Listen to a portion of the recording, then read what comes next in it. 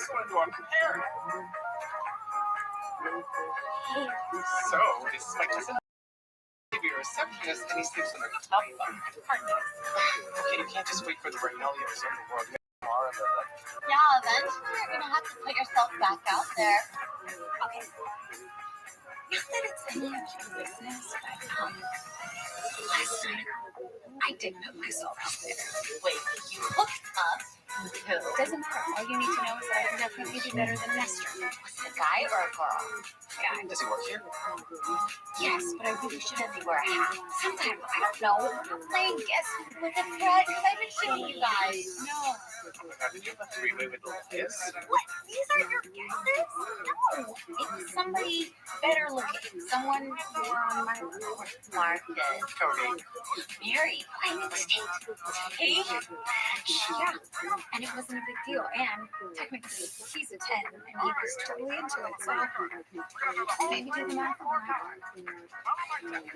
So, hang on. Sandra, you're from Hawaii, but you've never been to the beach.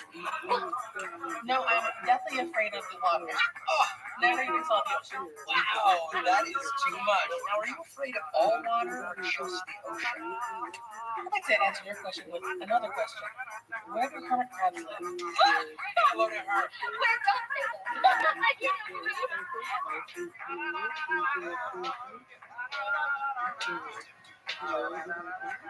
There she is. So, I was thinking maybe we could hit up the Delta Sky Lounge, drop some miles at the bar, see where it goes. Hey, I was thinking, Yeah. maybe we should just keep last night as a one-time thing. You ever had a It's just that, like, one I night was in stand? another place and I was sort of feeling down on myself, and people even started Really? saying, like, I think bag of tags. Well, it depends how you define them. Is there some kind of trope With like a girl like around about your who friends? like Is that cares it? no. Another It's just nonce random you've met? chick. Fuck Hey, can we please just not make a scene? Well. Look who banged the pharmacist. I you ever guess go to a bar sometimes and pick up a Herman girl and goes fuck her? home with I thought you didn't date Cool, people man. from work. I didn't.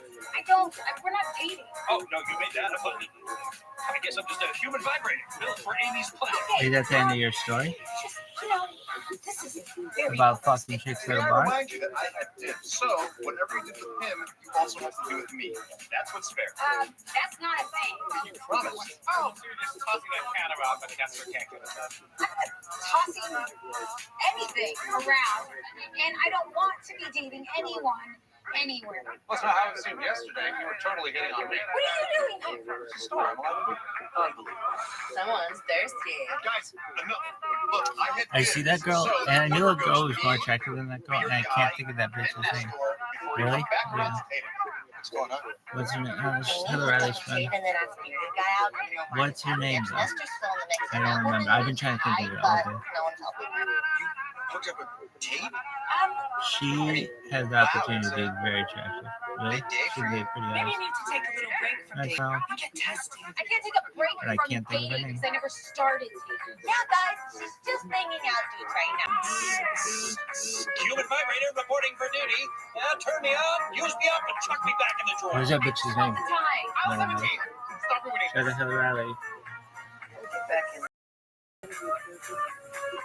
Oh, mama. I think I want to call Think about it. Already called. Oh, there it is. Oh. Tell the story. I don't know, but that one's gonna. I can't look that one up. That one's not Mario Manningham. Yo, dog. If I let you leave early, then I have to take somebody off register to cover your section. Yeah, but this is my last chance to say goodbye. Shut up, Sandra! I'm not. This is. Here, you take it. You be the assistant manager. What? Just take it!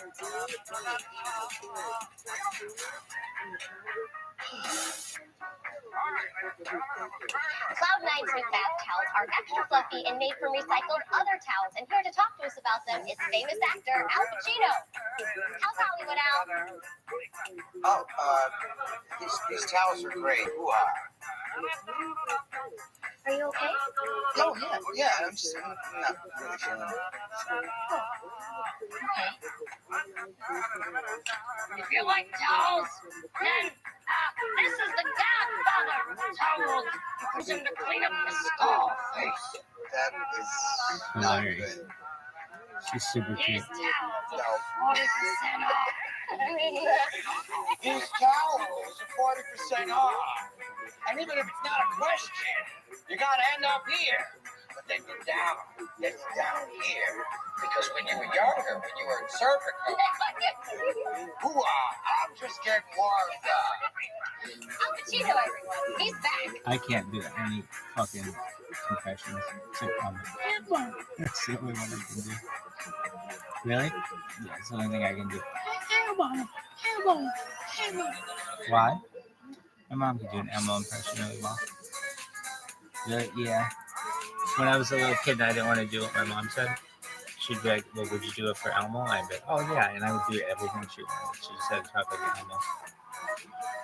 Elmo is wrong. Everybody on their A game, as this store is going to be packed with video game nerds, and we don't want to risk a trampling. Well, we're never going to totally prevent trampling. Oh, no, obviously, we're never going to have zero trampling, but we can have fewer trampling. Yo, dog, let's see how you did. Before we sell out. Amy, employees can't reserve merchandise. You know this. You're into video games? After a long day of work, it's nice to have a glass of wine and reach into a stable boy's chest and pull out his still beating heart. I just don't get how murdering people is considered fun. What happened to all those innocent games? You know, like How's Frogger Pickle? and How we doing? Donkey Kong? Innocent. Hubert's about a big Bun Runner, 7 and 2. Father Runner, 6 and 4. The Slaughter, 6 and 3. They didn't have really good coming. They did the 6 and 3. Desmond, 7 and 2. Where it looks like I mean, it's not bad. sometimes when I'm You're playing 90th place in the test, 113 place to go Irish. Fans of the university. Jesus Christ. Alright, how about I'm number 1 for one of them. Fans of the university? One of them in 18th, the other in the second. ESPN Street. Nerd smell is overwhelming. It's like a The fuck is blend of this? BO, pizza rolls, and Percentage? What? Hey, Tina. So I know that employees aren't So who supposed fucked to set you? aside merch, but I was just wondering if Army? you want to make an exception Oh, for your fuck best friend. that. My old best friend is You're currently in prison Monroe, for cheating on her Warhouse. tests.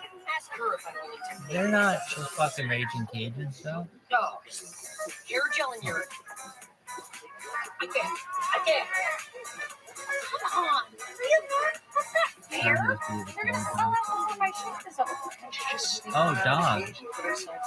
No, Who's it's fine. I winning guess I'll this just wait until we get another restock. Lots at 9 a.m. Are you solid on Northwestern? Yo, dog. What up, bro? Yo, something's gonna happen and I'm Okay, fucked. you're right. I do deserve this. I deserve Yo. to just think the whole war about it. Let's do this. Let's do this. Yep, Yo, you're right. shit. Thank you so much for coming. Hey, how you doing, Mr. Evans? Good to meet you. Nice to meet you. I'm a huge fan of your voiceover work.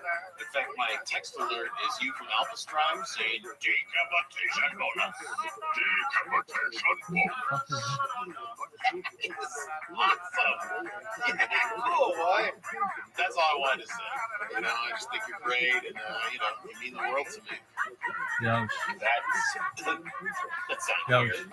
Not the world, but a lot. You mean a lot. Shadowman says. Open your mouth. Your mouth is so dry. Yeah. I can taste it. If we can just like move and make a line to the side, and then people could pass on this We're side, unable to catch and if we the then if we could all go this way. Sandra, we need this area clear. This is a fire hazard. No, I told them, and they told me that my butt's a fire hazard. I'm trying to get a comeback. Okay, guys, I really need you to make a line that way, Yeah. okay? Attention all dog boys. Get off your butt and move to the side. Oh, shit. now. The thing The happened. first person to step out of line is Alright, let's go 2 birds with 1 stone, please. Yeah, I fucking hate that. Still independent. Dog, that motherfucker sucks. How much do they suck? I don't know, but this fucking song's getting annoying as piss. Really? Oh my god.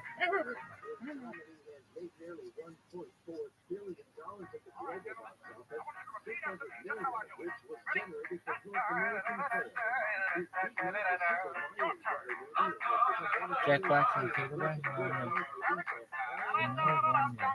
Yo, should you done?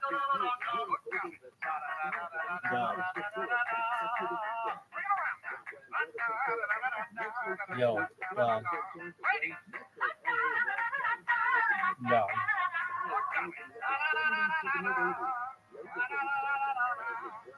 Somebody make it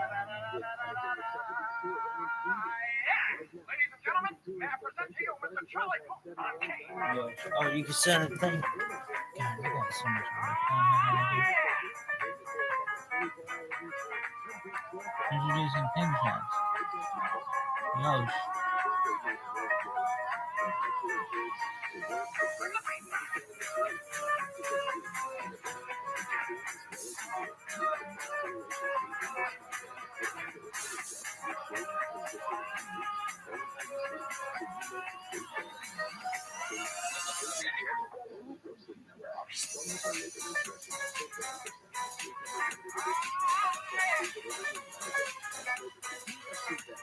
Hey, 27, my man. Yo, dog.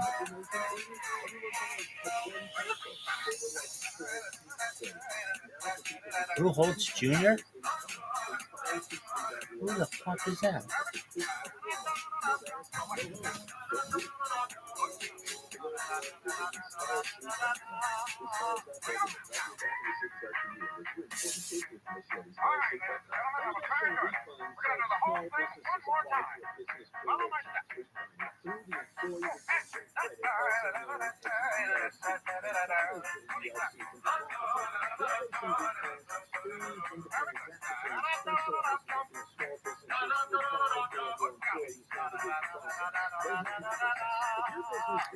No relation. Can't believe I saw that. Crazy vision, kids. Yo.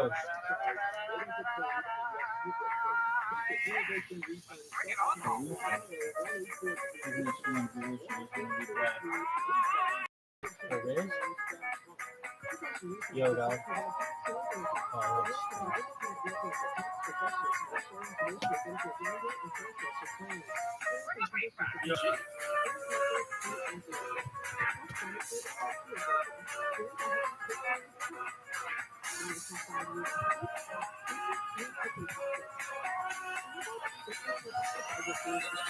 yeah, you're pissed by it.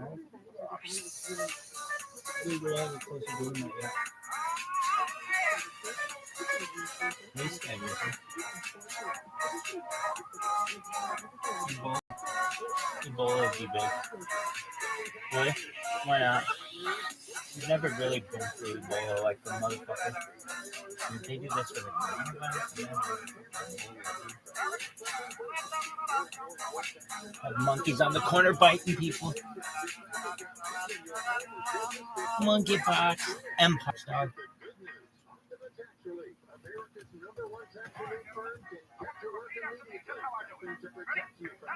That's a monkey. Yo, dog, who's your favorite kind of monkey? This is monkey. Is that a monkey? Whatever the fucking monkey was in Outbreak, and also on Friends. I want one of those monkeys. I don't think you can have them in the United States, but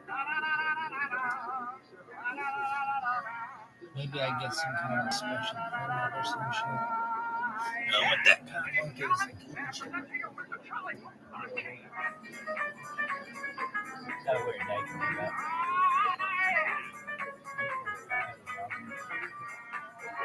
Yo.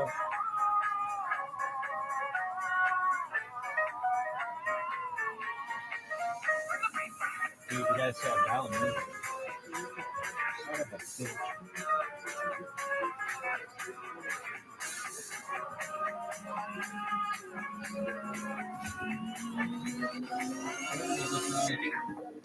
I wonder if they made Reese's Pieces for the Reese's Monkey. Son of a bitch. What is this? This is no longer soda. It's like some kind of biological experiment. Yo, dog, it's like nasty. Yo, dog.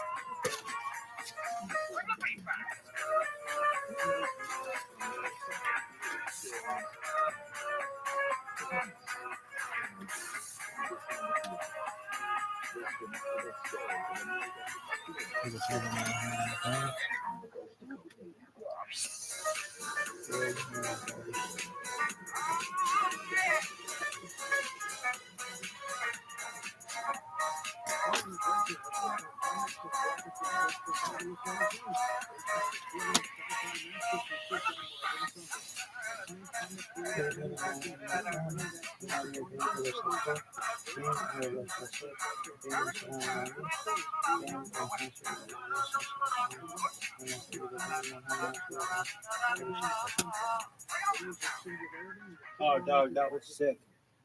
I liked it when you were gone.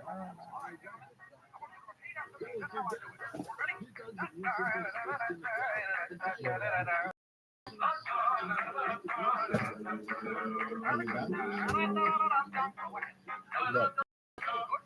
Got your piss pals. Yo, dog.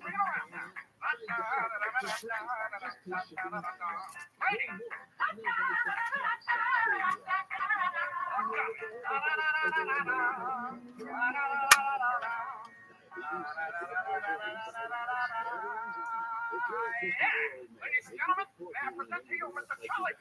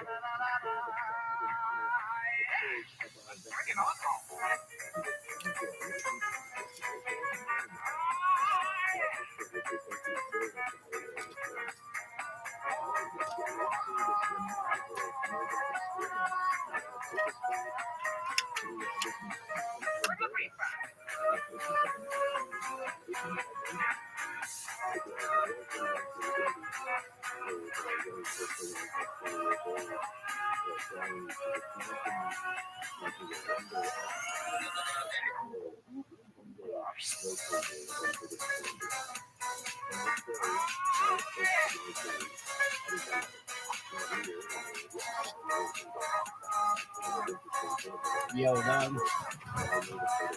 What the fuck is this?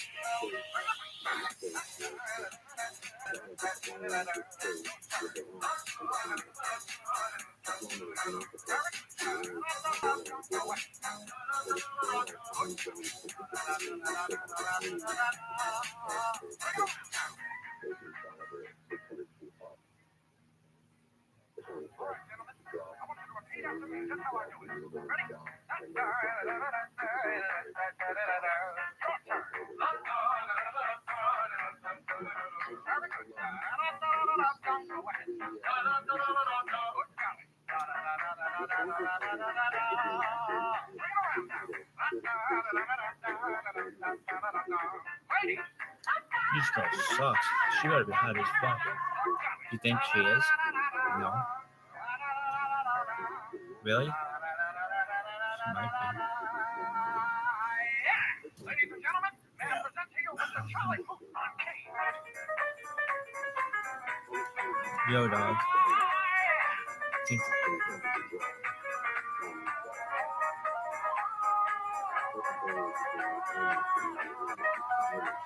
you were so nice. But Jesus, I have no other thing to do. Gonna get my foot in their throat. Yeah, tell me all my promise. Bliss. Useless.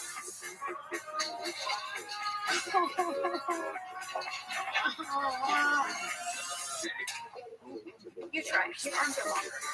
Yeah, but you know, I think my bicep might be a little big. Oh, hey. Slip right in. Well, not long enough. Well, so just stick to barbarians, gate to like a commoner. Wait, what's that back there? Is that a door? Maybe. Kind of just looks like a closet. Or it's another way into the cage, like an access door. You know, Glenn does still have the plans for the renovation. We could break into his office, steal the blueprints, and then navigate our way around the... You don't have to mock. We crawl through the tunnel and then we jimmy... I was only I'm trying to agreeing help. with you. Oh, cool. Well, let's do this now. Be like a little adventure. It's gonna be the adventure of a lifetime. Was that? Sarcasm. I figured. Okay, so it seems like there's another access point on this floor, right around this office. Really? Where? According to this, it's right there. Well, there's clearly nothing there. To the naked eye, might be a false wall. You know, the thing about drywall is you have to listen to it because it sings a song. It lets you know where you need to go.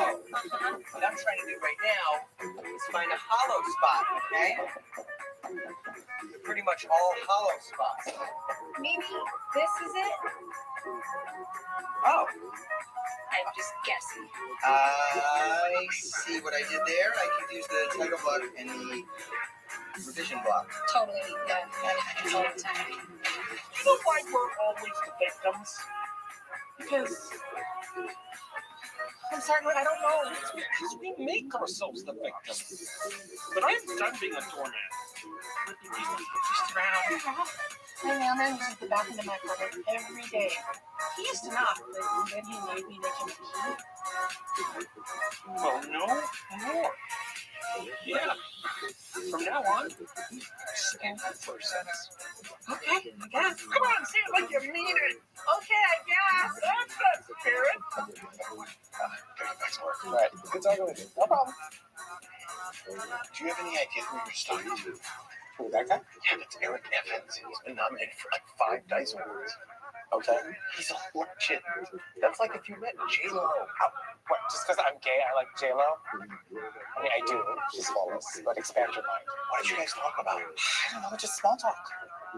Tell me everything He said, fine. He was like, there's so much traffic at Belmar this morning. And I was like, you're right. Delmar was walking to Bumper. Forget it. No, wait. I haven't gotten to Juicy Park yet. So apparently, he doesn't think his Taurus has enough power. Once again, mouth breathers, this is not personal. It's not about who you are. It's about how you smell. And your stench is overwhelming. This is not attacking any one individual, although if I had to single out the Stink King, it would for sure be Fatty in the purple hoodie. Duh.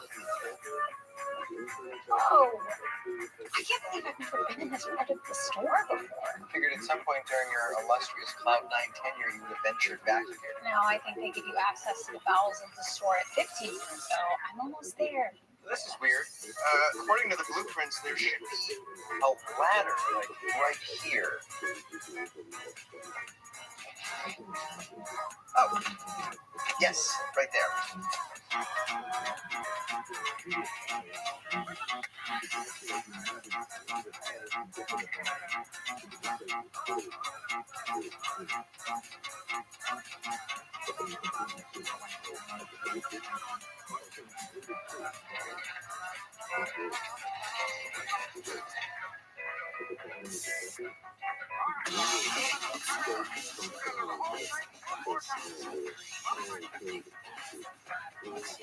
Hey, Sandra, you think all these other sweaters are just going to magically get up and fold themselves? No, Glenn.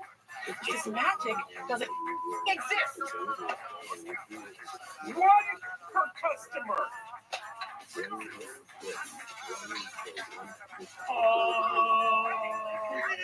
The sign says do not sit. I'm feeling child. I'm feeling like child. No one cares. You're not special. Yeah, so could you scram? I'm trying. You and your bag and your baby and your boots need to go. Tell you what, why don't you take your cold French fries with you? This is ridiculous.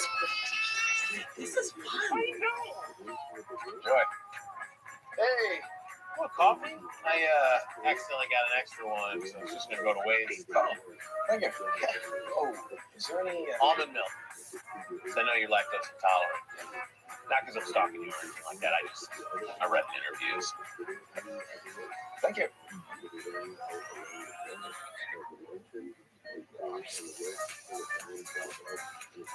A little more. This is an adventure. It's like the Goonies. I never saw that. The Goonies? Oh, you've never seen the Goonies? It's a funny story, actually. When the movie came out, I just didn't see it. Oh my God. It's Tina. Answer it. No, don't answer it.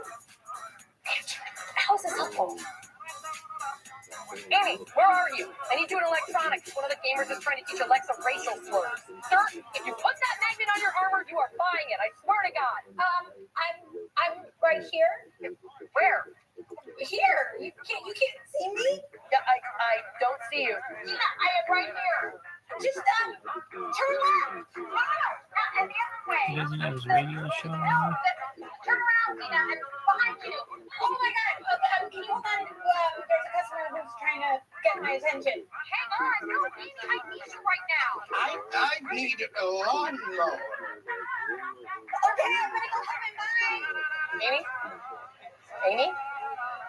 What is that? I'm sorry, I never pass up an opportunity to do a character. That's when I shine. That is not okay. I was shining. No. Did you hear what that guy called me? Sir! You get used to that, boy. Hello, sir. Goodbye, sir. And people call me ma'am. Get out of my way, ma'am. That's what I can think of. Really?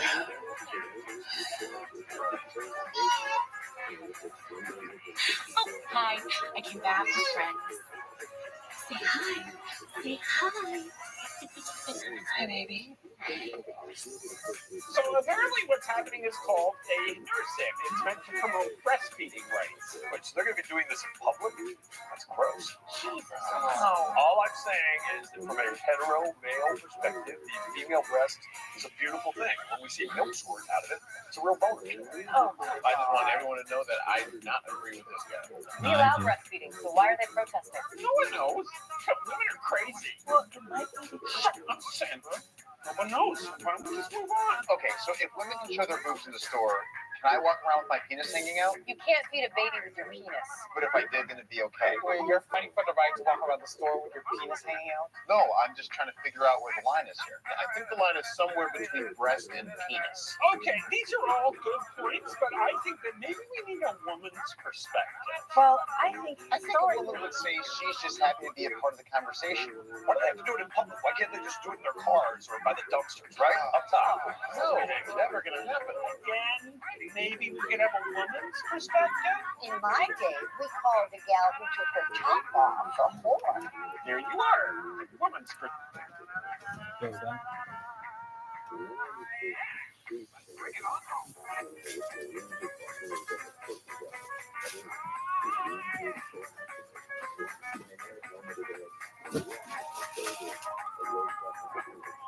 There, there. No, no.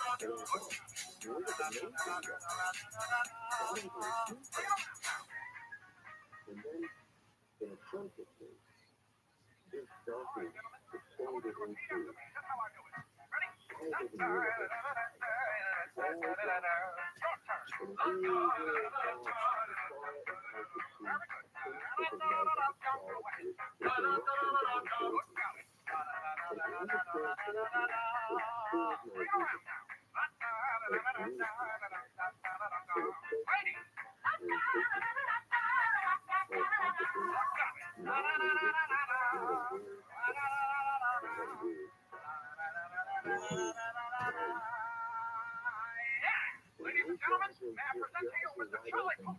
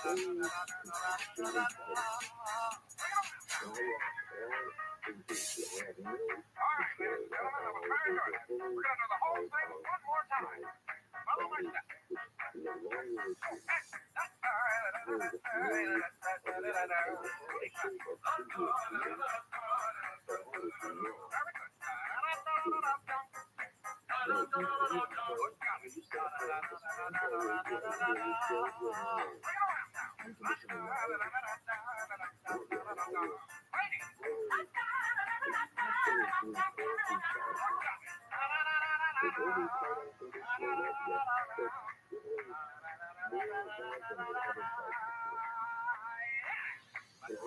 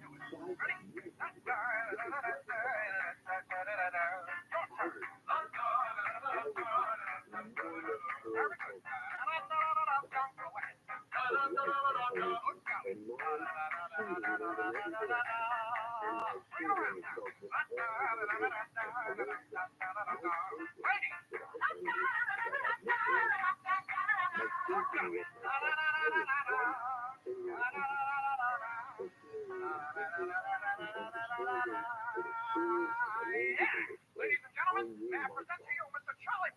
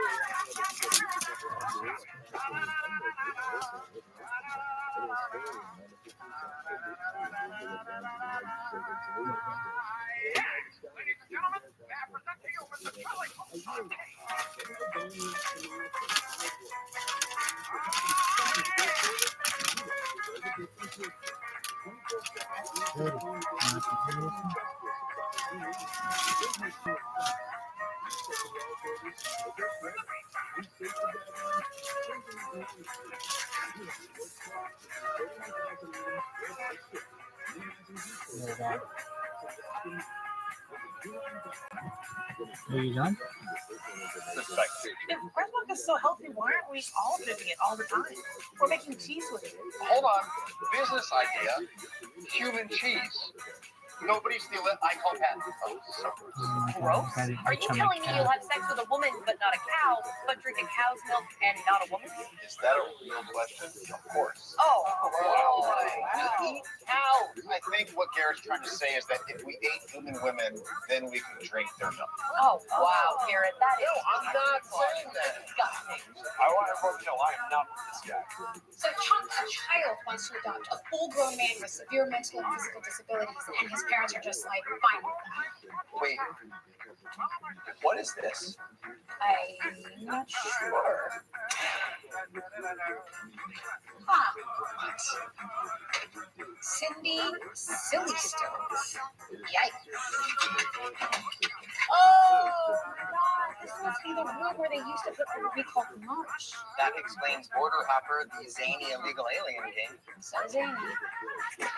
Shut up. Sugar Logs? Do you remember Sugar Logs? Expires 2023. Score. I don't. Oh, I used to love these when I was a kid before everything had to be so damn healthy. 300 grams of sugar. A can of soda has like 40. Oh my God! You're all right! These ingredients are just colors. What is it? I don't know, but I want to put them on me. What is it?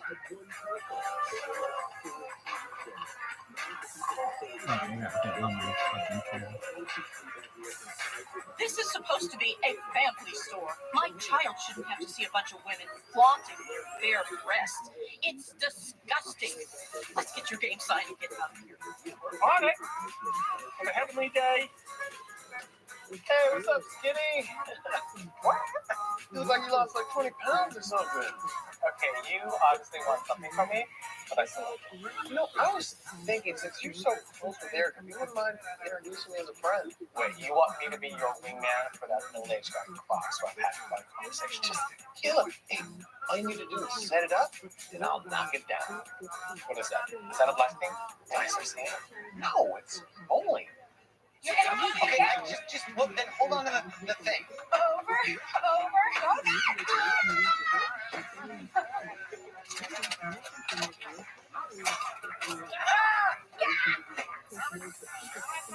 burns. Get it off. This is just a witch's brew. Why would they recall this? Oh, I remember this. Here. Oh. I see it. Got it. It's a good recall. Okay, I reloaded. That's really funny. I'm gonna check. I need your help. I got you now.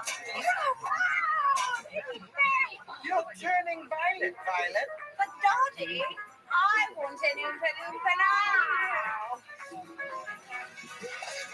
Hyperdrive.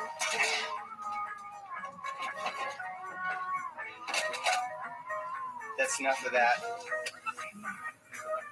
I love dating you. I love dating you. All right, jalapeno, your border tunnel caved in. Come on. Back to space. There's no way to do this. Sorry, jalapeno. You know what's funny? We actually drank these in the parking lot at the end of my first day here. Yeah, I remember that. God, that was a long time ago. It was back when you really hated me. Come on, I didn't hate you. Oh, you hated me. No, I didn't. I just thought you were like naive and useless. Naive and useless? Oh, okay, wow. Take that. And now? And now, Same. But Okay. I am not so bothered by it. See? I grow on a person. Or wear them down. Just when you Either way, there's some sort of a progress happening here. progress. That's right. And you never know. One day, you might even like me.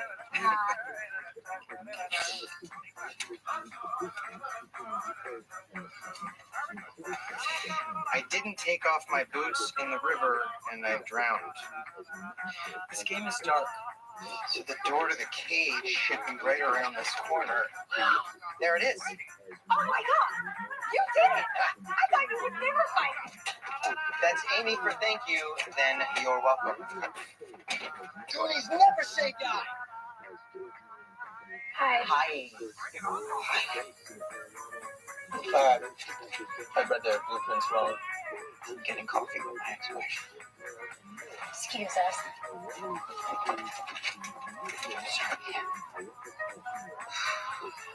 Hey, Jill. Hey.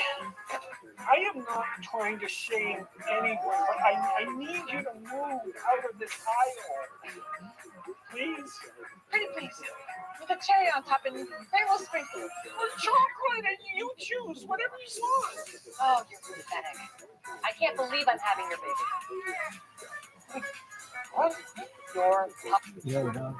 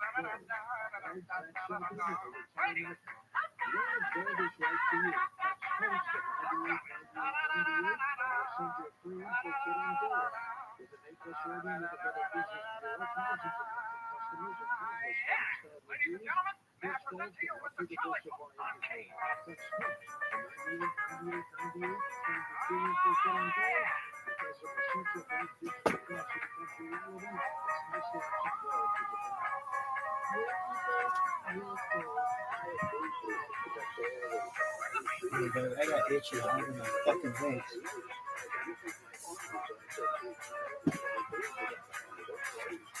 Yeah, I'm always feeling mosquito bites from something.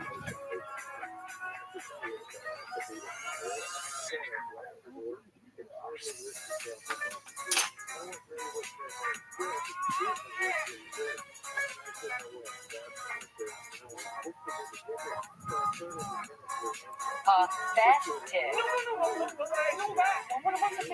These are my texts. The implantation worked. I'm pregnant. Or preggers, as my boring niece would say, trying to make herself sound like she has a personality. That's the most beautiful, magical thing anyone has ever said. I'm just so happy for me. No, I am sure I texted you. It was like a week ago. I see what happened. Texted the wrong Glenn. Sorry, pregnant with Glenn with 2 N's. LOL. My mechanic. My assistant manager and I were going to have a baby. I'm going to get what's on my wife. What is happening here? I'm going to be a daddy. I'm pathetic now.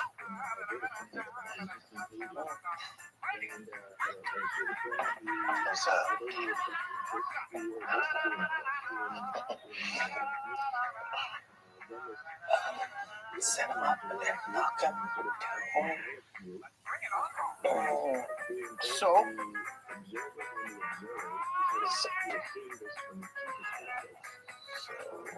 this is cool. So glad we're doing this. Yeah, it's very cool. No, it's not cool. Normally, I'm a cool guy. They call me the Samuel Jackson of the story. But for some reason around you, and I don't know what it is, because you're just some guy who stands in a booth and does such silly voice and stuff. I don't know why you think you're so great. You know, I met Scott Bakula at an Outback Steakhouse, and it was smooth sailing. That guy, he quantum left, relieved, or whatever it was. I don't care, because I'm cool. You're not better than me. So try losing another dice war to Troy Baker. Jerk. Tortoise driving loser.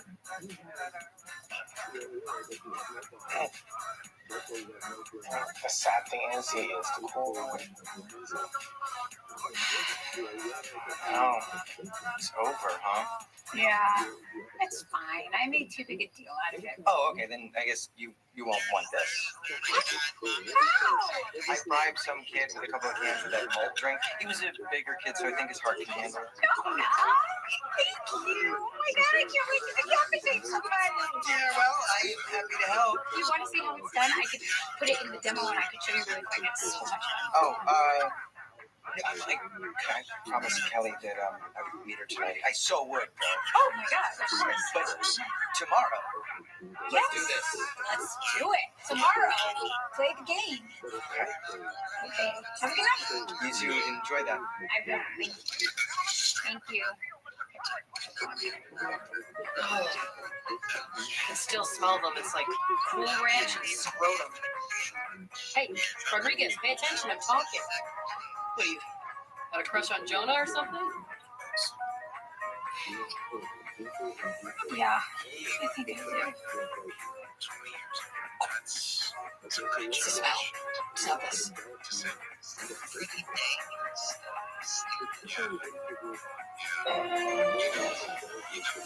You never got anybody that you know he's still in here inside games. It's too I've got a couple buddies who blow their fucking brains out. Back in the day, evil. You never know. So, I mean, it's cool, whatever. It's edgy.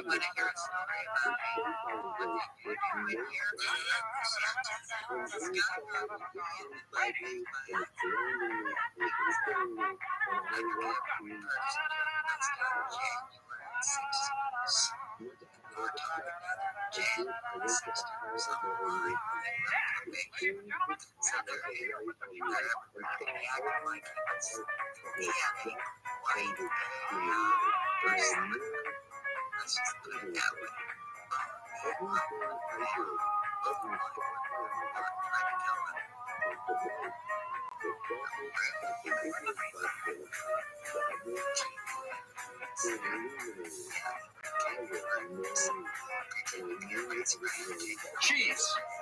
What is dried milk? No, I don't think that's true. It is. It is, Amy. It's in a PowerPoint. Now, we all know the standard cheeses. American cheese, cheddar cheese, pizza cheese. But what if I told you there's one more out there? Pepper jack? No. Gouda?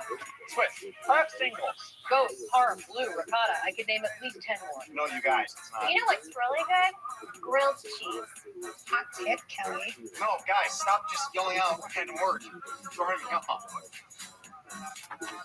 But what if I told you there's one more out there?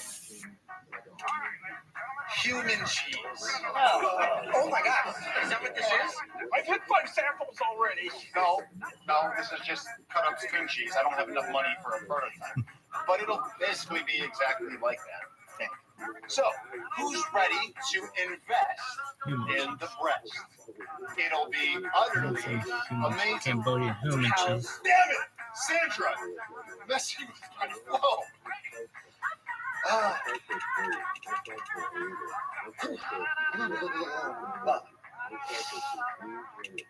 Cheese. What is dried milk?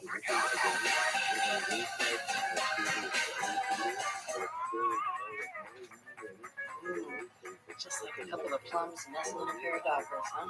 Guys? Jonah's bone. That you're staring at? No, I'm not staring at anything. Oh, sorry. Just like you told me about your crush on Jonah. I'm an ass gal, so I guess I just assume everyone's an ass gal. Tina, it's not a crush. And plus, I told you in private. Just so you know, Kelly's gonna start suspecting something you can keep lashing out. Talking about, I don't lash out at Kelly's. Hey, Sandra, do you remember any time that Amy was lashing out at Kelly? January 4th, he said, Kelly, I assume you've been to a monster truck rally. January 12th, he said, 2 people singing at the bridge, but this one is not a lot of people. Okay, we got it. Thanks. January 20th, he said, wow, did they teach you that at pageant school? January 21st, he said, wow, did they teach you that at pageant school? Okay, we got it, Sandra. Thank you. No way.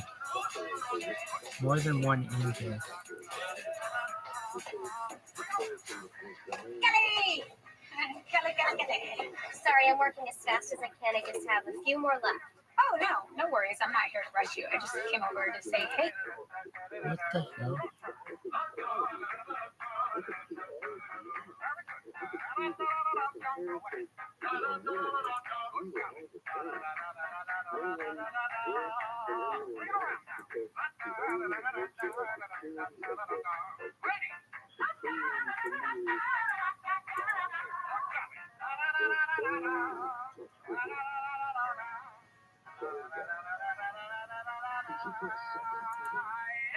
Ladies and gentlemen, may I present to you Mr. Charlie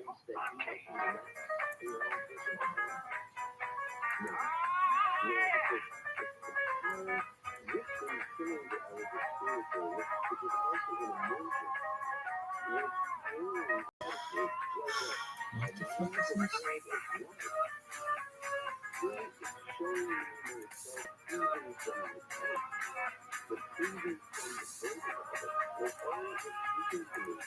Hey, girl. Oh, hey, girl back. Hey, girl. Yep, just came on over to hang out with my friend. We're friends? I mean, sorry, it's just sometimes it seems like you don't like me. Oh, you mean because sometimes I realize you, oh my God, no. You know I'm like the joker of the story. Because you wear all that lipstick? It's just gloss and I only wear a little bit of it. No, because I joke around with everyone, especially my friends. Really? Yes, of course. You cutie.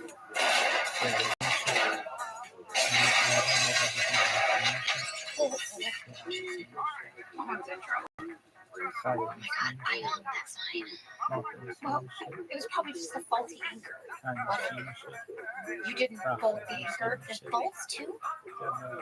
Guys, I'm telling you, the human mammary dairy market is about to explode. Question: if I invest, Can I still eat regular cheese? Dude. No. Hey, how about you guys? Who's ready to join the boob cheese revolution? Sorry, I'm distracted. Hi is a real gay dothraki vibrating and hashtag into it. You should go help him. Want me to just go up there and talk to him? It's literally your job. Do it. Do it.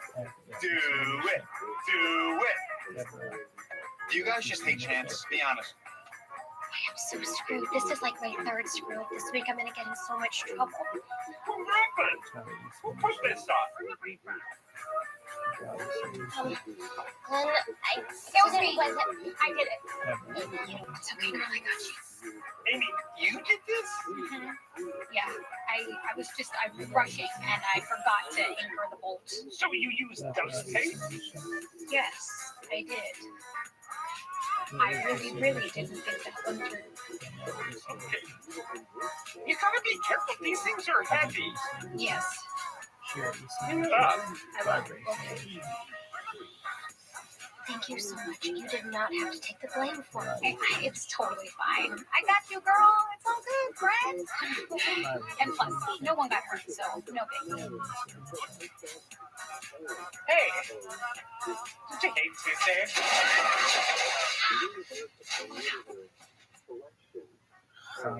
Why would you take the blame for Kelly's mistake?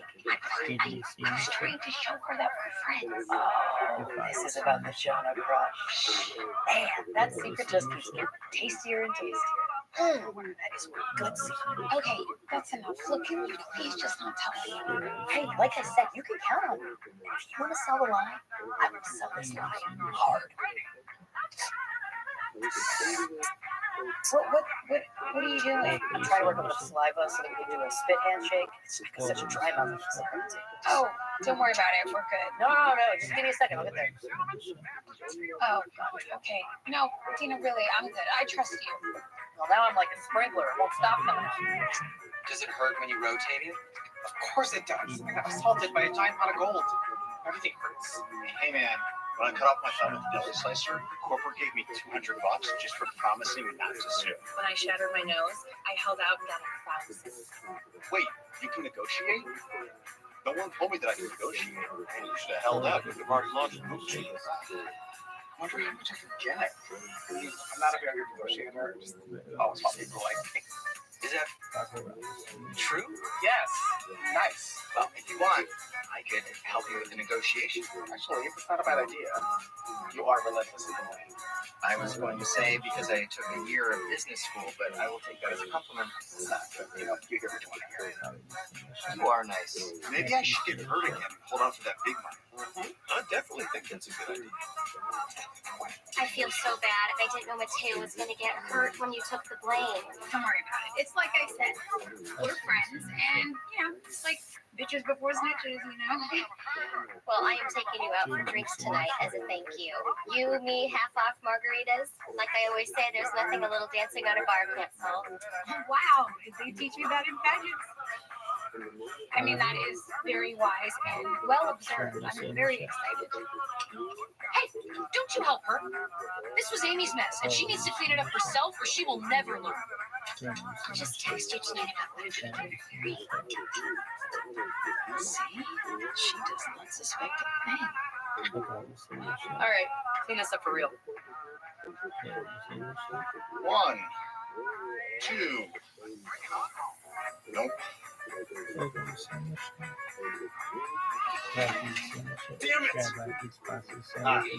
Just trying to cut off my thumb. I'm sorry. Why is Jonah here? Oh, I'm just here to give Mateo advice. I went to business school for a year before something irrelevant. Fine. Okay. For the record, I should point out that Mateo and I previously had a romantic relationship, but I'm confident that we can keep everything professional. I would also like your record to reflect that your outfit makes it look like the assistant debate coach of the Highlands. Objections. Okay. Without accepting any liability for your injury, Cloud9 would like to offer you $1,000. I'll take this. No. No? What do you mean no? You don't want the money? Oh, we want the money, Jeff. But we want the real money. Okay, well, that is the real money. He offers $1,000. Take it or leave it. We will take the $1,000. Hey, Amy. I thought I'd have Sandra work with you. Oh, no, that's okay. I got this. Yeah, but wouldn't it be nice to have some company? You know, someone to help you, watch over you. Oh, okay. I see. Well, it's not that I don't trust you or that I'm worried that you'll injure someone else. No, of course not. I mean, you just said it wasn't those things, so it's probably not those things. Right. It's a different reason. Like, I will tell you later. Check issued upon completion of background check. What does that mean? Seems pretty standard. They probably just want to make sure you didn't do anything illegal. Illegal, like being in this Not country. placing it fine. All right. Just got off the phone with corporate. Things are all good on their end. Are you done signing? You know what? I have decided to pass. We're gonna pass. What? Yeah, so no need for any of this. I'm gonna go. And good luck to you and all your future endeavors. Sorry the deal fell through. A lot of great back and forth, though. Good sparring with you, buddy.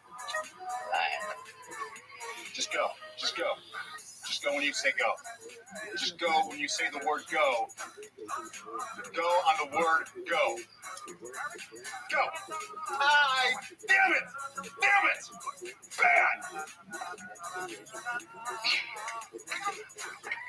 Compromising safety risks. I was just listening. Okay, but now you're not secure. I am secure. Sandra, and also, could you, like, maybe move, like, 2 inches that way? You're in my space. I'm telling you to stay close to you. And also, I'm terrified of heights, so I feel like the ground is always coming up at me. Okay, fine. It's just making this a lot more difficult. Almost drops. Almost? Are you serious? You're writing down almost mistakes now? Now you lose your temper. No, I'm not losing my temper, Sandra. I just don't think that you need to be writing down every single little thing. Stop listening back to me!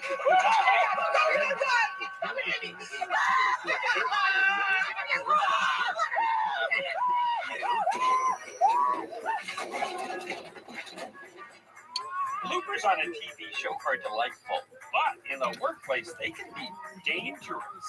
So I thought that some of us who've had a couple of incidents could review some basic safety training. Now, when would you put out one of these?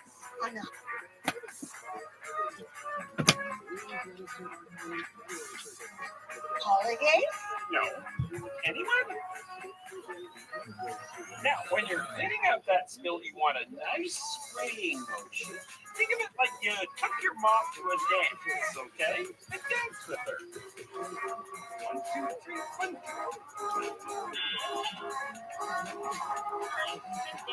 2. What up, baby? Yo, something can happen on anybody.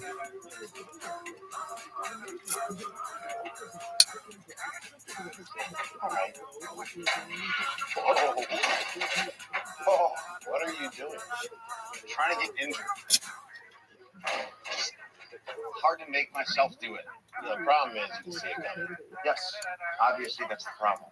Maybe, and I'm just spitballing here, but maybe you have someone else do it, so you're not expecting it. It's not a bad idea. Do you think you could do it? Wow. That's unexpected. Yeah, I'll do it. I'll be on it. If I have to walk away from $1,000 just because I'm a document, it's so unfair. This country was built on the backs of calm down. I can tell that story. You should be able to. Okay. I just spoke to corporate. This one time, they're willing to go up $1,500. Final offer, no exceptions. Unfortunately, I'm still going to pass. Okay, $1,500 is as high as they're willing to go. I mean, it's $1,500. You understand? I understand. The answer's still no. Okay. Okay, fine. $4,000. Whoa! That's it. That's it. No, that's the cap. I thought 1,500 was the cap. That was the fake cap. Technically, not as high as $4,000, but that is it. That's the final offer. Sorry, Jack. Still 6,500. Final offer. we have different definitions of the word final. Not about the money. The answer's no. Wow. Okay. Great. Congratulations. You just lost out on $6,500. Sweet dreams. Thinking about that. 15,000. Amy? Hey, it's Jessie. I'm Cindy's mom. Oh, yeah, of course. I heard about you and Adam, and I just wanted to say I hope everything's okay. Oh, yeah, no, everything's great, actually. Thanks for checking. Amy, I need a urine sample from you. I'm sorry. I can just... No, Dina, this isn't really the best time for this. That's what happens when you keep screwing up on the job. We have to find out if it's due to drugs or just gross incompetence. It's not drugs. Hey, this was lovely. See you at the next PTA. Hi, David. I have Mateo Inawab, the employee who was injured, and Jonas Sims, another employee for some reason. Hey, Mateo, I hear you refusing to sign a liability waiver. I'm a little concerned your lawyer is giving you some bad advice. Oh, I'm not a lawyer. I just went to a year of business school. Before fucking it. I'm on your side. So look, we're prepared to offer you $50,000. 50,000. Whoa. That is a lot of money. And Wish I could take it. but the truth is, I'm not really hurt. David, he's lying. I'm lying. What on all the time said you were over Chad and just jumped right back to bed with him after you dumped me? I'm sorry, David. That's not relevant. That's okay. I have a case done, so my views are very professional. Okay, what about the time you said he looks great in shirts? Yeah, were you lying? Or telling the truth? I said he looks okay in shirts, but you wouldn't know that because you never listened. Because you add unnecessary details. You spent an hour talking about laundry. Sounds like you guys still have some stuff to figure out. Jeff, why don't you take care of this and get back to me later, okay? Thanks. Well, that got silly. What's up, Marcus? Something's jammed in the box crusher. I was wondering if you could climb in and get it out. You want me to get inside the box crusher? Yeah, thanks. It feels like a box crusher can hurt someone really badly. Only if somebody pushed the button while you were inside it. There's no need to worry about that because I got the button right here. Yeah. Okay. Sandra, your tushy needs to be closer to the ground. I can't go any lower. Okay, I don't want excuses. I want lower tushies. I can't believe they're making you do this. Yeah, no, me and you both. Why, spin both your knees, not just the one. I just feel so guilty. I mean, I almost feel like maybe I should tell Glenn that I was the one that messed up the signs. Well, I mean, don't do it for me, but like if you really want to. Yeah, you're right. There's probably no point. Oh, did I say there was no point? I don't remember saying those words. Oh, I'm getting in my head that sometimes I do that thing where I act like every mistake in the world is my fault. Yeah, except for this time, we didn't really get that far off. Although it's like, I didn't make you crash the scissor lift. No. But technically, I wouldn't have been on this if you hadn't messed up the signs. I know, and then it's wouldn't have even been hanging the signs at all if St. Patrick hadn't driven the snakes in. So, how far back do we go? Probably somewhere between the 5th century and this one. I'm guessing. Right, yeah. Right.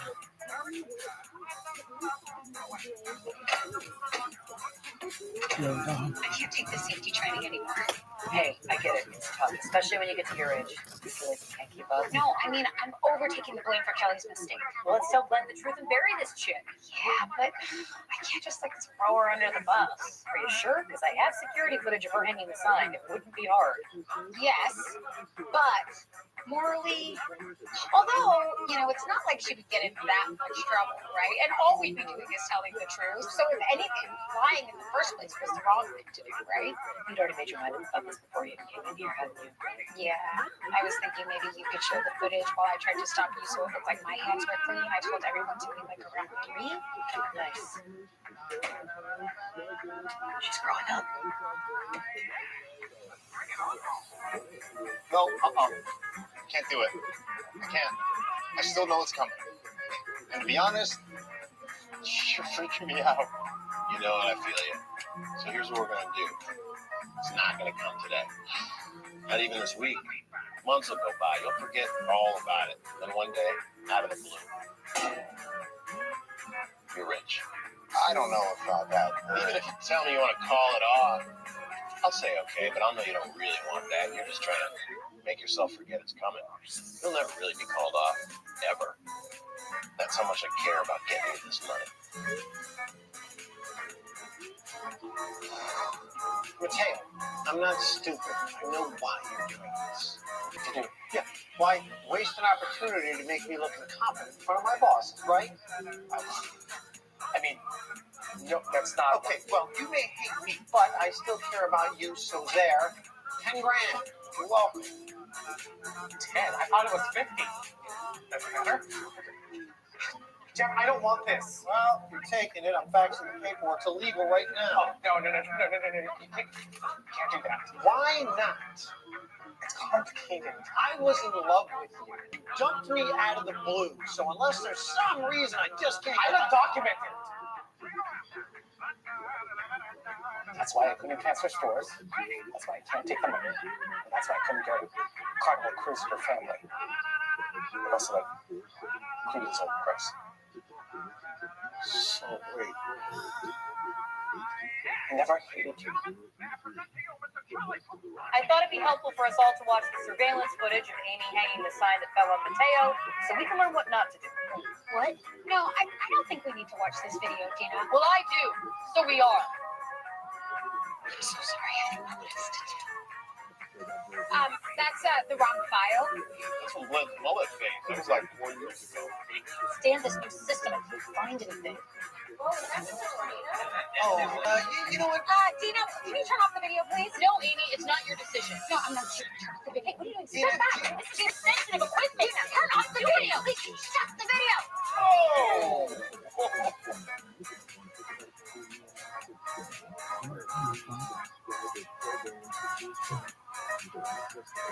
I think everyone knows you like Jonah.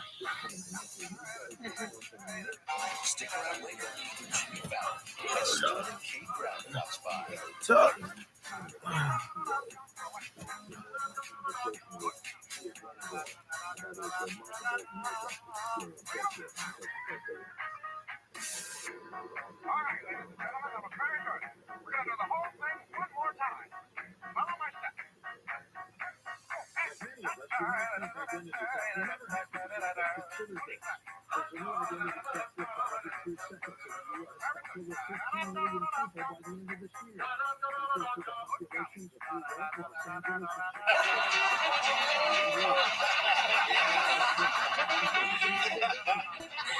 This never gets old. Why are you doing this? Because this job is incredibly boring. So, Kelly, do you hate Amy now? What? No, this was before I even started working here. Yes. And it was just a kiss. Yes, exactly. Thank you, Kelly. Uh-oh. Looks like we got ourselves a cat fight. Maybe Frenched her man, and now they're gonna throw down. How did you get there? From that meow, meow, meow, meow, meow, meow, meow, meow, meow,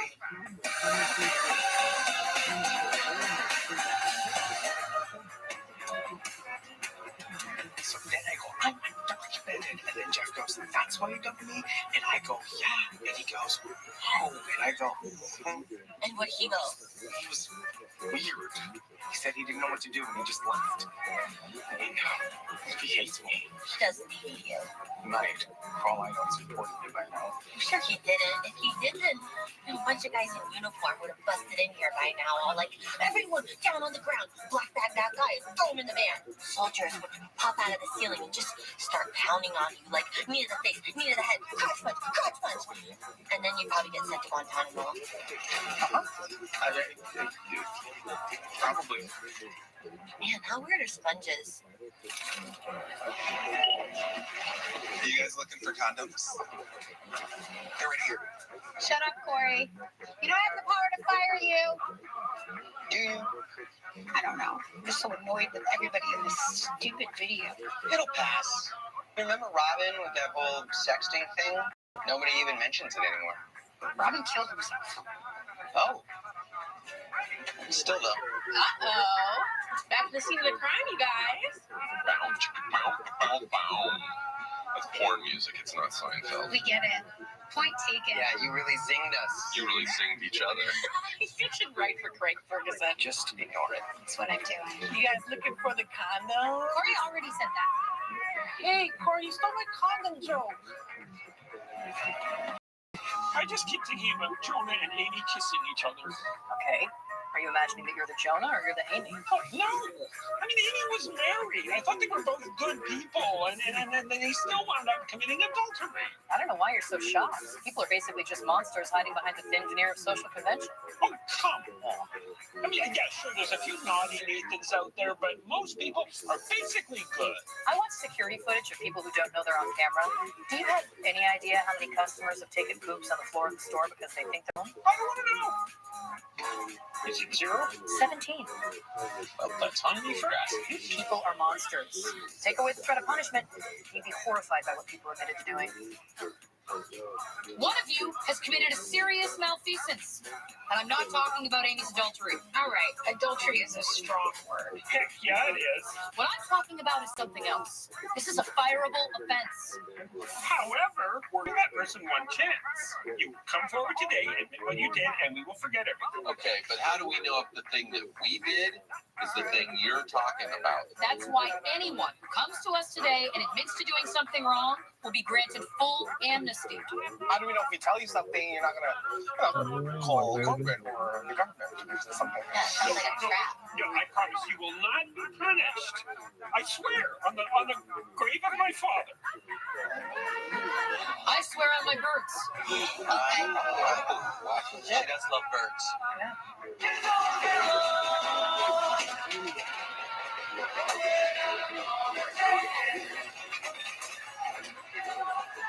What do you think someone did?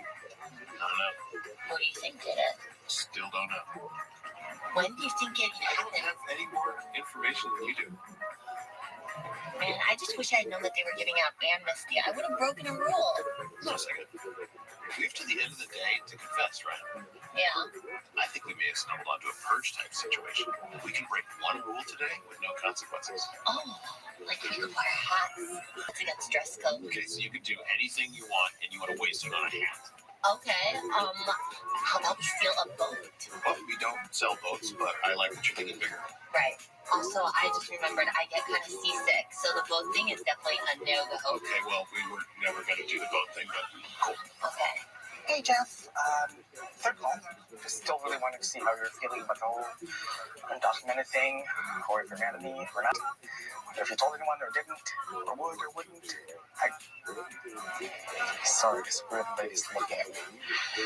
Well, it's been over an hour and not one employee has confessed. And I found $1 on the floor, so eat peace. Ooh, an American dollar? It's all cryptocurrency now, you dino. Can someone please open a register? I have kind of a shrimp emergency. All the registers should be open. I'm not being dramatic. My wife was getting murdered. Where is everyone? All right. Let's all take a number. We're going to get to everyone. There's just so many of you. So, I might have done something wrong, but I'm not sure if this is the same thing you guys are talking about. No. Why don't you just tell us what it is? Then we'll tell you if your thing is the same thing we're talking about. Or, why don't you tell me your thing first, then I'll say if it's the same thing as my thing. I mean, that sounds better to me. How about this? You tell us the first letter of your thing, and then we'll know if we're on the same page. Okay, fine. The letter U? Yes, you. The thing we know about also starts with you. Okay, now give me the second letter and then you just go back and forth. Just tell us what you know. You tell me what you know. You talk. Hey. What are you doing? Eating my lunch. Trying to stay away from all the looks and the comments, and just kind of tired of telling people to mind their own business. So I know this may come as a surprise, but I actually got teased a lot in middle school. No. Yeah, I don't know if it was the Rat Tail or the 8th grade talent show where I did a bossa nova rendition of Material Girl on alto sax. It was that. But the moment I stopped fighting it and actually just laughed along with them, it wasn't fun for them anymore. They started teasing this fat kid instead, which, long story short, he's a male model now. Wow. Really the hero of that story. Guess so. Uh-oh, hope I'm not interrupting anything. What is that? Sex. No, it's not. I think you mean this. Oh, like this? Yeah, there you go. This is nice. Okay, so I'm the one who's been stealing the shopping carts, but they're not for me. I give them to the homeless. That's not too bad. I just give them the carts. They do the battling on their own. What? Battling? I've been smoking weed in the stock room on Wednesdays and Fridays. And on Mondays and Thursdays, I just drink. And on Saturdays, I go to the Cinnabon and go nuts. It's so good. I stole a pack of sour cherry bubblicious. That's not too bad. I liked the sour cherry because it reminded me of a jolly time Zabra-Dabra. My Uncle Frank worked for the Jolly Time factory. It's this new web series thing I'm working on. The elevator pitch is bum fights on crack. So you know how me and Carol hate each other? Well, I hate her. Actually, she looks up to me. Anyway, I paid 4 different guys to come into the store and ask her out and then never show up. Nice. I've been doing things to Sandra's lunch. An electrical spark at the factory ignited the cornstarch, causing a big explosion on the 3rd floor. Maybe it was the 4th floor. Where did Uncle Frank work on? The 4th floor! Yes. So you film homeless people smashing each other with our carts. Sometimes I'll just give one of them a cart and the other a stick or a trash can lid. It's barbaric. What is happening in this store? Oh, it's not just this store, it's the whole world. And you just keep that same face right there. That is going on my wall right next to the picture of me with the guy who played Balky. Bronson Pinchot. I don't know what you're saying to me. There's that hat roll. Not allowed. Okay, we're not just hack this. There has to be something in between maiming someone and putting on a fedora. Employees should avoid discussing racial issues, including positive comments, such as, I for one am proud of this Mexican's achievement. Most of this stuff is stuff I don't want to do or doesn't even apply. A female employee's skirt shall start below the knee and her bosom shall be fully covered. That's a rule. Most days I don't even wear underwear, mainly because mentioning that gets me free donuts from whoever's working cafe. Couldn't you just lie about that? They would know. I would know. Hey! Trouble is not fun. Oh, yeah, thanks, but Jonah and we're totally fine. Oh, that's great. Well, I just want you to know I have your back. That's really sweet. Should we do something to Amy's car? What? Or wait. She has a daughter, right? Oh, she loves that daughter. Yeah, I like her daughter too. It's always going to be people like us against the Amy's and the Sandras of the world. We're the same. You and I are the same. Yep. Careful. Oh, hey. Do you guys want us to leave you alone with this bed? Yeah? You know what, Corey? Yes. Could you hit on your way out? Because we were just about to have a nooner. Yeah, unless, anybody wants to stick around and film all the banging. That's a good idea. Did you hear that? They said they were going to bang. Admitted it. Oh, yeah. Banging and proud of it. Watch out. Club 9's about to get real hot up in here. It's not fun when you're into it. Come on, you guys. You're being annoying. You know what's annoying is being around this hottie all day long and just not getting to make out. You know, it's like our lips are magnets. Every time we see each other, it's like, I don't know. I control my lips. Yeah, that was an accident. We didn't mean to do that. Yeah, because you were going in. Guys, something just happened. Yeah, man. But we didn't actually kiss. The whole thing just got blown out of proportion. But your lips were touching her lips. Yeah, but it's like CPR, you know? If you're giving someone CPR, are you kissing them? Were you giving her CPR? No, look, we were just pretending we wanted to kiss, okay, so that people would stop saying we wanted to kiss. Can't plant these fat ass That titties I sounds wanted to stupid. slap. And bite. I'm gonna bite Caleb this too. I mean, seriously? Like a cheeseburger. Taking a learning arts course. It's impressive.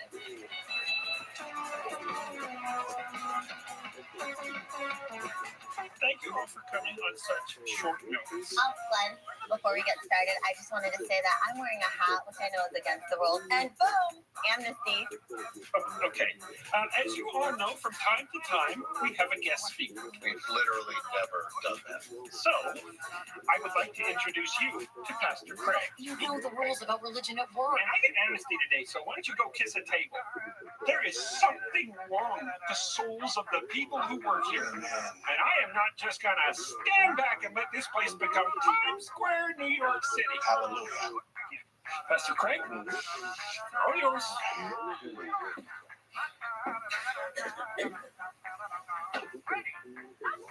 All right, man, what is this? What are you doing to us? Stop it! What's your name? Well, Justine, I love you. I love you I love too. all of you. All right? And I don't care what you've done. God hates the sin, but he loves the sin.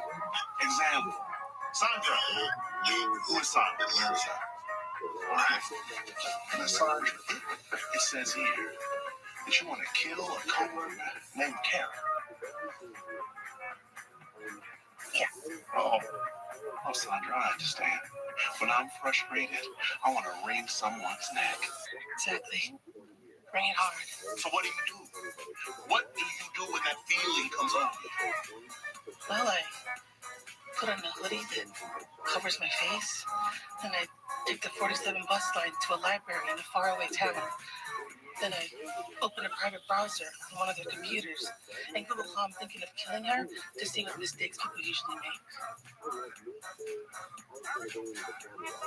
Jesus.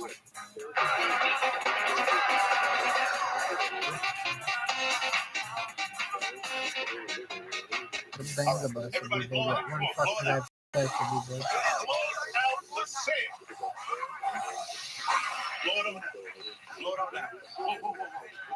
You feel that? I think it just got a little light. I felt it. Big time. Hallelujah. So keep breathing, blow out those sins, and forgive yourself. All right.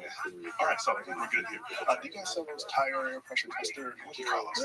Small. That's it. Tire gauge. Yes, thank you. I need a tire gauge. I told you, you take away the punishment, you find out what people really are. Wait, what? What are you talking about? There was no fireable offense. Dana said that people were monsters, and as a Christian, I wanted to prove that they weren't. Actually, we Christians believe that all people are sinners. It's kind of our whole thing. So wait, Jeff didn't say anything? What? What would Jeff have said? I don't know. He's a liar. He's always lying about stuff. So, But Dana was right. We are all monsters who love to watch phone fights or put gross stuff in each other's lunches. Oh, I know that Carol messes with my lunch. That's why I always make a decoy lunch. You don't think I know about the decoy lunch? And even Amy and Jonah, you had an affair. Glenn, it wasn't an affair. It was one kiss. And it happened because we thought we were about to die. We all thought we were gonna die. You didn't see me smooching the first lady person I could find. Weren't you praying to Allah the whole time? I am not the one on trial here. Nobody's on trial, okay? We all make mistakes. We all have lust in our hearts. There wasn't when you say lust, Oh, I'm sorry. I don't know you guys that well. Maybe you're in love. No, we're not. definitely. So you say, but Lord, I'm What's sensing that something bitch's going name? on right here. Y'all feel that? Hallelujah. Great, this again. No, actually, we're dating, so. Oh, tire gauge girl. Okay. So, what is it, guys? Love or lust? All right, guys, enough is enough. It doesn't matter. Even if they were soulmates, it doesn't make it okay. Look, Amy is not my soulmate, okay? Yes, fine. When I first started working here years ago, I had a little crush on Amy. There, I said it, okay? Are you happy? Exactly. And at one point, I had a crush on Jonah, and that's all in the past. Exactly. Wait, when did you? No, never mind. Doesn't matter. Doesn't matter because with the timing and everything, it's yeah. So you get it. So stop.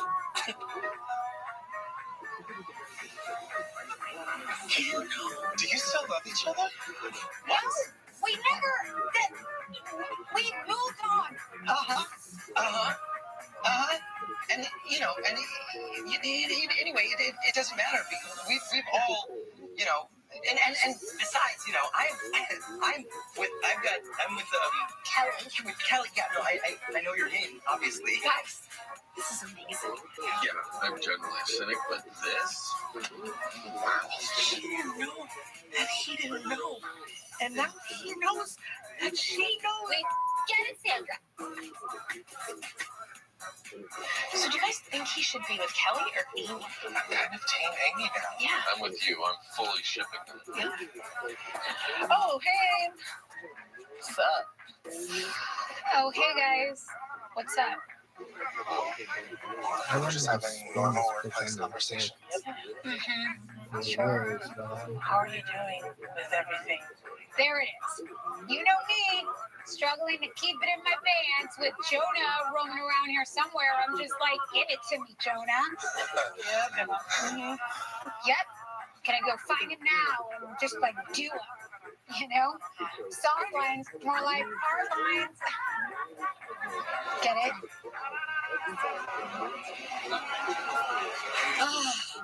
Watching your worldview get shattered has been the highlight of my year. That includes meeting that Balky guy. Monty Pinchot. What does that mean? Hey guys, I'm taking off. Let's get this over with. Get what over with? What did you do? Did you make 2 nuns fight a prostitute? Broil a child? Nah, I didn't do anything. I'm very, very sorry to say, but I haven't broken any rules. Really? So you've never gotten stoned at work or hit golf balls off the checkout? You never taken a video game home, played it, repackaged it and back on the shelf? No. I mean, those are all things I probably could have done, but did not. Hear it. You know rule follow. I found a good one. His ability to delude himself is the only impressive thing about him. I think I was just disoriented in the moment, but I'm not cool with him kissing my head. Hey, Kelly. yes, I know you're. Look, I was just flustered, back there. Yeah, sure. Well, it's very flustering when you find out that the girl you like likes you back. No, everything just got blown out of proportion. Let me ask you this. If your crush had timed out with Amy's crush, would we be together right now? Yes. Really? Really? Look, I don't want this whole Amy thing to set us back. I want to move forward with you. Like move in together? Yeah. Why not? I mean, if you want to. Do you want to? Well, sure. Yeah. I mean, yeah. Yeah, great. Okay, cool. Then we're doing it. We're living together.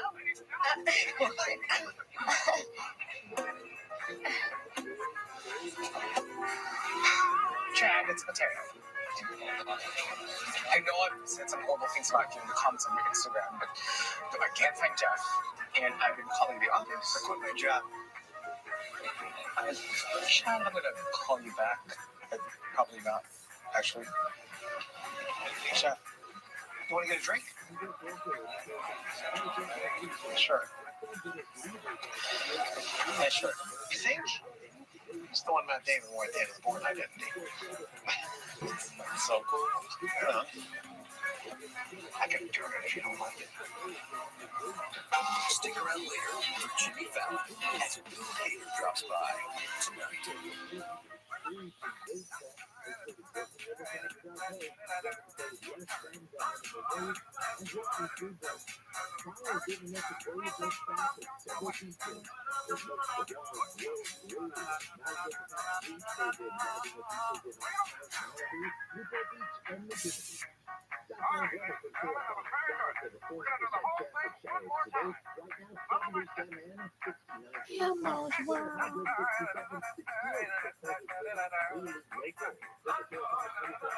Yo, dog.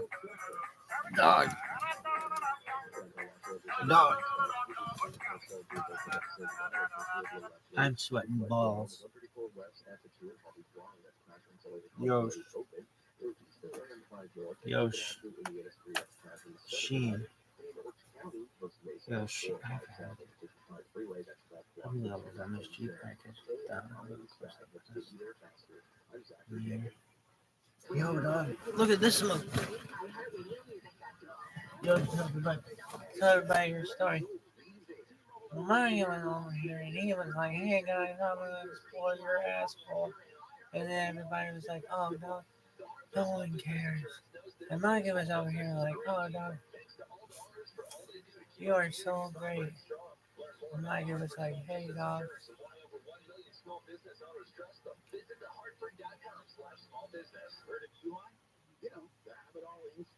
Ernest Shackleton, dog. Yeah, who's this bitch? Yo, dog. Ernest Shackleton. Yo, she was like, my name was like, hey, everybody, you guys know about Ernest Shackleton? Dog.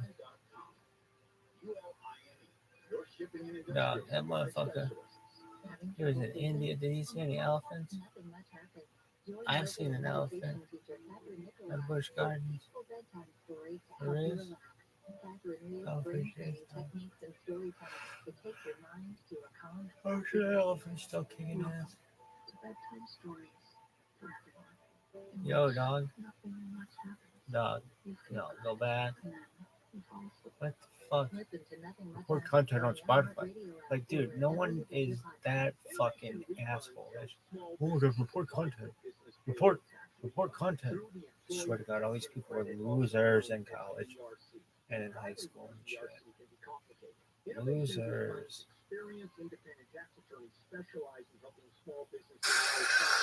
Dude, report content.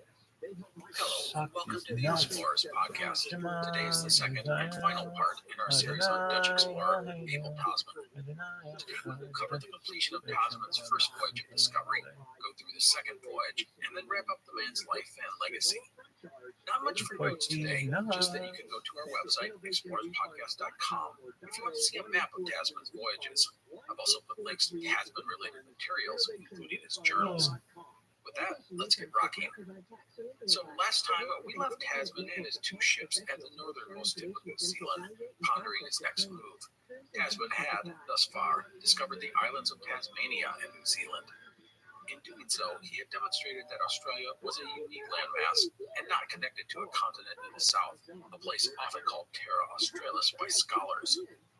Tasman speculated that New Zealand was the western shore of Terra Australis, but he had not done more than explore the western coast of the new land, so he really didn't know for sure. Tasman's discoveries were important, but they were not exactly what he was looking for. He had been searching for places with sophisticated and rich natives, not warlike people such as the Maori. The Dutch East India Company had hoped to find a new source of immense wealth, like Peru or China. But to this point, the lands that Tasman had sighted were rugged and sparsely populated, not exactly great candidates to make the VOC a lot of money. Still, there was time for Tasman to find something really cool. After consulting with his council, the fleet would set out on January 6th, 1643, aiming for the north. The goal was to explore the waters in the area and then go to the Solomon Islands and poke around there. The Solomons, which consist of more than 900 small islands and 6 major ones, were barely explored, but several islands in the archipelago were known to the Dutch. From there, the small fleet could go west to the waters around. As a note, Tasman doesn't really give many details about the condition of his ships, but they had sailed more than 10,000 miles or 17,000 kilometers, thus they would have, without question, been in rough shape. And so to the north went Tasman and his two ships. They had fair weather and progress was good. And then on January 17th, seaweed, a sign of land, was sighted. The next day, whales were spotted. 2 days later, on January 19th, the ships would come to a small, rugged-looking island. They'd covered about 1,000 miles, or 1,600 kilometers, since leaving New Zealand. Tasman wanted to land to try and find water, but the winds weren't favorable, and the ships continued north.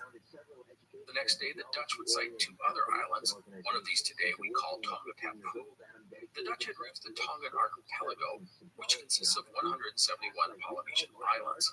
Most of these islands are small and uninhabitable, but Tonga Tapu is the largest island in the archipelago.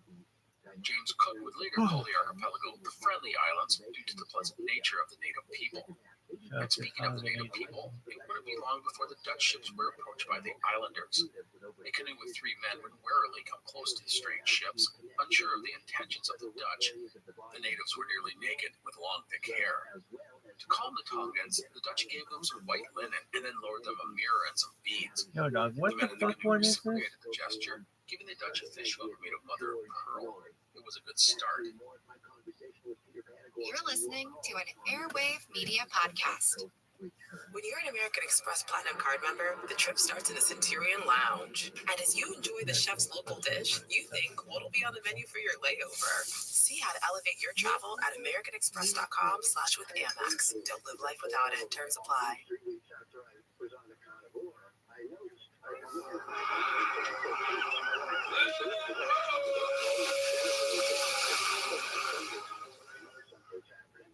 Hello, and welcome to the Explorers Podcast. Today is part 3 in our series on Ibn Battuta, a Moroccan Berber explorer who traveled throughout the Islamic world in the 14th century. Last time, we left Ibn Battuta in Mecca, just like we had done after our first episode.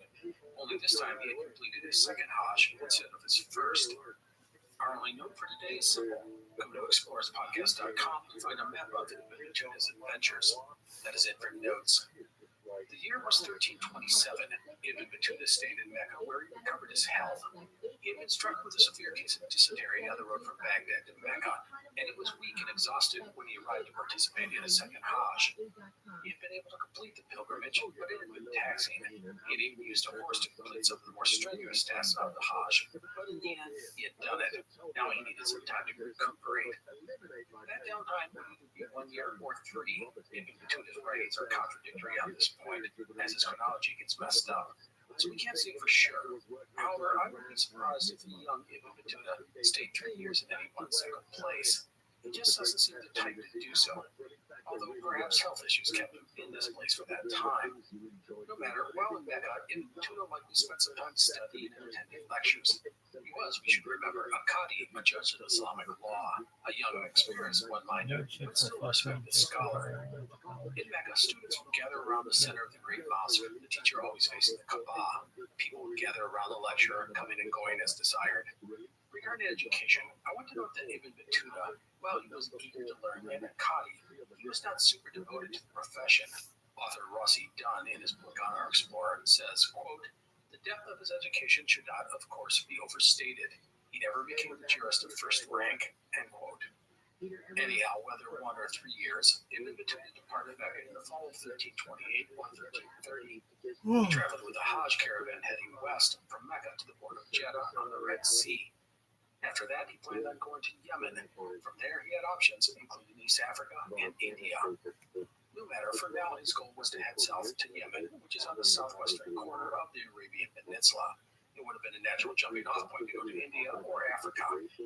For his journey, Ibn Battuta avoided the boats of the Hajj travelers, which were packed with people and camels and a million other things. Instead, he took a jawla, which was a small 2-masted ship. A jawla was typically made of teak wood, the planks stitched together with coconut or palm fiber. There were no nails used. These were not particularly sound boats. The key was to have expert sailors to operate them. Ibn Battuta had never been on a sea voyage up to this point, and he admitted that he was terrified of the experience. While the Red Sea offered all sorts of dangers to any ship, mainly due to the coral reefs and rocks that dotted the shores. Bandits would line up on the coast and wait for the ships to strike one of these reefs, forcing everyone to abandon ship and struggle to shore. The bandits would then rob and often kill the survivors. All of this aside, the biggest issue for Ibn Battuta was the winds.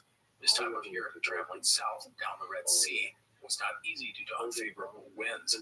He wrote, quote, "We traveled on the sea with a favoring wind for 2 days, but thereafter the wind changed and drove us off the course which we had intended. The waves of the sea entered in amongst us in the vessel, and the passengers fell grievously sick," end quote.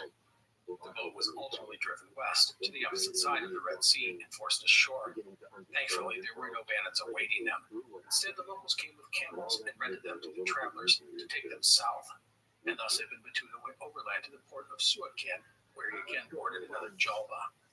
After 6 days at sea, the boat managed to reach the eastern shore of the Red Sea at the district of Hali, which was advantageous because it turned out that while in Mecca, Ibn Battuta had struck up a friendship with the local ruler of the area, and he would thus spend several days as the man's guest. This is a great example about how all those connections Ibn Battuta had cultivated were paying off. From there, it was another sea voyage to the kingdom of Yemen. Regarding Yemen, it is, even today, almost an afterthought when you look at a map of the Middle East. The Arabian Peninsula is dominated physically by Saudi Arabia. I mean, it's the big spot on the map when you look at it. Yemen, however, is in a critical location. It has been at the crossroads of civilization for 3,000 years, and that's because it controls the traffic into and out of the Red Sea. This is one of the most important ports along the trade route between East and West. In Ibn Battuta's time, Yemen was an independent kingdom just like it is today. The rulers were of Kurdish and Turkish origin. They had invaded the area from Egypt in the 12th century and set up their own kingdom. The region is a land of geographical extremes. The west is mountainous and gets rains from the monsoons. The east is a desert. The kingdom had 3 major inland cities: Zabid in the western lowlands, Sinai in the mountains, and Taiz in the southern highlands. The latter was the capital of the Rasulian dynasty, the rulers of Yemen. The cities formed a triangle in the western part of the kingdom. The Sultan of Yemen was Malik Mujahid Nur-ad-Din Ali. He was the 5th Sultan in the Rasulian line. The other city of note in Yemen was the port of Aden, which we will talk about in a minute. Anyhow, Ibn Battuta landed on the Yemeni coast and then went overland about 30 miles or 50 kilometers to Zabid. He then sort of just wanders, going from town to town, visiting wherever and whoever strikes his fancy. Despite many of these locations being in the mountains, Ibn Battuta found the cities quite cosmopolitan. This is due to the kingdom being flush with cash and an educated populace. As usual, Ibn Battuta gravitated to the scholars and important officials wherever he went. The area had a share of Shia-Sunni tribal tensions, and Ibn Battuta can't help but take the Shia Muslims to task for what he saw as their shortcomings. For the most part, Ibn Battuta liked the people he met, with the exception of those in Taiz, which was the Sultan's home. He found the people there pushy, rude, and overbearing. However, he was introduced to the Sultan. Ibn Battuta detailed that ceremony. All around there were soldiers armed with swords, escorted to meet the Sultan first. Food and refreshments were served. The more important the person, the better the. Ibn Battuta says that he was brought up onto a carpeted platform decorated with silken fabrics and introduced to the Sultan by the local Qadi, saluting the king by touching the ground with an index finger and saying, "May God prolong thy majesty." The Yemeni king quizzed him about his homeland, Morocco, and the lands he had visited, including Persia and Egypt. Ibn Battuta departed with the Sultan's blessing, plus a fine horse and letters of introduction, the latter to help him obtain lodging. After Taiz, Ibn Battuta states that he went to Saneh in the mountains, but that's one of those probably not really moments. In reality, he likely headed directly for Aden. Aden was one of the most important and prosperous ports in all of Asia, Africa, or Europe. Nearly every ship coming into or out of the Red Sea stopped in Aden. It is surrounded by mountains and only approached by the sea. Ibn Battuta states nearly a dozen Indian ports that regularly sailed to Aden. These merchants carried spices, iron, steel, brass, bronze, silk, cotton, pearls, beads, shoes, Chinese porcelain, ivory, fruit, and timber. This meant lots and lots of money. In Aden, Ibn Battuta explored the prosperous city, staying with the rich merchant. He then decided to head to Africa. With that in mind, I want to talk a bit about the Arab colonies on the east coast of Africa, plus the maritime trade that dominated this region. First, one thing I want to mention about Ibn Battuta's upcoming jaunts off to Africa is that he will be moving from the center to the fringe of the Islamic world. And all the place he had been to in his life up to this point, Islam was the crucial factor that unified the people around him. His religion and Sharia law was the legal and moral basis for political, family, and social relationships. Of course, he had met some Christians and Jews in his life, but they would very much of a minority amongst the population. But that will not always be the case going forward. He will be amongst Muslims, but Ibn Battuta was going to be introduced to a diversity of languages and cultures that he had never experienced before. In fact, Islam will, in some of the Indian Ocean cities and lands, be a minority religion. The practice of Islam will be heavily concentrated in the coastal towns. Muslim merchants and traders had ventured to the areas of East Africa where they had no Sharia law to guide them or fall back on. Instead, they will have to work with other cultures, many of whom were not Muslims. And you know what? They were successful.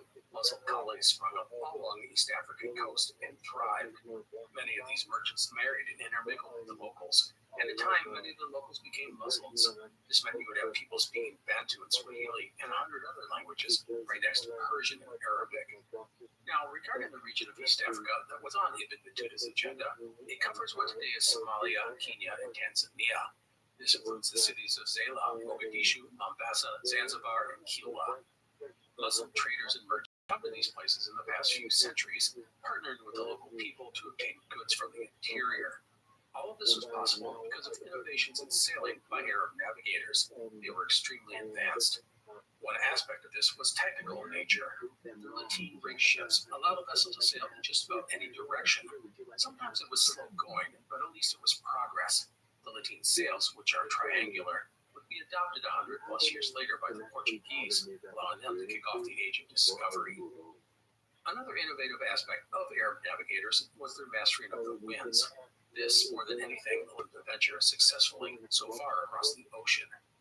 The Arab traders of the era understood when and where the monsoon season was going to take place. This allowed them to know the best time to go from Africa to Asia and Arabia across the Indian Ocean. Sailing was a dangerous game, and understanding the seasonal rhythm of the winds of the Arabian Sea was critical. By the way, the Arabian Sea is the water between Africa and India. The winds of this region were more predictable than, say, the Mediterranean Sea. This allowed Arab traders to go hundreds, even thousands of miles across open water with confidence that they would reach their destination. And thus, this led Arab merchants to Africa.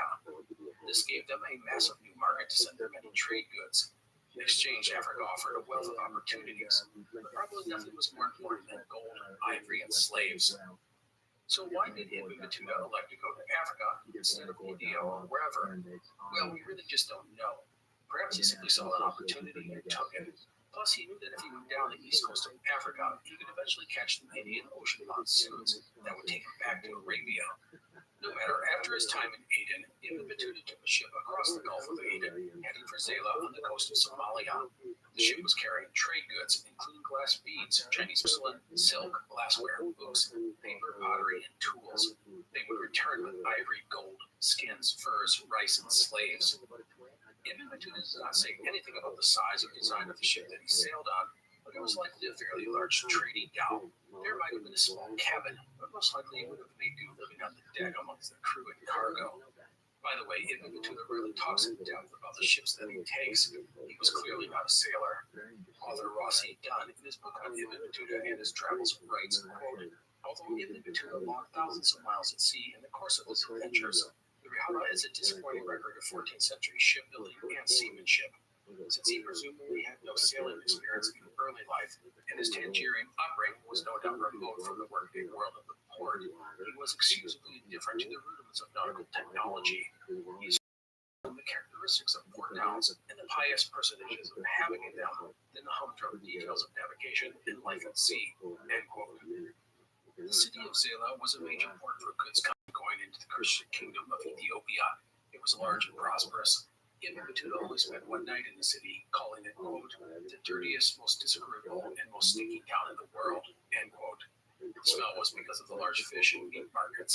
Ibn Battuta's boat then pressed east into the Gulf of Aden, going slowly due to strong winds, but eventually rounded the Horn of Africa and pushing south down the eastern coast, which was dominated by a desolate Somali desert. The destination was Mogadishu, which was probably the busiest and richest port in East Africa. Arab traders had first come to the city around 900, and their presence had quickly grown as the city became a major trade center. When Ibn Battuta arrived, he found a mix of African and Middle Eastern peoples. He would have heard Persian, Arabic, Somali, Swahili, and Bantu being spoken. And his visit provides a great snapshot into the world of the merchants and traders, both African and Arab, of this time. Once Ibn Battuta ship came into the harbor, they were quickly approached by a multitude of smaller boats. Men boarded the ship, bringing platters of food to the merchants. If a merchant took the platter, he was thus obliged to accept the man as his broker. The merchant was now under the protection of the broker, who chopped and hammer out deals for the merchant's goods with the local sellers. The broker got a cut of the sales for his duties. In some cases, the merchants were already well established and had their own operations set up in the city. This allowed them to bypass these brokers. As for Ibn Battuta, he was not a merchant, but a faqih, a scholar versed in Islamic law. He was thus passed on to the representatives of the city's chief qadi. Ibn Battuta was taken to the place of the local ruler, a man named Abu Bakr. He was treated with respect and fed 3 large meals each day. On the 4th day, he was introduced to Abu Bakr ibn Sheikh Umar, who held the title of Sharif, which means he was recognized as a direct descendant of Muhammad. The man had a dark complexion, likely as his descendants had intermarried with the local Africans. His native tongue was Somali, but he spoke fluent Arabic. Ibn Battuta notes the Sultan had a large retinue of ministers called viziers. These included legal experts, generals, royal eunuchs, and many other officials. Ibn Battuta described the Muhammad ceremony of meeting with the Sultan, saying, quote, all of the people walked barefoot, and there were raised over his head 4 canopies of colored silk, and on top of each canopy was the fire of a burning gold. His clothes that day were a robe of pre-Jerusalem stuff, and underneath it, fine loose robes of Egypt. He was dressed with a wrapper of silk and turban with a large turban. Before him, drums and trumpets and pipers were played. The emirs of the soldiers were before him. The qadi, the faqih, and sharifs were with him. He entered the council room in that order. The viziers, emirs, and commanders of the soldiers sat down there in the audience chamber. End quote. By the way, we have run into several people named Abu Bakr in our story. The reason for this is that Abu Bakr was a close companion of Muhammad, and on the death of the latter, it was Abu Bakr who took up the position of Khalid, the leader of Islam. Now, some people didn't accept this, and this led to the formation of 2 branches of Islam, Shiism and Sunnism. Abu Bakr would lead the Sunnis. Because of this, the name holds a revered place in the Sunni Muslim world. After a week or 2 in Mogadishu, Ibn Battuta continued south, again by boat. As he moved down the coast, the deserts gave way to tangled swamps and lush mangrove forests. At the border of modern-day Somalia and Kenya, Ibn Battuta would have crossed the equator. While he was accustomed to hot temperatures, it's unlikely he had ever endured the humidity of the tropics. Next on the agenda was Mombasa, about 600 miles or 1,000 kilometers from Mogadishu. The town was modest in size at this time, but it would later become a powerhouse commercial center. Not far from Mombasa was the island of Zanzibar. It was a small but growing city and would one day emerge as one of the great commercial centers on the eastern coast of Africa. Another thing that Ibn Battuta would have seen all along the African coast was the growth of Islam amongst the local peoples. The next port of call was a few days later at Kilwa, the terminus of Ibn Battuta's southerly voyage, as there were no Arab settlements further south. The city is on an island, offering it protection from attack. Kilwa, which is in present-day Tanzania, was the center of gold trade on the East African coast, making it prosperous. Ibn Battuta said the wealthy citizens wore silk and cotton clothing and ate off of Chinese porcelain. He also said they had indoor plumbing. Of the city, Ibn Battuta said it was, quote, one of the finest and most beautifully built towns, end quote. The city was famed for its dome and vaulted mosque, which was made of coral stone, the largest of its kind in the world.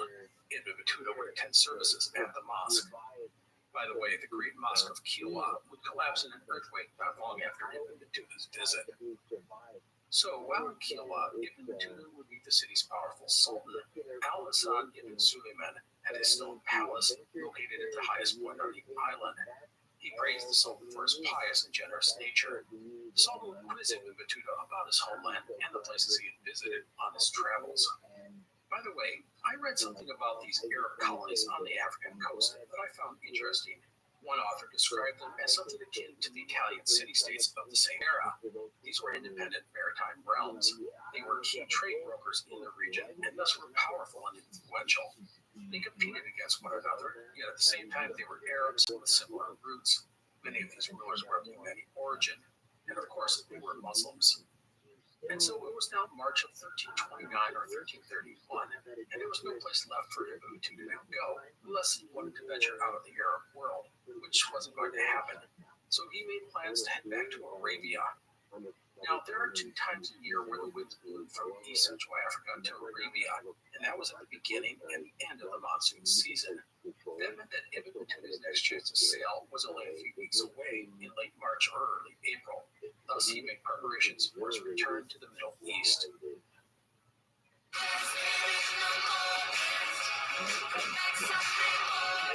California's top casino and entertainment destination is now your California to Vegas connection. Play at Yamama Resort and Casino at San Manuel to earn points, rewards, and complimentary experiences for the iconic Palms Casino Resort in Las Vegas. 2 destinations, 1 loyalty card. Visit yamava.com/palms to discover more. This podcast brought to you by Ring. Save big during the Ring Labor Day sale with up to 30% off select Ring devices, so you can see who's there from anywhere. Hey, sorry I missed you. Easy installation, protection all year. Save up to 30% right now at ring.com. When Ibn Battuta set sail from Kilwa for Arabia in April of 1329 or 1331, he had before him a 4 to 5 week voyage. He makes no comment in his book about the return journey, other than the destination, Dhofar, which is located in modern-day Oman on the southeast corner of the Arabian Peninsula. It would have been a long voyage, but the experienced Arab navigators knew their business, and Ibn Battuta found himself back in Arabia in early May. Dhofar was an important city on the trade route going from Asia to the Red Sea. It was also famed for its fine horses, as well as an exporter of frankincense, an aromatic resin used as incense. It was also used in medicines, perfumes, and oils. In fact, the region around Dhofar was called the Incense Coast. The city was well known as a key trade center, with famed Venetian traveler Marco Polo singing the region's praises, writing, quote, "Dhofar is a great and noble and fine city," end quote. The monsoon rains made the area around Dhofar green and vibrant. Ibn Battuta was stuck there for a spell, not a bad place to spend the summer. He hung out, met with the local scholars, and no doubt cultivated some relationships in the process. Eventually, he took a small coastal trader east, stopping at various small ports along the way. He describes his life on the boat, eating fish, dates, and bread. He was appalled when the crew captured some seabirds and didn't slit their throats as prescribed by the Quran. He thus avoided eating the birds and hanging around with the impious sailors. Eventually, Ibn Battuta reached the port of Sur at the entrance of the Gulf of Oman. The Gulf of Oman leads into the Persian Gulf, so this was an important area. A short way past Sur, Ibn Battuta and another traveler, an Indian scholar named Drew, decided to depart their ship. Rather than just hang out on the ship, the 2 men decided to walk to the nearby port of Kalhat, a few hours up the coast by foot. They even hired one of the sailors to guide them. The plan was not to back up the ship in Kalhat. Well, on the walk to the city, Ibn Battuta became convinced that the sailor was up to no good. He feared the man was going to kill him and his friend and steal their stuff. And Ibn Battuta was not entirely wrong. Although the sailor wasn't trying to kill him, instead he just wanted to rob the 2 men. Ibn Battuta, who carried with him a spear, sniffed out the plot and thwarted the robbery. However, by this time it was getting dark and the men were lost, and Ibn Battuta saw other men lurking in the hills. Thus he and his friend hunkered down for the night, hiding amongst the rocks and dunes until dawn. Ibn Battuta stayed awake all night on guard. The next morning, Ibn Battuta and his friend arrived at the city gate, tired and thirsty and their feet swollen. Due to their bedraggled nature, the guards refused to let them enter without going before the city's governor to explain who they were and what they were doing lurking outside the city walls. Hi, I'm Daddy. It is now 2 o'clock. Because as we have seen, he has a way with him, and it wasn't long before he and the governor were best buddies. Ibn Battuta said, quote, "I stayed with him for 6 days, during which I was powerless to rise to my feet because of the pains that they had sustained," end quote. Now, from Kalhat, well, things get a little weird, and that's because Ibn Battuta's story gets jumbled and confused. There are time leaps, the route zigs and zags in odd ways, stuff like that. I do want to mention one thing about Ibn Battuta's writings that is at times frustrating. In all of his travels, he goes to some locations on multiple occasions, and it appears that he at times jumbles up these visits. This may be on purpose or a simple mistake on his part, or it might be the mistake of the man transcribing Ibn Battuta's oral descriptions. We can't forget that Ibn Battuta didn't physically write down his story. The scribe, Ibn Jusay, did that, and thus it might be a mistake of the scribe. No matter, it's not a huge deal, but I want to tell you about it as it might explain the confused narrative that occasionally creeps into our story. As always, I will do my best to explain things as clearly as possible. So from Kalhad, Ibn Battuta decided to travel with a caravan to the northwest into the Hajar Mountains. This was the rugged interior of Oman. The destination was the inland town of Nizwa. Nizwa is one of the oldest cities in Oman and was a center of learning and trade. It was also a key link in the overland trade between Far, where Ibn Battuta had been earlier that year, and the port of Muscat, just 140 miles to the north on the Gulf of Oman. It's not clear if Ibn Battuta gets to Muscat, the vital port in the area, but he eventually does return to the coast and crosses over the Gulf of Oman and then Hormuz. The latter city guards the entrance to the Persian Gulf. Ibn Battuta then goes inland and visits a few places, some quite dangerous. He describes areas filled with bandits and graves all along the roads he traveled. Eventually, he emerged on the eastern shore of the Persian Gulf. Here, he described the pearl fisheries. He then took a boat across the Gulf to Al Qatif. This is just north of modern-day Bahrain and Qatar. From here, Ibn Battuta set out to the south, where he met a tribal chieftain who was preparing to cross the Arabian Peninsula to Mecca on a Hajj, a journey of some 750 miles or 1,200 kilometers. And you know what? What better thing to do than another Hajj? And so Ibn Battuta sails up for a long journey across Arabia. The man does not talk much about the launch across Arabia or even the experiences of his third Hajj. We only know that he reaches Mecca and completes his third pilgrimage. And that, my friends, is where we are going to live Ibn Battuta, just like we left them at the end of our first and second episodes. In our last episode, Ibn Battuta had crossed the Arabian Desert twice, visited all the great cities of Iraq and Western Persia, and conducted his second Hajj. This time he visited pretty much the rest of the Arabian Peninsula, including the lands of Yemen and Oman. Plus, he had traveled to the far-off Arab colonies on the eastern coast of Africa. Next time, our explorer will head north to the lands around the Black Sea, followed by Asia, including India. And that wraps up things for today. I hope you enjoyed this episode. I want to remind everyone that you can help out the show by going onto your podcast app, such as Spotify or Apple Podcasts, and give the Explorers a nice rating and review. It doesn't cost you a dime, and I appreciate the support. So that is it for today. Thank you for listening. I will see you next time. The Explorers Podcast is part of the Airwave Media Network. Go to airwavemedia.com to find other great shows. For those interested in finance, there's the Investors for Beginners podcast, as well as Her Money by Jane Chansky. You're listening to an Airwave Media Podcast. Walmart Plus members save on meeting up with friends. Save on having them over for dinner with free delivery with no hidden fees or markups. That's groceries, plus napkins, plus that vegetable chopper to make things a bit easier. Plus, members save on gas to go meet them in their neck of the woods. Plus, when you're ready for the ultimate sign of friendship, start a show together with your included Paramount Plus subscription. Walmart Plus members save on this plus so much more. Start a 30-day free trial at walmartplus.com. Paramount Plus essential plan only. Separate registration required. See Walmart Plus terms and conditions.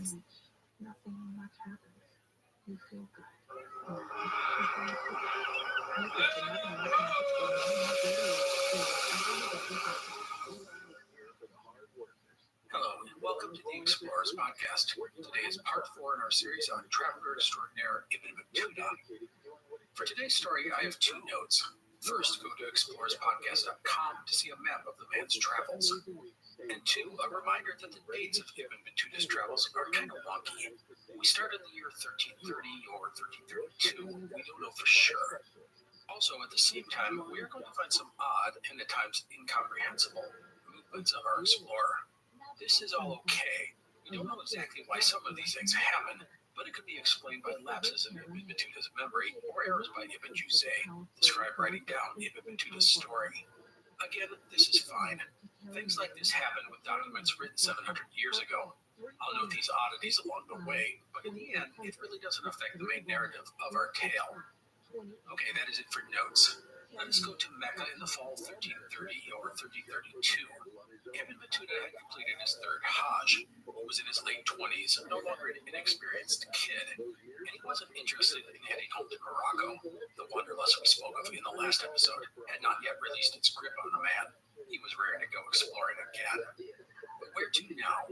Well, while in Mecca, word reached Ibn Battuta about the Sultan of Delhi, who was hiring learned scholars to help administer his lands. The Sultan, Muhammad bin Tughlaq, was reportedly the richest man in the Muslim world. And what cooler place to go than India, which was in the far-flung reaches of civilization. And so Ibn Battuta departed Mecca, aiming for Jeddah on the Red Sea. The easiest and fastest route to India was to go to Aden and sail along the coast of the Arabian Sea for a couple of thousand miles. It was a dangerous journey as storms and pirates were common and deadly, but the other options were much longer and offered even more perilous challenges. But Ibn Battuta had one major issue. He needed help with such an endeavor. He needed a Rafiq, a trusted friend and guide, to help him get to India and be formally introduced into the Sultan's court. Important note, Ibn Battuta did not speak Persian at this time. His Arabic was helpful, especially among scholars and officials, but that would not be enough if he was on his own. He needed someone to guide him geographically through the region, culturally amongst the Indian people, and then politically once at the court of the Sultan in Delhi. He needed someone to introduce him to the right people. He couldn't just show up and expect to get work without an advocate. Ibn Battuta would spend 40 days in Jeddah trying to find his Rafiq, his advocate. But he had no luck. He simply couldn't find anyone who fit his needs. And so he altered his plans. He wasn't going to give up on India, just approach it in a different way, a very different way. Instead of by sea, he would travel north to the area around the Black Sea and then approach India from Central Asia. It was a long, circuitous route, but it fit Ibn Battuta's style as he loved to avoid roads already traveled. And so Ibn Battuta crossed the Red Sea and proceeded north into Egypt. He went down the Nile to Cairo, where he rested for a short while. After that, it was west across the Sinai Peninsula. Our explorer's itinerary is vague through this region, but he will eventually trek up the eastern coast of the Mediterranean, reaching Acre, Beirut, and Latakia in modern-day Syria.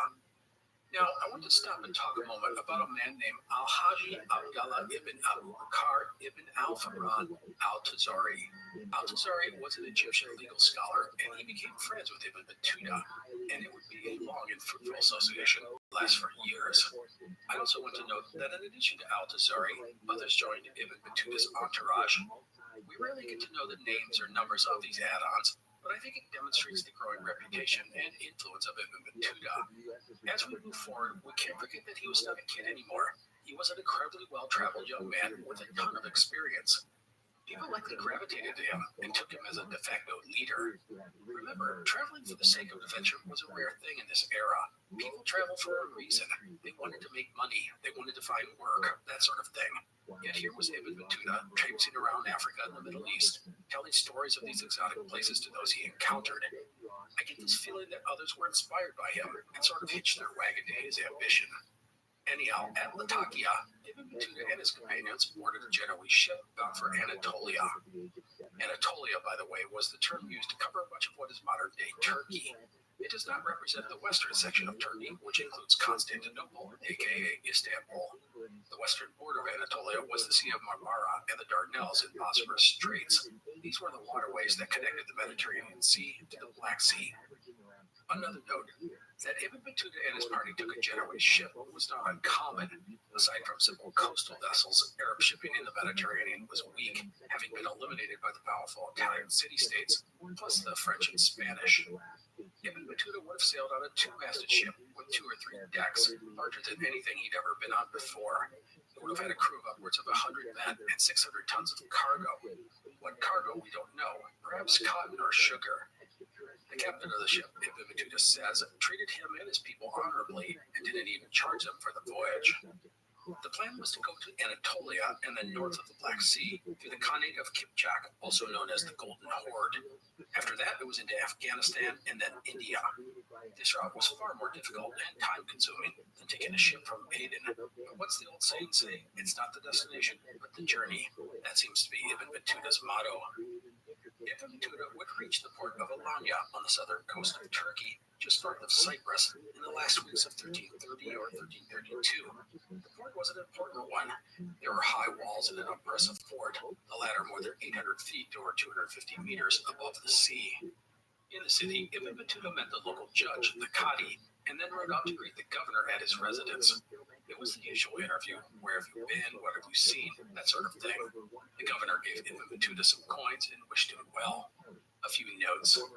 First, while Anatolia was dominated by the Muslim faith, the people were mostly Turkish. Ibn Battuta dealt with the Turks in the past, but they were never the majority of the population.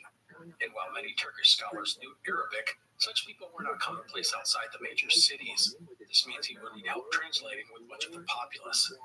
Second, while the people here were Turks, there was a strong Persian influence on the region. This was due to the many Persians who had fled from the Mongols some 70 years earlier. Third, the area of Anatolia had previously been part of the Byzantine Empire, aka the Eastern Roman Empire. The once powerful realm of Byzantium was now just a shadow of its former self. In Ibn Battuta's time, the empire roughly consisted of western parts of Turkey, including Constantinople and Greece. In reality, it was a minor power in the region. By the way, Christianity was still fairly common in Anatolia, but it was slowly but surely being replaced by Islam. The ruler of Anatolia was Orhan, who had come to power less than a decade earlier. He was the second bey, which means ruler or chieftain, of what we now know as the Ottoman Empire. Regarding Orhan, Ibn Battuta said, quote, "The Sultan is the greatest of the kings of the Turkmen and the richest in wealth, lands, and military forces. Of fortresses, he possesses nearly 100, and for most of the time, he is continually engaged in making a round of them, staying in each fortress for some days to put it in good order and examine its condition. It is said that he never stayed for a whole month in any one town. He also fights with the infidels continually and keeps them under siege." End quote. Orhan was one of the key figures in the creation, consolidation, and expansion of the fledgling Ottoman state. Fourth note, while in Alanya, Ibn Battuta was met by a man at the local madrasa, or college. The man was a cobbler, and he introduced our traveler to a very important organization in Anatolia, the Fidyan Association. The Fidyan Association was a popular organization in Anatolia in the 13th and 14th centuries. It consisted of young artisans who specialized in welcoming Muslim travelers to their communities. In this instance, the man invited Ibn Battuta to the organization's hospice, a fine building with large, beautiful rugs. There was a banquet featuring fruit, sweetmeats, singing, and dancing. The Fidyan Association had a semi-religious element, but it was mostly a social club of sorts that sought to promote nobility, loyalty, courage, and honesty. They provided solidarity and safety and structure in urban environments. Ibn Battuta was astonished by the organization's generosity and civic idealism. He would stay in their hospices in more than 25 towns. It will mean that he will safely be able to travel throughout Anatolia and have a network of learned men to introduce him to each community's most important religious and political leaders.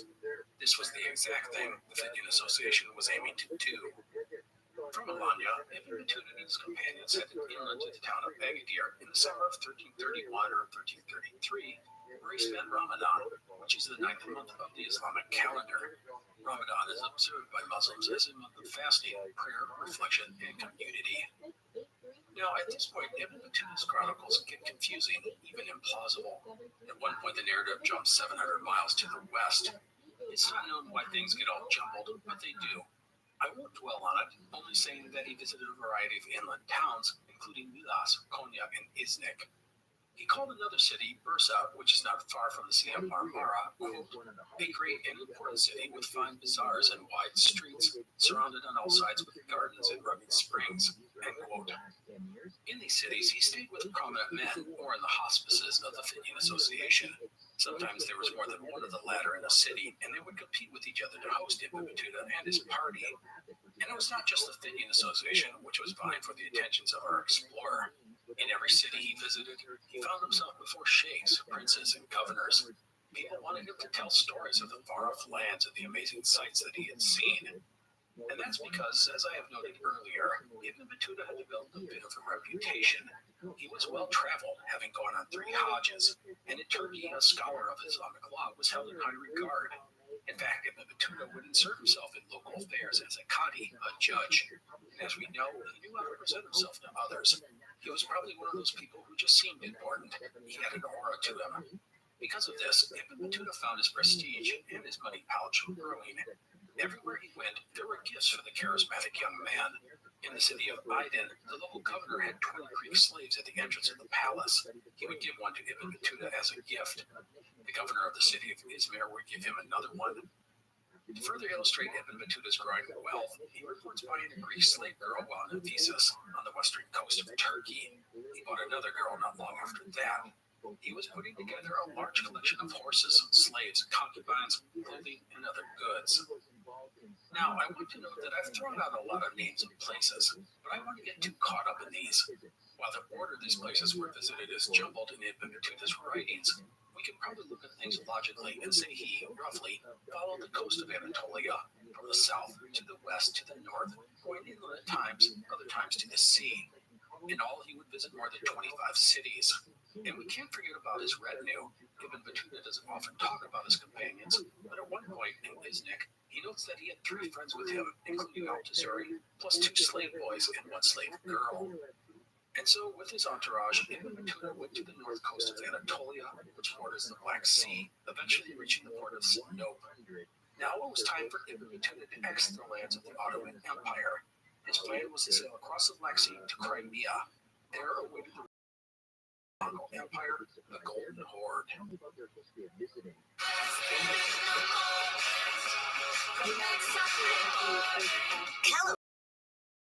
Nation is now your California to Vegas connection. Play a Yamava resorting Manuel to earn points, rewards, and complimentary experiences for the iconic Palms Casino Resort in Las Vegas. 2 destinations, 1 loyalty card. Visit yamava.com/palms to discover more. Walmart Plus members save on meeting up with friends. Save on having them over for dinner with free delivery with no hidden fees or markups. That's groceries, plus napkins, plus that vegetable chopper to make things a bit easier. Plus, members save on gas to go meet them in their neck of the woods. Plus, when you're ready for the ultimate sign of friendship, start a show together with your included Paramount Plus subscription. Walmart Plus members save on this plus so much more. Start a 30-day free trial at walmartplus.com. Paramount Plus Essential Plan only. Separate registration required. See Walmart Plus terms and conditions. Ibn Battuta spent 6 weeks in Sinope before departing for Crimea. It was early spring of 1332 and 1334. The voyage across the Black Sea was at least 170 miles or 275 kilometers. As a note, Ibn Battuta still had India on his mind. He could have gone in a different direction, southeast, and headed for Tabriz, a city he had 15 years earlier. This would have taken him overland through rugged mountains for hundreds of miles. From there, he moved on south to the Red Sea and caught a series of boats to India. But Ibn Battuta elected to go north because, well, why not? He had never been there before. Once ready to sail, Ibn Battuta, Al-Tazuri, and the rest of their companions set idle in Sinope for 11.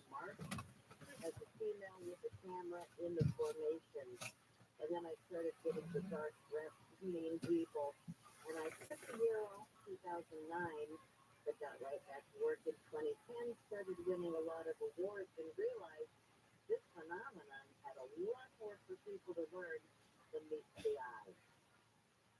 So, Benny, how about your first visit to a crop circle? Did you have the sense inside crop circle that it has, I don't know, some kind of a supernatural power? You know, I've never been in a crop circle itself, not one that was not destroyed. You know what I mean? We went to Stonehenge, we visited a crop circle, but it had been already mowed. The farmer was very, like, don't come anywhere near us. And so we just stood outside and looked, etc. But the crop circle materials have their own energy. It's very similar to some of the materials that have been taken from ET landing sites and the animal mutilation sites.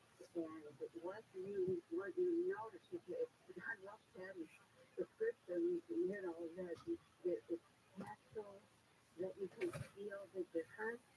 And if you can't, and you're not feeling anything, that is actually a pretty good description of the kind of hair-raising experience. Literally, it raises the hairs on your arms and on your head. That whole goosebumpy feeling is what you get when you're working with those materials, and it's almost as if they impart their own kind of intuition, their own kind of consciousness, their own feeling state to you, and so it is remarkable. Patty, for those who've never been inside a crop circle, and I guess it was maybe the early 90s where it was a Doug and Dave, these two gentlemen strapped some boards to the bottom of their feet and started, stomping around and crushing the barley or the wheat and creating these fake crop circles. And of course, the media went crazy. Aha, we've solved the crop circle mystery. It's a big hoax. But what's the difference? How can you recognize a hoax, a Doug and Dave creation, let's say, and the real deal, an authentic crop formation, an agroglyph? Right. Again, I would say by feel, by frequency, by energy. If you're lucky enough to go and be in the formation. Of all the crop circles I went in, I'm going to say that most of them were real. Most of them had enhanced frequency. And most of them were extremely meticulous. And when I say meticulous, later days waiting for favorable winds. When they finally got going, they were thrown around so badly, everyone knew they were. The ship almost returned to Sinope, but would push through and eventually cross the Black Sea and reach the Crimean Peninsula. This was the land of the Golden Horde, or the death of Genghis Khan more than a century earlier, and the breakup of his empire. Now, a quick sidetrack about the Golden Horde name. When we hear the term Golden Horde, it evokes these images of bands of horsemen sweeping across the plains, but that's not entirely true. Horde comes from the Mongol word ordo, meaning camp. The Golden Horde refers to the Khan's opulent field headquarters, hence the Golden Horde. So there you go. I hope we all learned something. I know I did. Sidetrack done. So the Golden Horde was at the peak of its military might at the time of Ibn Battuta. The empire extended from Siberia and Central Asia, parts of Eastern Europe, from the Urals to the Danube in the west, and from the Black Sea to the Caspian Sea in the south. It bordered the Caucasus Mountains and the territories of two other Mongol dynasties, the Ilkhanate to the south, and the Shagutai Khanate to the southwest. The ruler of the Golden Horde was Uzbek Khan. Ibn Battuta and his ship would arrive at the port of Kaffa in the eastern part of the Crimea. Kaffa is today known as Fedosia, which had been called Fedosia when it was a Greek colony. When Ibn Battuta arrived, it was the chief port of Genoese merchants in the Black Sea, who were at war with the Venetians for dominance of the region's important trade routes with the east. The Italian city-states had invaded the Black Sea area in the 13th century. The Golden Horde tolerated these Italian colonies because it was Venice and Genoa and others who moved all the trade to Europe. Plus, the navies of the Italian city-states were unparalleled in power in the Black Sea. No point in messing around with a system that worked well for all the powers involved. Ibn Battuta was impressed by Kaffa, saying, quote, "We went down to its port, where we saw a wonderful harbor with about 200 vessels in it, both ships of war and trading vessels, small and large, for it is one of the world's celebrated ports," end quote. The city was a key link in the trade route from China to Europe. The goods on display would have been astounding. From the east, there would have been silk, jewels, spices, precious metals, and porcelain. From the steppe, which is the flat, unforested grasslands of southeastern Europe and Siberia, there was grain. From the north, there were furs and timber. And of course, there were slaves. Kaffa was the most Latinized of the Black Sea ports. In addition to the locals, Ibn Battuta would have seen Turkish soldiers, Russian traders, Egyptian slavers, and Italian merchants. He would have heard 100 different languages. Ibn Battuta and his companions would find lodging at the local mosque for the night, but he would be astonished when he heard the bells of the local Orthodox churches. He had never spent a night in a place with a Christian population and had never heard the bells of a church. He said that when he heard them, he became alarmed and rushed to the top of the minaret and began chanting out the Quran in a call to prayer. The local Qadis, he said, rushed to him to prevent his actions from causing an incident. Was all of this true? Who knows? It smacks of bravado, the bold Muslim rallying his fellow devotees to battle in the face of the infidels. But in the end, it really doesn't matter if it's real or not. I want to remind everyone that Ibn Battuta's book was written for learned Muslim men, and so he takes great pains to set good examples for his readers. Anyhow, Ibn Battuta and his companions would depart from Kaffa after a few days, taking wagons to Al-Qaram, the provincial capital. Al-Qaram is today known as Starry Krim. There he met with local scholars and stayed at a Sufi hospice. As a note, while there were many Christians in the empire of the Golden Horde, Islam was the official religion, and its influence was growing. Islamic law now superseded local and Mongol laws. The Khan, however, was tolerant of the Christians, and they were, for the most part, loyal to the empire. Ibn Battuta would continue his journey, going into the interior of the Crimean Peninsula in a clockwise motion, and eventually ending up at the city of Azov, which today is called Azov, at the northern tip of the Sea of Azov. It was there that Ibn Battuta would meet an emir, or general, of the Khan. The man was heading east to rendezvous with Uzbek Khan at his traveling court, his Ordo. This was hundreds of miles through rugged, often hostile lands, complete with an imperial escort. And it was a chance to meet the Khan, who was a direct descendant of the legendary Genghis Khan. Of course, Ibn Battuta was going to accept the invite. He bought 3 wagons and animals for the journey. By the way, it was the first time Ibn Battuta had used a wagon. It's not something I realized until I read the story, but a wagon as a method of travel was rare in the Islamic world, at least where Ibn Battuta had been. If one traveled in luxury, it was in a camel litter. It took some time for Ibn Battuta to become accustomed to the rhythms and jolts and bumps of the horse or ox-led wagons, but he did note that the wagon could have sides which offered privacy and a nice place to sleep. And so Ibn Battuta and his entourage headed east. They crossed the grasslands north of the Sea of Azov and into the area between the Black and Caspian Seas. This is called Caucasia. The Caucasus Mountains to the south were the border of the Golden Horde. Ibn Battuta and his friends were considered honored guests and thus treated well by their hosts. They were well fed with meat, macaroni, and fermented mare's milk. Millet beer, a favorite of the Mongols, flowed freely. The destination of the caravan was the city of Majar on the Kuma River, a prominent location on the trade routes in the region. Ibn Battuta said it was, quote, a large town, one of the finest of the cities of the Turks, on a great river, and possessed of gardens and fruits in abundance, end quote. The march there was a wet and muddy one. Ibn Battuta talks about the many rivers, something he never experienced often in the Middle East. From Majar, Ibn Battuta and the caravan headed south. Remember, the Khan's court was a moving affair, so it could be just about anywhere.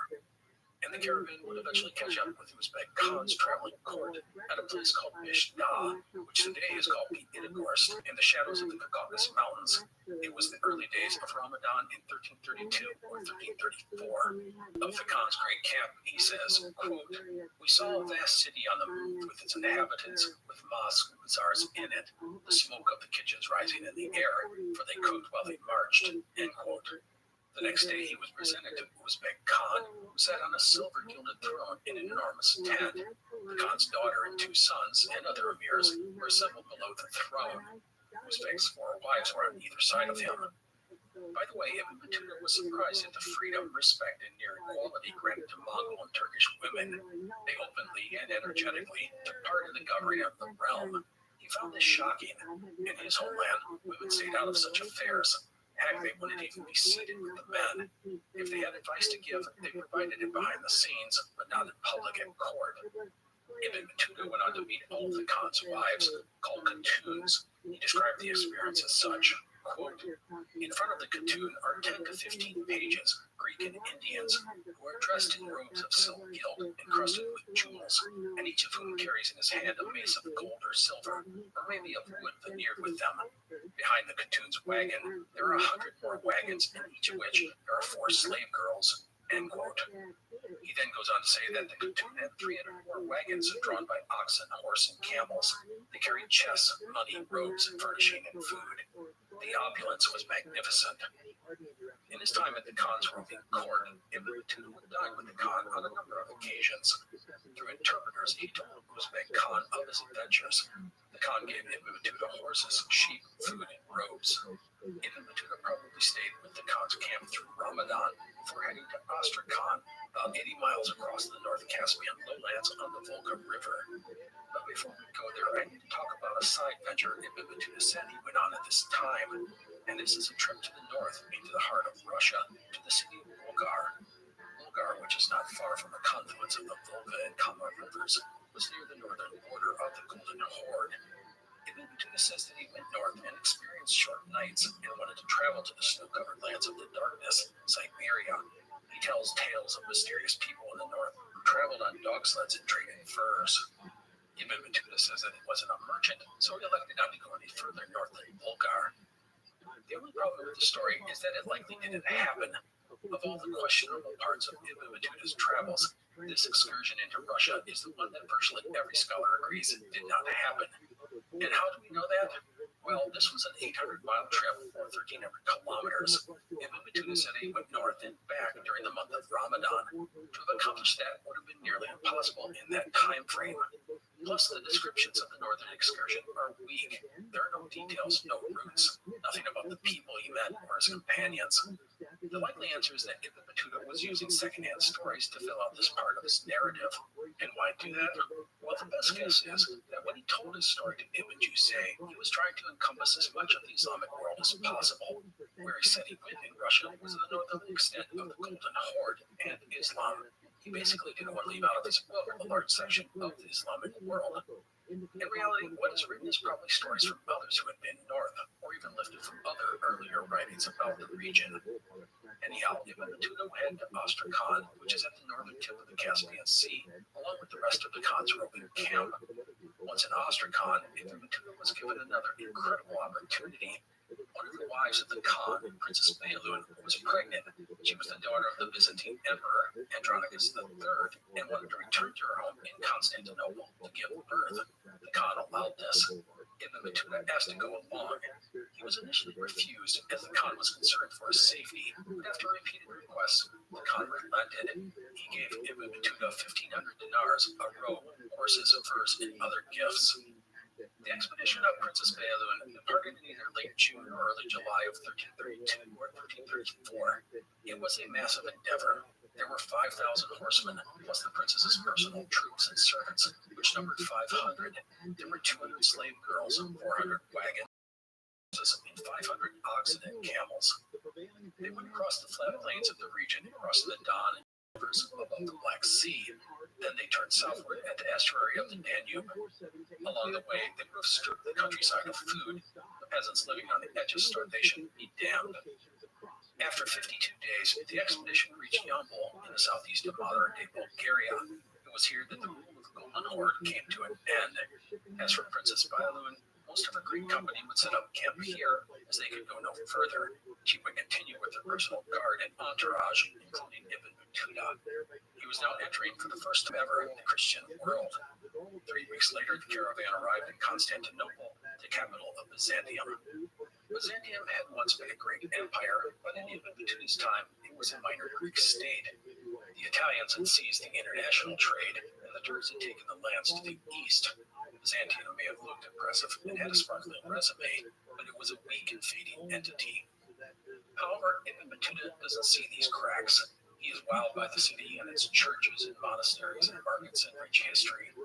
He would meet the Byzantine Emperor, Andronicus III, who asked Ibn Battuta, through an interpreter, about the Christian shrines in the Holy Land. The Emperor gave Ibn Battuta a fine robe. Otherwise, Ibn Battuta stayed in Constantinople for about a month, visiting the many sites in and around the city. He even met with Christian priests. As a note, Ibn Battuta's exposure to Christianity and his followers does not know him regarding his rigid views of religion. He doesn't find much sympathy for non-Muslims, calling them infidels, amongst other things. Princess Baylun would elect to stay in the city with her father, allowing her followers an escort to return to Astrakhan. Historic records do say that, in time, she returned to her husband's court in the east. And so that puts Ibn Battuta back on the road, departing Constantinople in the autumn of 1332 or 1334. He marched through Thrace and then north to the steppe. There he ran into cold and snow like he had never experienced. He said that he wore 3 coats, 2 pairs of trousers, 2 layers of socks, and bearskin-lined boots. He wore so many clothes that he had to have someone help him onto his horse.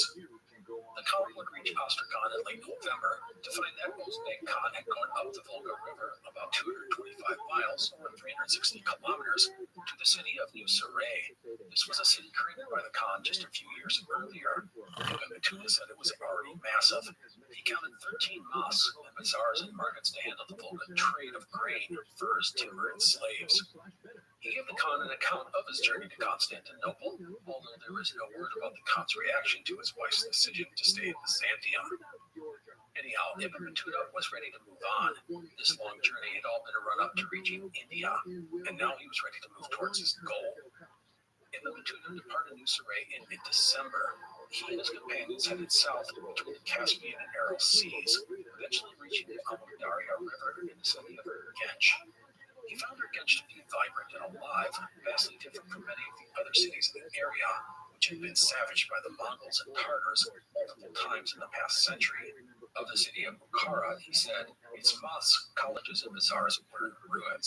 There is no one person in it today who possesses any religious learning or who shows any concern for acquiring it. End quote. He reported that Bulk, one of the oldest cities in the Amu Darya Valley, was, quote, completely dilapidated and uninhabited, end quote. The Amu Darya Valley, by the way, roughly separates modern-day Uzbekistan and Turkmenistan. Another note, some of these cities had been visited the previous century by another of history's great explorers, Marco Polo. Now, by coming to this region, Ibn Battuta was leaving the realm of the Golden Horde and entering the Khanate of Shaguntai. The Khan was Ala al-Din the Marashin. Ibn Battuta would meet the Khan near the city of Samarkand and spent 54 days at his winter camp. They called the Khan, quote, a man of great distinction, end quote, because he, like Uzbek Khan, had made Islam the Khanate's official religion. Tamarshir would give Ibn Battuta many gifts, including silver, a sable coat, horses, and camels. By the way, the Khan would see his empire broken up a few months after Ibn Battuta's departure. The Khanate of Shaguntai was brought down by an anti-Muslim rebellion of the eastern tribes and was never reunified. No matter, Ibn Battuta was on his way, and he admits that he had become quite wealthy, having more horses than he dares to mention. Also, when he left the Volga region, he had 3 young female concubines. One would give birth around this time, but the baby died about 2 months later. Now, after staying with Tamarshir, Ibn Battuta took a long and zigzaggy trip to the west, but this leg of the march is full of vague descriptions and contradictory information, and probably did not happen. But if it did, he ended up returning to where he started and continued on. Anyhow, in the summer of 1333 or 1335, it was time to push into India. Ibn Battuta moved into what is present-day Afghanistan and approached the Hindu Kush, which is a mountain range on the western edge of the Himalayas in Central Asia. It is the Great Divide separating Inner Asia from India. There were numerous passes that crossed the mountains, but the best passes changed from year to year and even month to month. This was due to things such as snow, rock slides, and bandits. Of it, Ibn Battuta said, quote, I proceeded to the city of Marwan, in the road to which is a high mountain covered with snow and exceedingly cold. They call it the Hindu Kush, that is Hindu Slayer, because most of the slaves brought thither from India die on account of the intenseness of the cold, end quote. Ibn Battuta camped near the mountains for a few weeks, grazing his horses and waiting for better weather. Finally, his entire entourage, slaves, friends, camels, and horses, ascended the gorges of the Andarab River Valley and crossed the mountains at an altitude of 13,000 feet or 4,000 meters. He said, quote, we crossed the mountain setting at about the end of the night and traveling on it all day long until sunset. We kept spreading felt cloths in front of the camels for them to tread on so that they would not sink in the snow, end quote. Ibn Battuta descended into the Panjshir Valley and onto the Kabul Plain, where most of the mountain trails converged. There he joined a company of merchants driving 4,000 horses to market in India. He then crossed the Suleiman Mountains by the main route through the Khyber Pass. On September 12, 1333, or 1335, he reached the Indus River in modern-day Pakistan. The mountains were behind him. Delhi was now about 500 miles or 800 kilometers away. And it is here that we will leave Ibn Battuta. Next time, he will enter the Sultanate of Delhi. Only this time, he will not be going to explore. He will be going in search of work. The Sultan was supposedly the richest Muslim in the world, and he was looking for learned scholars such as Ibn Battuta to help him administer his realm. Of course, that doesn't mean that Ibn Battuta won't be up for some exploring.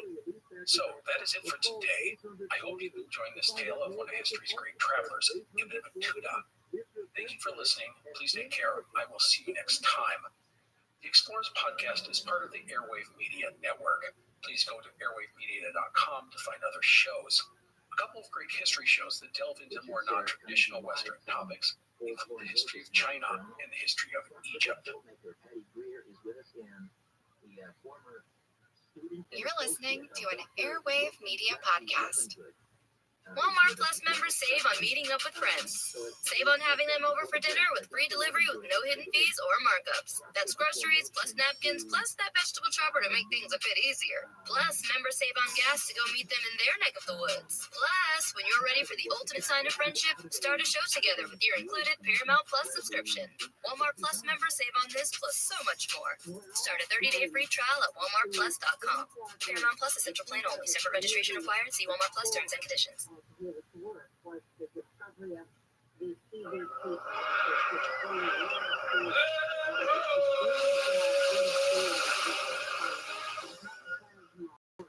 Hello, and welcome to the Explorers Podcast. Today is part 5 in our series on Ibn Battuta. 2 notes for today. First, there are multiple maps on our website, explorerspodcast.com, if you want to see Ibn Battuta's route. And second, if I sound different, that is because I have updated my podcasting gear and my podcasting space. This was a big deal for me, but I know it was needed. This should fix my problem of too much echo. I hope you like the new sound. Anyhow, that is it for notes. Let's get going. Last time, we left Ibn Battuta after he had crossed the western Himalayan mountains and reached the Indus River in modern-day Pakistan. A decade earlier, a mystic had predicted that he would reach India, and that prediction had come true. Ibn Battuta was a very different man than when we kicked off our series in episode 1. He was around 30 years old, and he grew wealthy on his travels. He had with him friends and companions, servants, slaves, and concubines. He had horses, camels, and expensive clothing, marking him as an important person. When he arrived in India, he was a more experienced and confident man. He had with him advisors who spoke the local languages and knew the region's customs. Also, he was coming to India for a very different reason than all of his other adventures. He was looking for work. His goal was to reach the capital of the Sultanate of Delhi and offer his services as a qadi or judge. And it was said that the Sultan, Muhammad bin Tughlaq, was one of the richest Muslims in the world, and that he loved to lavish money and position on foreign advisors. So now is probably a good time to talk about Muhammad bin Tughlaq, for he is a fascinating man and a central part of today's episode. The Tughlaq dynasty in India was established in 1320. The foundations of the dynasty were formed in the early 1200s when Turks had invaded India from Afghanistan, bringing Islam with them. From 1206 to 1526, there would be 5 different dynasties ruling over the Delhi Sultanate. Now, let us be clear, none of these dynasties completely ruled India. The region was littered with smaller kingdoms, and conflict was a continuous theme. A major reason for this was religion. Muslims and Hindus and Buddhists and others fought to maintain their place in society, and at times just survive. And we can't look past ethnic divisions. India's population was quite diverse. The Muslims for now ruled, despite being a minority of the population. They set themselves on top of society, like an additional layer of the Hindu caste system. So the Tughlaq dynasty came to power in a bloody and vicious coup. Muhammad bin Tughlaq ascended the throne at around 35 years old at the time. Some historians say that the man killed his father and his brother in order to the throne. Under Muhammad bin Tughlaq, the Delhi Sultanate reached its power in the early 1330s, ruling much of the Indian subcontinent. However, the Sultan was, shall we say, an erratic ruler. He was an intellectual with an extensive knowledge of the Quran, poetry, and science. He spoke Persian and Arabic and had mastered the art of calligraphy. He was tolerant of other religions and participated in Hindu ceremonies. He was known to be generous to the poor and needy. However, the man was, frankly, if you read the stories, a violent psychopath. He was deeply suspicious of his relatives and ministers, and he was incredibly harsh towards his enemies and anyone he perceived as being an enemy. To defy or even question the man, his policies, and his decisions was risking death. Words I've seen used to describe him include inhumane, paranoid, and eccentric. Ibn Battuta said, quote, "The king is of all men the most addicted to the making of gifts and the shedding of blood," end quote. Ziauddin Burrani, an Indian Muslim political thinker from this time period, wrote this about the Sultan, quote, "Not a day or week passed without the spilling of much Muslim blood. Muslim means Muslim, and the running of streams of gore before the entrance of his palace," end quote. In addition to these brutal practices, his policies were divisive. He taxed non-Muslims at an exorbitant rate, making them resentful, and he was known to invest enormous amounts of money and energy into projects, only to see them fail miserably. One example of this was when he moved the capital of the Sultanate from Delhi, Dowltabad, about 600 miles or 1,000 kilometers south of Delhi. This was done for a variety of reasons, but in the end, it angered and disenfranchised all sorts of people. Resistance to the move was so fierce, the Sultan caved on the transfer, even after building a huge fortress and moving thousands of positions to the new capital. Another great example of the Sultan's short-sighted rule was when he ran out of gold and silver to pay for his military campaigns. To get more money, he started minting coins using base metals such as lead. Well, the populace just started making their own coins using whatever metal they had in their homes, and the empire's economic system collapsed. Muhammad bin Tughlaq lacked any sort of delicate touch regarding, well, everything. He refused to understand the intricate regional or caste divisions within Hindu society, as well as the rivalries within the Muslim elites. Rossi Dunn, in his book on Ibn Battuta, wrote this on the Sultan, quote, "He was a bull in the china shop of Indian society, insensitive to the delicate compromises among social groups and power cliques that had held the Sultanate together for more than a century," end quote. When things went bad for the Sultan, he would brood and become paranoid, not a great thing for a violent, unpredictable guy. Anyhow, enough with the Sultan. Ibn Battuta was coming to India to look for work, and the Sultan was looking for qualified workers. And no one knows better than a foreigner. And that's because historically, regimes often staffed important positions with people who had little or no local connections to those jobs. Why do this? Well, a foreigner or outsider doesn't have family or friends to worry about. They have no ties to the community. They are there for the money, and whoever pays the money gets their loyalty. We find this tactic used throughout history all over the world. Example, in the early days of the Roman Empire, the emperor had the numerous fetorum, or Imperial German bodyguard. These were the men who personally protected the emperor. Most of these guys came from the Germanic tribes in the north, and thus had no familiar or political ties to the various factions in Rome. The emperor paid these guys very well, and they had little reason to want to betray him.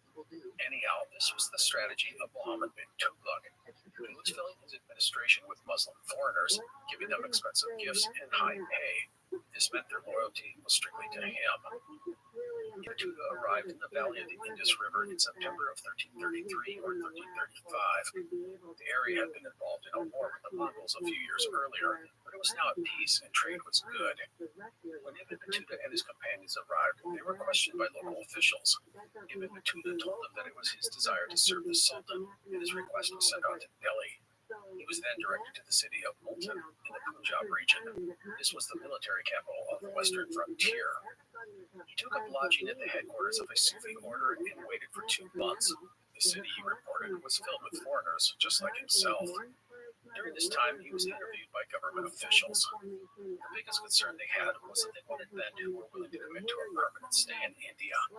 Office seekers were even asked to put that commitment in writing. Those who refused were turned away. Ibn Battuta agreed to these conditions. He was then told to prepare to go to Delhi, and this, he found, was an expensive proposition. That's because giving gifts was a common and expected custom for the higher-ups in the Sultanate. You could not just go to the Sultan, say hello, and ask for a job. Proper form said that you brought gifts as a sign of respect and allegiance.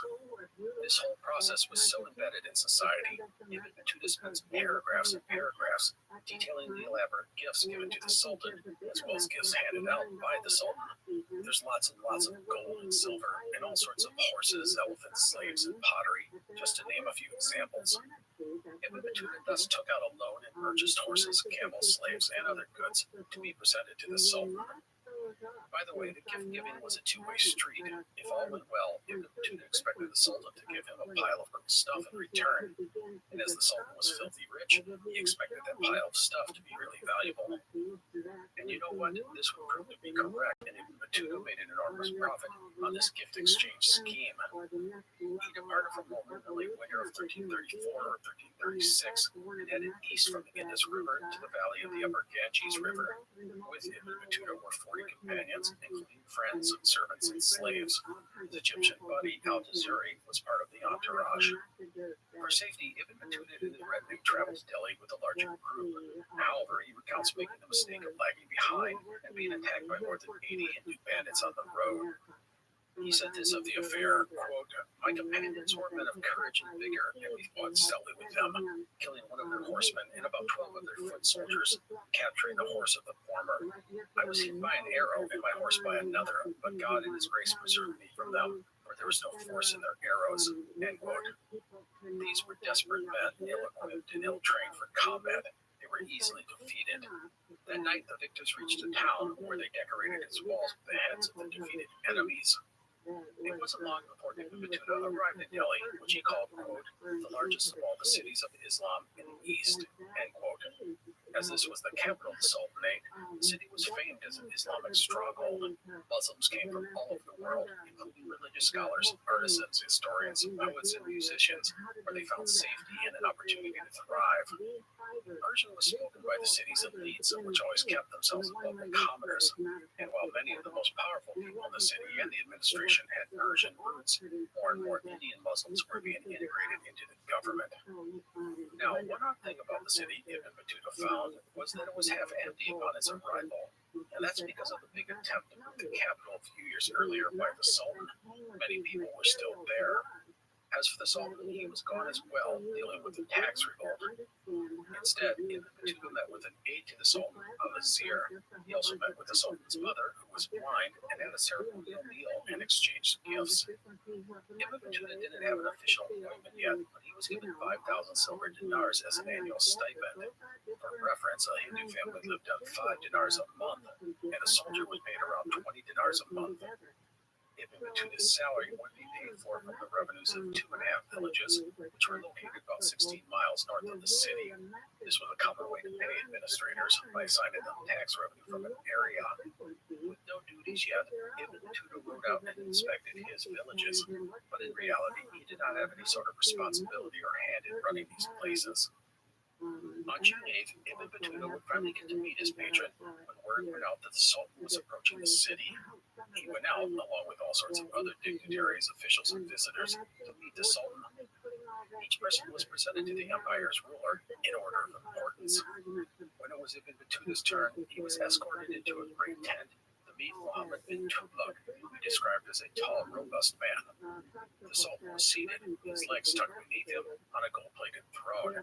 This was a critical moment for Ibn Battuta. He knew the stories of the temperamental king, and he had to make sure that things went well. And thankfully, things did go favorably. The Sultan took Ibn Battuta's hand, saying, quote, this is a blessing, and your arrival is blessed. Be at ease, I shall be compassionate to you, and give you such favors that your fellow countrymen will hear of it and come to join you. End quote. Ibn Battuta kissed the hand of the Sultan 7 times and was given a robe of honor. Other valuable gifts would follow. In Delhi, the Sultan entered the city with great fanfare. There were elephants with small catapults on them, and these catapults hurled gold and silver coins to those watching. Ibn Battuta was led into the Hall of 1,000 Pillars, where the Sultan named him the Qadi of Delhi. He was one of several judges holding such a position. He was given more villages to draw upon for a salary, which now amounted to 12,000 silver dinars a year. Plus, there were 12,000 more as a bonus. His companions were all given 2,000 dinars each. This was an obscene amount of money, and as noted, it made the administrators of the empire extraordinarily loyal to the Sultan. It is a trick that is old as well forever, but I do want to note that there were many people above Ibn Battuta in the pecking order of the empire. Think of him as a newly minted millionaire. He had a lot of money, but there were plenty of other people who had tens of millions of dollars, or even billions. He was rich, just not filthy rich. Now, Ibn Battuta had some challenges ahead of him as a Qadi. First, he did not speak Persian, the language used to conduct administrative and legal affairs in the Sultanate. And second, he was educated in the Maliki school of Islamic jurisprudence within Sunni Islam. In India, the Hanifa school was what was adhered to. I'm not going to go into the differences between the two schools. Just know that Ibn Battuta would have to learn and adapt to this reality, because that's what the Sultan demanded. And let's be clear, he would do what the Sultan wanted. To defy the boss was not healthy. Anyhow, to help Ibn Battuta with things, he was assigned a pair of Persian-speaking scholars. And in reality, it doesn't seem as if Ibn Battuta, as a judge, was taxed too much. Outside of Delhi, the populace was not a Muslim majority, so things could not necessarily be enforced in many places, limiting his effectiveness as an interpreter of Islamic law. Now, a few things I want to talk about that will dominate Ibn Battuta's life for the next few years. First, as noted, Ibn Battuta was making a lot of money as a Qadi. The system he now lived in forced a person to spend money, lots of it. Gifts were a way of life in this world. They weren't just expected, they were required. And topping another person's gift was super important. If someone gave you 10 horses, you would give someone else 20. Ibn Battuta admits he developed a reputation for extravagance, even having to borrow money to fund his lifestyle. And speaking of lifestyles, Ibn Battuta did all he could to keep up with his peers. Hunting expeditions were common, and I'm not talking about a few people out trying to bag a deer. These were massive affairs. Ibn Battuta bought himself a huge white tent for these excursions, bringing along a full household of servants, clothing, and food. The second thing I want to talk about is the Sultan, Muhammad bin Tughlaq. The man hovers over everything that goes on in Ibn Battuta's life. For Ibn Battuta and pretty much everyone else in Delhi, the best times were when the Sultan was in the field, fighting a never-ending series of revolts throughout the realm. These were often religious and ethnic conflicts. The 7-year drought in the north contributed to the unrest. But the scariest thing for Ibn Battuta and his fellow court officials was when the Sultan was in town. Then things got really frightening. Ibn Battuta wrote this of the Sultan, quote, "In spite of all that we've related of his humility, his sense of fairness, his compassion for the needy, and his extraordinary liberality, the Sultan was far too free in shedding blood," end quote. It didn't matter the person or the fault. If you upset the Sultan, punishment was severe. Ibn Battuta added, quote, "Every day there are brought to the audience hall hundreds of people, chained, pinioned, and fettered, and those who are to be executed are executed, those for torture, tortured, and those for beating, beaten," end quote. Ibn Battuta describes a respected Sufi leader and a friend of his who refused to condone some objectionable actions of the Sultan. As punishment, the man had each hair of his beard plucked out one by one. He was released, but would again displease the Sultan, who had him brutally tortured and beheaded. This was something Ibn Battuta had never experienced before. He was part of this crazy train, and it scared the heck out of him.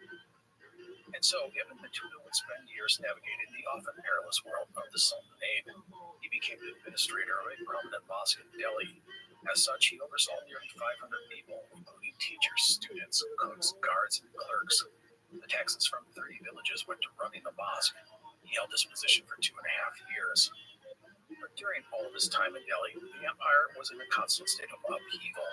The famine in the north drove all sorts of people to Delhi, resulting in unrest. The area of Bengal in the east broke off and formed its own sultanate, and everywhere there was fighting. Ibn Battuta provides a unique insider lived-through-it perspective to the rule of Muhammad bin Tughlaq. He talks about the wars, the armies, and the people involved, and the politics of it all. There's a ton of this sort of stuff in this book, so much so that your eyes glaze over after a while. Also, he talks lots and lots about life in India, including the people, religion, and social customs. It's an important document about life in India during this time. And I also want to stress that I think that I, at times, forget to share with you the wonders Ibn Battuta encounters. This happens so often, it sort of gets lost in the list of names of cities and people and so forth. It's things such as describing a rhinoceros for the first time, or visiting the tomb of a Muslim sheikh who supposedly lived to be 140 years old. That's fun stuff. Anyhow, all that aside, there is a big problem with working for a paranoid despot, and that is that over time, it's easy for everyone to, at one point or another, fall under suspicion of disloyalty, and that sort of thing seeps into the life of Ibn Battuta. One reason he fell under the wary eye of the Sultan was that while in Delhi, Ibn Battuta married a woman. This woman was the daughter of Asad Shah, the leader of a rebellion against the Sultan, and she was the sister of a court official who had plotted rebellion and been executed. All of this through suspicion on Ibn Battuta. Another issue was with the guy I mentioned earlier, the Sufi sheikh who had had his beard plucked out and later executed. This guy was Ibn Battuta's friend, and Ibn Battuta made the mistake of visiting him while he was under surveillance. This led to Ibn Battuta being suspected of plotting some sort of treason. As a result, he had guards posted on him around the clock. He was left wondering when or if the axe was going to fall. It has shades of the French Revolution or a million other turbulent dictatorial regimes. After 9 days of being hounded over, Ibn Battuta found himself suddenly released. Why? Well, we really don't know. Perhaps he wasn't important enough, or maybe something else caught the eye of the Sultan and his secret police types. Who knows? But Ibn Battuta understood that he needed to do something. He couldn't just leave, not without the Sultan's permission. And it would be hard for him to disappear as he was a foreigner, or sound like the locals. And honestly, he didn't want to just disappear. He had a lot of stuff: a wife, slaves, concubines, friends, and wealth. He didn't want to lose that. And so he selected a way to disappear from the political scene without causing alarm to his boss. He decided to take a spiritual retreat, a hermitage, and thus he donned the clothes of a beggar and went to Kamal al-Din, a cave outside of Delhi. He would stay at Kamal al-Din for 5 months. It was then that he was suddenly summoned to Delhi as Sultan. Once there, he was ordered to go to the Sindh in the southwest of the Sultanate.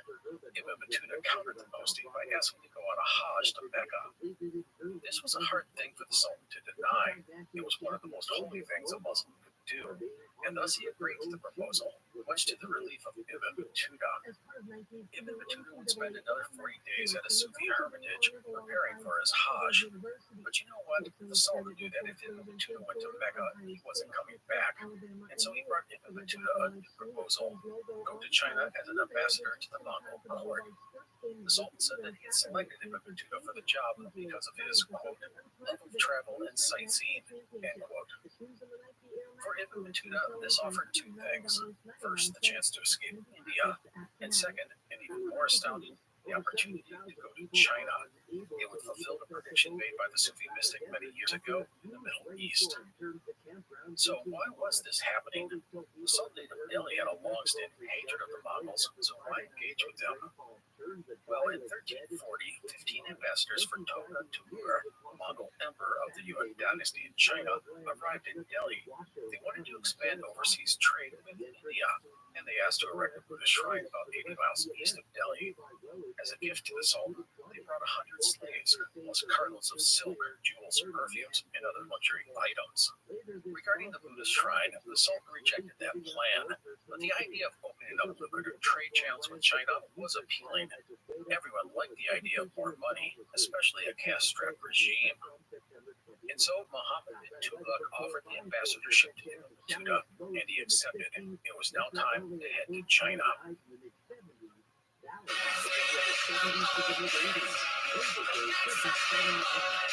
California's top casino and entertainment destination is now your California to Vegas connection. Play a Yamava Resort and Casino in San Manuel to earn points, rewards, and complimentary experiences for the iconic Palms Casino Resort in Las Vegas.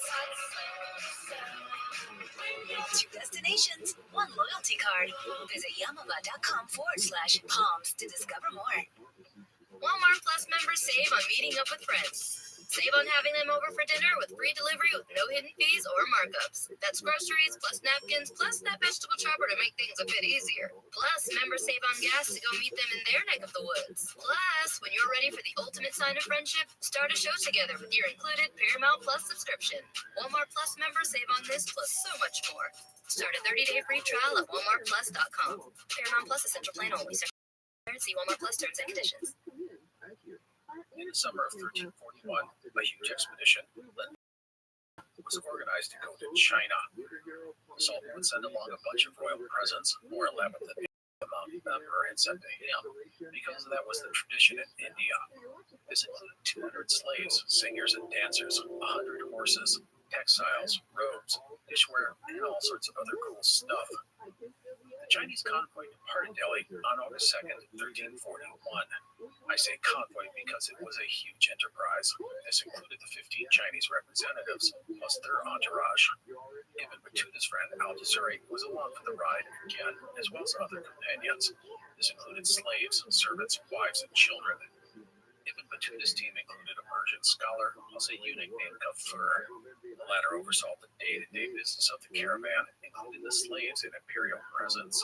The plan was to head south to Duldatabad, which was the city the Sultan tried to turn into the capital, and then to Cambay on the west coast. It would then head down the Indian coast to Calicut, where the great company would board ocean-going junks to take them to China. For the overland trek to Cambay, Ibn Battuta had the protection of 1,000 imperial cavalry. Now, let us remember that this was an era of famine and turmoil. Conditions were not great for anyone. And with that in mind, about 75 miles or 120 kilometers southeast of Delhi, the caravan came to a town under siege from 4,000 Hindu insurgents. The Sultan's battle-hardened horsemen, despite the 4-to-1 odds, quickly routed the rebels who surrendered. The Sultan's troops lost only 78 men in the fighting. However, one of the dead was Kafur, the eunuch under Ibn Battuda's command. Now, the Sultan's troops did not just continue on with the march. Instead, a campaign against the local rebels was launched. This allowed Ibn Battuta to send back messengers to Delhi seeking a replacement for Kafur. In the meantime, Ibn Battuta took part in the fighting against the insurgents, going on several military excursions. And it was on one of these that he almost lost his life. Ibn Battuta, along with 5 others, became separated while hunting some rebels. It was then that his small group was attacked and the party scattered. Ibn Battuta found himself alone and pursued by horsemen. He was able to avoid the horsemen by hiding in the fields, but once he set out on foot to find aid, he ran smack into a party of 40 bowmen. He was promptly robbed of everything he had except his shirt, pants, and cloak. Ibn Battuta, by this time, spoke Persian pretty well, but what he didn't much of was Hindi, and thus he was not able to negotiate with his captors, telling them he was a valuable asset worthy of a ransom, that sort of thing. And so the order was given to execute Ibn Battuta. A couple of men were handed the dark task, but in the end, they simply didn't have the nerve to execute an unarmed man. Ibn Battuta eventually convinced them to spare him, and he was set free. He ran into a bamboo forest without hesitation before anyone changed their mind. Ibn Battuta wandered the wilds of India for 6 days, surviving on some herbs and water. He avoided villages as the people were mostly Hindus who disliked the Sultan and would offer him little sympathy. But by the 7th day, he was so desperate for food, he entered a village to ask for help. He was robbed of his shirt and forced to flee again. The next day, he wandered into another village and collapsed. Thankfully, the person who found him was a Muslim man who fed him some rice and beans. The man then carried Ibn Battuta to another village that had a government office. When Ibn Battuta awoke, his savior was gone, but he was now safe. Ibn Battuta would eventually be reunited with his company, which now had a replacement for Kafur, a man named Sam'ul. With the ambassador back with the caravan and the counterinsurgency wrapping up, everyone continued towards Dalit-abad. Dalit-abad turned out to be an impressive place. It had 2.5 miles of walls enclosing a city and a great fort, rising up 800 feet above a plain, surrounded by a moat. From Dalit-abad, it was on to Cambay, which today is called Cambad, on the western coast of India and the Mahi River estuary. It was the first time Ibn Battuta had seen the ocean in ages. Of the city, he said, quote, Cambay is one of the most beautiful cities as regards to the artistic architecture of its houses and the construction of its mosques, end quote. The city was flush with trade and thus cash. Foreigners were everywhere. Ibn Battuta would spend several days in the city as the governor. After that, they went down the coast a ways before boarding 4 large cargo ships, likely 2-masted dhows, to take the entire company further south. In addition to the 100 horses and 200 slaves, plus Ibn Battuta and his people, there were 100 soldiers to defend the ships against pirates. Many of the soldiers were black Africans, men who now made a career protecting ships in the dangerous waters of the Arabian Sea. Of these warriors, Ibn Battuta wrote, quote, they are the lords of this sea, for even if there is only one of them in a ship, pirates and Hindus think twice about attacking, end quote. In December of 1341, the 4 ships headed down the coast ahead of the monsoon season. Now, the southwestern coast of the Indian subcontinent is commonly called the Malabar Coast. It stretches for more than 500 miles or 800 kilometers. This area is unique because there is a mountain range called the Western Ghats that run parallel with the coast. This makes the coastal area between the mountains and the Arabian Sea especially well protected from the rest of India. In Ibn Battuta's time, it allowed the cities along the coast to act as quasi-independent kingdoms from the Sultanate of Delhi. There were 12 of these ports, including Mangalore, Calicut, Ulan, and Goa. These cities were crucial as the in-between spot of trade from China to the Middle East. Trade across the Bay of Bengal on the eastern side of India came on Chinese junks. They would drop their goods at the various Malabar coast ports and head back east with new stuff. The lateen rigged ships of the Arabs would then bring the goods to the Middle East and Africa. As maritime security was critical to these ports, they often had their own powerful navies. The The first of these independent city-states to be reached was Hanover. This port was the only one ruled by a Muslim. Ibn Battuta's fleet spent 3 weeks here, and he became friends with the ruler, a man named Jamal al-Din. As a reminder, wherever Ibn Battuta went, he would have been treated with respect.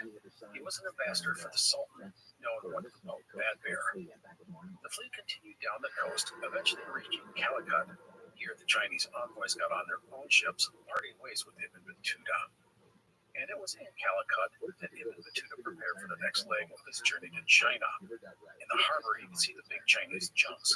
These were huge ocean-going vessels, far bigger than the Arab ships. One person called them the ocean liners of the medieval age.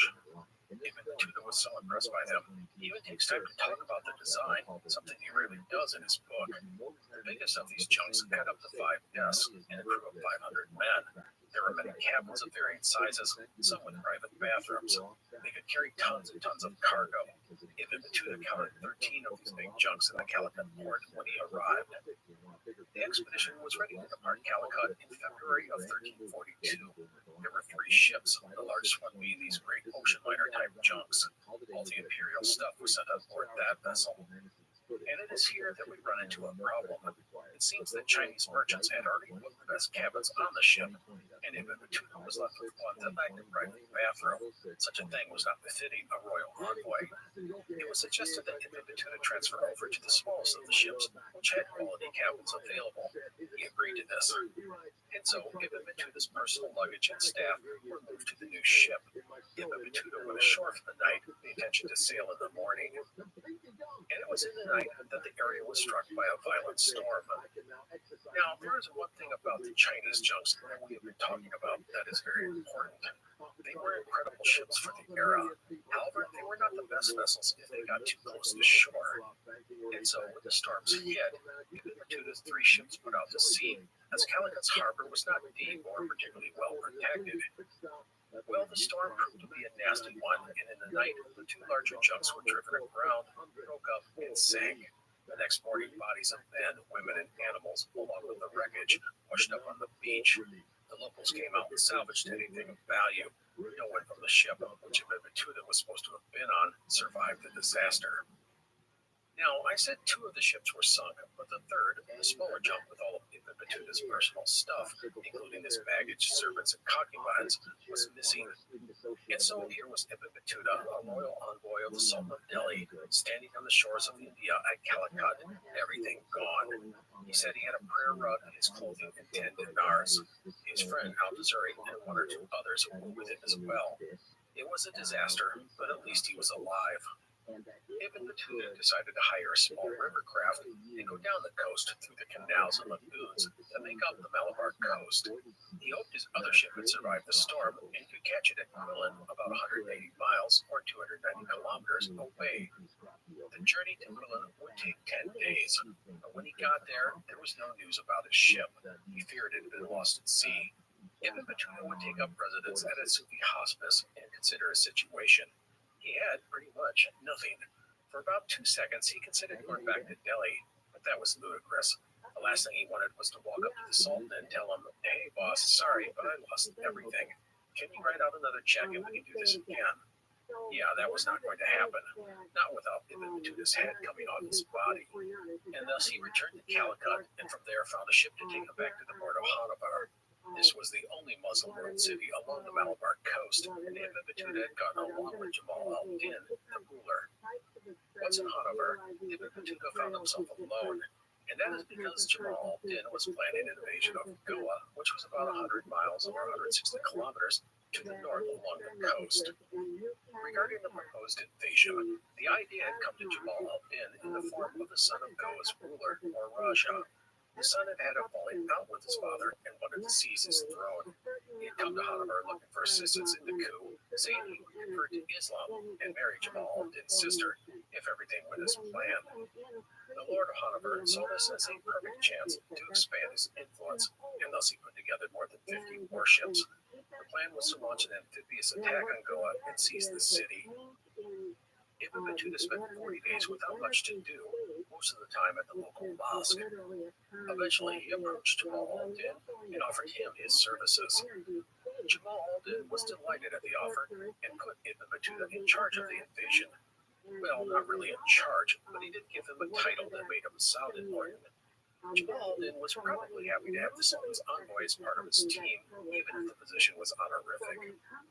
Anyhow, the expedition sailed on October 12th, 1342, and soon the attack on Goa was underway. The inhabitants were ready, catapults hurling objects at the fleet as it approached. Ibn Battuta said the sound of drums and horns filled the air. When the fleet got near the shore, soldiers leapt out, their shields and spears and swords in hand. Ibn Battuta said he was with them. The city's defenders fell back to the safety of the castle, but the attackers were able to start it on fire and force them to surrender. Jamal Alden was happy with the results and rewarded Ibn Battuta for his part in things, the latter saying, quote, "He gave me a young female prisoner named Rabbi, whom I called her Baka. Her husband wished to ransom her, but I refused." End quote. By the way, Ibn Battuta's cavalier attitude towards women and relationships is often cringeworthy, even if it was not uncommon for the time and place. Anyhow, regarding Goa, Jamal Alden was in no hurry to hand it over to the former ruler's son, and without much else to do, Ibn Battuta headed south to Calicut to see if he could find word about his lost ship. He would stay several months at Calicut and was surprised when two slaves from his missing ship appeared at his door. They brought word to Ibn Battuta, telling him his vessel had survived the storm and continued south and entered the Bay of Bengal on the eastern side of India. The ship's intent was to continue on to China, and thus Ibn Battuta had lost his best chance at completing his mission. Although in reality it was a blessing in disguise, and that's because he would later learn that the ship was seized by the king of Sumatra, and all of the people, including his concubines, wife, and slaves, were captured. His wife died, as did one of his favorite concubines, who was pregnant at the time. So with this disappointing news, Ibn Battuta elected to return to Goa in June of 1343. However, things were not going so well in Goa. In a surprise move, the Raja who Jamal Alden had overthrown a half year earlier had rallied his forces and besieged the city. Ibn Battuta saw little to gain by hanging around. He didn't want to be associated with a loser, and so he headed south, arriving in Calicut a few weeks later for the fifth time in the past year. And here, Ibn Battuta essentially had three options. One was to return to Delhi, which in all honesty was not an option if he wanted to live.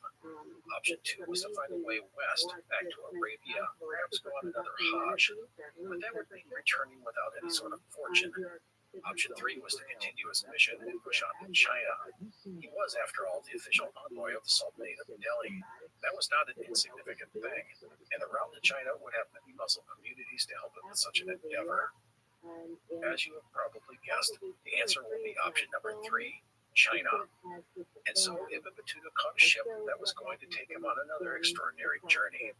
It will begin with the Maldives, then move on to Sri Lanka, Bangladesh, Sumatra, Vietnam, and China. But that will be for next time. So that is it for today. I hope you've enjoyed our story thus far. Thank you for joining us. Please take care. The Explorers Podcast is part of the Airwave Media Network. To find other engaging shows, go to airwavemedia.com. If you are interested in the world of tech, there are several podcasts from industry heavyweights such as Engadget and TechCrunch. Check them out. You're listening to an Airwave Media Podcast. Sergeant and Mr. Smith, you're gonna love this house. Bunk beds in a closet? There's no field manual for finding the right home. But when you do, USAA Homeowners Insurance can help protect it the right way. Restrictions apply. What if there was a portal to the future? And what if that portal let you move at the speed of electricity? Enter the fully electric Audi Q4 e-tron with an advanced touchscreen infotainment system. The Audi Q4 e-tron, the future awaits. It's obvious to them when it,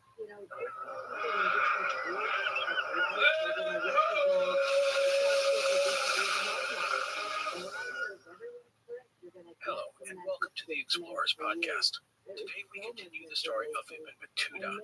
He has proven to be quite the traveler. We have covered more than 20 years, going from Morocco to Mecca to Persia, to Africa, to Turkey, to the Crimea, to Russia, to Afghanistan, and finally India.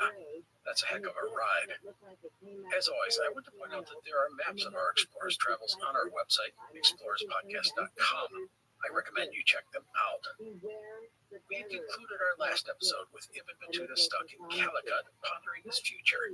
He had lost all the valuable gifts intended for the Mongol emperor in Beijing, and he had lost most of his wealth, plus his companion slaves and concubines. He had next to nothing. He couldn't go back to Delhi as he feared the paranoid and unpredictable Sultan, Muhammad bin Tughlaq, would not react kindly to Ibn Battuta's failures. And going back to the Middle East, penniless and humiliated, well, that held little appeal. Thus, he set his sights on China. He was, after all, still the official the Sultan to the Mongol emperor. That was an important position. Why not try and fulfill that mission? And so Ibn Battuta would get on a ship in Calicut, bound for the Maldives, and then Ceylon, or what we today call Sri Lanka. The Maldives are a few hundred miles south and a bit west of India. The islands had converted to Islam from Buddhism about 150 years earlier. They exported coconut fiber rope, which was important in holding together the Arab trading dhows, as well as cowrie shells, the latter of which were used as currency in some parts of Africa. The Maldives consist of 26 atolls, which stretch out north to south about 500 miles or 800 kilometers. The islands cross the equator. An atoll, by the way, is a ring-shaped island, including a coral rim that encircles the lagoon. There can be coral islands on the rim of the atoll. And so, after several months in Calicut, Ibn Battuta took a ship south, arriving at one of the northern atolls in December of 1343. His Egyptian friend Al-Tazuri was with him. Now, the Maldives lacked anything that you would call a city. They were, however, unified under a hereditary king. In the middle of the islands was Mali, which was the traditional home of the kingdom's ruler. When Ibn Battuta arrived in the Maldives, the ruler was not a king, but a queen, Rahedi Khadija, which means Queen Khadija. I'm not sure if I'm pronouncing that correctly. Also, I want to note that the reign of Rahedi Khadija does not necessarily gel with the dates given by Ibn Battuta. I don't think people doubt he went to the Maldives, but there is some skepticism as to the events that occurred while he was there. No matter, I am going to report things as presented by Ibn Battuta. After arriving in the Maldives, he fell in, as he usually does, with the educated and scholarly types. Not long after arriving, he took a boat to Mali. There he was taken into a thatched palace to meet the queen and her husband and chief advisor, Grand Vizier Mohammed El-Jamil. Now, before arriving on Mali, Ibn Battuta was warned not to talk about his past as a Qadi or his position in the Delhi Sultanate. And that's because the islands lacked men versed in Islamic law. Being a land of many islands without concentrated centers of population meant it was difficult to attract and retain such scholars. He was warned that the Grand Vizier would install him as a Qadi if he found out. Ibn Battuta's meeting with the queen and her spouse went well. There was an elaborate ceremony followed by quail and fish. For 10 days, Ibn Battuta was fine and dandy, keeping his identity secret. But then another ship arrived on Mali, this one carrying Persian and Arab Sufis. Some of these men knew Battuta from his time in Delhi, and thus the secret was out. The Grand Vizier was thrilled when he found out Ibn Battuta's true nature. To have a Qadi of Muhammad bin Tughlaq in the court was a great prize. To try and entice Ibn Battuta to stay on the islands, the Grand Vizier thus flattered his distinguished guest with a lavish feast, plus gifts, including slave girls, pearls, and jewelry. At this time, Ibn Battuta fell seriously ill, possibly with malaria. By the time he recovered, he saw that the Queen and the Grand Vizier were going to keep him there, so he decided to make the best of things.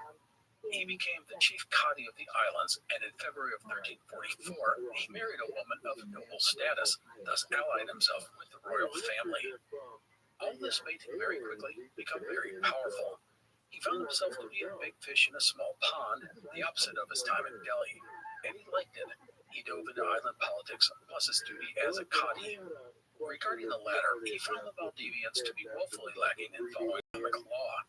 Thus, he enacted, or tried to enact, numerous laws to correct such things, and he was strict about it as well. He had the hand of a thief cut off, and one man caught not attending Friday prayers was publicly whipped and humiliated. Another thing he tried to change was an ages-old custom of women going topless in public. He banned this, saying, quote, "Put an end to this practice and commanded the women to wear clothes, but I could not get it done. end quote. As he states, some things were difficult to implement as he couldn't be on all the islands at once, and trying to change centuries of customs was not that easy. Now, the interesting thing about Ibn Battuta was that while he was doing his duties as a judge, he was also getting involved in the politics of the islands, something he had learned in Delhi. As noted, he married not long after taking his position, but he would then follow up by marrying 3 more women, all related to important people on the islands. These were strictly political moves designed to increase his power. He said, quote, "After I became connected by marriage with the above-mentioned people, the vizier and the islanders feared me, for they felt themselves to be weak," end quote. Anyhow, despite all of these maneuvers, Ibn Battuta was not long for the Maldives. His problem seems to be that he pretty much upset everyone. His strict interpretation of Islamic law frustrated and angered many, turning the common people against him. He was just too keen to dish out punishment and change centuries of tradition. In reality, he seems to have treated the local people with a heavy dose of contempt. They were just primitive islanders, and he was Mr. Big Shot Judge from the mainland. Who were these simpletons to question the great Ibn Battuta? Yeah, that's the sort of attitude that is going to upset pretty much everyone. Another thing, regarding the island's political elites, they quickly saw Ibn Battuta as a threat, which he admits he was. This included Grand Vizier Mohammed al-Jamil, who had eyes on his wife's throne. Well, things went downhill pretty quick in the Maldives. After his fallout with the Grand Vizier, Ibn Battuta seems to be the writing on the wall. He knew that he could not sustain his position much longer, and he resigned. He hopped a ride to another island and spent some time there while waiting for a ship to Sri Lanka. In all of this, he divorced all of his wives, including one who was pregnant. Marriage and divorce in the Maldives was common and easy. The men were fishermen and sailors who moved frequently. They'd show up at a place, marry someone, and then get a divorce when they had to. Ibn Battuta set sail for Sri Lanka in late August of 1344. He went on a pilgrimage to the top of Adam's Peak, a mountain in the southwest interior. The place is sacred to Muslims, Hindus, and Buddhists. The mountain is more than 7,300 feet high, or 2,200 meters. At the summit, there is a big depression that vaguely resembles a huge footprint. This is called Sripada, which means sacred footprint. Buddhists believe this to be the footprint of Buddha. Hindus say that it is Hanuman or Shiva. Islamic and Christian traditions believe it to be that of Adam, the first human, or St. Thomas. Ibn Battuta landed in Sri Lanka on the island's west central coast. The local king welcomed him graciously, even supplying him with provisions for a journey to Adam's Peak. Thus he arranged for Ibn Battuta and his companions, which included Al-Tazuri, to accompany a larger group on a pilgrimage to the mountain. This included 15 Brahmin priests, 15 porters, and 4 yogis. The group camped 3 days near the peak of the mountain, and when they went to the top, people of all faiths went together in common cause. After descending the mountain, Ibn Battuta's people went to the port of Dandra, then headed up the western coast before catching a ship to the Malabar region, which is in the eastern side of the southern tip of India.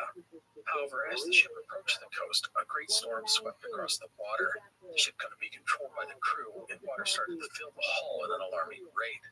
People started throwing anything they could find overboard to lighten the load, but it was to no avail. They were sinking. Ibn Battuta says that he got his companions into a raft, but there was no room for himself. So while the little boat made for the safety of the shore, he huddled aboard the ship, waiting for it to go down. The crew would fight through the night to keep the ship afloat, and miraculously, the vessel survived. And it was not long before a rescue party, alerted to the ship's distress by Ibn Battuta's friends, arrived, saving everyone. Ibn Battuta had thus reached the coast of Malabar alive and unharmed. He had, however, lost most of his personal stuff, but at least he had some pockets full of valuables, including some pearls and gemstones. Now, a quick note about Malabar. This area was technically called the Madiri Sultanate. It had revolted against the Delhi Sultanate in 1335. The Sultan's daughter had been one of Ibn Battuta's wives, and he had relatives here, albeit ones who were reviled by his boss. Anyhow, Ibn Battuta would call on the local officials who helped him re-establish his situation, and he even talked them into the idea of invading the Maldives. The plan was to install himself as ruler of the islands. However, events conspired against such a plot. The local sultan was hated by pretty much everyone. Ibn Battuta said the sultan enjoyed riding out and finding Tamil villagers and impaling them on stakes. And then an epidemic struck the area, killing the sultan, his wife, and son. A nephew took the throne, and a bloody purge of rivals began. Ibn Battuta and the new Sultan continued to plan an invasion of the Maldives, but our traveler again fell ill, probably a recurrence of malaria. By the time he recovered, Ibn Battuta did not trust the new Sultan and thus decided to get out of town. He wanted to go on to China, but there was a problem with this. The monsoon winds were pushing everything west, not east. So if he wanted to leave, and he definitely wanted to leave, he had to go backwards to the Malabar coast. Well, it was better than staying, so backwards went Ibn Battuta. He caught a ship to Quillan and then decided he wanted to go back to Hanavar, where he'd spent a lot of time the past couple of years with the region's only Muslim ruler, Jamal al-Din. And so up the coast of India he went. And you're probably saying, what the heck? Can't this guy just get moving? And to that, I promise that this dilly-dallying is going to end soon. So Ibn Battuta took a ship north to Hanavar. However, not far from the port, his vessel was ambushed by a dozen pirate ships. The pirates overpowered the signal ship and stole everything. This included Ibn Battuta's jewels, coinage, clothing, and provisions. Ibn Battuta said, quote, "They left nothing on my body except my trousers," end quote. Not all was bad, however. The pirates at least did not kill them. Instead, they dropped them off on the shore. And here was Ibn Battuta, penniless again on the shores of the Malabar coast, and friendless as well. His longtime buddy Al-Tazuri got sick and died. Exactly when and where, we don't know, but the shadowy Egyptian is now gone from our story. So without any gifts or valuables to offer the ruler of Hanover, Jamal al-Din, Ibn Battuta made his way south to Calicut. There he found aid in the local scholars, getting food, shelter, and clothing. And it is here that our tale finally moves forward, but not in the way you'd expect. While in Calicut, Ibn Battuta found out that one of his wives he had divorced in the Maldives had given birth to a son. He decided he wanted to go and claim the boy, as was his right under Islamic law. Now this is kind of odd, as Ibn Battuta had probably left all sorts of children along the roads he had traveled, but for some reason he wanted this one, and thus he called a ship to the Maldives again. The end result was rather anticlimactic. Ibn Battuta's enemies in the Maldives were wary of him, but they listened to his petition. However, after meeting with the mother of his child, he, quote, deemed it fit for him to continue with the islanders, end quote. His stay on the islands lasted only 5 days. I get a feeling that he only went back to the Maldives in hopes of getting some sort of payoff to disappear. Perhaps he got a bag of pearls and a no come back kick in the behind. Whatever the reason, he was off, and this time his destination was China.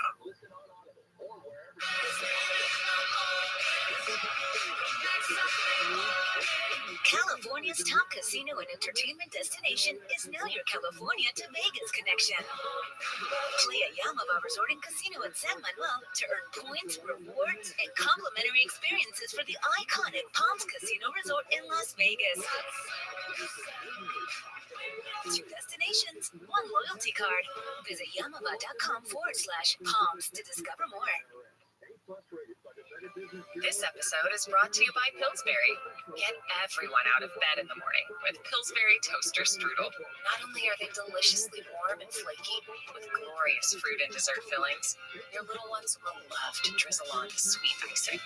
Plus, they're fast and easy to make on weekdays. Pillsbury Toaster Strudel has the taste kids love. Grab a box at a grocery store near you, or learn more at Pillsbury.com. Ibn Battuta was finally really getting moving to the Far East. There would be no stopping in Sri Lanka or India, just an ocean voyage up the Bay of Bengal to get the ball rolling. The destination was the port of Chittagong in modern-day Bangladesh. That's a 2,000-mile voyage, or 3,200 kilometers from the Maldives. Now, he could have gone across the Bay of Bengal and cut out this part of his journey, but that means he'd be missing out on visiting some new places. And let's remember, Ibn Battuta loves to visit new places. However, I really want to throw up a red flag about the events going forward, and that's because many historians are skeptical that Ibn Battuta ever went further east than Sri Lanka. Why? Well, it's the typical things that crop up in his book. We're talking about a 12,000-mile journey to one of the most amazing and mysterious places in the world. This is from the Maldives to Bengal to Sumatra to China, including Beijing, and then back. It would be the highlight of any book. Instead, the details are woefully lacking. The itinerary is vague and confusing. Dates are wrong or missing. Some information is flat out inaccurate. It's just a lot of muddled stuff. And this is only reinforced when contrasting it to the rest of Ibn Battuta's book. This 12,000-mile section has little of the meticulous detail that you find in the other parts of the book, such as his time in India, the Maldives, and elsewhere. In fact, it only encompasses about 5% of the book, showing how underrepresented this part of the story is. Historians say a lot of the information presented here appears to be based on hearsay, and that means it's stories told to Ibn Battuta by others. And let's not forget, Ibn Battuta would have heard a ton of stories about China in the Far East. He had years and years of contact with sailors, merchants, scholars, and political appointees who had been all over the region. Now, despite all of this, there's a lot of information provided by Ibn Battuta. Maybe not in the detail we are accustomed to, but it's still there. Perhaps for whatever reason, this section of the narrative got proved by the man or his scribe. Author Ross E. Dunn, who wrote a book about Ibn Battuta's travels, had this line about this controversy, and I think it works great here. Quote, and so, honoring Ibn Battuta, the benefit of the doubt, we follow him, albeit warily, to Bengal and beyond. End quote. And so, off to China we go. The year was 1345. Ibn Battuta took a ship into the Bay of Bengal. The region of Bengal, which at the time occupied an area that sort of is the same as modern-day Bangladesh, was part of the Delhi Sultanate when it wasn't rebelling. It was the edge of Turkish and Persian influence. It was also the furthest east on the mainland Asian continent that Islamic law held sway. The area, however, had been notoriously difficult for the Sultanate to control. There were jungles, mountains, and swamps, including the Ganges River Delta, to contend with. Parts of the region had rebelled against Muhammad bin Tughlaq during Ibn Battuta's time at court. A big reason Ibn Battuta wanted to go here was to visit a celebrated Sufi holy warrior, Shah Jalal, in the town of Sylhet of the Meghna River. The man was reputed to have performed many miracles.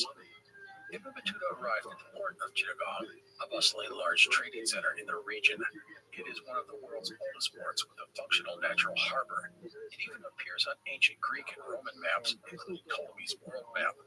It was located on the southern branch of the Silk Road. Ibn Battuta noted how active and alive the city was. Food was plentiful and cheap. Here he bought himself a beautiful slave girl.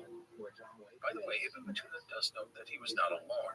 He had some companions, as usual, but none of them are given a name in his narrative. Also, he purposely does not reveal himself to be an envoy of the Sultan in Delhi. He thought it wise to avoid being associated with the Tughlaq regime. From Chittagong, Ibn Battuta headed up the Meghna River to Sylhet. He then made a one-month journey through the mountains of Kamarupa, northeast of the city, where he ran into disciples of Shah Jalal. The disciples took Ibn Battuta to a mosque. Next to the mosque was a cave, and there lived Shah Jalal. The only thing he owned was a goat, which he kept for milk, butter, and yogurt. Ibn Battuta greeted the holy man, who received him with a warm embrace. Shah Jalal said he had foreseen the arrival of a traveler from Maghreb, meaning Morocco. This is why his disciples had found our explorer. He then asked Ibn Battuta about his home and his travels. Ibn Battuta noted that Shah Jalal was tall and lean. Others would come to the man in search of wisdom and guidance. Ibn Battuta spent 3 days at the hospice of Shah Jalal. When he departed, the holy man gave Ibn Battuta his blessing, as well as a fine white mantle or robe. After that, he retraced his steps to Chittagong and took a junk heading to the far east. Now, there are times in our narrative that Ibn Battuta provides limited information about his voyage. This is one of those times. For this leg of his journey, he went 1,000 miles or 1,600 kilometers down the eastern coast of the Bay of Bengal, which would today be Myanmar. Somewhere along the way, the ship stopped at a port where Ibn Battuta tells of a local chief who wore goat skins and rode an elephant. The man extracted a tribute from all who landed and would put a curse on them if they did not pay the toll, which consisted of slaves, gold, and cloth. After that, they continued south, heading to the island of Sumatra and the Sumatra Vasai Sultanate, which ruled the northern part of the island. This was the final outpost of Islam in Asia. Going forward, there will be no more sovereign Islamic states. The ruler of the Sultanate was Al-Malik al-Zahir. Ibn Battuta said he was a pious and learned man, and the two enjoyed some lively discussions. Ibn Battuta continued his journey in April of 1346. The Sultan outfitted a junk for our traveler, and even sent along one of his administrators to help smooth things over as he approached China. From Sumatra, it was southeast for 21 days through the Strait of Malacca. After rounding the Malay Peninsula, it was on to Indochina, probably landing at what today is Vietnam. His exact route is difficult to pin down. Some people suggest that Ibn Battuta went to Java, others to Japan. It's part of that confusing narrative that I mentioned earlier. It's as if he was talking about other places, only based on descriptions he had been given by others. He knows the name and some tidbits about these places, but their locations are mystifying. No matter, Ibn Battuta would finally reach Chenzhou in the Fujian province of China in mid-1346, after 37 days at sea. He praised China as bountiful and thriving, mentioning silk, porcelain, and paper money. He also notes the robust shipping industry and says no land equaled China for its skilled artisans. Also, he was amazed at how civilized everything was, saying, quote, China is the safest and most agreeable country in the world for a traveler. You can travel all alone across the land for 9 months without fear, even if you carry much wealth. End quote. While in Chenzhou, Ibn Battuta trekked to the Mount of the Hermit and briefly visited a well-known Taoist monk who lived there in a cave. He was, however, as a devout Muslim, unsettled by a society so devoid of Islam. He says that when he saw other Muslims, it felt like he was meeting his own family, which he had not seen in more than 20 years. In all the cities in China and along the route to India, he does note the growth of Islam. Most parts had Muslim-dominated neighborhoods, with mosques, hospitals, schools, and so forth. Muslim influence was regulated by the Chinese, but encouraged by the UN government. The Chinese understood that Muslim-friendly places would help encourage trade with the West, and they were right. These Muslim communities were thriving at this time, although much of that would go away with the ascendancy of the Ming Dynasty in 1368. Now, Ibn Battuta says that upon arriving in China, he had a very important decision to make. He had to decide when to reveal himself as the envoy from the Delhi Sultanate. The problem was that he didn't seem like a high and mighty envoy. It was just him and a handful of aides and whatever stuff he had accumulated over the past few months. That was not very impressive. Now, he did have one advantage, and that was that he had some connections in China. There were those envoys he had met and traveled with back in India, and there were other people, court appointees, merchants, that sort of thing. He even says that he ran into a man who had lent him money upon his arrival in India years earlier. On the advice of his contacts, he elected to announce himself to Chinese officials, who promptly sent messengers to Beijing, which was roughly 1,000 miles to the north, or 1,600 kilometers, as the crow flies. While he waited for a reply from the court of Toga-Tur, he made an excursion to the west, going to Canton, about 300 miles or 500 kilometers away. He spent 2 weeks at the home of a rich merchant while in the city, and then returned to Chenzhou. I want to remind everyone that Ibn Battuta was really good at this stuff. He had been doing this sort of thing for 20 years, making new friends, extracting aid. That was all something he was a master at doing. He knew how to connect with others, even if he couldn't speak their language. Ibn Battuta eventually received word to proceed to Beijing. He said the system included the Grand Canal, which was 700 miles from Hangzhou to Beijing. If Ibn Battuta's journey to the Far East offered up some red flags, this trek through China raises an even bigger red flag. Here he is going through some of the most populous and amazing places in the world, and he only mentions 2 cities, Fuzhou and Hangzhou. It just feels like there should be so much more. No matter, in Fuzhou, he encountered a merchant from Morocco named Al-Bushri. The two had met while Ibn Battuta had been stationed in Delhi. Al-Bushri was now a successful merchant. He gave Ibn Battuta slave girls and many gifts, but more importantly, he loaned Ibn Battuta money so he could obtain some nice things to give to the Khan when he arrived in Beijing. No one wanted to greet the Khan with some standard tribute. Also, Al-Bushri would accompany Ibn Battuta on his journey to Beijing. Regarding Hangzhou, he talks about the city's immense size, calling it the biggest city he had ever seen. He said it was so large it would take a person 3 days to cross it on foot. The city also had a thriving Muslim and international community. He saw Muslims, Jews, Christians, Turks, and many other peoples of different races, religions, and nationalities. I want to add that all along this journey, Ibn Battuta said that he was treated well. He was given gifts and banquets and so forth. However, as I said earlier, his descriptions of China and these great cities lack the rich detail that you find in other parts of his book. Now, in his defense, he was limited by language and religion. He couldn't speak the local language, and his inability to find common cause with the populace would have made things difficult. No matter, Ibn Battuta next headed north on the Grand Canal to the capital of the empire, Beijing. On this leg of his journey, he talks about the industrious people in cities and the endless fields with crops, flowers, and orchards. Each night, Ibn Battuta and his entourage would disembark their boat and stay with the local lord. Ibn Battuta reached the outskirts of Beijing, his boat dropping anchor about 10 miles from the city. A message was then sent to the palace of the Khan, and they waited.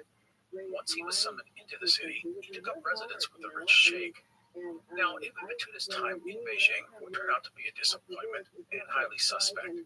When he arrived, he said that the Khan, Toga Timur, was gone, out fighting a rebellious relative. Well, after a few days, word reached the city that the Khan was dead, killed in the fighting. The Khan's body was brought to Beijing. Ibn Battuta then goes on to describe an elaborate and accurate representation of a Mongol funeral rite. The problem is that Toga Timur didn't die until 1368, more than 20 years after Ibn Battuta's time in Beijing. This is a big reason that historians and scholars cast doubt about Ibn Battuta's trip to China, and especially his journey to Beijing. I mean, there is no way he attended the funeral of a Mongol Khan. Many people speculate that what he describes is from a ceremony of a previous emperor who had died in 1333. We ultimately don't know these answers, and I want to point out again that Ibn Battuta did not write this stuff down. A scribe, Ibn Juzay, did that. So perhaps Ibn Juzay used other people's stories just to fill out the tale and say his subject had reached Beijing. After the funeral, Ibn Battuta said he was encouraged by friends to leave Beijing and China as disorder might grip the empire, which is again a convenient way for him to cut short any talk of the city and its leaders. No matter, Ibn Battuta retraced his route and reached the port of Zhengzhou on the southern coast of China. There he found a ship bound for the Samadera Passy Sultanate. His journey to China was now over. And that is where we will leave things for today. I will be honest, this part of our journey is in some ways disappointing. Ibn Battuta's book on his travels is often so rich in detail. Yet when we get to China, much of that is missing. And if there was any doubt about the authenticity of some of Ibn Battuta's stories, well, the inclusion of the Khan's funeral really clinches those doubts. No matter, these are some great stories, and it's a blast sharing them with you. Next time, we will get Ibn Battuta home and then get him on his final great adventure, a journey to sub-Saharan Africa, including the legendary city of Timbuktu. I want to finish today with a shout out to my wonderful patrons. That includes Arthur, Dan, Robert, Rudy, Andrew, Benjamin, Cameron, Catherine, Chris, Christopher, Collier, Craig, David, Damon, Eileen, Elizabeth, Eric, George, Gregory, James, John, Paul, Mitchell, Peter, Philip, Ralph, Susan, Thomas, and so many others. I am most grateful for your continuing support. I also want to thank everyone who has written to me. Some of you have offered up suggestions and ideas, which is great. Others just want to say thank you or share some way the show's affected their lives. There's some truly wonderful and moving stories people have shared with me. It's pretty amazing. Those sort of things keep me going, so thank you. Anyhow, that is it for today. Thank you for listening. I will see you next time. The Explorers Podcast is part of the Airwave Media Network. Go to airwavemedia.com to find other cool shows. If you love stuff from the ancient world, there's a couple of shows right up your alley. This includes Ancient History Fangirl and The Ancient World. You're listening to an Airwave Media Podcast. For the one who save you on all your needs. Savings can be beat. Up to 10% off your order. The one that save $0 delivery fee, percentage off discount subject to order, participating stores, taxes, and other fees apply. When you're an American Express Platinum Card member, the trip starts in the Centurion Lounge. And as you enjoy the chef's local dish, you think what'll be on the menu for your layover. See how to elevate your travel at americanexpress.com/withAmex. Don't live life without it. Terms apply. And he invited me over.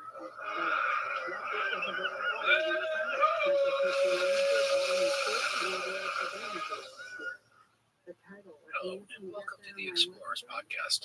Today is the final chapter in the amazing adventures of Ibn Battuta.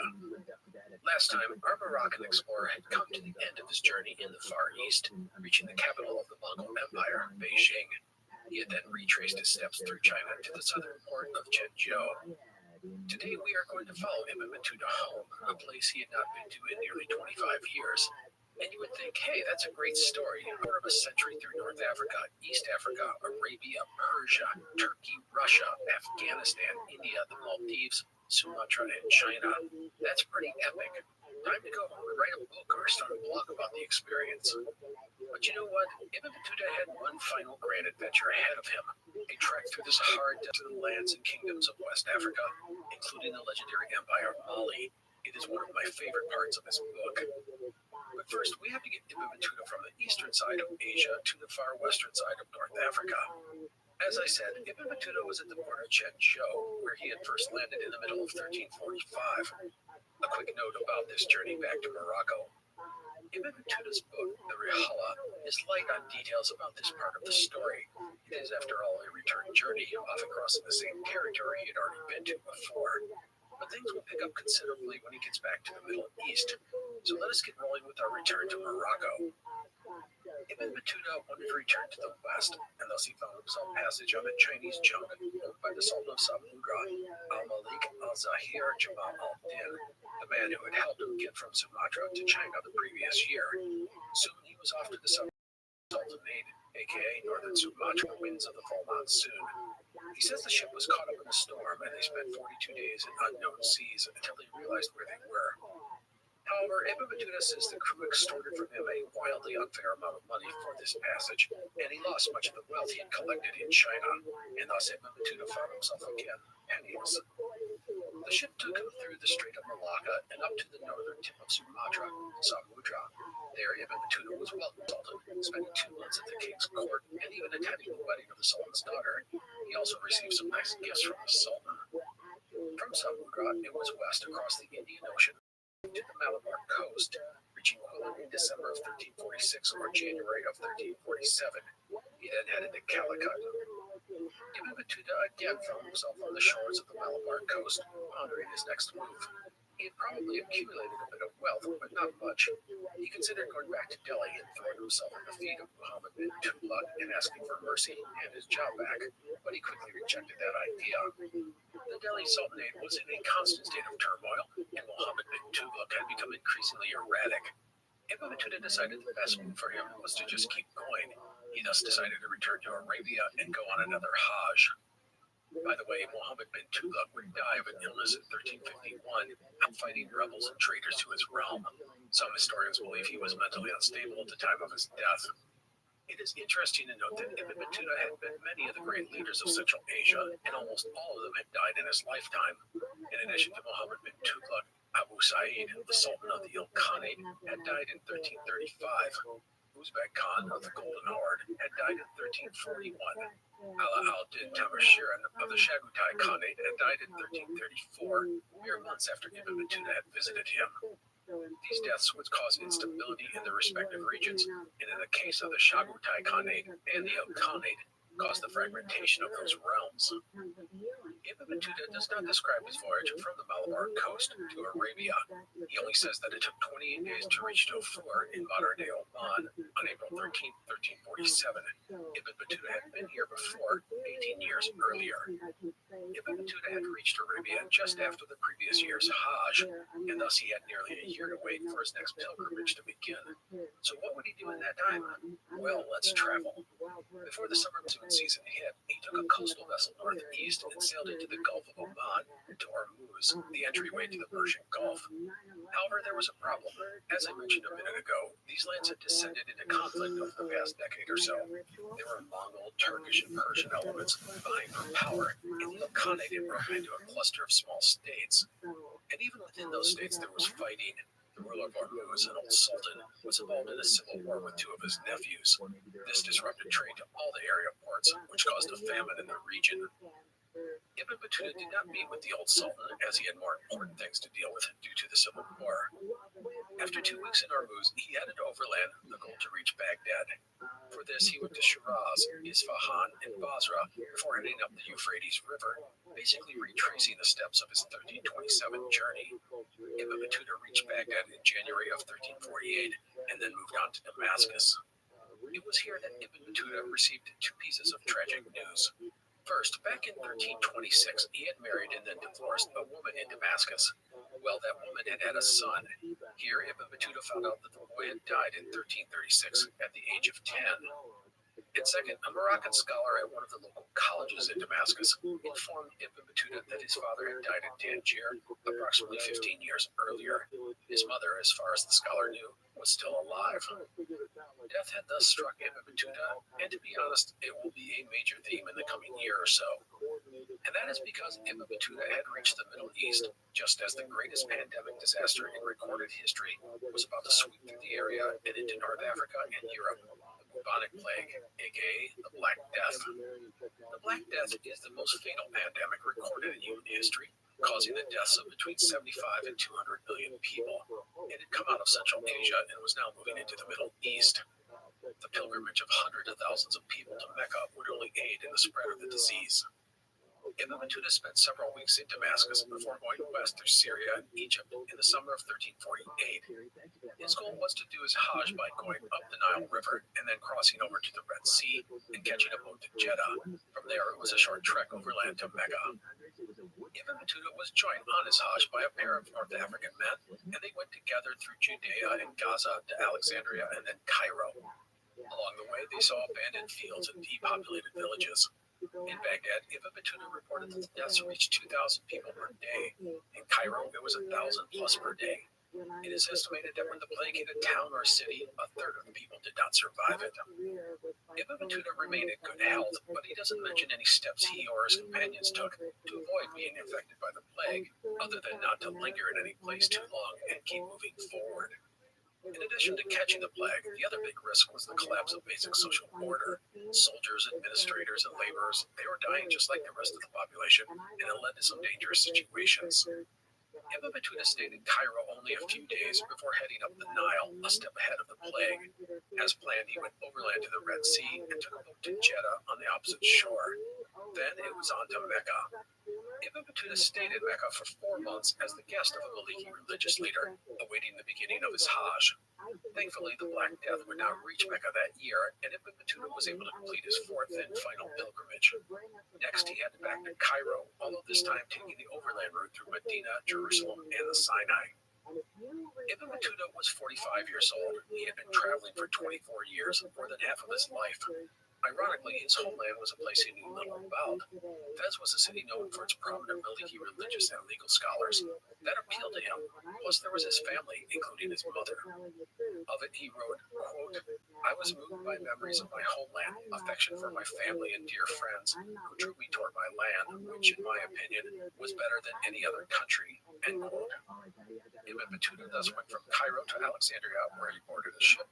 His destination, Morocco. Ibn Battuta sailed west along the northern coast of Africa, arriving in Tunis a few weeks later.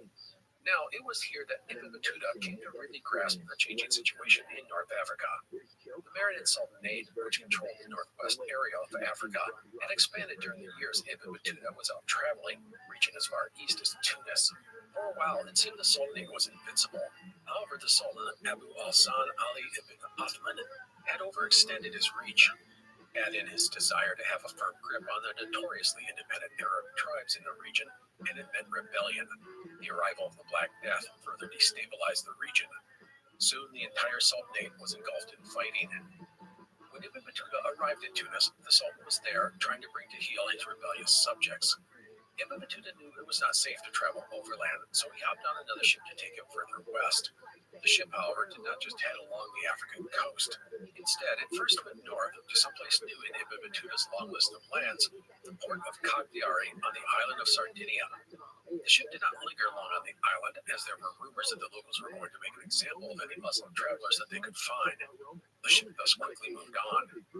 10 days later, Ibn Battuta arrived at the port of Tanis, about 500 miles or 800 kilometers west of Tunis. From there, it was a trek overland through the mountains and dodging some bandits along the way, before reaching Fez on November 8th, 1349. It was on this journey that Ibn Battuta encountered some travelers coming from Tangier, his home. They informed him that the Black Death had reached the city and his mother had succumbed to the plague a few months earlier. So Ibn Battuta had reached Morocco, no doubt stunned by the death of his mother. Still, he would have had old friends and family to connect with. You would think he would settle in and catch up with all of these people after so long, right? Well, no. Within a few days, he will be off again, this time to Spain. Spain? What the heck? You're probably wondering why Spain. Well, let me explain. Much of Spain and Portugal had, at one point, been conquered by Muslims who had landed on the Iberian Peninsula from Africa in the 8th century. Well, the threat of the Moors, as they were known by the Europeans, was a dire one in the eyes of Christian Europe. To them, the security of the entire continent was at stake. And thus, for hundreds of years, there had been a slow, gradual retaking of the Iberian Peninsula by the various Spanish and Portuguese kingdoms. This was called the Reconquista, the reconquest. Well, in Ibn Battuda's lifetime, the last Islamic stronghold in Europe was the Emirate of Granada, basically in the mountainous southern tip of Spain. The Moors had recaptured the crucial port of Gibraltar in 1333, and in 1350, just as Ibn Battuta got back to Morocco, King Alfonso XI of Castile and Leon was threatening to attack the port. And if Christian Europe held Gibraltar, it threatened Granada and North Africa. And so the call went up to Muslims to come to Gibraltar and protect the port. And thus the 46-year-old Ibn Battuta signed up for the fight. Ibn Battuta went to Ceuta, the port opposite Gibraltar, where he spent several months recuperating from an illness. It was not the Black Death, but more likely about a malaria. He then sailed for Gibraltar in March or April of 1350, which was only 22 miles from Africa. But when Ibn Battuta arrived in Gibraltar, he found the threat to the port had ended. The Black Death, which had been sweeping through Europe, reached Spain, where it claimed the life of King Alfonso. Gibraltar was safe for now. Ibn Battuta stayed for a time with the Cadi of the city before doing a sightseeing tour of Granada. He traveled east up the coast, visiting cities such as Malaga, Alhama, Vega, and then the Emirates' capital, Granada City, which had a population of about 50,000. The biggest excitement was when Ibn Battuta and his party just missed some Christian raiders who had landed along the coast. Ibn Battuta went to the court, not guard our meeting with the Sultan, which was no doubt disappointing. However, the Sultan's mother did send him some gold coins. Money was always welcome. Ibn Battuta found Granada to be a splendid place. It was refined and beautiful. It had been mostly protected from conflict by the region's mountainous terrain. This isolation had helped it become a center of learning and the arts. While in Granada, Ibn Battuta stayed with some Maliki scholars and at Sufi lodges. At one point, he was invited to the home of one of the city's most prominent legal scholars. It was at this meeting that Ibn Battuta was introduced to Abu Abdallah Muhammad Ibn Juzay, a young secretary in the local government. Ibn Juzay's family came from a literary tradition, and he was already writing poetry and compiling works of history, law, and philosophy. In a few years, he will be given the job of writing down the stories of Ibn Battuta. Ibn Battuta would eventually make his Morocco. He went to Marrakesh but founded a ghost town due to the plague. He next went to Tangier and then to Fez in the fall of 1351. As a side note, Gibraltar would be retaken by Spanish in 1462, while Granada would hold out until 1492. That would end the Moorish occupation of the Iberian Peninsula and thus the Reconquista. Now, I want to talk again about the regional politics. The Marinid Sultan Abu al-Hassan had been pinned up in Tunis for a bit. While there, his son Abu Anan proclaimed himself Sultan. Well, Abu al-Hassan attempted to reclaim his throne, but his fleet ended up being wiped out by a storm. He then tried to rally his forces in Algiers, but was defeated in battle. Another attempt by Abu al-Hassan to retake his throne ended in defeat in 1350, and he agreed to abdicate to his son.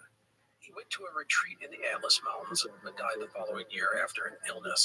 And thus, when Ibn Battuta returned to Fez in the fall of 1351, the Sultanate was calm and Abu Anan firmly in power. And so Ibn Battuta was home, but not for long, because he will have one final grand adventure left in his quiver, a trip to sub-Saharan Africa, including the legendary kingdom of Mali, the last stronghold of Islam that he had not gone to.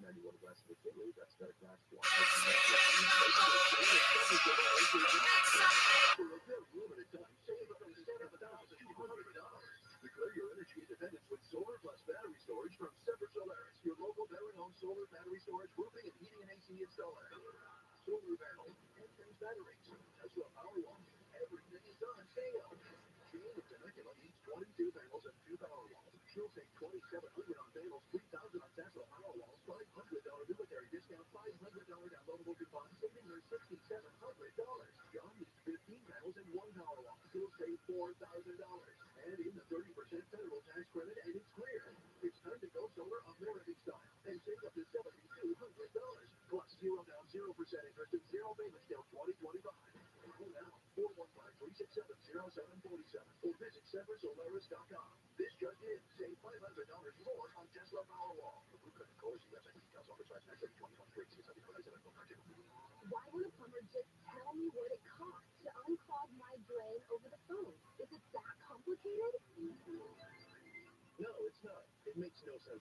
They obviously have a price. Whoa, you've got a nice aroma. Who are you? Mike Diamond, the smell good plumber. Will you tell me how much to uninstall my drain? $99. But you haven't seen it. Don't need to. Doesn't matter if it's a kitchen sink or a mainline sewer stoppage. The smell good plumbers at Mike Diamond will unclog almost any drain for $99. Almost. Yeah, there are a few exceptions, but you can read all about them on our website before you call. Just go to thesmellgoodplumber.com. Wow, you're like upfront and everything. I just told a guy named Bubba who wouldn't tell me anything. No Bubba's here, ma'am. Just professional plumbers who show up on time, so good, and unclog drains for $99.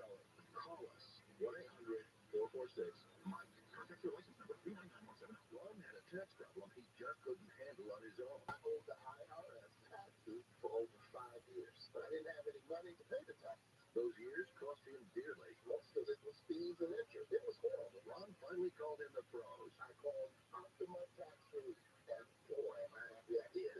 The leading tax resolution firm, Optima, is A+ rated by the Better Business Bureau. They've resolved over $1 billion for their clients. Ron was overjoyed. They settled my account with the IRS. I was ecstatic. They are a lifesaver. I am so happy. Take Ron's advice and call Optima now for a free consultation. Yeah, don't do like I did. Wait, call Optima Tax Relief. Do it now. You'll be ecstatic like me. Call 800-765-7703. 800-765-7703. 800-765-7703.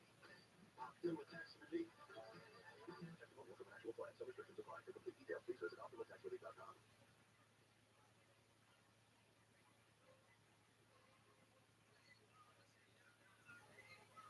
KFI, AM 640. Sun that's shining, the birds keep time with the pines up yonder. That's the home of my Caroline. Just dance in the sky.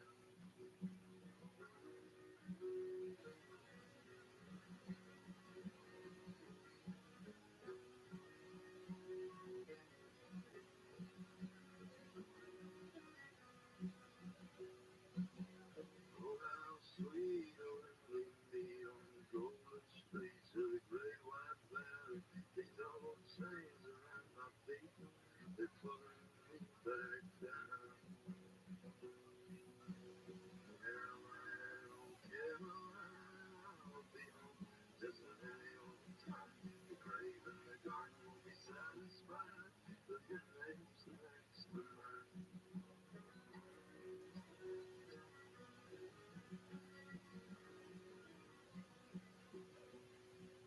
Premier Networks presents Coast to Coast AM. Now, here's your guest host, Richard Serrett. Welcome back. Fans of Yellowstone will be familiar with this musical talent who hails from Saskatchewan, up here in the Great White North. Coulter Wall. This is Caroline. Peter Panagore went ice climbing with his partner on the world-famous Lower Weeping Wall along the Icefields Parkway in Alberta, Canada. On their descent, they became trapped on the side of the mountain, and as the sun set, Peter Panagore was overcome by exhaustion and hypothermia. He died on the side of that mountain. And in those minutes on the other side, Peter experienced hell, forgiveness, and unconditional love. This remarkable story of a near-death experience is coming up next on Coast to Coast AM.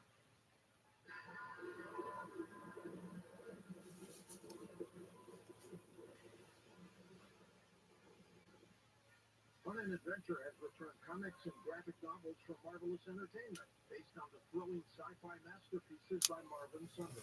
Acclaimed comic creator Andy Fisher's team are bringing that sense of wonder and thrill with straight-out action adventures like those great old comic book stories you remember in their line of titles.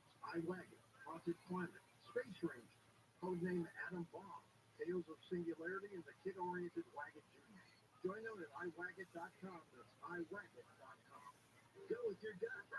Your dog's immune system is based in the gut. A diet lacking in nutrients can cause itching, scratching, and a weak immune system. However, there is a solution. DINOVITE. Dinovite. It took a grand total of 2 weeks. The dog's Stop itching, the hair stops falling out. Try Dino-Bite for free. Just pay shipping and handling. Learn more at dinobite.com/radio. Happier with every bite. Over $1 million pets help with Dino-Bite. Diabetes, high blood pressure, anxiety meds, everyone's on them. If you're a 50-year-old male, maybe a bit porky, and you may even have type 2 diabetes, $1 million of term insurance may only cost you about $200 a month. Call Term Provider. Speak with Big Lou at 800-529-2856. Big Lou will find a term life policy for you even if you have type 2 diabetes, are overweight, or have high blood pressure. Term Provider has helped thousands of people like you who think they can't afford term life insurance.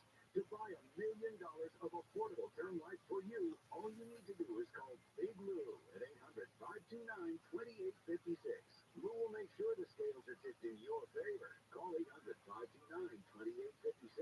Big Lou will answer your call and work to fit you into a term life policy that you can afford. Remember, Big Lou's like you. He's on meds too. Call 800-529-2856. 800-529-2856 or biglou.com.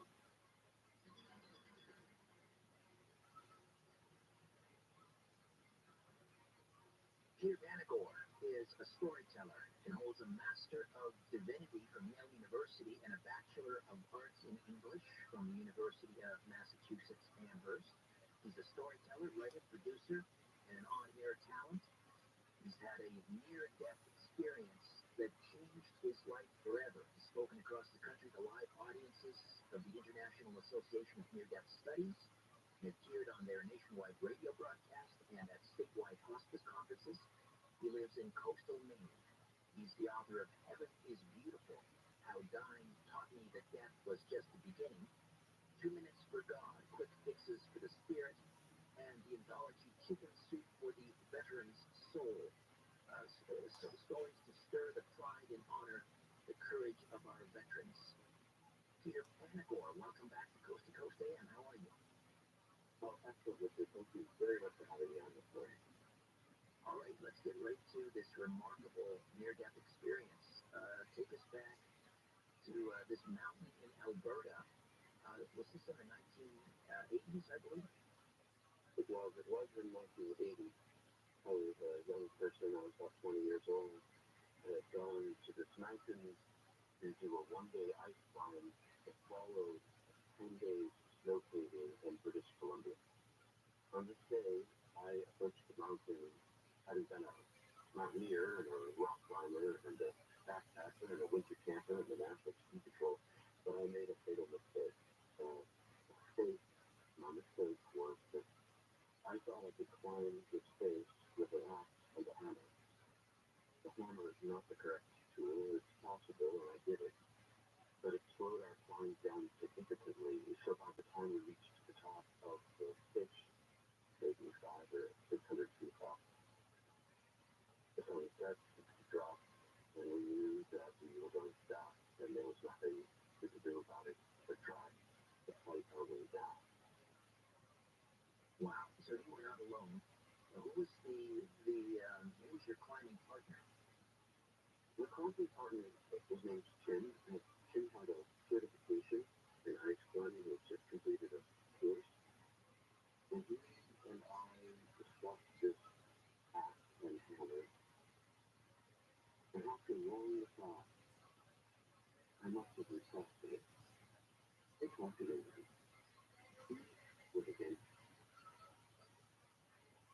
By the time we reached the top of this climb, and the temperature dropped on that, hypothermia began almost immediately. With each violent shivers where every muscle in my body twitched independently of it. My jaw was clattering, my hands were shaking, my feet were shaking, my back was shaking, and we stopped there and we discussed our situation.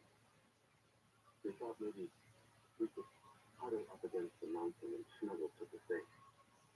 But we were wet to the skin because ice climbing is a sweaty sport. And this was in the days before high-tech gear. I had wool pants on. I was wearing 1960-something ski boots for my crampons. I had a wool hat, rag wool mittens, and a rag wool sweater. We were in a very difficult situation, and we realized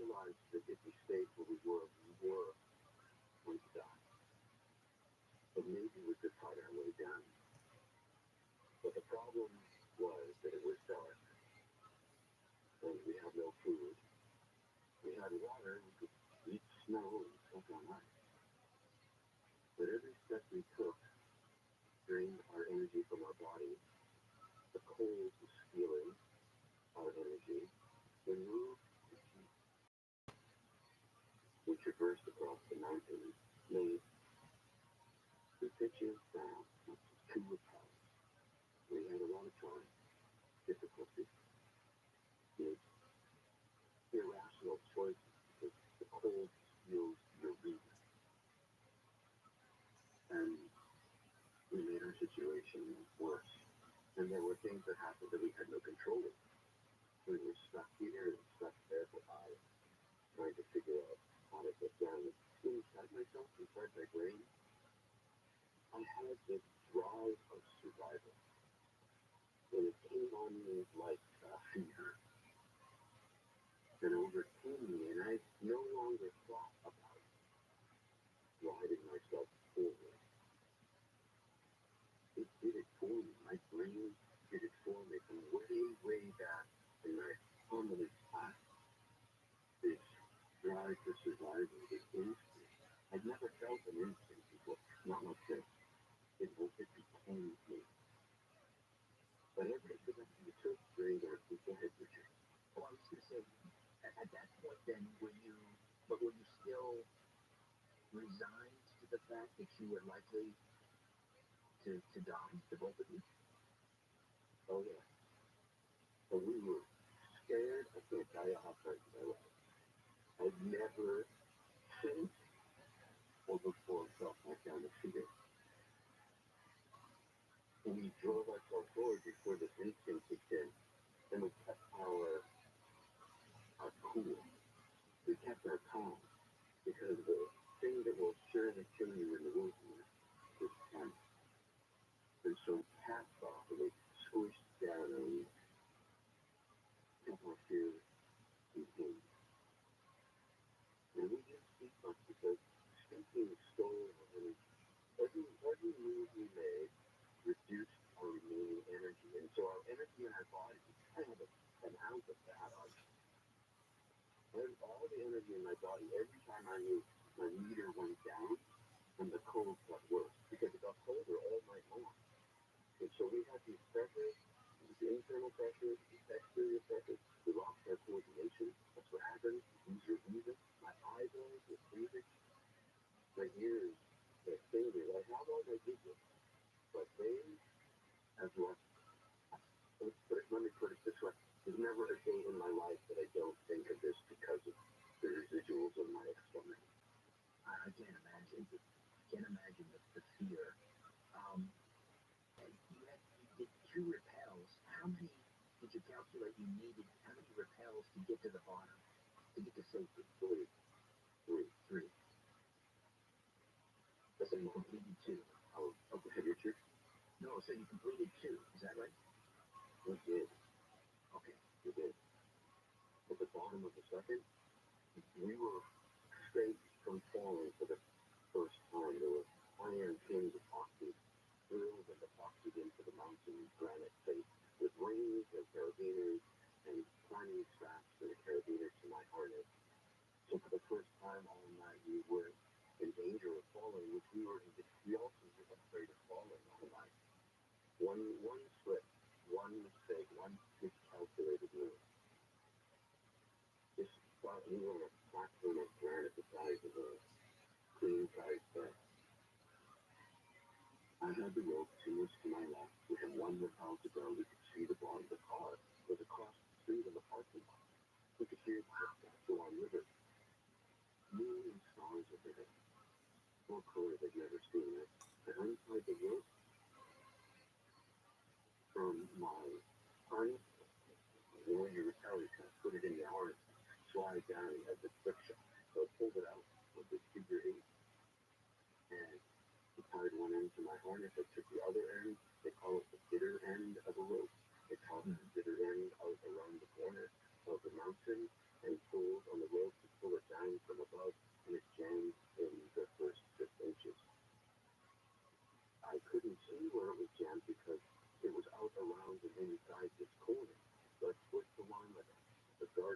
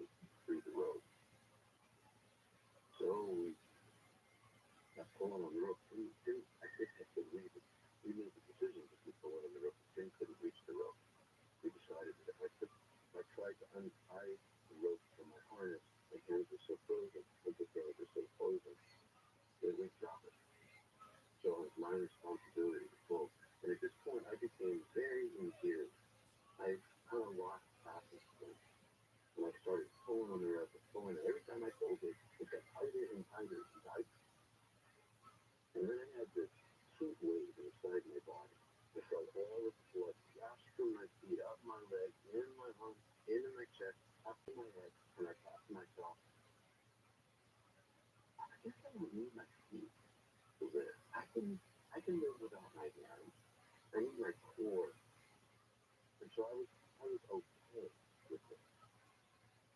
But I also made it really hot. So I did what lots of famous people do. They take off their clothes. I unzipped my coat. And that, of course, exacerbates the loss of sleep. And I knew better because I was on sleep patrol. I was working at District in Bozeman. And if one day it had been 54 up on the mountain, we got a little refresher course and all that stuff just a few weeks before. But I didn't care. Tim yelled at me. It's maybe the first words he said to me in an hour or two. Zip up your coat, commanded me, and I said, that's you. And pop. And then this other wave came over me. This admittance that I knew this was a mistake, but I didn't care about my coat. But I admitted to myself there was no help. There's nothing I could do about it. And when I thought that, this peace settled on me. I gave up. I gave up. There was not. I started to surrender. Surrender. Yeah, that's the word. And I started to yell at my parents, and my sister had run away when I was 14. She vanished from my family point of view. Built my mom. I wasn't home at all. I was living and going to school across the country, as far away as I could get. But I didn't want my parents to lose another child, and I knew that was all going to happen. And then this sleep came over me, and my knees would buckle, it was like a curtain dropping. I mean, my knees would collapse, and they whacked my head, helmeted edge on the rock with my shoulder, and I laid back up again, I stood back up again, I pulled on the rope, and I don't know how many times I could go. 2, 3, 5, I don't know. And then I stood up this time. And when I stood up, I had this big black circle all around my body. Out to my fingertips as I put my arm out to the right and the left. And then this big black circle began to collapse. And I watched it get thinner and narrower. And as it came across my eye, I thought to myself, I'm just falling asleep. I've never seen this thing. And I was confused. And it wasn't like the sleep that dropped the curtain on me. And it closed. And as it closed, I didn't fall asleep. I became awake. And my pain was gone. And I thought, where did the mountain go? Why don't I see her? And then, in front of me, this darkness expanded into sight of the universe. All black. And way, way far as I could see, a pinprick of light of a star appeared and came rushing down towards me. And as it came towards me, it filled my vision. And it communicated. And it said to me, I'm taken. Telepathically, non-linguistic, not a word said, a word thought, knowledge found. And your eyes were wide open, and yet it was complete darkness until this light approached you. Yes, but it was a strange darkness, because as soon as this tiny star appeared, this light appeared, when that happened, it illuminated the darkness. I don't know how to describe it, that it can be dark and light at the same time. But the darkness, I could see that from this tiny, tiny pinprick of light, I could see the depth of darkness. And as it came to me, it communicated telepathically. I'm taking you, and I said, I'm not going anywhere. I was going to go on. But it reached inside me, and it just took me. It took me, I had no control, and it enveloped me like a big balloon. And I was inside this balloon, but it was a transparent balloon, and it was made of cotton candy. It was really sweetness, but it was pouring compassion inside of me. And I lost all agency. I had no control at all over any part of my body. It no longer was here. I was made of light, and I had a shape of previous Peter, but I Were you afraid? Were you still afraid at this point, or were you filled with unconditional love? Not yet. I was passionately poured inside me. It wasn't quite unconditional love yet, but it was more love than I'd ever felt before. And I was outside of this entity as well. I had this other perspective. I was like an eyeball moving in parallel back up the way that it was looking. And I could see my light body self inside this orb of light. But when I looked with my light body, I couldn't see this eye of myself. And so I was in this superposition. I was both light body and the being of the divine looking at me, which was part of me. I was part of it. And then, as this happened, I could tell that this angelic being, whom I had met before in my life, this angelic being was superpositioned also. It was the totality of the divine being reduced for me in my comfort, and then it opened itself up in another dimension, another realm, and maybe it became it, maybe it melded into this greater darkness, also illuminated. But when I popped out into this vast size of universe again, this is level of heaven, I was this enormous orb of self, of light, of energy, and my seeing went in every direction, and my feeling felt with all my work. My thinking, without language, because I have no brain, my thinking was myself. I was one single entity of feeling and thinking and understanding, and as soon as I landed in this place, I knew myself. That theater never was me. It's where I lived. This is me. And are you thinking to yourself at this point, Peter, this is what it's like to be dead? I didn't know what was going on. I just knew myself as alive. And I had forgotten what it was to be alive.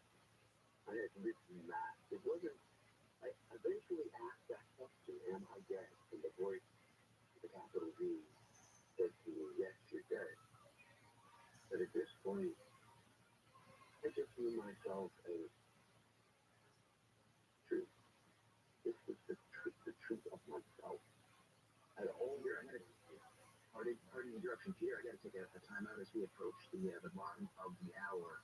We'll come back with Peter Vanagor and his remarkable near-death experience. Ray Charles, Drown in My Tears, taking us into the break right here on Coast to Coast AM.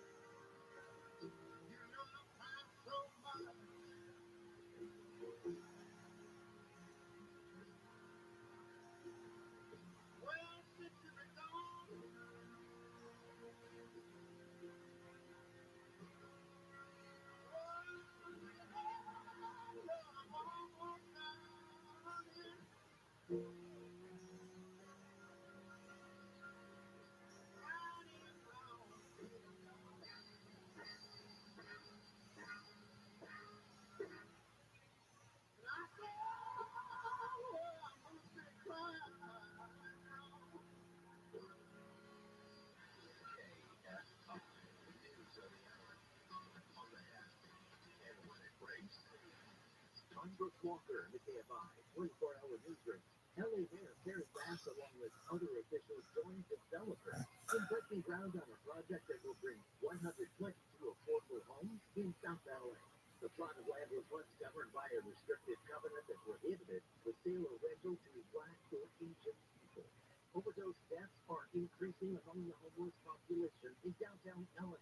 In and around Skid Row, fentanyl use is being blamed for a majority of those deaths. 7 citations were issued during a driver's license and sobriety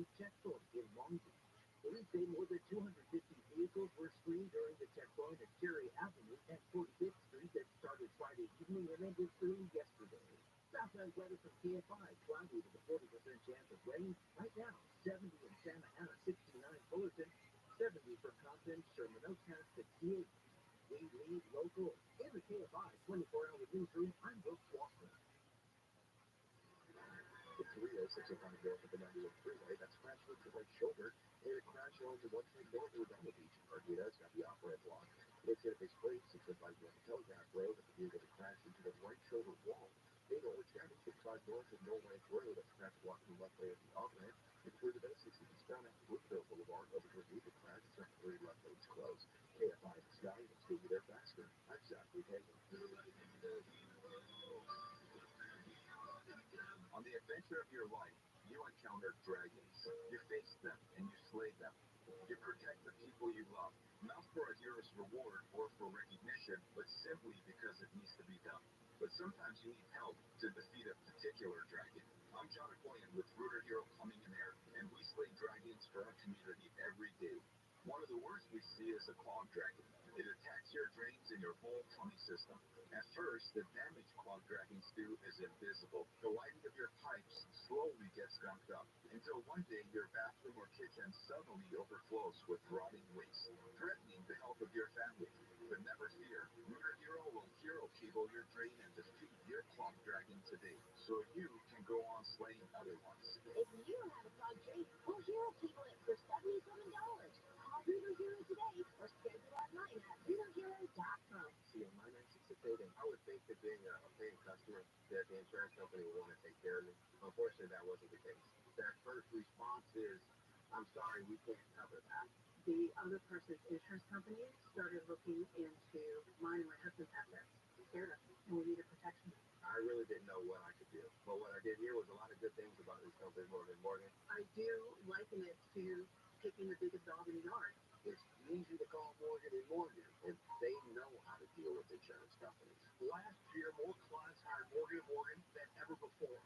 With over 2 million phone calls last year alone, more people in more cities across America want more Morgan & Morgan. When you hire Morgan & Morgan, you're also hiring a family business. And after 35 years, we now have more offices, more staff, and more lawyers than any other injury firm in the world. Protecting America. Fighting for you. Visit ForThePeople.com for an office near you. Why would a plumber just tell me what it costs to unclog my drain over the phone? Is it that complicated? No, it's not. It makes no sense at all. They obviously have a price. Whoa, you've got a nice aroma. Who are you? Mike Diamond, the Smell Good plumber. Will you tell me how much to unclog my drain? $99. But you haven't seen it. Don't need to. Doesn't matter if it's a kitchen sink or a mainline sewer stoppage. The Smell Good plumbers at Mike Diamond will unclog almost any drain for $99. Almost? Yeah, there are a few exceptions, but you can read all about them on our website before you call. Just go to thesmellgoodplumber.com. Wow, you're like up front and everything. I just called a guy named Bubba who wouldn't tell me anything. No Bubba's here, ma'am. Just professional plumbers who show up on time, smell good, and unclog drains for $99. Call us, 1-800-446-MIKE. Contact your license number 39917. Are you a business owner, CEO, or responsible for marketing? If you are, iHeartMedia can help you reach your goals and find new customers. We reach more consumers in your target area than anyone else. And we can give you access to those potential customers more cost effectively across radio, digital, podcasting, and social. We'd love to show you how iHeartMedia can work for you. Get started today at iHeartAdvertising.com. That's iHeartAdvertising.com. iHeartRadio Music Festival is coming back to T-Mobile Arena in Las Vegas, September 22nd and 23rd. The most unforgettable weekend of music on the planet. Buy tickets now at AXS.com.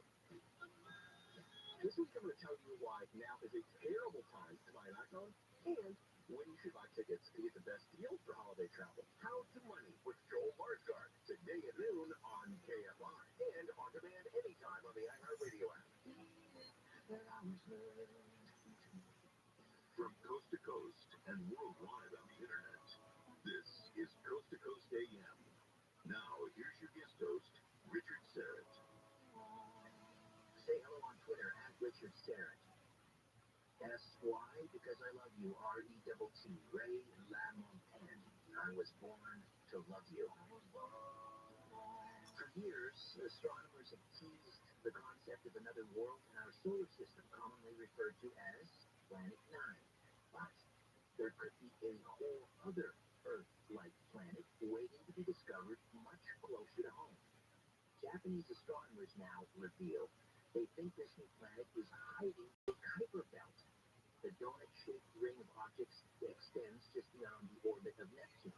This so-called Kuiper belt planet is up to 500 astronomical units from the Sun, 500 times the distance between the Earth and the Sun, and closer than Planet 9. The Kuiper belt planet is up to 3 times as massive as our Earth, and the experts say temperatures there are likely too cold to sustain life as we know it. You can read more of this story in the news section of the coasttocoastam.com. Radio to Stage has never had such a Halloween feel as George Norton and Company and his experts from the worlds of ghosts and the paranormal, including Ghost Professor John Kachiba, horror host Mr. Lobo, mentalist Jim Carroll, and more, are rolling into the beautiful Lincoln Theater in Columbus, Ohio. This Halloween spooky stage show is happening October 14th, starting at 5 p.m. And you can come dressed in costumes and have a night at the theater like no other. There'll be a meet and greet to follow the show. And for more information about the Halloween spooky stage show, again happening at the Lincoln Theater in Columbus, Ohio, October 14th, more information go to coasttocoastam.com. All right, more of my conversation with Peter Panagore and his remarkable near-death experience when Coast to Coast continues right after this.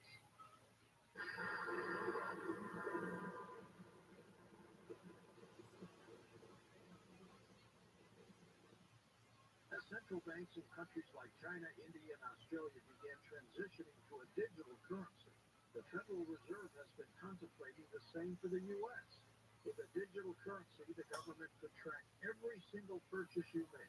Officials could even prohibit you from purchasing certain products or easily freeze or seize part of or all of your money. There are some reasons that concerned Americans reach out to the Birch Gold Group. They want to have a physical asset that's independent from the U.S. dollar, gold, held, tax sheltered, in a retirement account. Learn if gold is right for you. Text COAST to 989898 and they'll send you a free info kit on gold. With an A+ rating with the Better Business Bureau, thousands of happy customers, and countless 5-star reviews, Birch Gold can help you diversify into gold. Text COAST to 989898 and claim your free info kit on gold. Because if a central bank digital currency becomes reality, it's nice to have some gold to defend us. Real people, real stories. I have bruising head because I sore over my arms 3 weeks after I was on the carnivore. I noticed, I'm looking at my arms and I said, gee, I don't have any bruises on my arms, and I'm always full of bruises. I can't put my finger on it, but I know something's happening. I have to tell you, it has to be the carnivore. I've got a Labrador. It totally lifts herself up off the floor. I won't tell you what's been there instead, but the treatment was chemotherapy. And I said, no way. That's when I said, you know what, this could be the ticket. So I started administering it. She took to it right away. In 3 weeks, you could tell. She's very alert. Into the protocol. She seemed like she was 100%. She was going on a 5-mile walk. Like, my goodness, she was just like prime again. Call 866-836-8735. That's 866-836-8735. Or visit carnivore.com. That's carnivora.com.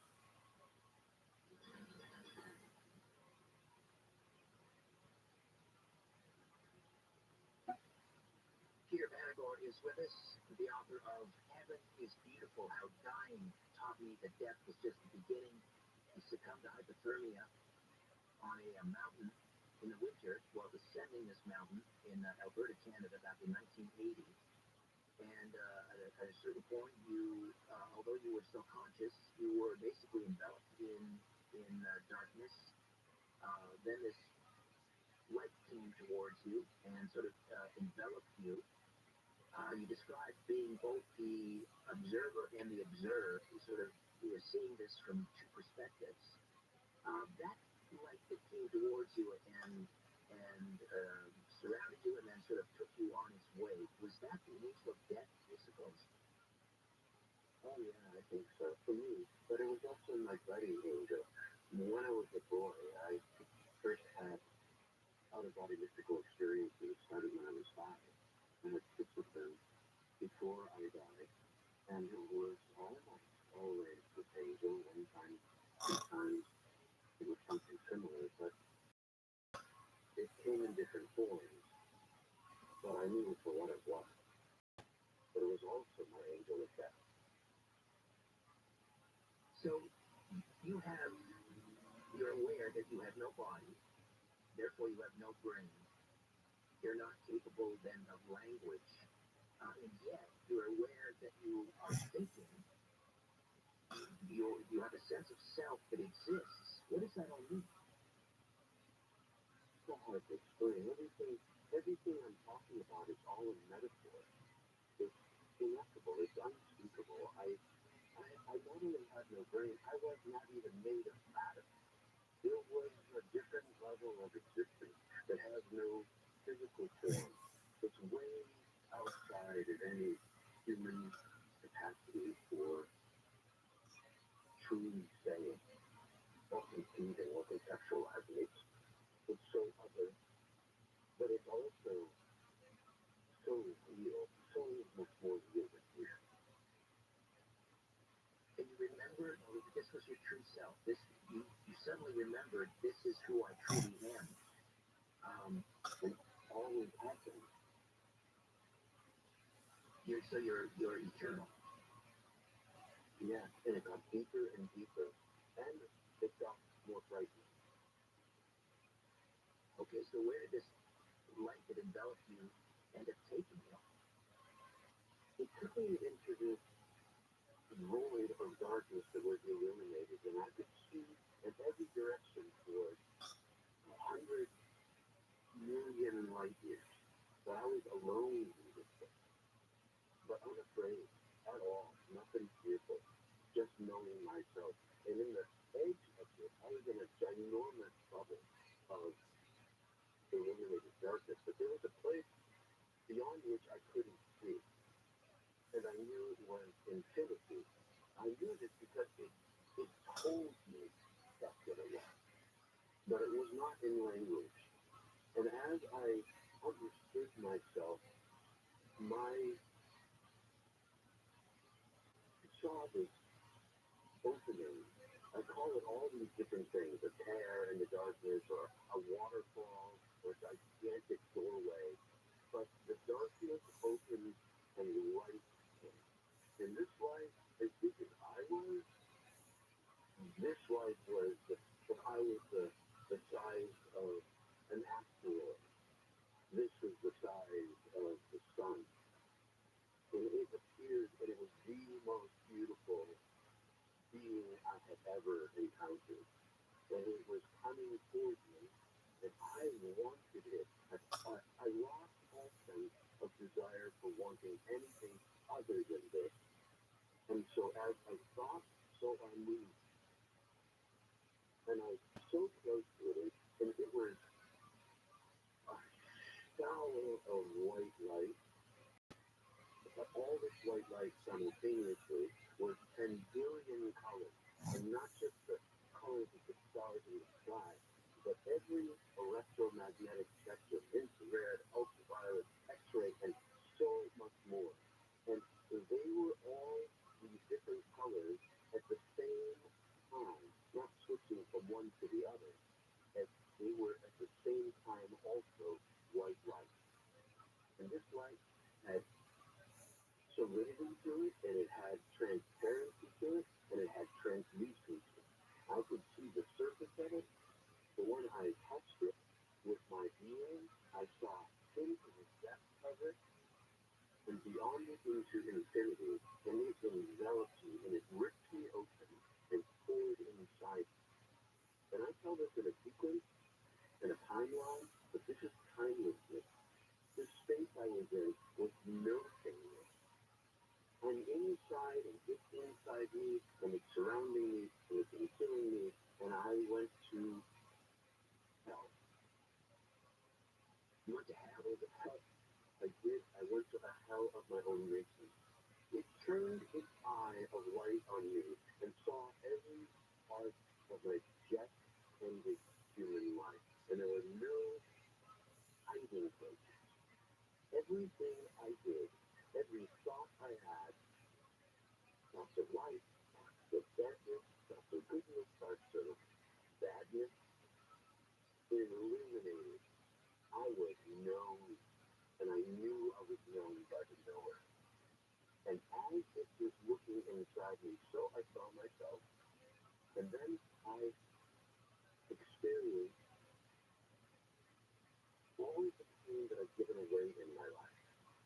And I went through this chronology of my family and my friends, and every time that I hurt them with intention, I was inside of them, experiencing from the inside exactly what they were thinking and feeling.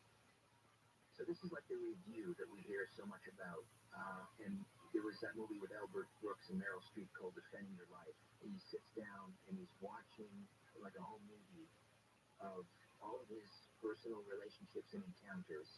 Was it like, I mean, I know you say it's like a metaphor, but did you have a sense that you were like watching a movie of your life?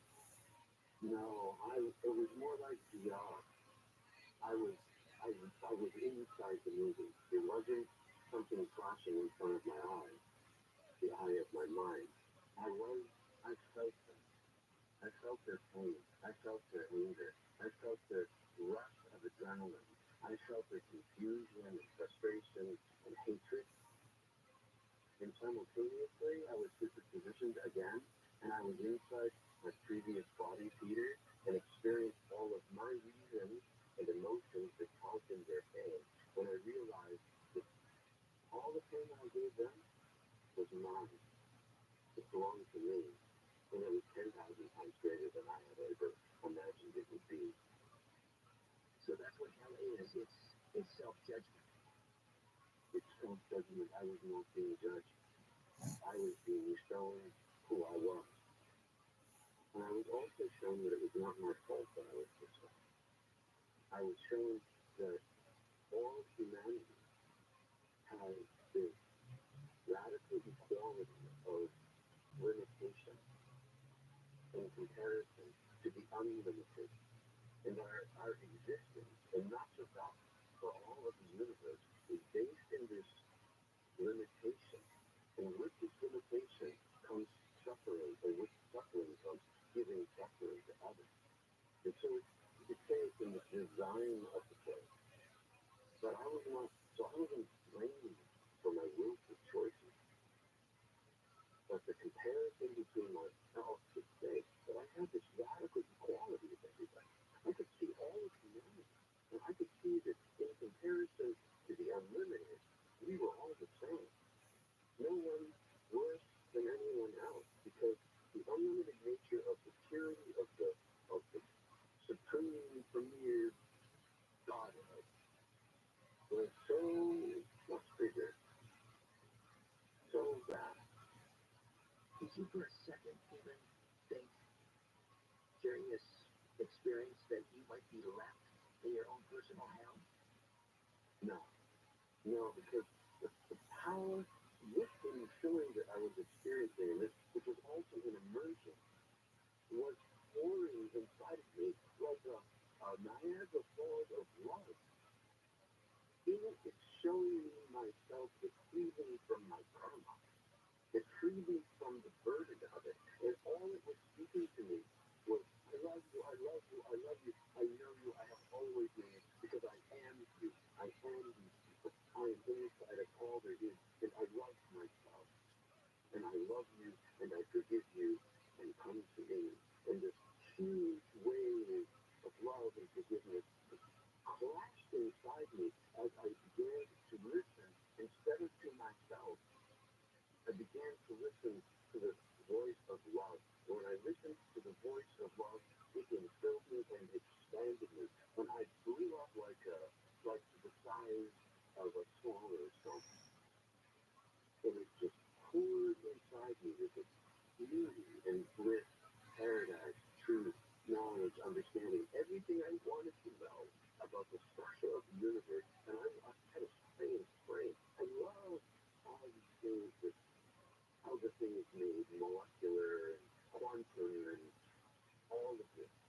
I knew it was understanding and knowledge and wisdom, paradise and awe and adoration, love, bliss, and I became gigantic. All I wanted was more of it. There was a point at which any more force inside me would have annihilated my final sense of separate self and enfolded me back into the infinity. And just before that point, I was reduced. And as I was reduced, I saw my original self. Meanwhile, I am always being called into being. I'm in this timeless place, and I know that this timelessness, my eternal being, is always being made in the now, always being called into being by the Creator. And I saw myself, even in this shape, in this form, as creature to Creator. And I didn't realize, what were you reduced to? I was reduced to my photonic self. I could say it was a rejection because, not because I got smaller, but because I saw the span of this universe upon universe collection of photons that was the intelligence itself. And it was immeasurable, just on the edge of infinity. I could see this, all these parts. It was this one and many. And I was one of the many. And you were a singular photon. I was a singular photon. But I was also, there was like a fiber optic cable that connected me inside to this field that I could not see the end of or the beginning. But I was outside of this field, being it and not it. At what point are you given it? I mean, at a certain point, is it communicated to you that you have a choice to stay or to go back into your body? It does come to that.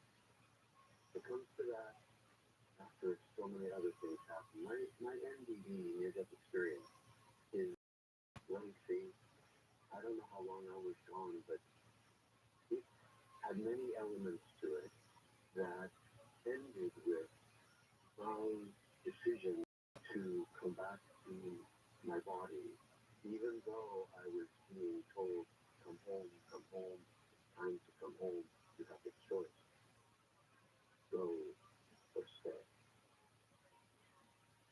But between that departure and this time out of time that I was saying, I saw my oversoul.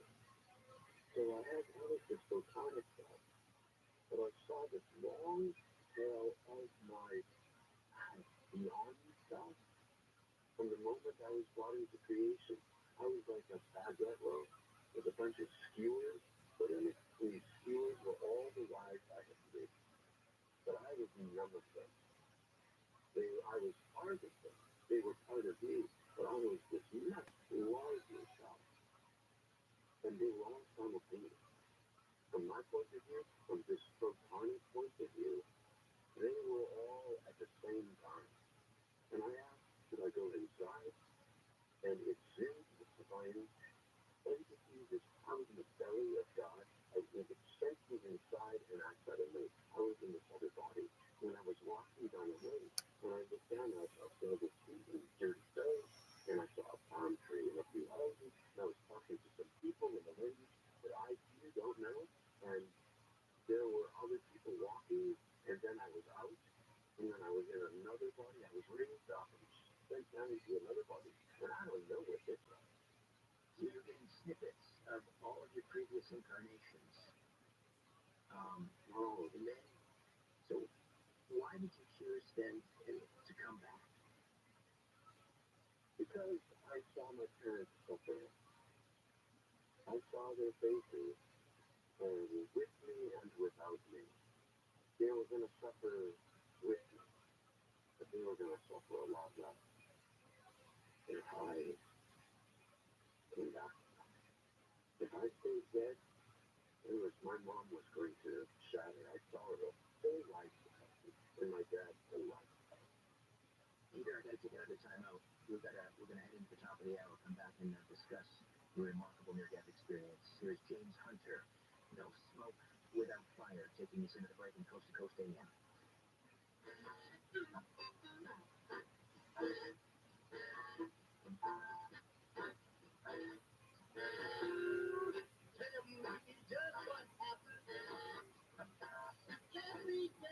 Down, but I said never seen. When I had you down, no one calling you alive, there's no smoke without fire. The alibi is so many. If you're in love, take little buddy told me, and I got you dead to right. No one calling you alive, there's no smoke without fire.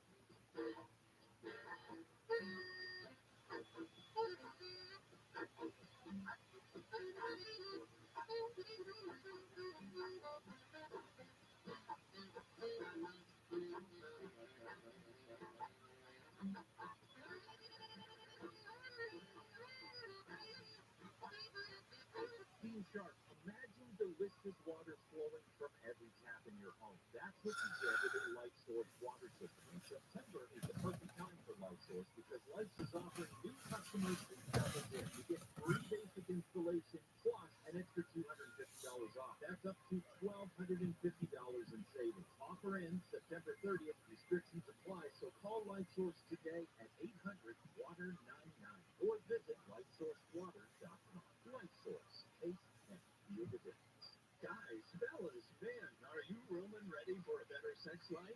Sex releases feel-good hormones that help to alleviate stress. It can deepen your feelings of intimacy with your partner and lead to increased happiness. So, if you want a better sex life, you gotta check out Roman. Roman has medication clinically proven to help you perform in bed. There are no waiting rooms and no hassle. Roman sends everything in discreet packaging. For 20% off your entire first order, go to ro.co/better. That's ro.co/better. Free-range, non-genetically modified, handcrafted, artisanal, gluten-free, stimulating talk. But it sounds better when I say it. It just doesn't it sound better with a female voice? Except the times when you say the F word about stuff. Yeah. That's a little hard. I haven't said that before yet today. Oh, yeah, I did. I said it a lot. Gary and Shannon, live 9 to 1 p.m. on KFI and on demand anytime on the iHeartRadio app. You gotta go to college. You have to have the degree. And why? Because you are an elitist snob. That's why. And you want to go and say, my kid went to college as opposed to my kid. Hi, it's Daddy. It is now 5 o'clock. What's that to do with your kid? Live 6 to 9 a.m. on KFI and on demand anytime on the iHeartRadio app. The people in prison committed crimes, serious, and that's all that matters. Their color, their ethnicity doesn't matter. They committed the crimes. And gangs are in the business of crime. John and Ken, they don't do anything else but commit crimes all day. Live 1 to 4 p.m. on KFI and on demand anytime on the iHeartRadio app. KOST HD2. Los Angeles, Orange County. Live, everywhere on the iHeartRadio app. 4 months of picketing. I'm Brooks Walker in the KFI 24-hour newsroom. The writer's strike in Hollywood has reached the 4-month mark. It's been 2 weeks since the Writers Guild of America and the Alliance of Motion Picture and Television Producers last talked. And it doesn't look like either side will back down. The WGA says they're open to talking, but will let the Hollywood studios make the first move. In their last communication, the WGA acknowledged the AMPTP has made progress, but their most recent offer on August 11th was still not good enough. Police have recovered a treasure of stolen goods that were being sold in downtown LA. CHP Sergeant Alejandro Rubio says almost $200,000 worth of merchandise was stolen from CVS and Victoria's Secret stores in smash and grab robberies across the LA area. We have large groups that go into these retail stores and they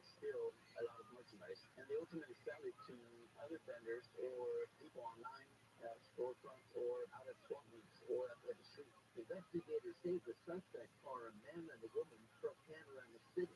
Nearly 14,000 items were recovered.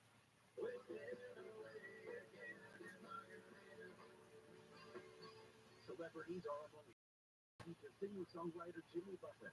Elton John called him a unique and treasured entertainer. In a post on Instagram, Sir Elton said his fans adored him and he never let them down. Wilson of the Beach Boys wrote on X, "What a mercy, Jimmy Buffett." Actor Miles Teller also posted several photos of himself with the Margaritaville singer on X.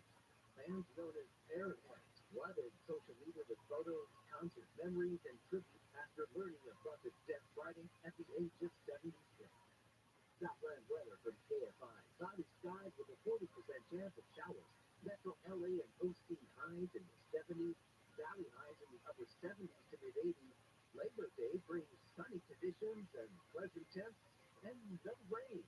Right now, 69 at Garden Grove, 71 for Irvine. Burbank checks in with 68 and Pomona at 56.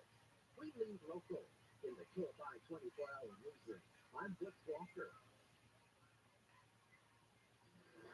The 30605 north of the 91 freeway. That's a crash with the right shoulder and a crash on the 110 north of the Rabbi Beach. Margarita's got the off-ramp block. Makes it a spray 605 north of Telegraph Road. That's due to the crash into the right shoulder wall. Into Orange County, 65 north of Mill Ranch Road. That's a crash blocking the left lane at the Continent. The freeway 60 eastbound after Woodville Boulevard over to Weaver Track. It's not the 30 left lane's closed. KFI the Sky looks to be there faster. I'm Zachary Hagan. Win your way to our 2023 iHeartRadio Music Festival and $1,000. That is great. You'll be there. T-Mobile Arena here in Las Vegas, November 22nd and 23rd. Streaming live only on Hulu. iHeartRadio Music Festival. Immerse yourself in virtual reality with Kokomo, the new app from Canon. Connects with friends and family live in photorealistic environments. It's like being together even if you're miles apart. Search Kokomo by Canon to download now from the MetaQuest Store, Apple App Store, or Google Play. Are you a business owner, CEO, or responsible for marketing? If you are, iHeartMedia can help you reach your goals and find new customers. We reach more consumers in your target area than anyone else. And we can give you access to those potential customers more cost-effectively across radio, digital, podcasting, and social. We'd love to show you how iHeartMedia can work for you. From your cell, dial #250 and say keyword great result. That's #250 and say great result. Everyone's talking about how much gas is, but I never pay full price. I just use the free Upside app, and I get cash back for every gallon of gas I buy. I earn back up to 25 cents a gallon every time I buy gas. Yeah, that sounds like it could really add up. Sure does. I've made over $300 already. Just download the free Upside app and use promo code IHEART2 for a 25 cents per gallon bonus on your first tank. You can cash out at any time right to your bank account, to PayPal, or an e-gift card. Cashback is not available on gas and Having trouble sleeping? On the podcast Nothing Much Happens, join yoga and meditation teacher Catherine Nicolai for peaceful bedtime stories to help you relax. Catherine uses brain training techniques and storytelling to take your mind to a calm and comfy place. Welcome to Bedtime Stories for Everyone, in which nothing much happens. You feel good, and then you fall asleep. Listen to Nothing Much Happens on the iHeartRadio app or wherever you get podcasts. We all like summer, but what about your balls? I mean, months of sweating and sticking, hard pass. John's been covering butts for 15 years, caressing our most valuable assets in comfort, softness, and style. Tommy John underwear has dozens of comfort innovations like breathable, lightweight, moisture-wicking fabric with 4 times the stretch of competing brands that can keep you 7 degrees cooler than cotton. Shop Tommy John's Labor Day sale happening right now. Save 25% site-wide at TommyJohn.com/KFI. See site for details. Anytime I hear something rustling downstairs or outside the bushes, my first instinct is to lean over and go, "Hey, Jen, maybe you go downstairs. Just see what's going on." The Tim Conway Jr. Show. If I hear you scream twice, I'm calling the cops. Live 4 to 7 p.m. on KFI and on demand anytime on the iHeartRadio app.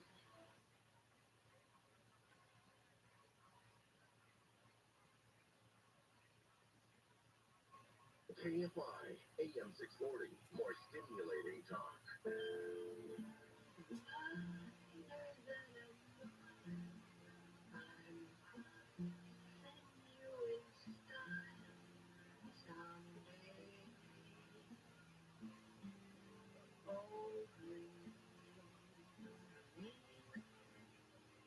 you are going, wherever you're going, I'm going your way.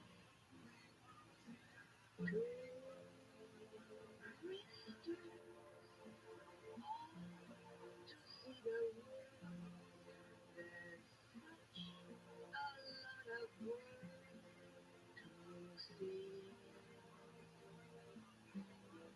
We're at the sea.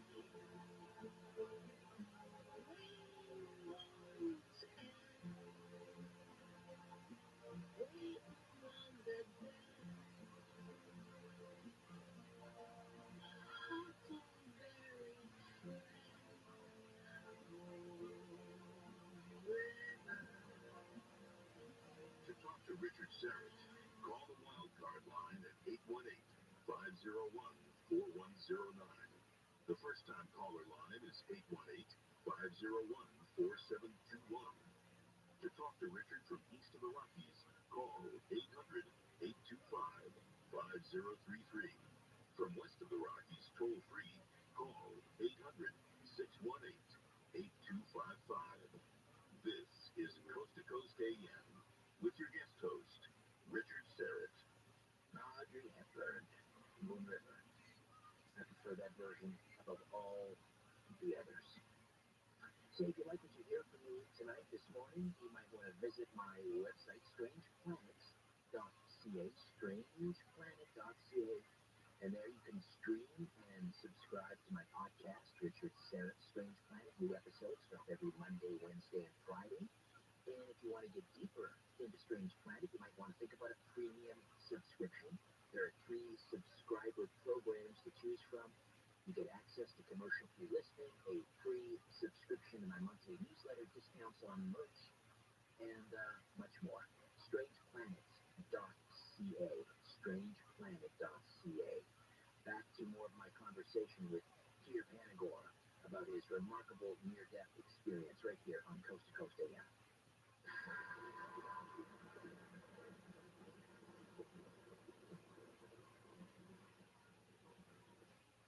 Like many of us, you might think identity theft will never happen to you, but consider this. There's a new identity theft victim every 3 seconds in the U.S. That's over 15 million people by the end of this year, equal to the populations of New York, Los Angeles, and Chicago combined. Even worse, identity theft victims often don't even know they're victims. That's why LifeLock Identity Theft Protection alerts you to identity threats, even the ones that don't show up on a credit report, like data breaches, fraudulent bank transactions, loan and credit card applications, and crimes committed in your name. If your identity is stolen, your own dedicated LifeLock US-based restoration specialist will work to fix it. No one can prevent all identity theft, but LifeLock protects you in ways that you simply can't on your own. Save up to 25% your first year at LifeLock.com with promo code George. That's promo code George and save up to 25% at LifeLock.com. Identity theft protection starts here.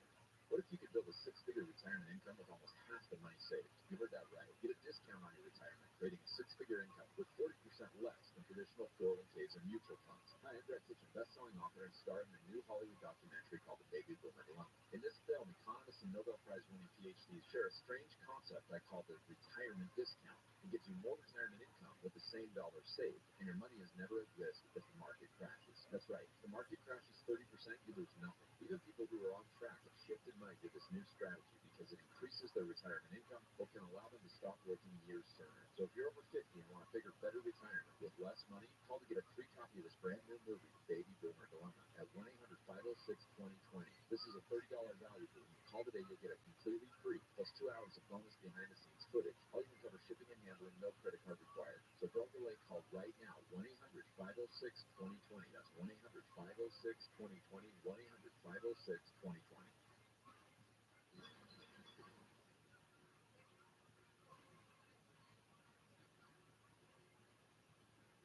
Peter Panagore is with us. His book is Heaven is Beautiful, How Dying Taught Me That Death Was Just the Beginning. So you succumbed to hypothermia on this mountain, mind-blowing experience, that cannot be described with language. You make the decision to come back to your body to spare your parents the pain of losing you that already lost their daughter. When you come to, what happens? What is your climbing partner still alive? He is. As I came back to my body, I was being carried by the same angelic being, but I was being reduced in size and made into matter. And as I approached my body, as it carried me to my body, I could see my body dangling on the edge of the cliff, strapped in, arms blade downward, and my partner Tim was shaking my body, screaming, "Don't die, don't die, don't die." And then this angelic being pushed my human chest, and pushed me inside, and pushed me inside. And then I could see back into heaven, and then this eye in my heart closed, and my brain came back online. I could feel it shooting up, and as it shooted up, all of my pain came back to me, and I could hear him as I began to understand language, and I opened my eyes, and his face was near mine, and he had me by the coat. "Don't die, don't die," and he was screaming and crying, and my eyes opened, and he was shocked, and he said, "You were dead. I thought you were dead. I thought you were dead. If you were going to die, I was going to die." And he helped me stand back up, and I didn't have any idea where I was, or who I was, or what he was, or what had happened to me, or how I had changed, but I knew that I wasn't the same person anymore. So, how did you manage to get down off the face of the mountain? Well, I think it well, depends on your point of view. It could have been a miracle because I've been trying to get that rope free all night. On the next floor, the rope couldn't free. Or it could have been that I fell so far off the edge of the cliff that the rope released itself above. I don't really know. And we descended, and we went to the car, got out our tent, and we self-treated for hypothermia. We waited for our bodies to get warm enough to climb into the car to turn on the heater. And that's what we did.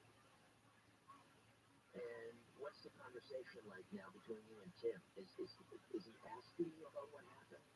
Are you relaying any information to him? No, I'm not speaking at all. And everything he did say was all still surviving. We were still in serious trouble. Just because we were in our tent,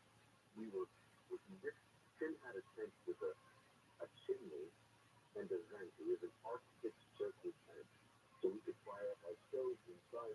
We talked about firing up our stoves and sipping warm water and hot water and getting our sleeping bed. No conversation at all about what happened. We were exhausted, and Tim was an atheist, and I didn't know what had happened to me, and I didn't even know who I was anymore. So I began my life of silence. I said nothing to him. And we drove all the way back to Bozeman. And halfway there, we totaled the car, hit a semi. Tim took the remaining money we had on the top to bring our skis back to Bozeman, and I hitchhiked, and I caused the car crash. And so now How did you cause the car crash? Because several things happened that night on the drive home. One of which was that only Tim could drive his brand new car that his dad had given him. And at one point in the night, we were in the wrong lane. And we barely missed a head-on with a car that screamed and yelled at him. And then we got arrested for speeding through a town. We got locked up and we paid our fine. And then, once that happened, I was back to sleep again. And I was so confused. And I woke up and I saw headlights coming toward us. And I said, "Tim, there's a car coming." "No, there's not. It's in the wrong lane again." And I just it grabbed that wheel and I jerked us to the right, and we swept to the right into the gravel, and there was a ditch. And before we get to the ditch, at the edge of the ditch, Tim reversed the wheel to the left, and he was screaming and I was screaming, and all of a lying in the car, and it felt like wheels had lifted off the ground. One side and the other side, and we were bouncing as the jet got instant, and everything slowed down, and then I saw a movie of my life. And I saw the headlights of this semi-trailer truck 6 inches from the front of our car, right square onto it, and Tim jerked the wheel to the right again, and we shot away from the front of the semi, and we bounced back in under the semi into the wheels of the back of the flatbed, and destroyed the car. And then he had the truck driver was leaning on his horn, and there was all this screeching of tires and Tim braking, and neither of us got hurt. We got whiplash, I got a cut. The car was destroyed. Tim was super painful. You survived 3 near deaths in a matter of what, 48 hours? It was a bad time. Hard time. So, a materialist would say that what you experienced on that mountain was an oxygen-deprived brain, in the thrills of death. What do you say to the materialists? They didn't know where I went. And I'm not asking you to believe me. Actually, I don't even care if you believe me. It doesn't matter to me at all. The only fear I have, the only reason why I kept it to myself, I didn't want to be accused of insanity. I knew that it was real. It was so real in comparison to fear that my whole life was oriented. I have atheist friends. Things not among them. I never saw them again. But my atheist friends, they love me for who I am, and because I don't need them to believe me, I'm not a zealot or an evangelist. I know who I am and where I'm from. I know I'm part of the fear, that's all. But I don't care. I know when I die where I go and who I am, and I'm not alone. There are so millions of us. Right now, I'm in a hotel room in Washington, D.C., looking at the Washington Monument to the life of the city at the International Association for Near-Death Studies annual conference, where I gave a couple of workshops, going to panels. There's many of us in this very building. Not one of us is a believer. Every single one of us has a level of conviction, a level of knowledge that none of us care what the materialists say, and none of us are trying to convince them. But the scientists, they're collecting evidence for 41 years. A consortium of universities and professors have been researching near-death experience, their conclusions. They're not sure how it works, but they think it's real. They don't believe it's real. They think it's real. If you get in a court of law, if you have an accumulation of evidence, you can make a conviction on an accumulation of evidence. Circumstantial, even if you don't have the murder weapon. They don't have the murder weapon. But we all say the same thing. There's this guy named Jeff Mishaw here. He won the huge award, $500,000 last from the Bigelow Foundation for Consciousness Day. The guy who owns Skinwalker Ranch. Yes, you're for Bigelow. Yes. He sold it. And he took all his money and he established this foundation after his lifetime. And he gave $1 million away last year to these research scientists. Jeffrey Mishaw, he won $500,000 prize on a white paper. And in this paper, he measured that 70% of all near-death experiences commonly, regularly, use 2 words. It doesn't matter if it's McCarthy or they're from Nairobi. Every one of us, life and love. And how does that happen to an atheist? Atheists have these experiences. And Jews and Muslims and Sikhs and Zoroastrians and materialists, it doesn't matter. I can't prove it. I can't. And maybe someday science will prove it, and I hope that it does, because Because it's the only thing that's going to give humanity an opportunity to survive as a unified species. We know we're not alone in the universe anymore. Pay attention to the news. You know that. There's no if we can put our hand on that. But we're not alone in the universe. But we are one planet. And the way that we've lived in politics and economics and religion, none of them has worked well. This, if we can see the light inside of every single person, if we can convince the materialists through scientific research, measuring in the brain, maybe we have a chance. How do you go back to, or can you go back to a regular, what I call a workaday reality after experiencing what you experienced, knowing now what you know? How do you fit in again? That's a really good question, Richard. Because I came back non-attached to the world, to the people I love, to everything here. And but I felt it's gotta be. So I kept a mask on for 40 years. I didn't tell anybody. I told my wife the day after we were married. I told one person, my best friend from my childhood. I didn't tell anybody else. Because I knew that it sounded anything. But me, inside myself, I didn't care about anything anymore. I love nature. I was going to go into the family architecture business. We had fantasies with skyscrapers in Boston. I did anyway. But I needed to earn a living, and I needed to eat, and I needed to find a way that I could pursue this oneness that I experienced, because that's all that I wanted. And so I went to divinity school, and I studied mysticism, and the dean who gave me this independent study for 3 years taught me into becoming a minister, and so I hid in the public eye. And I practiced my Kriya Yoga and my center in prayer, and I continued my studies deep into the Nag text, the Dead Sea Scrolls, as deep as I could go into the mystical literature, to study and learn how to reintegrate. That really is the question for me. How do I live in the world? And what I found was, I was never going to succeed living in the world. I could succeed integrating into the world only if I returned deeper and deeper into the divine.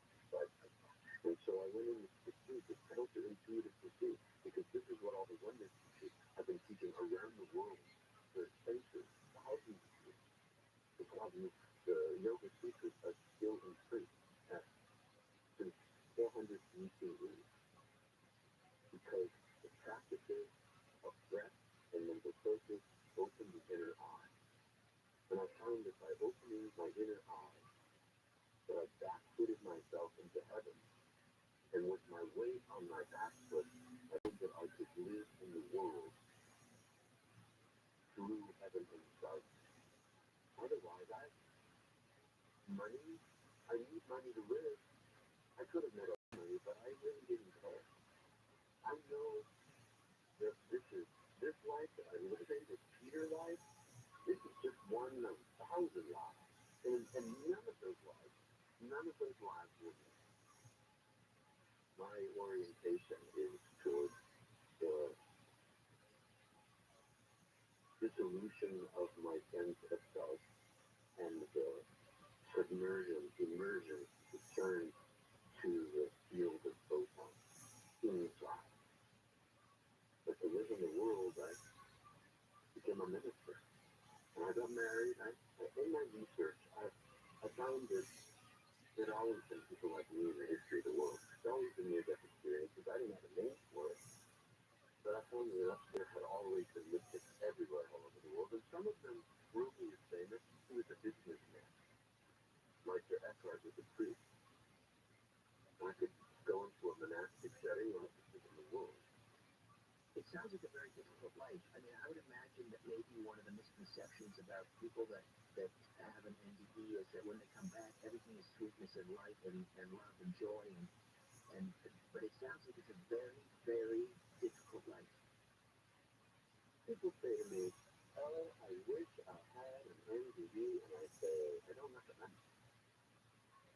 the disassociation from the world, when I say it's radical, I think it's the world to me. I'm looking out at the lights of the highway in the city right now, and to me, it's beautiful light that it's as thin as a piece of paper, and it's as sturdy as that, and it's as temporary as that, and it's as to live in this place of suffering.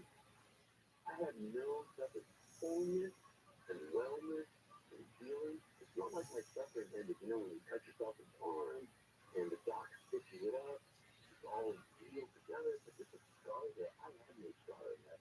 There was no suffering left in me, not a scar left in this world of suffering. I came back with this. People talk about being an empath.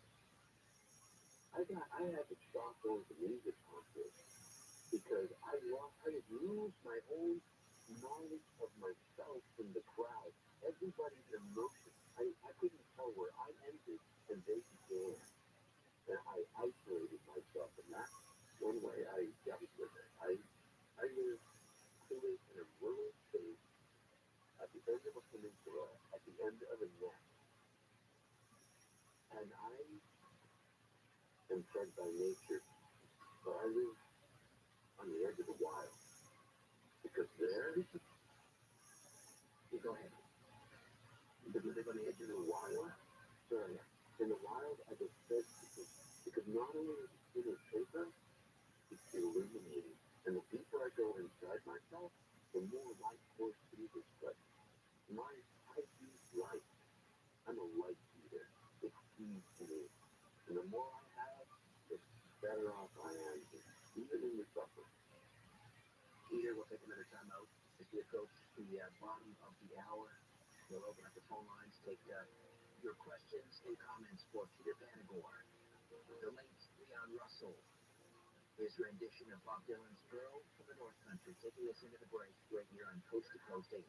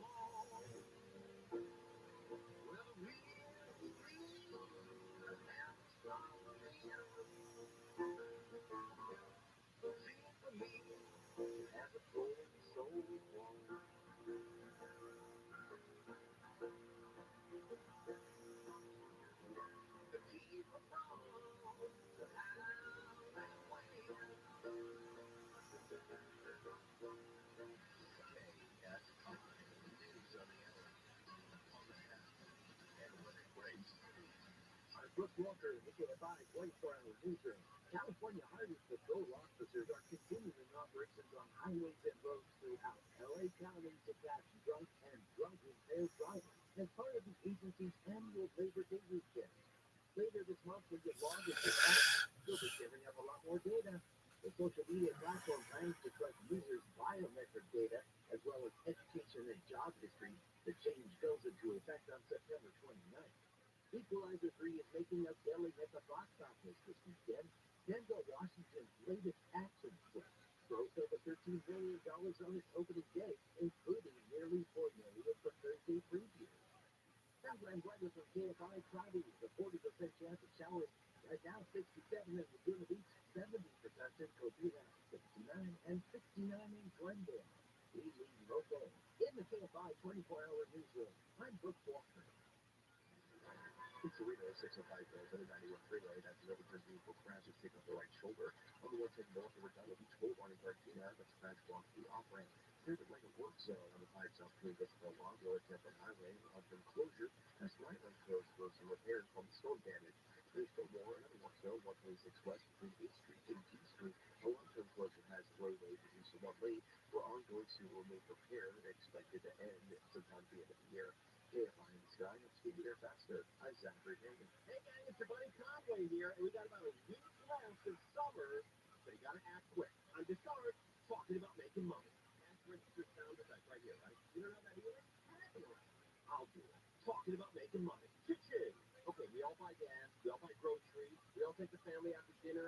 once every once in a while. It costs a lot of money. And they make money. It's this great app called Upside. Promo code combo. And every time you use it at over 50,000 different establishments, you make money. You make money. And the very first time you use it while buying gas, you're going to save up to 25 cents a gallon or more on the very first time you use it. Hell, it's worth it just for that. I feel like when you spend a lot of money this summer on dumb things like, I don't know, rent and food. Well, now you can make money with a simple app called Get Upside, promo code combo. Everybody's using it. We'll fall behind. Upside, promo code combo. And I'll see you at the gas station using my Upside money to buy snacks. Right now at Lowe's, buy one, get one 50% off on select interior and exterior paints and exterior stains via Lowe's gift card rebate. Lowe's knows home improvement. Penalty 96, more terms and restrictions apply. See Lowe's.com/rebates for details. All supplies last. The more use disorder is a disease, not a choice. Forgetting how big. Make a change by choosing treatment for your method cocaine addiction. Find proven treatment options at choosechangeca.org. KFI, AM 640. I've heard stories of people that go to like senior care retirement villages, whatever, and they bang around there. First a relationship. My grandma had a boyfriend. His name was Howard in her 70s. Howard was shady as by the way. Shady. When you're like 70 and it's just a boyfriend or a girlfriend, you put a ring on it, or you share it. Or you're just like, I don't want to bother. Live 9 to 1 p.m. on KFI and on demand anytime on the iHeartRadio app. It's the one animal that is most like us, and we keep them in a cage all day and all night at a zoo. I wonder why the zookeepers have not reprimanded the monkeys for that, throwing their feces at you, and everyone seems to just laugh it off. The Tim Conway Jr. Show. I mean, if I went to Gelson's and did that, they'd kick me out forever. Live 4 to 7 p.m. on KFI and on demand anytime on the iHeartRadio app.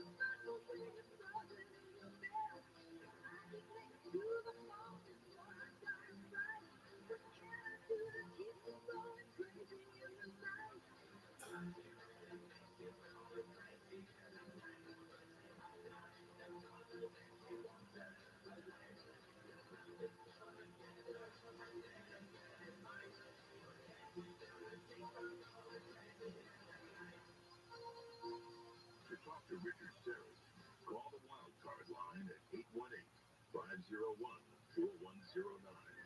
The first time caller line is 818-501-4721.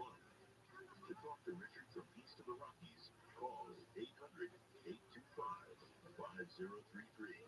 From west of the Rockies, toll free, call 800-618-8255. This is Coast to Coast AM with your guest host, Richard Serris. Welcome back. Just a reminder, coming up on Coast to Coast AM tonight, Sunday nights, with George Norrie. In the first half, businesses, systems architect, designer, developer Adam Apollo has founded several education and technology-oriented companies and organizations. Since awakening at 15 years old, Adam dedicated himself to extensive studies in symbolic geometry, past life recall, martial arts, energy therapies, and occult magic. He'll join George to discuss how our history and archaeological stories of the dynastic periods of Egypt are missing vital observations and data. In the second half, Amy Beecher, a licensed professional counselor and medical and emotional intuitive with over 30 years of experience. She'll share how to connect with intuition to discover which areas of the body and spirit need healing, as well as how to identify and conquer malevolent spirits and entities and have a spiritual awakening. That's Coast to Coast AM, Sunday night with George Norrie. Back to more of my conversation with Peter Panagore and your calls on near-death experiences when Coast to Coast returns.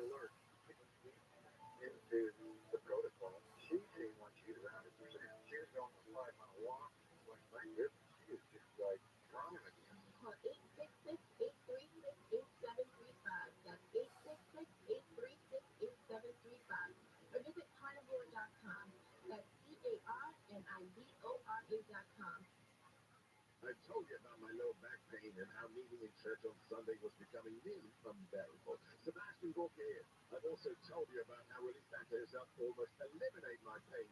Now, let me tell you what Robert in California says about his experience with Relief Factor. Robert writes, I didn't think Relief Factor was working until I ran out mid-month. After about 3 days, the pain was back to where it started. It's a great test for me to see how much Relief Factor really works. 3 weeks from now, you could be doing the things you enjoy doing and living the life you love. Your first step to becoming pain-free from aches and pains from daily living could be just to order the 3-week quick start for only $19.95. After trying Relief Factor, over 500,000 people have gone on to order more. Go to relieffactor.com or call 800-4RELIEF to find out about this offer. That's relieffactor.com or call 800-4RELIEF. Feel the difference with Relief Factor.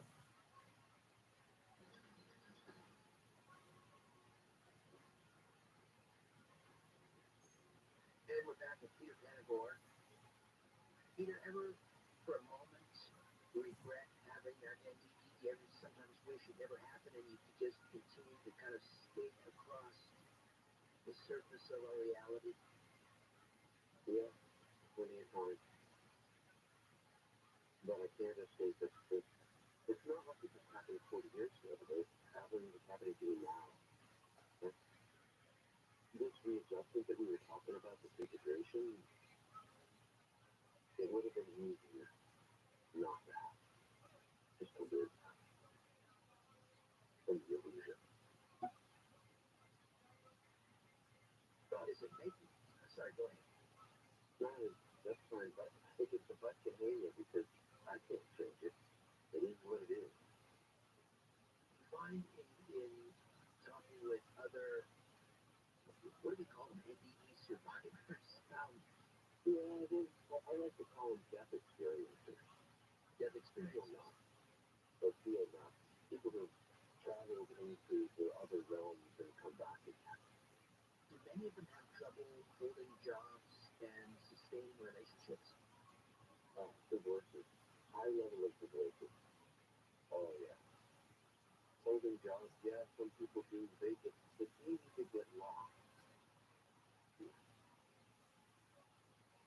In the old days, when everybody was alone, it was a struggle by yourself. But nowadays, there's a lot of help. We're all helping each other. Integrating, readjusting, beginning to understand yourself, trying to think through what happened, and all that's making it a little bit easier to live here. Let's go to the phones. Caleb is in Chicago. Caleb, good morning. Welcome to Coast. Hey, how you doing? Thank you for taking my call. It's my pleasure. Really appreciate the way you work and fair also. I got some very good questions. Anyway, thank you. I wanted to ask what the main reason that he got his friend hot water. We all went through a traumatic. They got together and think they do a little swing trip and community on that regard and getting insurance to fix the car and everything. So we really go into a little detail of the falling out with that. Great question. Peter, what happened to Tim? Well, the last time we saw each other was on the steps of this cooperative I was living in where we exchanged keys and gear. And he said to me that his dad was so angry that his dad advised him to step aside from this. And I understood. We should, as men who have experienced survival together, I trust him, and he trusted me with his, and that is never going away. But he had family dynamics, and I left for the next 12 weeks. Within a week, I was gone on a national theater tour. And by the end of that semester, he went back home, and I went back home, and I never saw him again.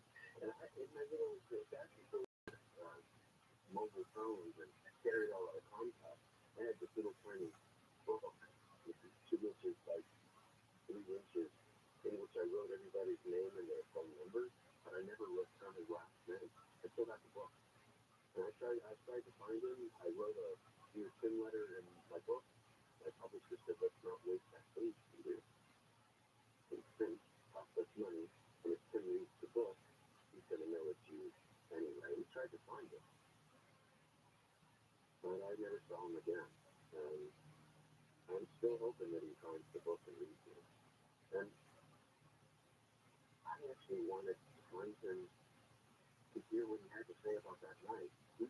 The publisher did spend money to try to help me find him, but there was no universities, Park Service over there in Canada. We had no use. Jeremy is in North Dakota. Jeremy on the wild card line. Welcome to Coast. Oh, Richard, I'd like to tell you about my business experience. All right, when did this happen? On December 8, 2003, 19 years, 8 months, and 26 days ago, I was driving on Snail Hill at an empty hill. Before people start to drive down the hill, the Ford was business on lane. It makes the air hill and muscles are at 4 miles an hour. The air rate stops to make the air hill does not work at all. Immediately, I was back for about 2.5 months.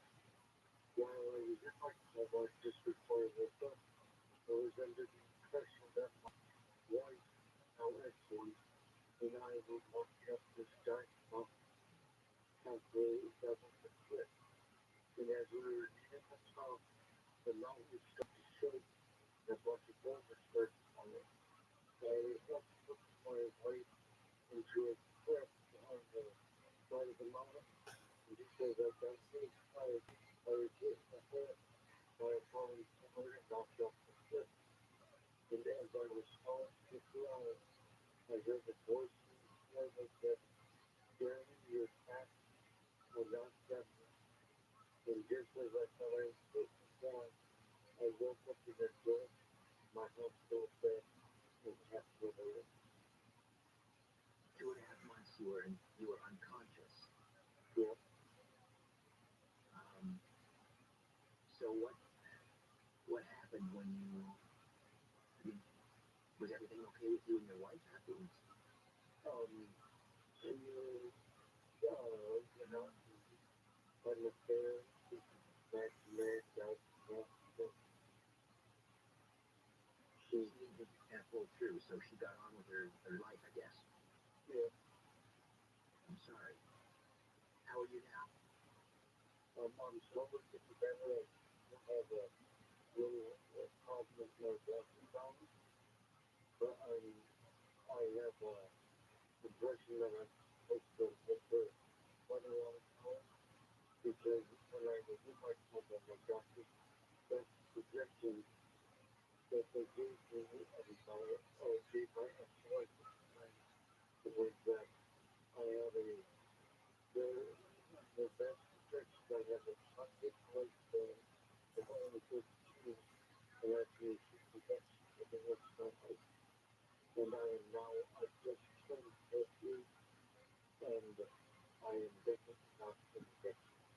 Well, you're out to prove them wrong. Did you have anything you'd like to ask Peter Panagore, or Peter, would you like to ask Jeremy anything?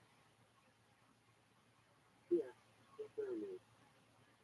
Do you have any connection to other near-death experiences, or are you alone?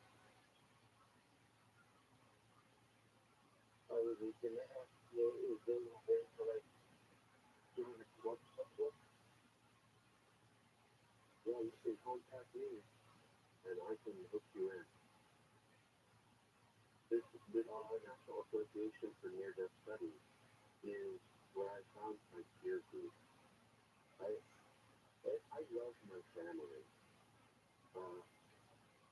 In the years, we're a group unto ourselves, and I can help you find this International Association for Near-Death Studies. You can Google it, or you can reach out to me at peterpanagore.love.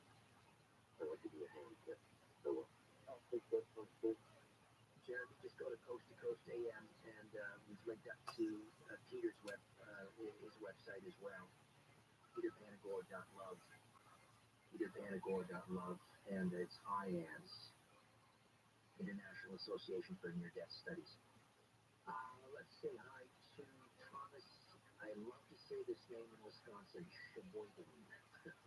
Hey, Thomas. Hey, Rupert. I want to comment on that again. I told you after we talked to Thomas's twin. I'm sorry, say again, please.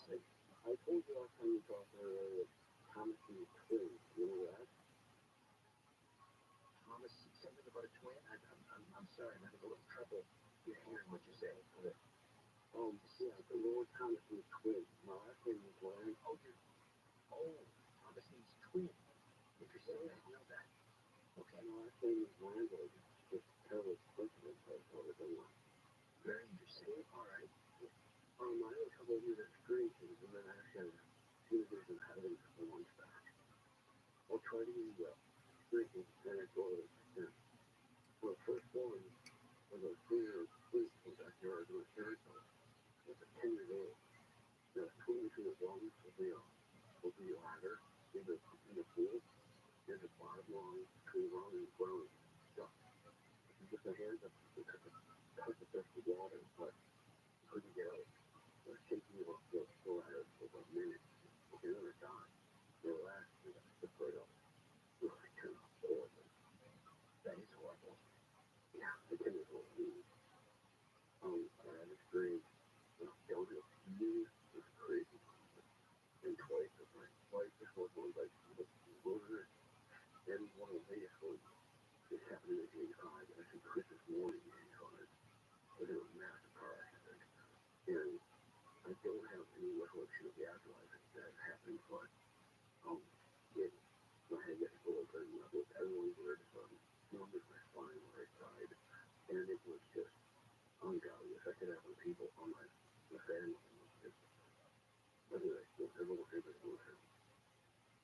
And all vision of heaven was like a woman, and this spinning foot, and not just streets, but all buildings, and it was everything in their gold. It was so glorious.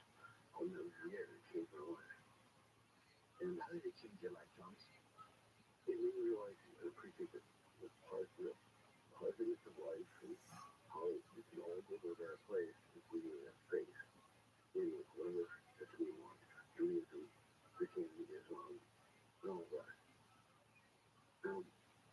There are also, there are a number of Judaism, not evidence of Christianity, the promise of Judaism, the paradise of Islamic faith, the other called Islam, peace, and a couple of names. I understand that Nirvana is not merely a state of mind, it's actually Buddhist heaven. And that Buddhist paradise is called Sight Rainbow, and with a bunch of tangled, that was trillion, Qian, Confucianism, and Ashar, Olympus, and things you wouldn't really normally think of.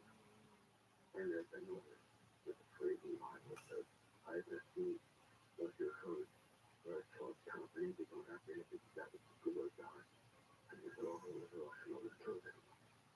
But anybody else is pretty going home. Thomas, thank you so much for sharing those experiences. Let's see if we can squeeze in one more call here. Let's see. Joe is in Monterey, California. Joe, welcome. Thank you, Richard. Thank you. I wonder if he's familiar, Paul? I wonder if you're familiar with the word demiurge, D-M-I-U-R-G-E. This is what people consider metaphysically as the lesser god. And it's ruthless, actually, and not to be contended. I don't know if you understand that God is really like John in the Bible says God is love. And you said there is not quite unconditional love. But the mere fact that he took, wait a minute, Joe, let Peter correct you, because you said Joe said something, or you said Peter said something he didn't. Let Peter, only correct you. Richard, I said at that stage of my experience It wasn't quite unconditional. But I didn't tell you my whole story. It is unconditional love that you can't, that no one, I can't comprehend. There's the breadth and the length of not our universe alone, but universe upon universe love that is woven into all things at all in a way that is so far beyond my comprehension that reoriented my life right back to being the most beloved of all. And I saw that every human being is the most beloved of all, and that everything is made of love, and that love is pervades everyone's heart and you see it. You know, I did say at that point it wasn't quite unconditional, and it wasn't. But after it showed me itself. Unconditional, all of it. Joe, thank you for that. West of the Rockies, Aaron is in Fountain Valley, California. Aaron, welcome. Oh my God, thank you so much, Christian Spirit. Thank God I got on with you. Just got a couple minutes, so you have to get your point Really like the past. I'm so glad that you're such an adventure spirit that could revive, so to speak, the human aspect of how we could possibly survive. I understand it's a particular situation, but I mean the adventurous spirit that you undertake, that's all that we need. That's what we need, and so I'm so glad with the spirit to talk with you, and in my call, I just want to say that I'm glad, Peter, that I think that you could bring so much inspiration to those people who, I don't know if you have a book or if you're writing Well, he has a number of books. He speaks, he writes, he does all of that. You can go to peterpanagore.love and find out more. Peter, last question. Do you still, I don't know, take risks? Do you still have that adventurous spirit? Do you mountain climb? Do you ski? Or how do you live right now? I'm a skier. I'm a double diamond tree skiing, mogul skiing fellow, and that right now I'm a bicyclist. I love speed and control. I still have an adventurous spirit. It makes me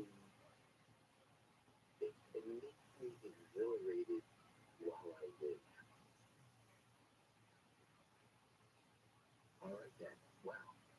Here at Panagore.love, and an amazing story. I can't thank you enough for joining me tonight. Thank you so much.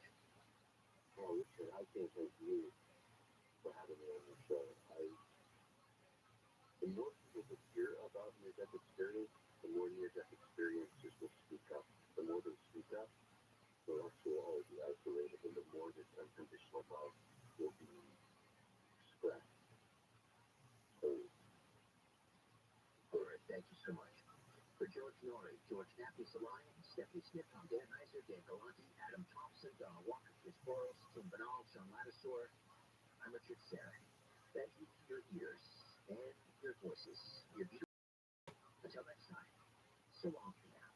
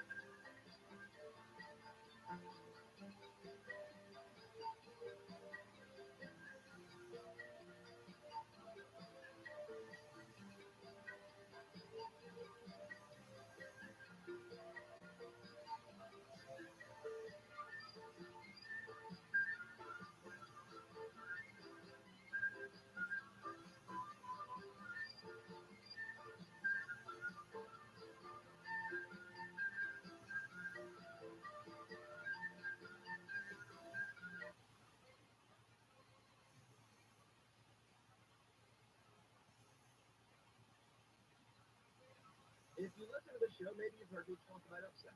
I would bet that you have, hopefully. Upside is the free That's right. It's a free app to get your cash back on gas and groceries and dining. Upside is easy to use. It's real cash. And if you're waiting, I just wouldn't wait anymore. You can download the Upside app and start making money. Use my promo code BONES25. Do that on your first fill up, and you'll get 25 cents per gallon or more cash back. Yeah, that's right. 25 cents per gallon or more cash back on your first fill up just by using my promo code BONES25. That's BONES25. We all know prices are on the rise everywhere. What's the solution? Well, I think something that'll help is the free Upside app. You can earn cash back at over 50,000 gas stations, grocery stores, restaurants. Frequent users earn an average of $340 per year. Download the Upside app on the App Store or Google Play. Join the earnings, and remember my promo code, BONES25. Store days on sleep and savings during Mattress Firm's Best Save a Year. Save up to $700 on select Tempur-Pedic adjustable beds. And get a $300 instant gift with clothes, pillows, and more. Are you a business owner, CEO, or responsible for marketing? If you are, iHeartMedia can help you reach your goals and find new customers. We reach more consumers in your target area than anyone else, and we can give you access to those potential customers more cost-effectively across radio, digital, podcasting, and social. Hi, it's Daddy. It is now 6 o'clock. iHeartAdvertising.com. That's iHeartAdvertising.com. The Metropolitan Water District of Southern California has rebates for water-wise devices like smart sprinkler controls and tips to reduce water use everywhere at home. Visit ewaterwise.com. That's ewaterwise.com. Portions of the following program will be recorded.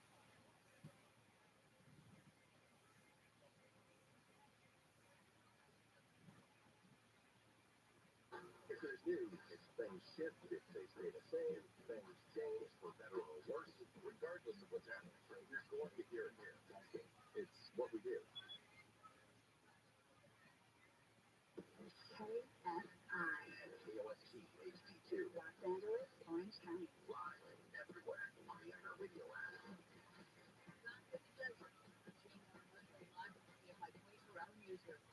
Flooding from storms in the Nevada desert struck down the Burning Man Festival. At least one person may have been killed. A shelter-in-place remains in effect for the 70,000 people at the festival in Nevada.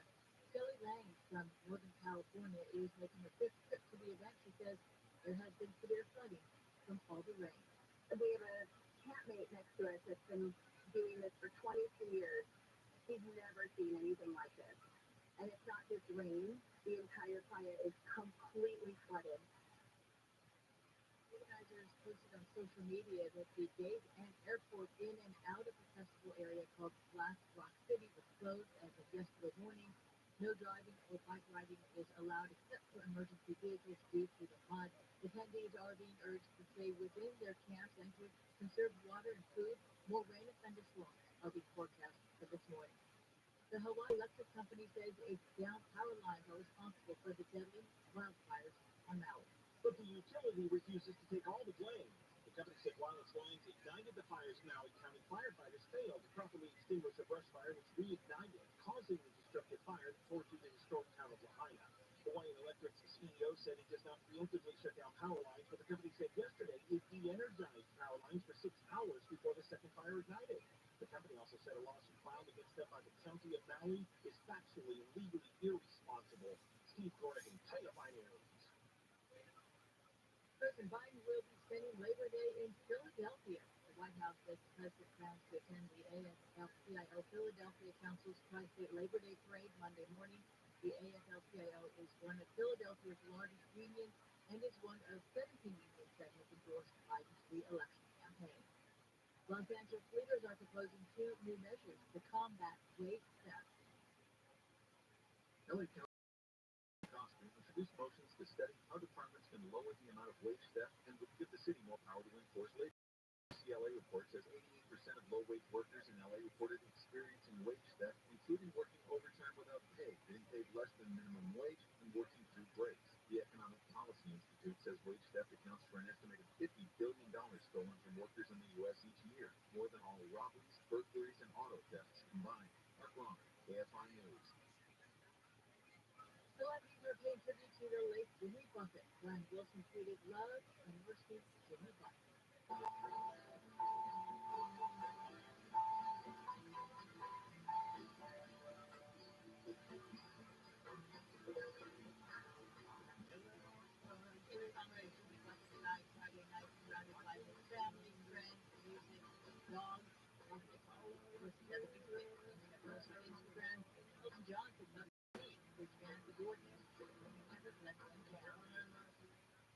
Now headed to Gardena, where there's a crash on A1 pit.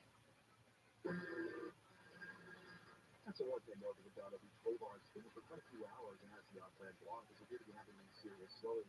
It's 306 up high door over the 91 freeway. That's a crash involving a vehicle that went over the right shoulder on pavement. And a stall in East LA, 7 head south at Cedar Chavez Avenue, blocking the right lane. The Ontario was popped up about a half hour ago, heading spread at 4th Street. A crash is taking up 3 left lanes. That's about 4 vehicles involved. In traffic's about 20 minute delay from Euclid Avenue. KFI in the sky. Let's do there faster. I'm Zachary Hagan. Having trouble sleeping? On the podcast Nothing Much Happens, join yoga and meditation teacher Catherine Nicolai for peaceful bedtime stories to help you relax. And Catherine uses brain training techniques and storytelling to take your mind to a calm and healthy place. Welcome to Bedtime Stories for Everyone, in which nothing much happens. You feel good, and then you fall asleep. Listen to Nothing Much Happens on the iHeartRadio app or wherever you get your podcasts. Reason for you to get around. The awesomest car sharing app in the world. Number 13. Rental agencies suck. How'd you get a car so fast? The get around app. Didn't you have to fill out forms? No. Overrun? No. Overpay? Nope. Just to see if we can do wrong ways? Yeah, suck. Rent the car. Skip the big car rental agency hassle. Get around. Just book a month. Drive. Save $25 on your first get-around trip with code NORIME25. When you're young, life is full of choices. Don't let opioids, like highly addictive and deadly fentanyl, take away your life and your choices with just one long pill. Find medically proven treatment options at chooseMac.org. Personal injury cases can be tough, but with Jacoby Myers, the official law firm of the LA Dodgers, you have a winning team.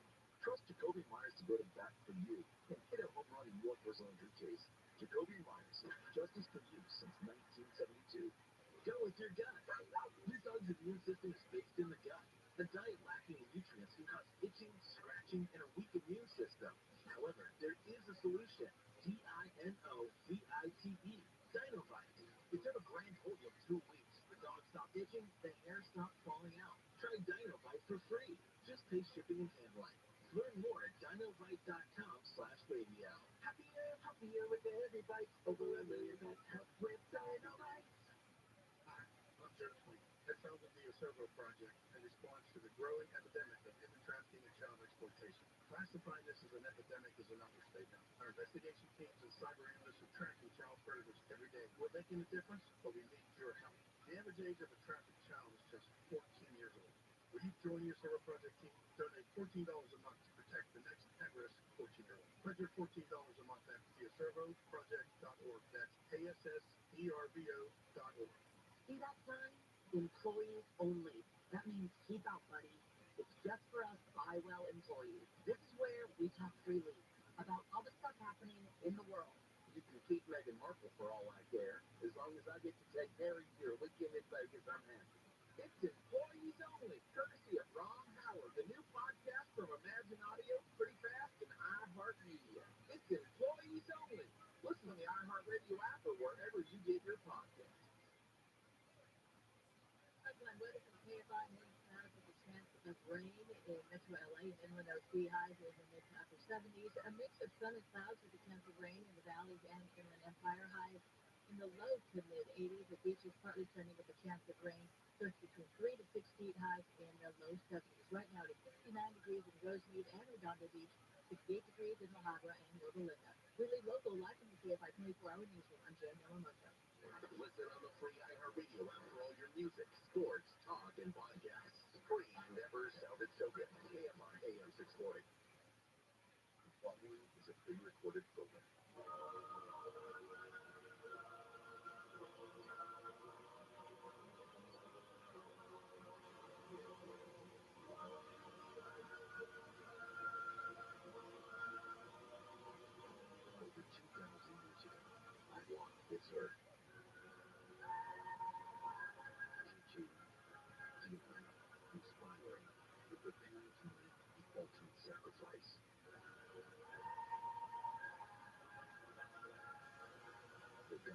love the world. That it gave his only begotten Son, that whoever believes in him shall not perish, but have eternal life. What if the day you and I could talk voice to voice, and you could ask me anything? You are listening to the Jesus Christ Show.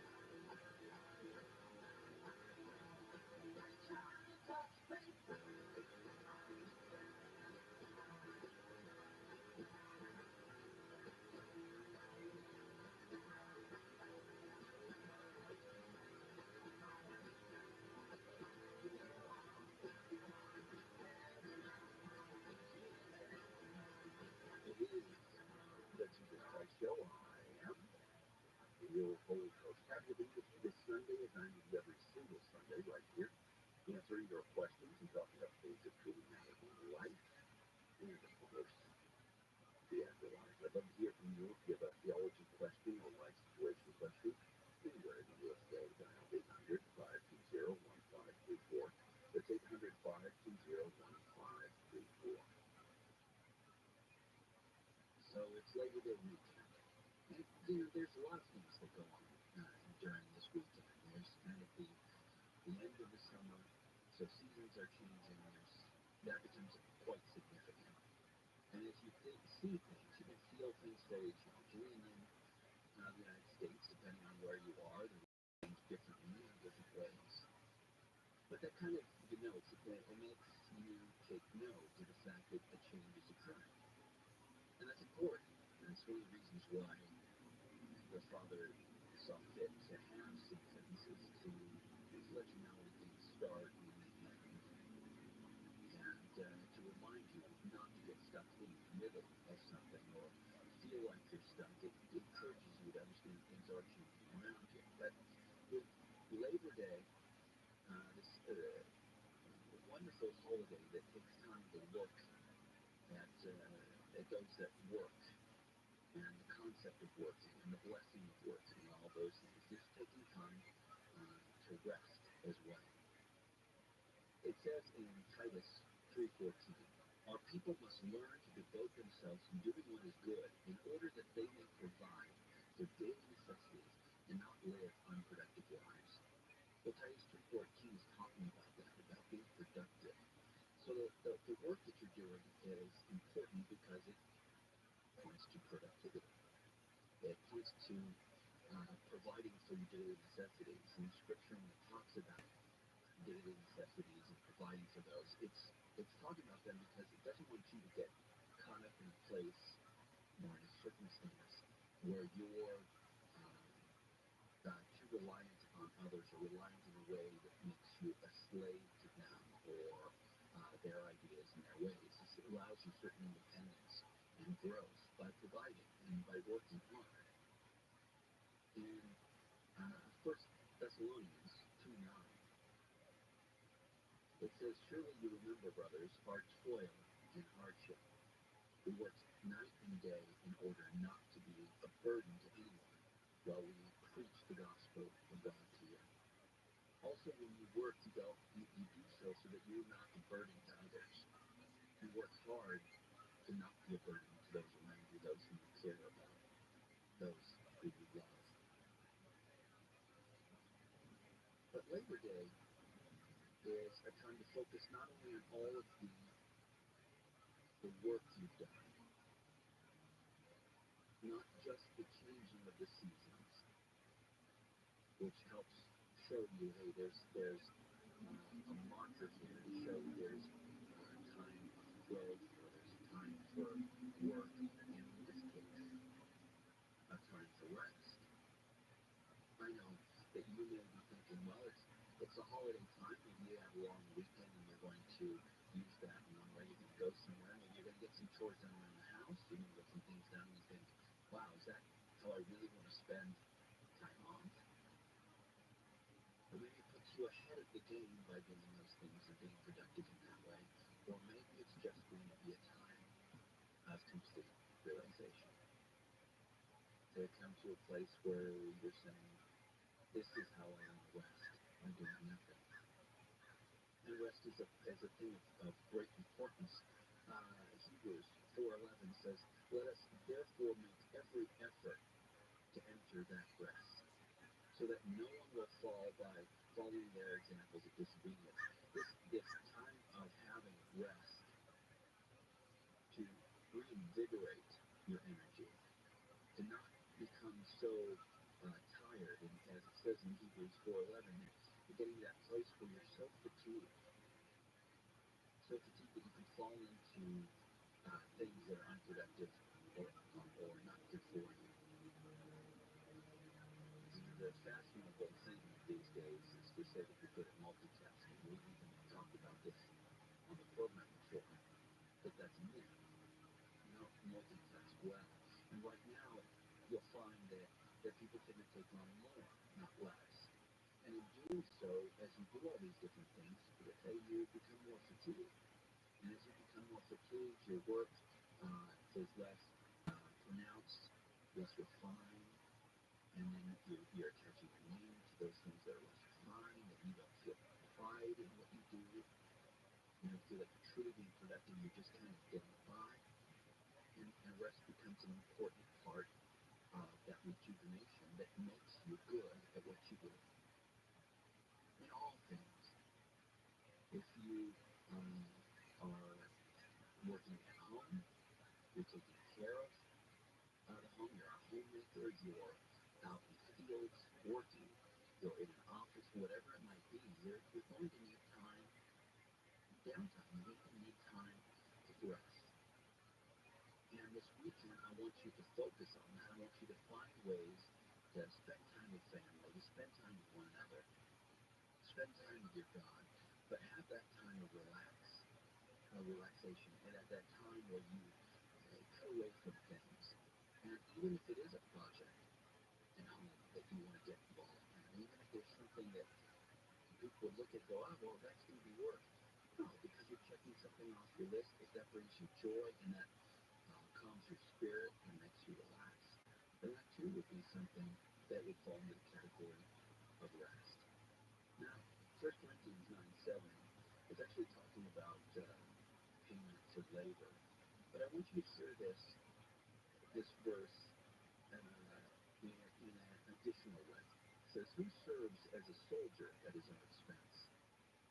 Who plants a vineyard and does not eat of its grapes? Who tends a flock and does not drink the milk? Says 1 Corinthians 9:7. And although that's talking about payment, it's saying that nobody's going to toil and work and labor and then not enjoy any of the fruits of their labor. But in this case, I want you to see, in addition to that, the concept of enjoying and the fruits of your labor not just being the payment, but this time of rest. Having that time to actually enjoy what you've worked for, to enjoy the things that you've worked very, very hard for and that are around you, no matter how big, no matter how small. Just spending that time together, enjoying those things. And as it says, if you're planting a vineyard, you eat of the grapes. If you tend a flock, you drink of the milk. You have to have the balance there of working hard and then having that time of relaxation or enjoying the fruits of those labors. And with Labor Day being upon us, I want you to get in that mindset this weekend. It's not just a day off, it's not just some extra time, but that it should be just as productive in the state of restfulness as it is when you're working and when you're laboring and you're out there and you're working your fingers to the bone. That now you should go into the same vein, same vigor into rest. And it's time of relaxation and spending time with family and really coming together. In all of this, talking about the physical needs, it's important to note that physical rest, one of the reasons why Sabbath was so important, physical rest leads to spiritual growth as well. That's why when you think about all the, just as when you are working, it becomes kind of spiritually beneficial, and your productivity, as Titus 3:14 talks about, living a productive life versus an unproductive life. Keep in mind that when you have times of rest, finding that time, making every effort, Hebrews 4:11, making every effort to enter into rest, that you will find spiritual rejuvenation as well.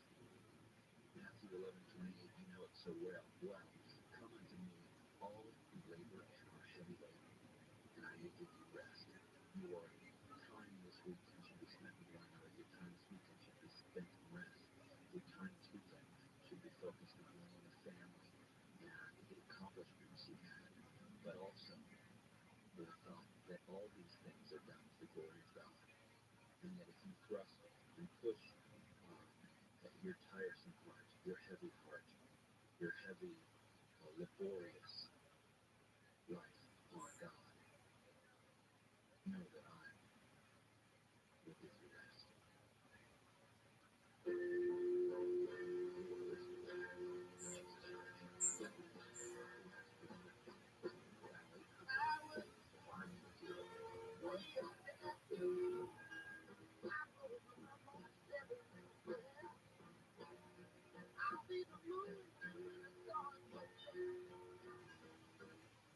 This report is sponsored by Wendy's Breakfast 2 for $3 Biggie Bundle.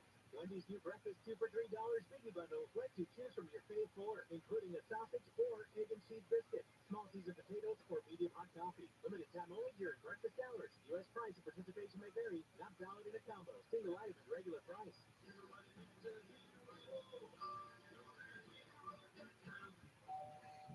Wow, they're already here.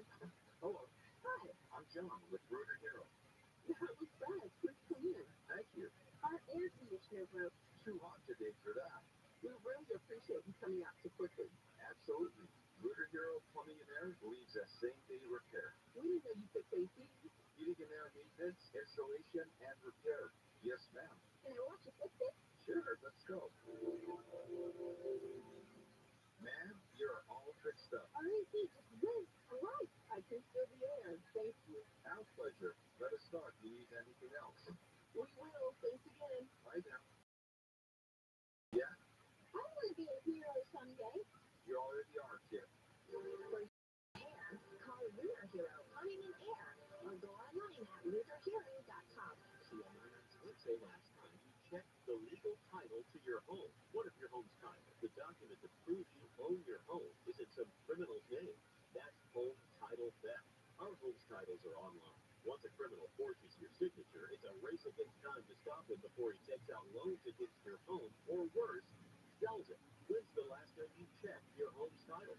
Our partners at Home Title Law demonstrated how criminals do it. In minutes, they found the titles to homes belonging to our staff with forged signatures saying our staff had sold them their homes. Some criminal was now the owner. It's shocking, but Home Title Law helps shut it down. That's what they do better than anyone. How do you know some criminal hasn't taken over the title to your home? Find out for free with sign up when you use promo code RADIO at HometitleLock.com. That's promo code RADIO at HometitleLock.com. And your first 30 days of protection are free. Do this today at HometitleLock.com. Go with your guts. Go with dynamite.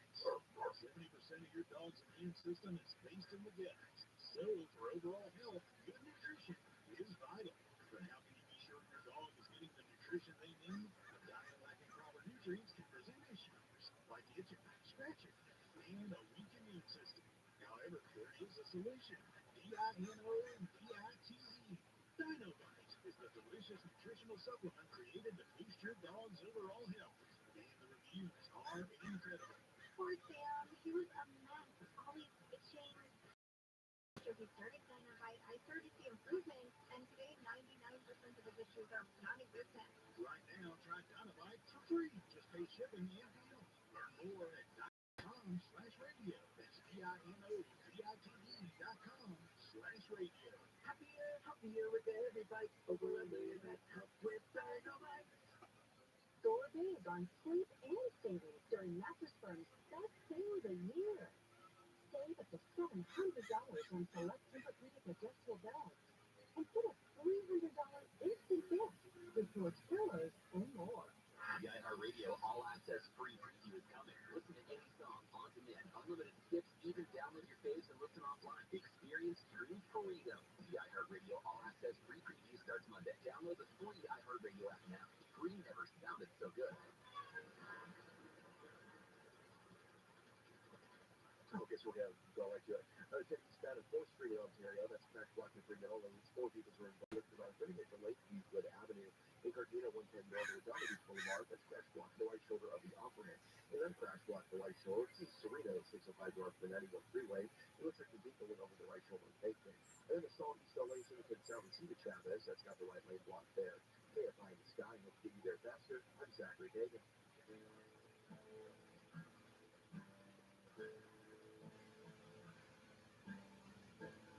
Ain't no sunshine when she's gone. It's not warm when she's away. Sunshine when she's gone, and she's always gone too long. Anytime she goes away, I wonder this time where she's gone. It is the Jesus Christ Show. Your Holy Ghost. Happy this Sunday as I'm with you every single Sunday. Right here answering your questions and talking about the things that truly matter to your life. And of course, the afterlife. I'd love to hear from you. If you have a theology question dealing with God, religion, spirituality, or themes of the Bible, or if you're going through something in life, we call them life situations. And I think we know everyone's going through something now. I'd love to hear from you. The number is 800-520-1534. It's 800-520-1534. You can also follow us during the show and during the week at Jesus Show on Twitter. That's Jesus Show. Wendy, welcome to the Jesus Christ Show. My pleasure. How can I help? This is my situation. I love working with you, and my pastor talked about keeping 2 feet in the kingdom at all times, and that's become my motto. And I ask the Holy Spirit to come upon me, and when that happens, I feel like a godly woman. But sometimes I feel like I have to work for that to happen, and I just don't understand the work. I ask the Holy Spirit to come upon me. Why isn't it like a natural occurrence? I'm not afraid to do the work. I just want to understand it. Well, Scripture also says that you're to be a living sacrifice. Doesn't that sound like something that's a daily struggle?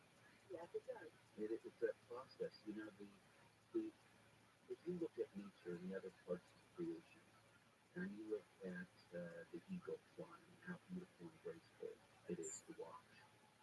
Without the resistance of air, the bird would fall to the ground.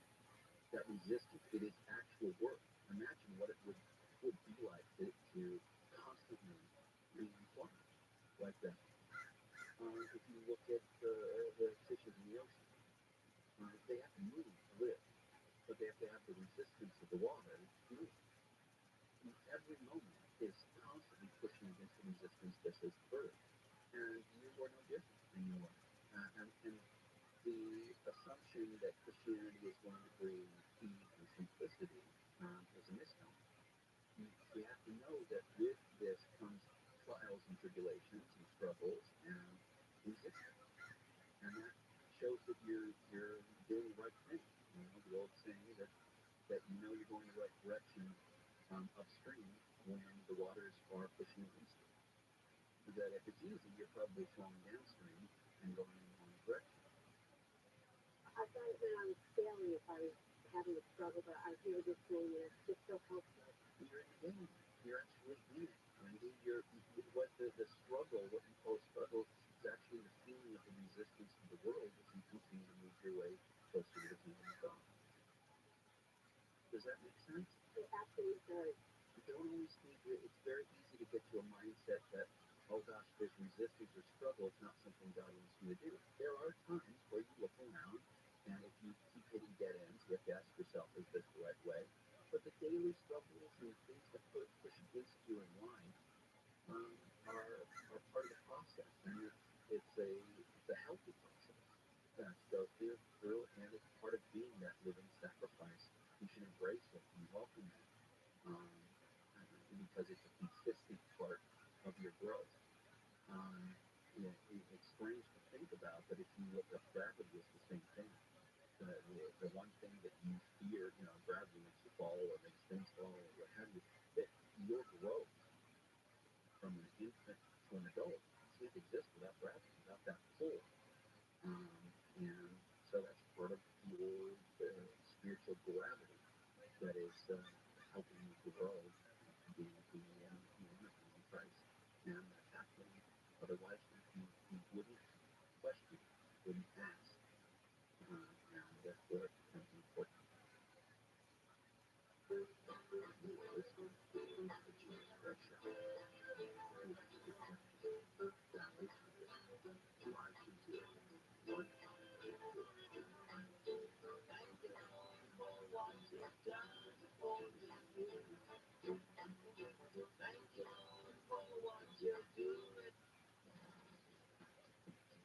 I'm Jamie Alamoto, live from the KFI 24-hour newsroom. A death investigation underway. Police say a man in his 40s whose body was found in a shed-like structure in Playa del Rey has been shot. The body was found yesterday morning under the Culver Boulevard Bridge at the Balloon Creek Flood Control Channel. Swiftwater Rescue Team was called to help retrieve the body. 4 astronauts on their way home from the International Space Station. The members of the Acoustic Commission run by NASA and SpaceX boarded their Crew Dragon space capsule this morning.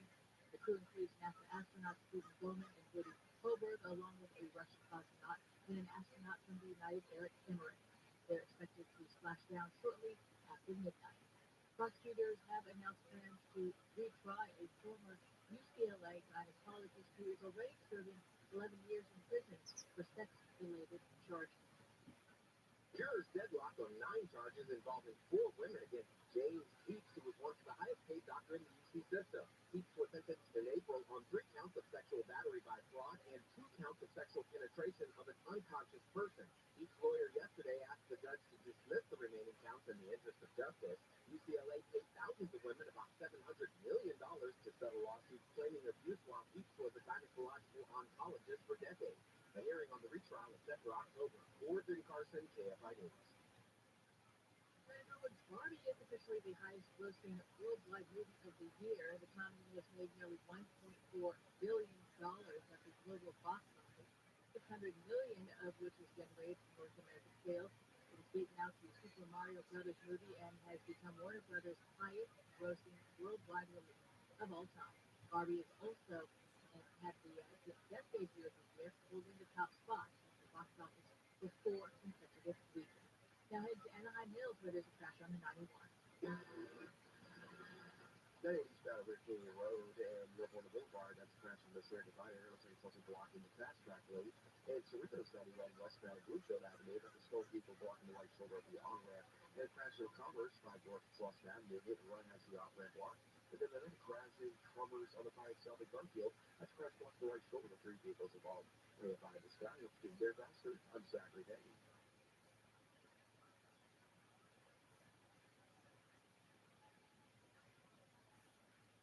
On weather from KFI, partly cloudy in Metro LA and MNOC, highs in the 70s, a mix of sun and clouds with a chance of rain in the valleys and IE, highs in the low to mid 80s, low 70s at the beaches, highs in the low 80s in the deserts, and a chance of rain with gusty winds up to 30 miles an hour in the mountains, highs in the upper 60s. Weekly local live from the KFI 24-hour news, and I'm Jane Yamamoto. Injured, how the largest injury club in the world, Morgan & Morgan, 40 people.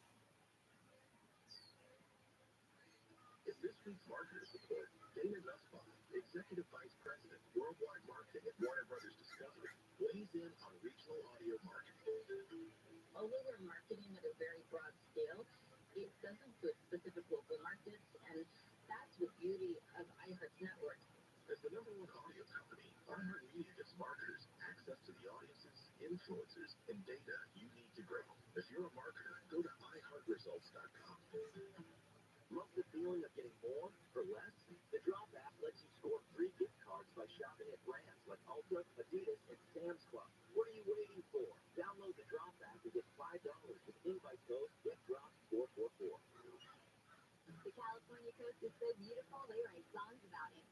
the right one called Always Wear Your Life Jacket. It might not be a hit, but it could save your life or the lives of the people you care about.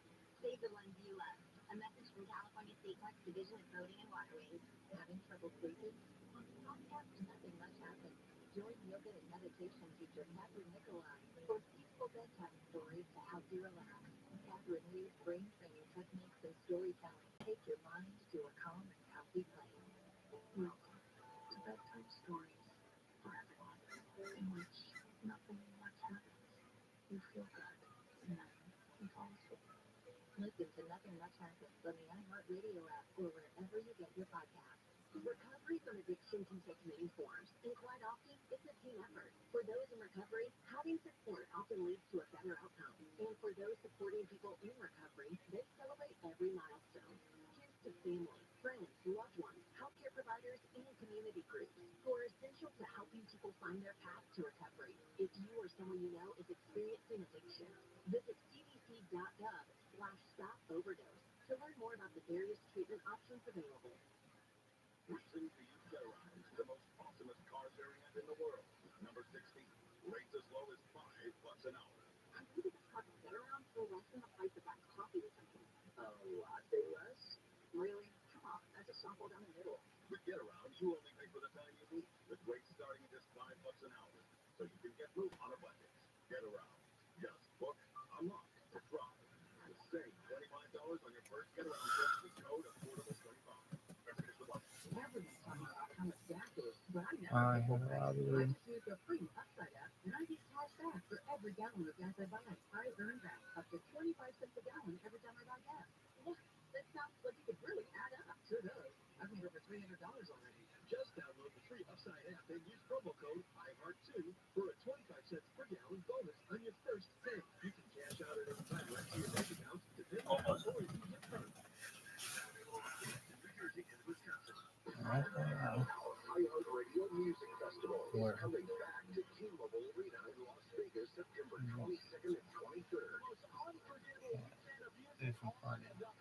Buy tickets now at AXS.com. Remember, I was really nice to meet you. sometimes just fun enough time slips away. That's exactly what I feel like, Jeff. The thing about having 50 years career, I've seen some things. You know, We it start used to do talking this, about and you know, on one side, I mean, I just feel very humbled by the whole thing, and you know, it's a job that I really love doing from the beginning, and it's been a wonderful ride. Steve Gregory from KFI. I don't know why I had to go through all this stuff. Impacted by the fires on Jewish. We've compiled a list of local charities at KFIAM640.com/Maui. My mom's Jewish. My mom's Jewish. Well, and I started asking him about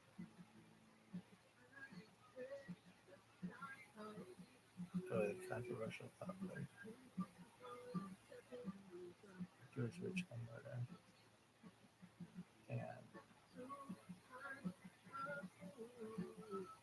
And he gets all squeamish and starts to reply. And I'm like, look, I just want to know, has it been a thing in the past? And he gets like really offended. Yeah. Answering your questions and prospecting the truth matter in life. Has it? And you go to the phone with your he's like running all over my parents' house. He was like in the attic. He just really awkward about the whole thing. And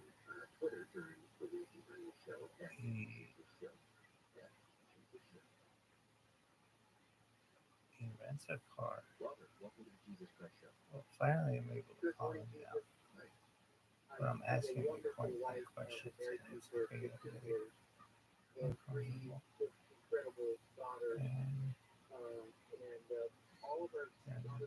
we keep it around fine. They got from the around place to like Swanson School, which is like thing like that. Let's just say 100 or something. And we drive cut them off. And then my wife is the one who lashes out. the guy But I know that there's something in my personality and how I relate to her. I didn't know she got it back from my past home. We just really we got into If there's conversation that like she doesn't agree with, instead of communicating in the moment, what questions are you asking them? lashes out and hits me. And this has Like happened well, there's evidence for it. 15 years. And Just a few days ago. I know we don't talk about it outside the community, but And it's one of it's those difficult to situations where deny a lot of this evidence. out of the blue, I didn't expect her to do that. Yeah, we got it. And she even went and got a phone and asked me to go and call police. Oh, okay. And I of course, have never done that, and I never, hit my wife's back. I don't want to, do that to her as well. I think that the picture isn't right at all. So in the heat of the moment, I did call. I don't know what made me call the sheriff that way, but I think I just thought, this has got to stop. I don't want her hitting me, and I definitely don't want to hit her back. So she's got to learn to deal with this anger issue. And maybe it's something in her background. I'm not sure. But so the sheriff came out, and it was obviously an embarrassing situation. Sure. She admitted that she hit me, and neither one of us wanted to. I didn't want my wife to go to jail. Of course not. And I spent the whole day bailing her out, going through that whole process. And she, was humiliated during the jail, of course. So, and I say all that because I'm at a place of peace right now. I mean, since she came home that night, it's been about 3 nights, I've been staying out of the house, just staying away. She needs that right now. She's home with our girls, and I've just been staying out in another place, and then I can go to work. So, I'm at a place of peace in my heart because I want my wife to sort out things in her mind as to why she lashes out this way, and she just doesn't have that peace in her life. But also, as you were saying earlier, I know I play a huge role in all of this because you're a team that causes her to feel that she needs to attack me. Well, there's much to it, I would imagine. But for the sake of the time that we have, let's look at that. Some of the things you brought up and kind of go through that because you're the one that's calling. So it's kind of hard to get into all of her issues. She's not really here. So we'll do it by way of you for the sake of our conversation today. So first, have you asked her point blank, why does she do that? Why does she get so angry, or why does she hit you? She does. But her response is kind of deflecting because she always brings it back like, well, you said this, so therefore I hit you. And we raise our children, no matter what you said, you don't respond by hitting. But yeah, she somehow in her mind has rationalized it to the point where this is a rational thing to do. Okay, so she just puts it onto you. Matt. She said, well, it's something you did. It really doesn't answer the why she hit you. It says what motivated her to want to. But you're executing that, physical activity is completely different. Has she ever hit kids? No, and I know in my heart she would never do that. All her anger is really direct. Okay, now this is where I need you to be really honest with yourself and with me, otherwise it's only close for now. Are you referred to by friends and family, or even by your wife at times, as being very passive? Being too passive, or you're not aggressive enough on this, or you don't, why don't you defend us in this situation, or why don't you do this? Are you always kind of the person going, well, benefit of the doubt, or let's wait and see how this unfolds, or have you ever been somebody who's a little passive? I would say no, but now my wife would say that I am. Well, but that's the point. I'm not asking what you say about yourself. I'm asking if others have said about you. So your wife would say that about you, that counts. Well, I think in some instances she might say that, but I have to tell you, in reality, um, I'm more of a linebacker sort of guy. You know, I mean, that's what I played when I played football. I'm a linebacker, and I just that's kind of a thin kind of person inside. Okay, and by no means am I calling you a wimp. I'm saying that they're different. And quite frankly, a lot of times, bigger guys fall into this category more than smaller guys. Smaller guys tend to have to feel that they have to prove themselves all the time, and or maybe mocked for size issues or what have you when they were younger, and end up being kind of more aggressive. Big guys tend to think, you know what, if I touch something too hard, I'm going to break it. So they end up being much more passive. So it's not about manhood or testosterone or any of those things, or testicular fortitude or any of those things. It's about women have preconceived notions as to what a man is, and has preconceived notions as to what a woman is or should be. And her anger, from what you tell me, seems to come out of strange places. And obviously, we only have a little bit of time, so I won't get into certain parts of the story and their side of it at that. But you seem like a very reasonable guy, and even calling the sheriffs at the end of the rope is a fairly reasonable thing to do. It puts you in the system, it makes her embarrassed, and I'm also very proud of you for being bold enough to call as a Christian. You know, because Christians are so caught up in, oh, you smile through everything, and you bat your eyes, and you tell people about Jesus, and then they're going to want to come to the kingdom and pretend like everything's okay. I'm proud of you for saying, no, we all love Jesus, and we're all Christians. We have problems in our home. Not all the marriage, but this one part, big part, shows its ugly head all the time. Having said that, this issue is here. People scream usually for, one of three reasons. They're crazy, they like to scream, they're not being heard, or there's an issue that they're kind of repressing, and a bigger issue, and it comes out via this kind of, speed court, kind of a slow burn. So if there's something you do that irritates her on a daily basis, or something that continues to come up, and she doesn't like the way you respond to it, she may, love you so much that she doesn't want to bring it up or can't bring it up in so many different ways. And the only time it comes out is at its peak level, and she hits a 9 out of 10. And therefore, she's unverted, and she can't help it, and it goes to that level. Now, at this point, I want to point out, never, ever, ever is it okay for a spouse to hit their partner. Ever. Male, female, female, male, never, ever, ever. And this is no different than if a man hit a woman. There's no difference. Now, because of the importance of that notion, you're not to hit one another in this farm, in the period, but in this farm. Now, there's arguments about, well, man is often stronger and bigger and therefore force and all those things, and there's subtleties to it, but big picture, never right. But something is motivating her to that point where she loses, she doesn't have a place to blow off that steam, so it all comes out at once. We're going to take just a quick break, but I want you to hang on, Robert, as we come back, have a couple more thoughts for you. You are listening to the Jesus Drug Show. To ask your question, dial 800-520-1534.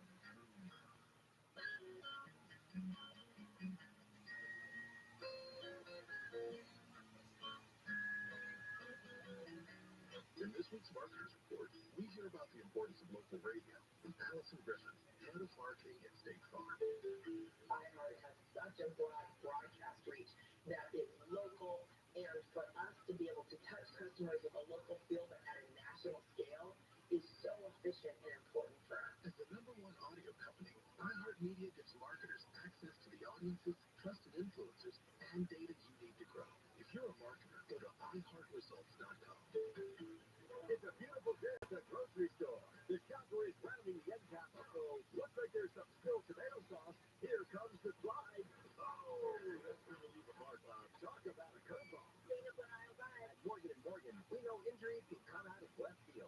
America's largest injury law firm, we've recovered over $15 billion for our clients. If you've been injured in an accident, call Morgan & Morgan, America's largest injury law firm. Visit photooftheday.com for an offer near you. Make home more comfortable. Make your business run better. And make California just a little greener in the process. Plan your energy efficiency upgrade. Find qualified contractors and attractive rates at GoGreenFinancing.com. Wake up, people. You're optimizing every waking hour of your life. From carpooling kids to work to friends and everything in between. You have to get sleep. And a bed that can perform as well as you do. Meet the next generation Sleep Number Smart Bed. It effortlessly adjusts to your shape, position, and movement. Learning how you sleep so you learn to sleep better. Night after night. Sleep next level. Only from Sleep Number. Bonus or Labor Day special. Save 50% with Sleep Number Limited Edition Smart Bed. Plus free delivery when you're out of days. That's Labor Day. When you're young, life is full of choices. Don't let opioids and highly addictive and deadly fentanyl take away your life and your choices with just one wrong pill. Find medically proven treatment options at ChooseNow.org. Diabetes, high blood pressure, anxiety meds, everyone's on them. If you're a 50-year-old male, maybe a bit porky, and you may even have type 2 diabetes, $1 million of term insurance may only cost you about $200 a month. Call Term Providers. Speak with Big Lou. 800-529-2856. Big Lou will find a term life policy for you even if you have type 2 diabetes or overweight or have high blood pressure. Term Providers help thousands of people like you who think they can't afford term life insurance. To buy $1 million of affordable term life for you, all you need to do is call Big Lou at 800-529-2856. Lou will make sure the scales are tipped in your favor. Call 800-529-2856. Big Lou will answer your call and work to fit you into a term life policy that you can afford. Remember, Big Lou's like you. He's on meds too. Call 800-529-2856. 800-529-2856 or BigLou.com. When's the last time you checked the legal title to your home? What if your home's title, the document that proves you own your home, is in some criminal's name? That's home title theft. Our home's titles are online. Once a criminal forges your signature, it's a race against time to stop him before he takes out loans against your home, or worse, sells it. When's the last time you checked your home's title? Our partners at Home Title Law demonstrated how criminals do it. In minutes, they found the titles to homes belonging to our staff with forged signatures, saying our staff had sold them their homes. Some criminal was now the owner. It's shocking, but Home Title Law helps shut it down. That's what they do better than anyone. How do you know some criminal hasn't taken over the title to your home? Find out for free with sign up when you use promo code RADIO at HometitleLock.com. That's promo code RADIO at HometitleLock.com. And your first 30 days of protection are free. Do this today at HometitleLock.com. I don't want to Northtown, ever down at Beach Boulevard in Gardena. An early crash has been cleared over to the right shoulder. That's Salt Legion Park on the West End North Stadium Way. It's got the left lane blocked. And another stall, then we're westbound and Greenfield Avenue in Cerritos. The on-ramp has got a bit of a stall there. And a crash hit and run. Commerce on the 5 Road Sausage got the off-ramp blocked. And then Anaheim Hills, 91 eastbound at Richfield Road. That earlier crash has been cleared to the right shoulder. KFI the Sky, which will be there faster. I'm Zachary Daigle.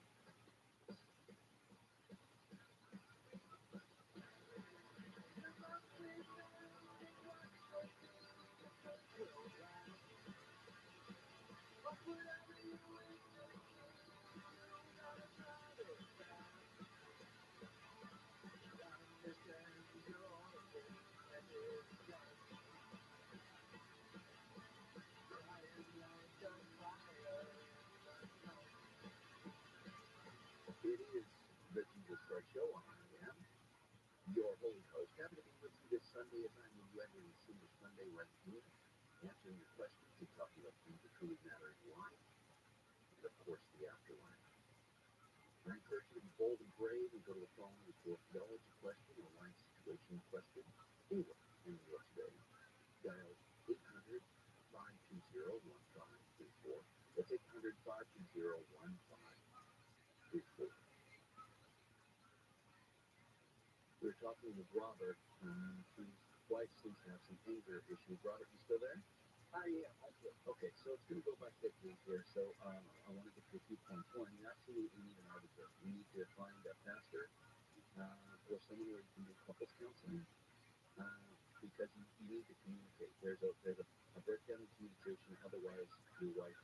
some sort of chemical issues going on. To lash out, to hit you, or to get so upset to the point where she hits you, even pushing past that. The act of grabbing the phone and putting it in your face and saying, go ahead, I don't care, call the police, is a strange act of defiance, almost telling you that she understands that it's incredibly wrong what she's doing, but she can't stop. Right. And that's a pretty scary place to be. So, if everything else is going well, it's very well. You might find out. You've got to be willing to do this. You might find out there's more problems in marriage than you think, and that she holds a lot of them in, and things that you do just being you annoys her to high heaven, and there's a breaking point, and you have to be bold enough to go, okay, I'm willing to hear those things because I want her to have that slow burn. If you look, drive certain freeways, if you're in California, you drive by, the refineries over in Carson or something like that, you see that there's these posts and this kind of slow burn going on with the flames coming out of the top of the posts. And that's to burn off certain gases so the whole thing doesn't, explode. And it sounds to me like your wife doesn't have a slow burn, doesn't have this outlet, and so it all comes at once. It could be a variable of other things too. She should have a complete checkup as well by a physician to make sure that there's not something going on chemically or she's not having other issues. But definitely communication is the place to start for you guys. Communicating on a whole new level. There has to be an outlet for her to tell you what upsets her and why. And you have to be able to listen. You may not be as available as you think. Once again, we're kind of focusing on you, Robert, because you're the one who's bold enough to call. And without your wife giving her 2 cents on her side of things, it becomes difficult. And continue to, pray over your situation for guidance. But ultimately, there's physicians for a reason. Go get it checked out, make sure that everyone's healthy, and then make sure that you focus on this as an important time of bonding, having a third party listen to what's going on and help you decipher some of that anger. And I think with somebody who's licensed and pastor who is gifted in counseling, will be able to pull those things out and help both of you see as to what triggers it and why it's there and how she can control it. I think that's the healthiest thing to do. Troy, welcome to the Jesus Bread Show. Hello, Jesus. How are you today? I'm well, Troy. How are you? I can't complain a bit, really. But you could to me. Actually, I could. You were listening. Indeed.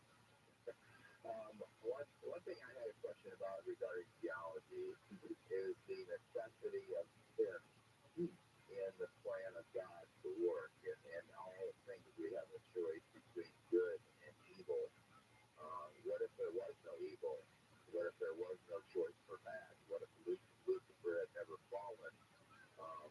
Wouldn't we be in a fix as far as Christianity with not an alternate choice? Wow, you ask the big questions, don't you? Yeah, it's a bit of a thinker, are you, Troy? The question, but that's the big daddy, yeah. Well, because it actually ties into a lot of hypotheticals that are really wonderful to kind of, ponder and throw around philosophically. What if Lucifer didn't decide to fall? That doesn't mean that there wouldn't be sin. Because even though the devil is the tempter, man still has the desire or at least the opportunity. So let's correct one thing. Sin is not necessary for the plan. What is necessary is the possibility of sin. But how would we know the possibility of sin if sin didn't exist? And if Satan isn't the tempter per se, it seems that Christianity channels all of the energy with evil toward the tempter. And even you were tempted in the desert by Satan himself, not by the concept or the out there generalized sin. You had the tempter try to tempt you. Yes, because that's the way it did go down. I'm saying if it did not go down, the possibility of sin exists simply in the beginning with Adam and Eve because the option exists. The option being don't eat the fruit of the tree of life.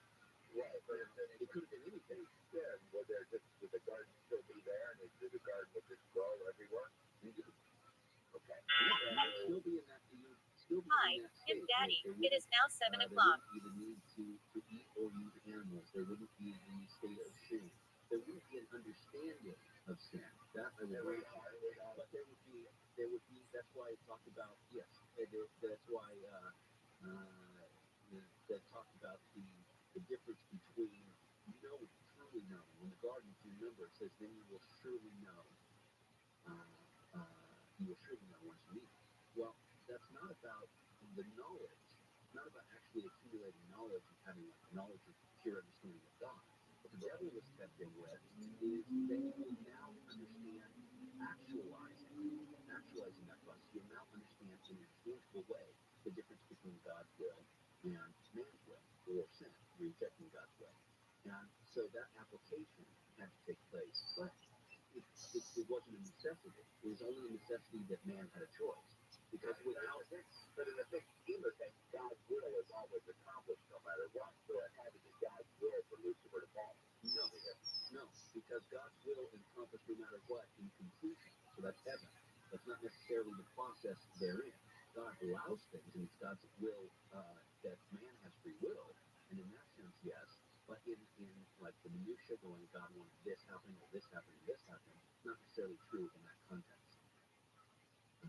You are listening to the Jesus Show. To ask your question, dial 520-1544.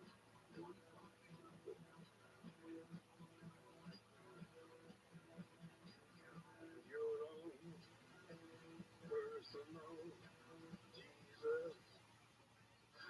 Nothing gets past us. We are on it.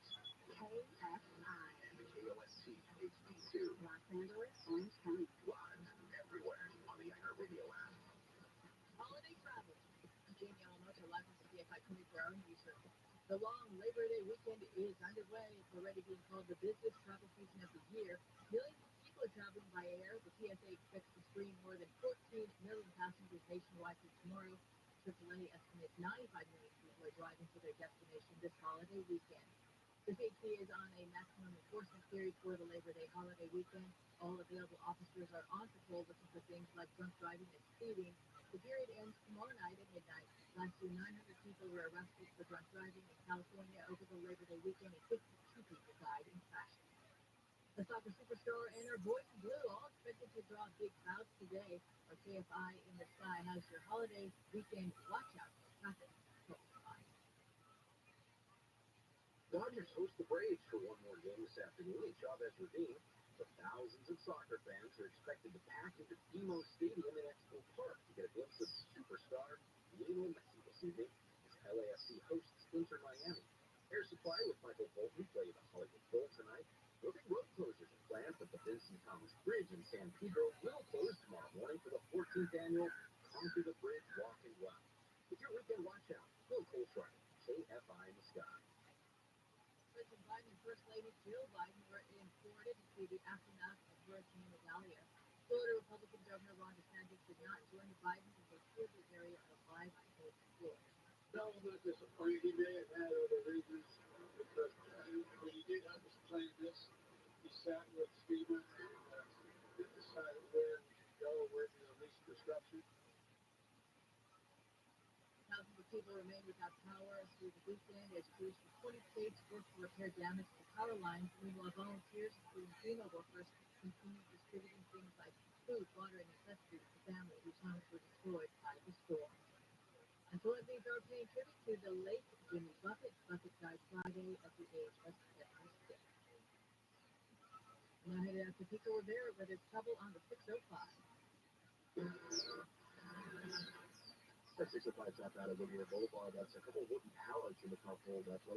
Two crashes that are cleared, both on the 5 and both in Commerce. 5 Level Slots after was a hit and left crash, it's clear.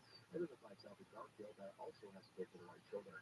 And I know that in East Battle 4 Weird Philly Road, you're over on the Boulevard, that's a crash. 150 left lanes, emergency crews are on the scene. You're looking at about a 15-20 delay for Muriel Highway. This is 10 westbound Waterman, that's a small truck trailer on the off ramp. TFI Dynasty, they're faster on Saturday. Balance of Nature's fruits and vegetables in a capsule, changing the world one life at a time. You know, when you're not eating anything, you're not getting any nutrition, it really puts a toll on my health. It's upping my nutrition and just making me healthier. And my energy's good with it, so I like it. At 64 years old, I know I eat the balance of nature. I do feel better because, you know, as you get older, you start to get a little slower, a little more tired. And at my age now, I'm bouncing around on ladders. This product is fantastic. Go to balanceofnature.com. And for a limited time for Labor Day, get 40% off your first order as a preferred customer with free shipping and our money-back guarantee. Offer ends September 5th. Go to balanceofnature.com or call 1-800-246-8751 and get this special offer by using discount code KSI. When's the last time you checked the legal title to your home? What if your home's title, the document that proves you own your home, is in some criminal's name?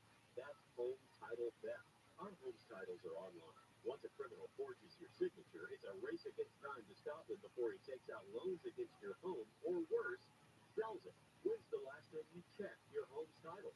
Our partners at Home Title Law demonstrated how criminals do it. In minutes, they found the titles to homes belonging to our staff with forged signatures saying our staff had sold them their homes. Some criminal was now the owner. It's shocking, but Home Title Law helps shut it down. That's what they do better than anyone. How do you know some criminal hasn't taken over the title to your home? Find out for free with sign up when you use promo code RADIO at HometitleLock.com. That's promo code RADIO at HometitleLock.com. And your first 30 days of protection are free. Do this today at HometitleLock.com. Having trouble sleeping? On the podcast Nothing Much Happens, join yoga and meditation teacher Catherine Nicolai for peaceful bedtime stories to help you relax. Catherine uses brain training techniques and storytelling to take your mind to a calm and happy place. Welcome to Bedtime Stories for Everyone, in which nothing much happens. You feel good, and then you fall asleep. Listen to Nothing Much Happens on the iHeartRadio app or wherever you get your podcasts. See that sign? Employees only. That means keep out, buddy. It's just for us Bywell employees. This is where we talk freely about all the stuff happening in the world. You can keep Meghan Markle for all I care. As long as I get to take Harry to a weekend in Vegas, I'm happy. It's Employees Only, courtesy of Ron Howard, the new podcast from Imagine Audio, Pretty Fast, and iHeartMedia. It's Employees Only. Listen on the iHeartRadio app or wherever you get your podcasts. Southland weather for KFI morning clouds with a chance of rain in Metro LA and Inland OC, highs in the upper 70s, a mix of sunny clouds with a chance of rain in the valleys of Inland Empire, highs in the low to mid 80s, beaches partly sunny with a chance of rain, highs in the low 70s. Right now 69 degrees in Fullerton and Garden Grove, 66 in Sherman Oaks, and 67 in Baldwin Park. Really local, live from the KFI 24-hour newsroom. I'm Jamie Yamamoto. Listen on the free iHeartRadio app for all your music, sports, talk, and podcasts. Free, never sounded so good. KFI AM 640.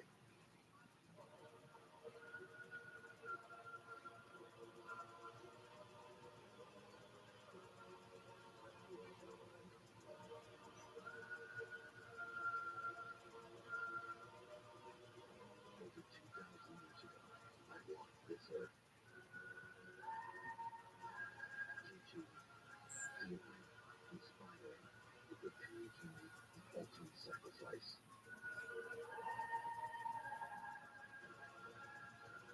For God so loved the world that he gave his only begotten Son, that whoever believes in him shall not perish, but have eternal life. What if, the day when I could talk voice to voice, and you could ask me anything? You are listening to the Jesus Christ Show.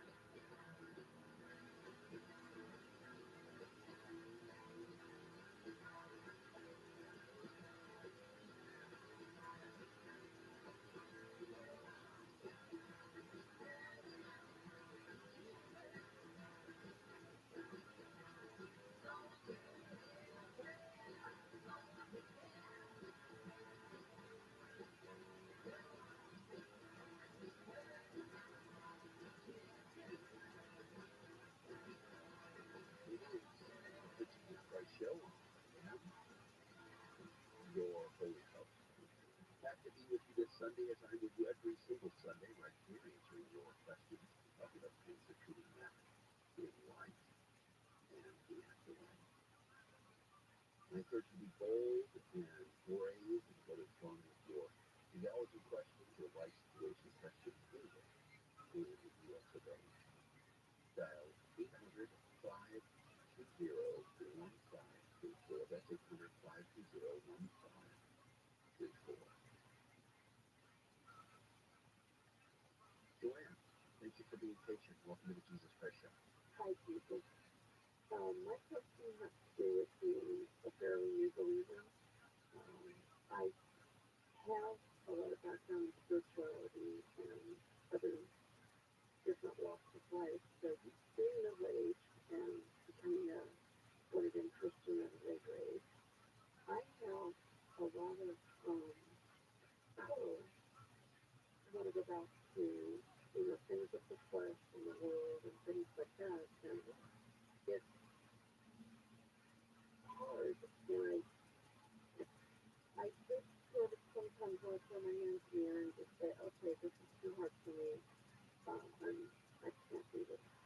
So what are your suggestions for someone being a new believer that is going back to the other way of the older life? Well, first, I'm very proud of you for even bringing it up and recognizing, because there's a lot of people that don't, or there's a lot of people that pollute their faith with the luggage from other belief systems or other things that they did or past lifestyles, whatever it was, or may be, and they just pollute it and kind of ignore it. So I'm proud of you that you're even acknowledging it and that you're brave enough to even say, hey, this is what I think's going on, and I'm fearful of it. The process is the same as anything else. I mean, Paul said it himself, and this is somebody who had a later conversion by some standards. He said the spirit is willing, but the flesh is weak.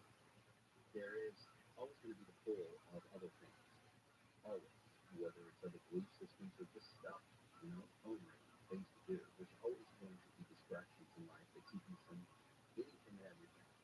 And the best way to do it is to build patterns and habits, like anything else. That's what you did over those years in other belief systems, other processes. You spent time in that, and that's what makes it difficult. That's why you harken back to that, because you yield to that which is easier, that which is known, versus that which is new and more difficult. And so you need to build new practices, and that is that build regimens for now, and whether it's reading scripture, going to Bible studies, going to church, hanging out, fellowshipping with other believers, both young and old, in different stages of their walk. Signing up for the new believers class at your church, doing things that are going to build good habits, new habits, and the more you learn, the more those old habits will fall away. The more you build new ones and establish that relationship, like anything else. You've been through breakups, Joanne, and you've been being with the greatest new guy, and you're still going, oh, but that other person's do this, or that just happened. That's part of the process, and you learn to see the newness of the situation, the glory that it is, and the freshness that it is. And those, Scripture says that the new person is created, and the old self will die and fall away, but that's a process too. Right, and I am doing all the things you just suggested. All right. With Bible study and classes and, other fellowships and things like that. And I am doing that. It's just that I get sometimes to a point where I get either exhausted, exasperated, or just tired. So you're learning something new. It's much easier to go back to the old ways. Always. Always. It's just not better. So I should just stay on what I'm doing and no other suggestions. I wish I had a magic wand for you, but I think this is what makes it worthwhile. And a lot of people say, well, gosh, what about this, what about that? But really, the common sense and the practical are God-given. And the solutions to these things, like saying, well, I want patience. You know how you get patience? Having this patience. And you know how you build, because careful when you ask God for humility, by the way. A lot of people forget that it comes with humiliation. Right. So it's these things that you want and that are going to be part of your character, and if you want to be part of your character, come with time. It's the forging process, like with steel. If you try and go for that, when you heat up metal and it gets that red hot, and then take those hammer and tongs and start beating them into a shape, that there's a cooling down process or a curing process that they use. And if they cure it quick in cold water, the metal becomes fragile and brittle and can break. The whole purpose of forging to strengthen the metal and strengthen the new shape is to slowly cool it down. So that as it slowly cools down, it becomes stronger and more dense. So when you want something in life, if it's important enough, you want to go through the process, and you want to take the time. If you rush through the process of something important, often it becomes kind of a faux version. It's brittle, it's fragile, it's thin. It may look the same on the outside, but really doesn't have the same sturdy structure, soundness to it. So what ends up happening is that you wait today and you try and do it quick, then I'm going to get a call back from you that you're thinking, oh, you broke down and this and that, but if you slowly, baby steps, little bit increments, to build that structure within you, and trust that God says in Scripture that He is the author and finisher of your faith. And so although you participate in that, God is doing the work inside you. And I'm trying to build those things and build that structure inside you so that you're strong and can withstand great things rather than just on the outside look. She looks like a Christian, smells like a Christian, sounds like a Christian. Well, everything should be good. But no, I want it to be a real honest to goodness change inside you, and that just comes with time. That's just Thank you. You're welcome, and you're on the right path. I'm very proud of you. There's a lot of luggage out there as you go on the quest, and people tend to bring it with them. It's like talking to some friends of mine, and they're moving. Not just moving, from house to another house. They're moving out of state.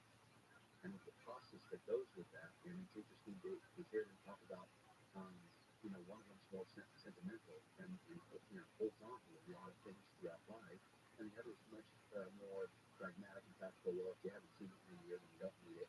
And still, the cleansing process of removing certain things from your life to moving to a new area or start fresh, and that's very difficult.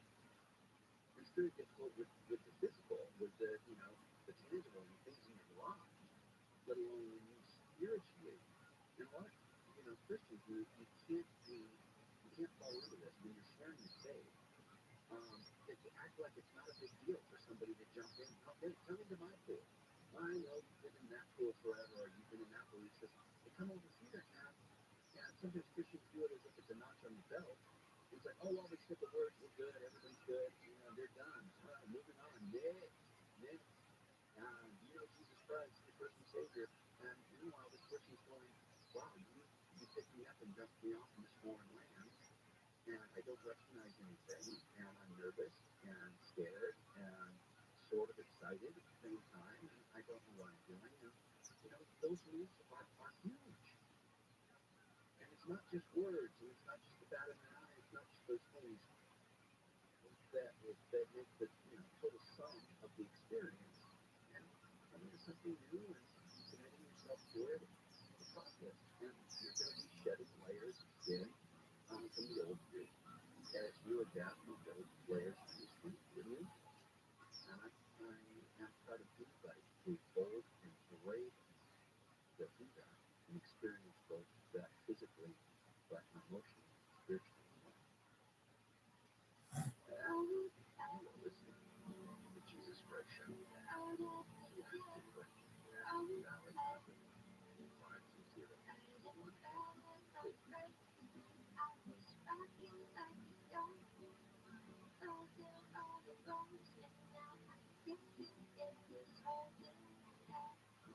Why would a plumber just tell me what it costs to unclog my drain over the phone? Is it that complicated? No, it's not. It makes no sense at all. They obviously have a price. Whoa, you've got a nice aroma. Who are you? Mike Diamond, the smell good plumber. Will you tell me how much to unsell my drain? $99. But you haven't seen it. Don't need to. Doesn't matter if it's a kitchen sink or a mainline sewer stoppage. The smell good plumbers at Mike Diamond will unclog almost any drain for $99. Almost. Yeah, there are a few exceptions, but you can read all about them on our website before you call. Just go to thesmellgoodplumber.com. Wow, you're like upfront and everything. I just called a guy named Bubba who wouldn't tell me anything. No Bubba's here, ma'am. Just professional plumbers who show up on time, smell good, and unclog drains for $99. Call us. 1-800-446-MIKE. Contact your license number 39917. This report is sponsored by Lowe's. Right now at Lowe's, buy one, get one 50% off on select interior and exterior paints and exterior stains via Lowe's gift card rebate. Lowe's knows home improvement. Valid through 9/6. More terms and restrictions apply. See Lowe's.com/rebates for details. While supplies last. Think identity theft won't happen to you? Think again. There's a new victim every 3 seconds in the U.S. Over 15 million to share alone. And many don't even know they're victims. LifeLock alerts you to identity threats and yes, even with part of your credit. If your identity is stolen, your dedicated U.S.-based restoration specialist will work to fix it. No one can prevent all identity theft, but everyone can save up to 25% off their first year with promo code NEWS at LifeLock.com. Identity theft protection starts here. When's the last time you checked the legal title to your home? What if your home's title? The document that proves you own your home is in some criminal's name. That's home title theft. Our home's titles are online. Once a criminal forges your signature, it's a race against time to stop him before he takes out loans against your home, or worse, sells it. When's the last time you checked your home's title? Our partners at Home Title Law demonstrated how criminals do it. In minutes, they found the titles to homes belonging to our staff with forged signatures, saying our staff had sold them their homes. Some criminal was now the owner. It's shocking, but Home Title Law helps shut it down. That's what they do better than anyone. How do you know some criminal hasn't taken over the title to your home? Find out for free with sign up when you use promo code RADIO at HometitleLock.com. That's promo code RADIO at HometitleLock.com. And your first 30 days of protection are free. Do this today at HometitleLock.com. Your pet isn't just a pet. They're part of your family. And you want to give them the best. And you want to feed them the best food. 7% of your dog's immune system is based on their gut, which can impact their overall health. Nutritional deficiencies produce issues like itching, scratching, and a weak immune system. Gynovitis can shelve your food's overall health out. Take it from one of their customers. I have 2 dogs, Sam and Bailey. Both are golden retrievers. Poor Sam, he was a mess. Always itching. His paws were soaking wet from constant licking. His bald spots on his back. I just don't like putting steroids into my dog all the time.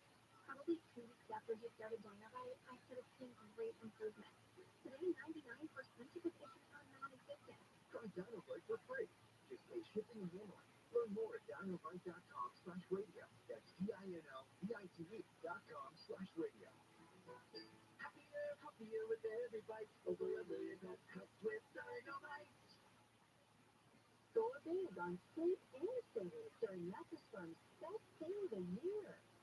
Save up to $700 on select Tempur-Pedic adjustable beds. And get a $300 instant gift with more pillows and more. The iHeartRadio All Access free preview is coming. Listen to any song on demand, unlimited skips, even download your faves and listen offline. Experience true freedom. The iHeartRadio All Access free preview starts Monday. Download the free iHeartRadio app now. Free never sounded so good. 60 West County Roseby Boulevard in Roseby. That's construction equipment in the middle loop. It's a wooden pallets on the 605 south of Whittier Boulevard. If you were there, so you got the carpool left lane. It's all along Route 710 south of Willow Street. That's got the off-ramp block. And if you construct the right shoulder wall to 5 north of Glen Oaks Boulevard in Sun Valley, I know it's a situation a little more serious than was established for Ware Canyon Road. That traffic's taking up the 2 left lanes. And emergency crews on the sewer traffic back to Imperial Highway. KFI in the sky. Let's be there faster. I'm Zachary Daigle.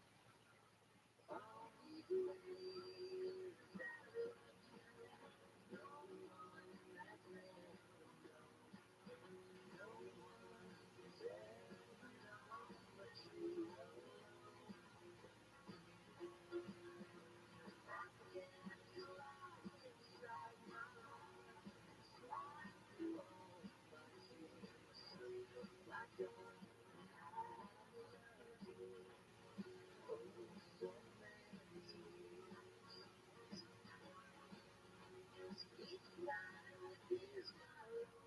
Jesus Christ Show. Your holy host. Happy to be with you this Sunday at 9 Rabbi Sunday right here, answering your questions about the excellence to the life and the afterlife. I encourage you to be bold and brave and go to the phone with your theology question or spiritual question. Please give us a phone dial 800-520-1534. That's 800-520-1534. Kenna, welcome to the Jesus Christ Show. Hello? Kenna? Hi. Hi. What's your question? Thank you for taking my call. It's great to talk to you. My pleasure. How can I help you? Love your show. My question is, why is Jesus Christ referred to as God's one and only Son? As I believe that we're all God's children. Good question. There's differences in the way it's stated. If you notice, there's also some capitalization changes when it's spoken about in Scripture, referring to me as God's Son versus referring to the population of Christianity as children of God. So you look at a couple of things. The big difference is between the sense in which I am the Son of God, and then all people that are Christians are sons of God. So first you have to look at the uniqueness, the difference of the Son of God. That would put Christ as the Son of God, whereas everyone else is only the Son of God, small s. Why? Because when you're dealing with Christ's deity and the differences between the two, Christ is the Son of God with this capital S for a reason. Humans are adopted, if you will. So Jesus falls under the guise of Son of God by eternal right and inheritance. We read about that in Colossians 1:15. Whereas humans are sons of God by adoption. Read about that in Romans 8:15. So Christ is the Son of God because he is God in the very nature of God. John 1:1. So the difference is really dealing with the nature inherently. So you look over at man and you say, well, what about man? Well, man was created in the image of God, Genesis 1:27, and remade in the image of via the redemption in Colossians 3:10. So you can think of it this way: I, as Jesus, is of God by his very nature, but you are, as a human, from God by way of creation. I am divine in nature, but humans only participate in the salvation and not the divine nature. 2 Peter 1:4. And you can participate only in God's moral attributes, like holiness, love, those types of things.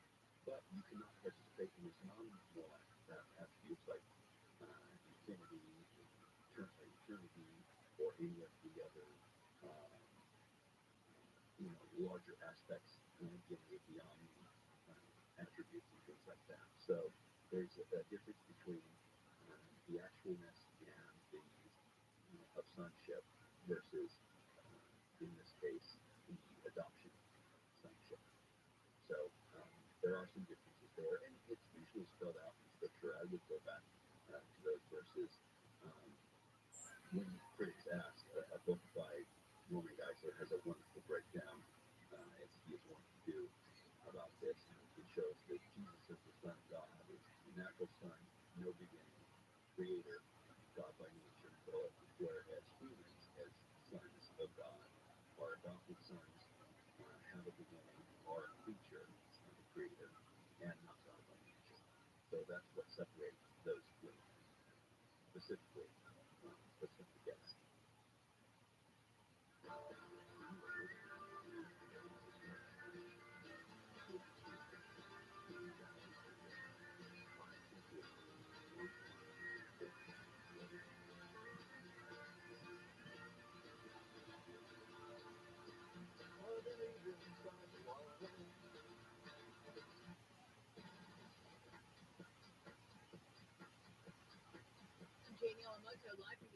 24-hour newsroom. House Speaker Kevin McCarthy has toured the town of Lahaina on Maui. It's been more than 3 weeks since the wildfire took out most of the town. Republicans would be seeing how best to spend FEMA money to help. You will be able to work through, look at the accounting of what people need, and make sure the assessments are there, and make sure the money is spent wisely. At least 115 people have been killed on Maui from the wildfire. LA City Councilwoman Tracy Clark has proposed a ban on RVs parking in sensitive areas. The ban includes schools, parks, daycares, and residential neighborhoods. Mark says the ban aims to address the significant rise of people living in vehicles in LA. Unfortunately, there are vehicles that are taking up invaluable parking in some of our most parking congested neighborhoods. The motion would also call for city officials to identify areas where RVs could park with a permit. The parking areas would be hubs for services, including housing placement. In LA, Blake Trolley, KFI News. California officials have voted to allow SoCal Gas to increase its methane storage capacity at the site of a major gas leak back in 2016.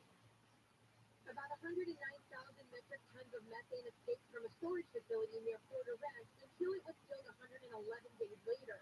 California Public Utilities Commission President Alex Reynolds says the decision is not about using more natural gas, it's about storing more gas in preparation for winter. This decision does not impact our work to develop a plan to minimize or eliminate the dependency on Lisa Canyon. The public rally would have the site shut down because of ongoing health concerns, but the board approved the vote 5-0. Chris Adler, KFI News. Former UN ambassador and New Mexico Governor Bill Richardson has died. Over the past 3 decades, Richardson traveled the world negotiating and securing the release of American prisoners and hostages in Bangladesh, North Korea, Sudan, Colombia, and Iraq. Last month, he was nominated for a Nobel Peace Prize in recognition of his work, including the marriage most recently WNBA player Brittany Griner. Richardson was 75. Now headed out to Long Beach, where there's a stall on the 7K. The 710 South on Willow Street, that's a small block right shoulder of the off-ramp. There's some construction equipment based around 60 Lasher Road to Boulevard in Road 2.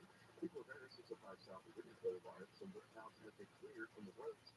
It's so down in 5 door of Glen Oaks Boulevard and construct the right shoulder wall. And I know some that anyone who's coming over King Road, that's perhaps blocked with 2 left lanes and perhaps a little back there from Imperial Highway. KFI in the Stallions, get you there faster. I'm Zachary David. If you get hurt in an accident, choose the law firm with the experience to win. Choose Jacoby and Myers.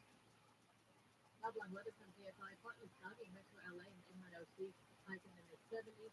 Amidst the sun and clouds with a chance of rain in the valleys and IE, highs in the mid to low 80s and low 70s at the beaches. Really local, live from the KFI 24-hour newsroom. I'm Jane Yamamoto. They get a call from my wife. She must have been an accident. We got to the yard. It's one of them. One of the toes in. He had several injuries. He had a stroke in his They went to a call. The accident changed his life tremendously. He lost pretty much everything. And we pretty much took care of him. There was a lot of unanswered questions. And I needed somebody to get to the bottom of it. I don't know what we would have done if it hadn't been for I've been at this for a long time. And over time, I like to think of the hundreds of thousands of clients that we've helped. My office and home are full of scrapbooks and pictures of the beauty of animals. And I love when I bump into so many of you later in life. Today, we're the largest injury firm in the world. And I'm thankful to you for trusting us all these years. We'll always be here for the people, not the powerful. We'll always be here for you. We're always growing. Someone say visit photooftheday.com for an offer near you. Win your way to our 2023 iHeartRadio Music Festival. Earn $1,000. Yeah, that is great. You'll leave it. T-Mobile Arena here in Las Vegas, December 22nd and 23rd. Streaming live only on Hulu. iHeartRadio Music Festival.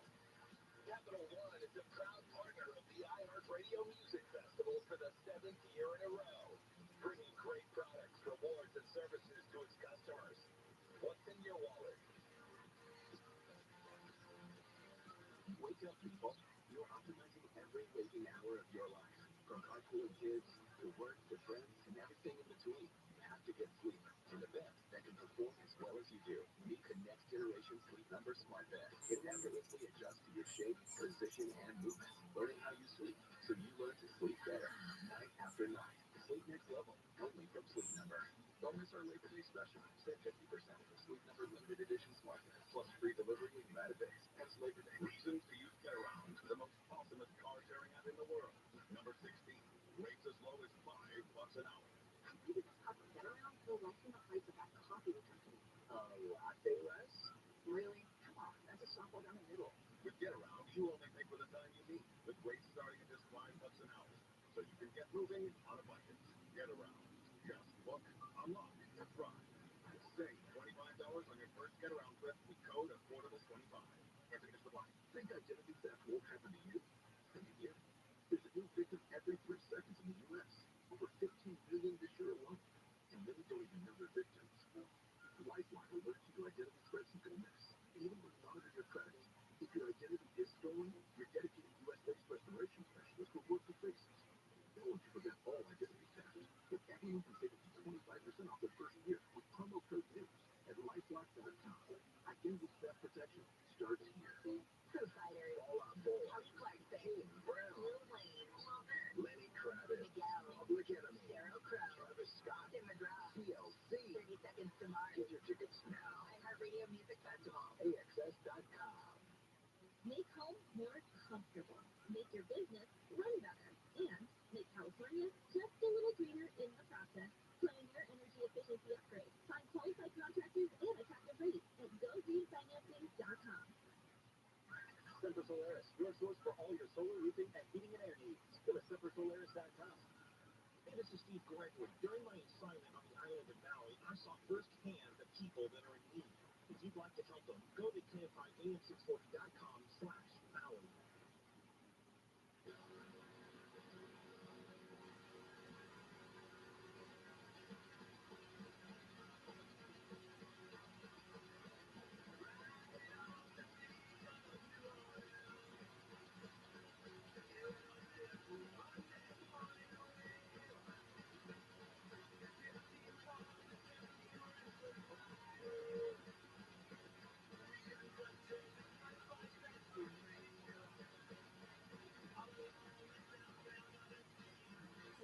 It is the Jesus Christ Show on IAM, the your daily host. I'm going to be with you this Sunday as I'm with you every single Sunday right here, answering your questions and talking about the things that truly matter in life. And of course, the afterlife. I encourage you to be bold and brave. Go to the phone with your theology question or life situation question.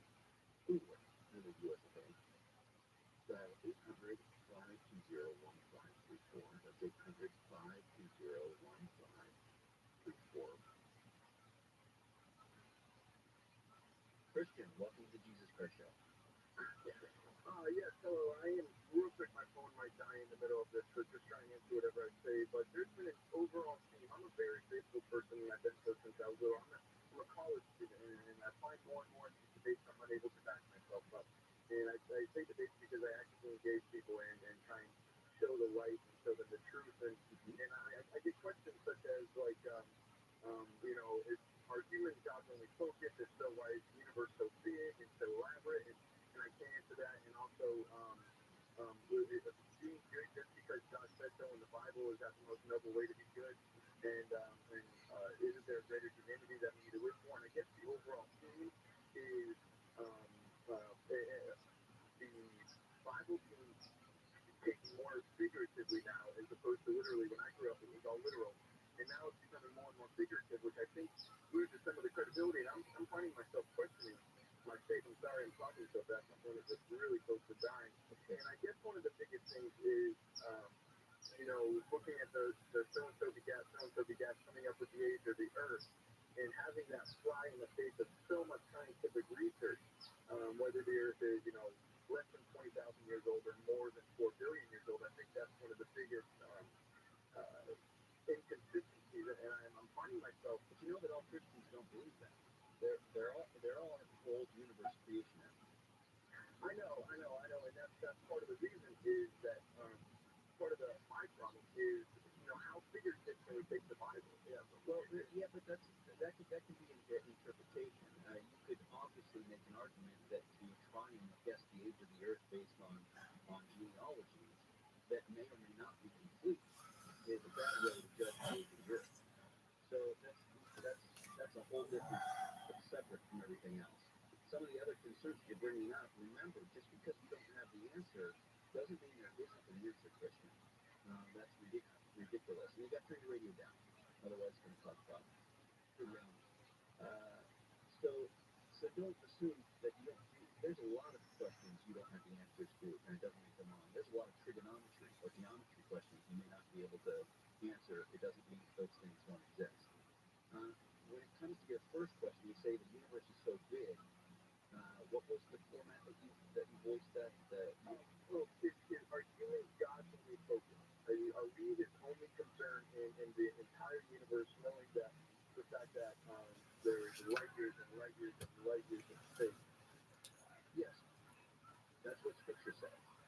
assumption that is somehow out of balance is ridiculous because no scientist understands completely what all of those light years and light years and light years of space do to mankind. The sheer numbers that would take to try and calculate why light is here and how it is here are so impossible that to make that statement and say that each of those things don't have a purpose or a place hanging in the balance is ridiculous. That's like saying that every grain of sand doesn't have a purpose in the gravitational pull or balance of the earth. It does. Every little bit of the elements of the earth make it different from all other planets, even in your own solar system. So if that makes the earth special in a way that is hard to comprehend, then equally it is hard to comprehend the specialness of humanity as it compares to God. And I mean, also I was confronted with a thing that I couldn't answer, and that is, people say believing, and I agree that believing that all of this is random is so hard to believe, but believing that somebody out there or some being out there created it all, that seems much more unnatural than a gradual process of growth and evolution. I mean, how do you argue for that? Because you have to already start the ball rolling in evolution. So everyone jumps to that point and says, oh, well, look, this is kind of, it was already there and it just gradually happened. No, there's no reason for you to believe that if you put a violin in a corner for a long period of time that it's going to become a cello. Just because they're similar in nature, you wouldn't assume that they came from each other directly. You'd say that they came from similar designs or specificity, but nothing in science ever states that the effect is greater than the cause. Ever. In any science, it's always the cause is greater than the effect, right? Well, in evolution, that's backwards. Because you have the cause of nothing. Do you believe in evolution? Well, no, not the evolution that they're trying to make you swallow. In adaptation, absolutely. There's adaptation. There's a difference between, and scientists still have problems with the concept of certain types of evolution, which is why you get theories like mutual equilibrium. Yes. How old do you think the Earth is? That's my biggest concern. Well, that's outside of the scope of this program, but people like my producer Neil believes that it's not 6,000 years old. But there's nothing that necessarily says that it's billions of years old either. The reason why a scientist has to argue that concept or that theory of it being billions of years old is because they need that time to be able to have transitionary forms to get to where you are now. It wouldn't work, in other words. But there's no way for them to prove that. So they're all theories. Now, there are many Christians, I'll direct you to reasons.org. There are many Christians that believe that the Earth is probably 15 million kilometers years. So it's not about that, but you can't just say, well, scientists say this, because scientists change all the time, and the theory of evolution is a theory for a reason. There's a theory of relativity, and we assume that. But there's changes in the theory of relativity all the time, and the general theory of relativity changes just as Darwinism doesn't exist anymore. The new theory of evolution is not the old theory of Darwinism, and that every 5 years, scientists gather to try evolutionists, scientists try and gather to come up with what we believe now, because there isn't a consistency. Is there a push on the believer's side or the believer's front, and maybe in a scientific way, to justify all of our beliefs and create better and more elaborate points other than flipping to a page in the Bible and interpreting that a different way, or using that to convince in an unconventional way? Is there? It would be silly to use scripture to argue about the scientific truths. It would be silly. And there's many. Reasons.org would be one of them. Dr. Hugh Ross and the folks over there at Reasons to Believe are all focused on, they're all scientists. He is an astrophysicist. There are chemists, there are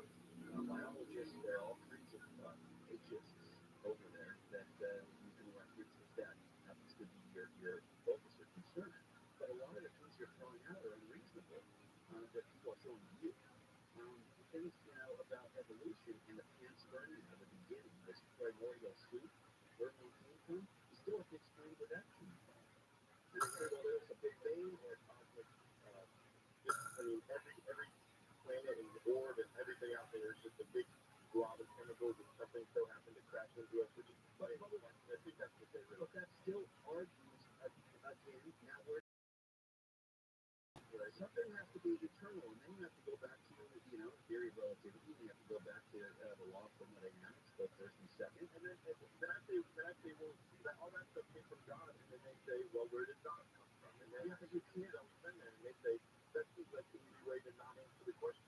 That it's not. It's a reasonable way. It's a very reasonable way that the creator of the universe, the uncreated by definition, that if something created a creator, now that creator's creation, and not the creator. It is completely reasonable. Is it just a paradox? I mean, no. This is the most skeptically I've ever questioned my faith, and that's why I'm having a hard time. You're gonna have to. I'm sorry, Chris. You're gonna have to hold on as we have a break. But hold on, I know your phone's going out, and I do want to talk to you.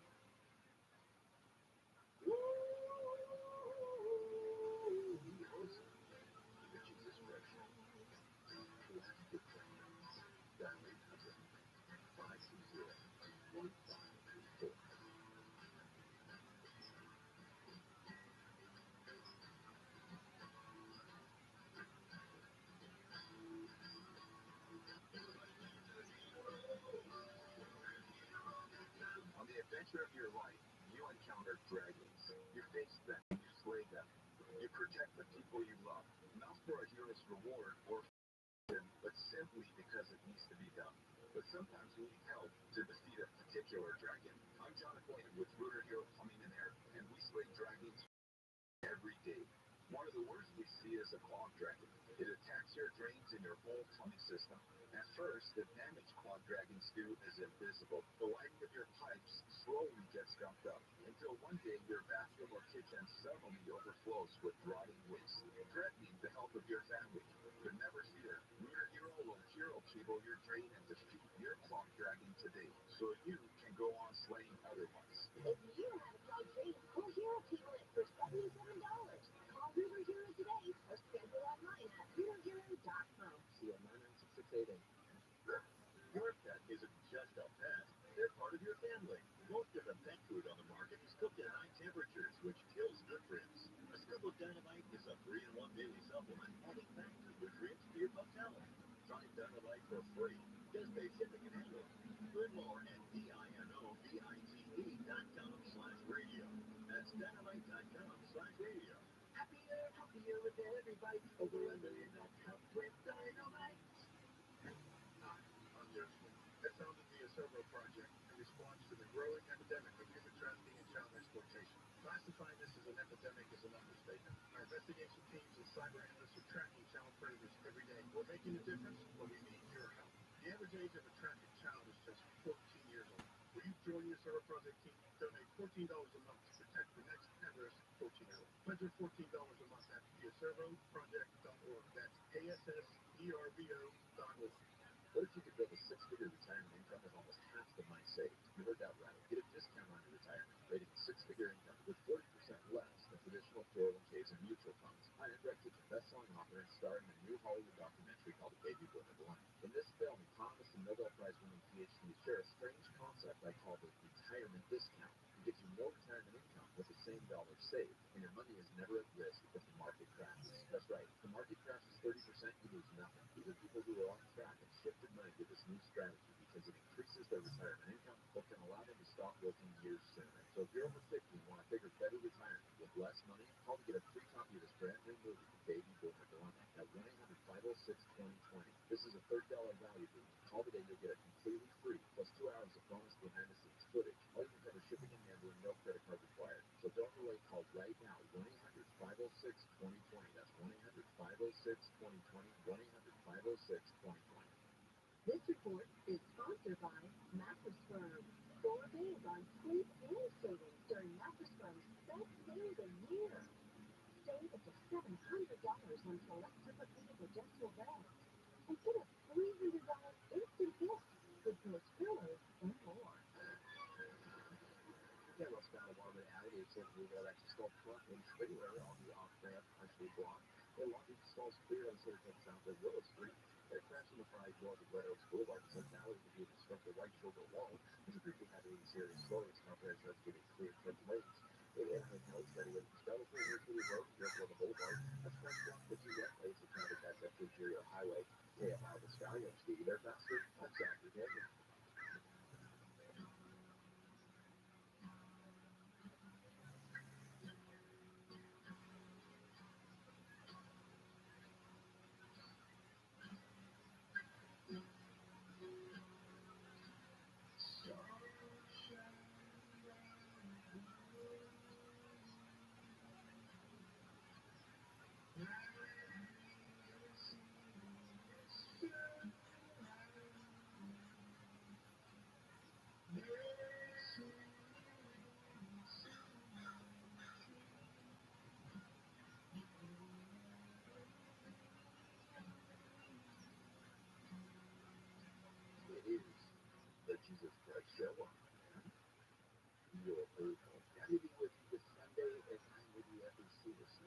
here, answering your questions, talking about the things that truly matter in your life, and if you ask for life. I encourage you to be bold and brave and go to that phone with your theology question and life situation question in US today. Dial 800-520-1534. That's 800-520-1534. Of course, you can follow us online on Twitter at Jesus Show during the week or during the show.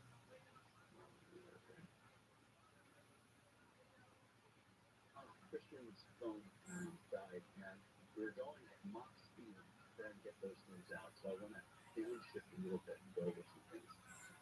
Because there was a lot of garbage that was being tossed at Christians who's trying to defend himself. I think it's healthy to question your faith. It's healthy to question your belief system. I've said it here on the program many times before. You will not change the mind of a devout atheist, of a devout Protestant, of a devout Catholic, a devout Mormon, a devout anything. You will not change the mind of anybody that's devout unless they're devout constantly.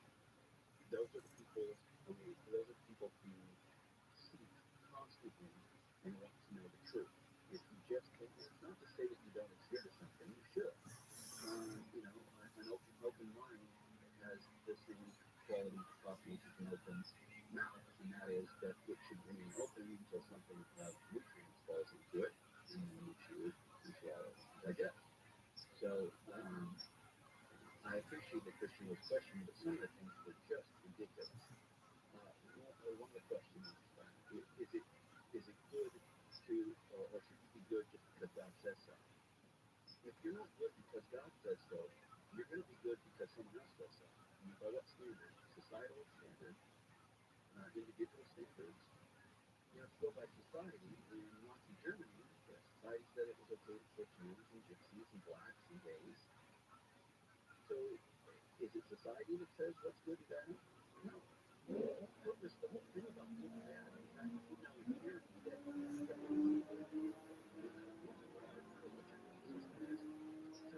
there is something written on your heart by your Creator that tells you what good and bad is. In every society, it's wrong to steal, it's wrong to rape, it's wrong to murder. In every society. And these things come from somewhere outside. That's another thing. The understanding of God's existence. Everything in this universe is contingent upon something else. It's pointing to something else to show its existence. The 3 to the 8 point, the 3 to the 8 point, the parent, and so on. So that it's reasonable to say that the universe has a point outside itself to explain its existence. That is reasonable. And another thing is that Christians have no problem. The Bible doesn't oppose the special theory of evolution. That there's great change can be possible within its time. It's the general theory of evolution where there's a problem. You neglect human beings. There's too many questions that are left unanswered by that theory. Do not buy the hype. And people get insecure and don't want to defend themselves because they feel stupid. Don't. Daryl, welcome to this question.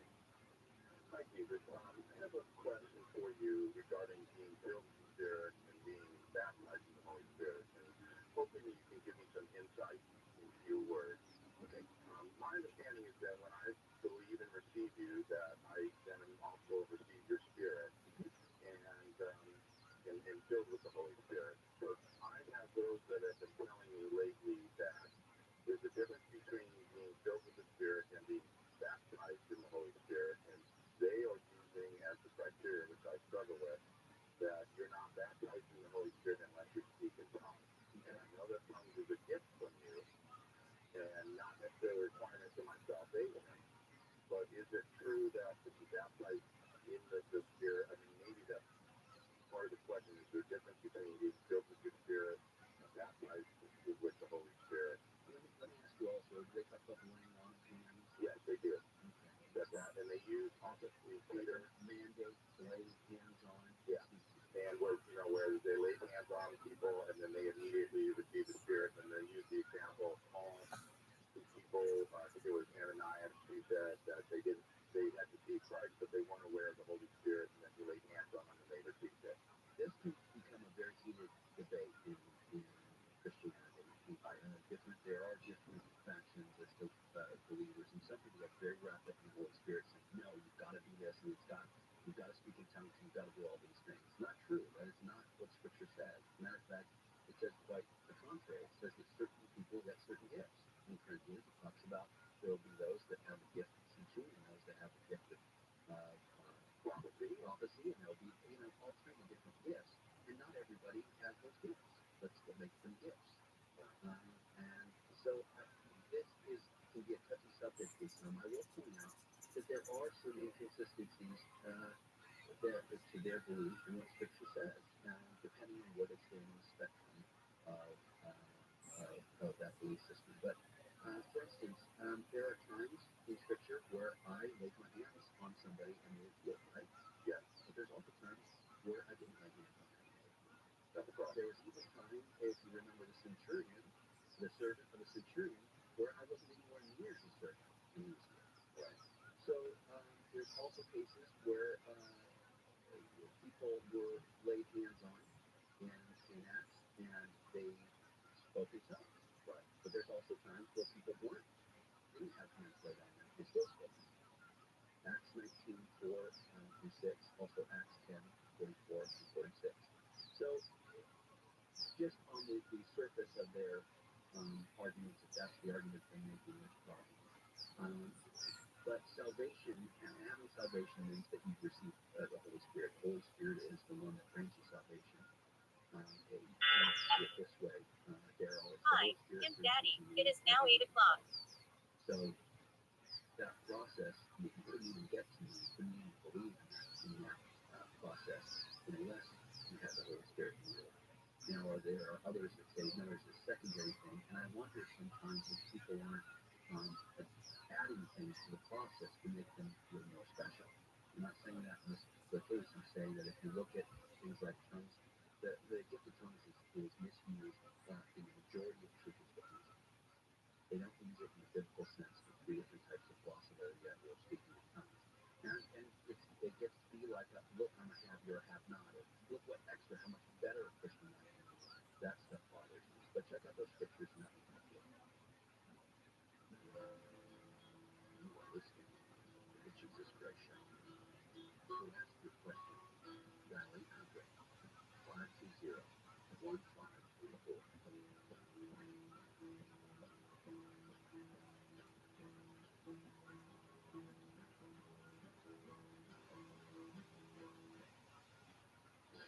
Whatever happens, we have got it covered. And KOST HD2. Los Angeles and Sonic. Live everywhere on the iHeartRadio app. Stranded in the desert. I'm Jane Yamamoto, live from the KFI 24-hour newsroom. Flooding from storms in the Nevada desert shuts down the Burning Man Festival. At least one person has died. The shelter in place remains in effect for the 70,000 people at the festival in Nevada.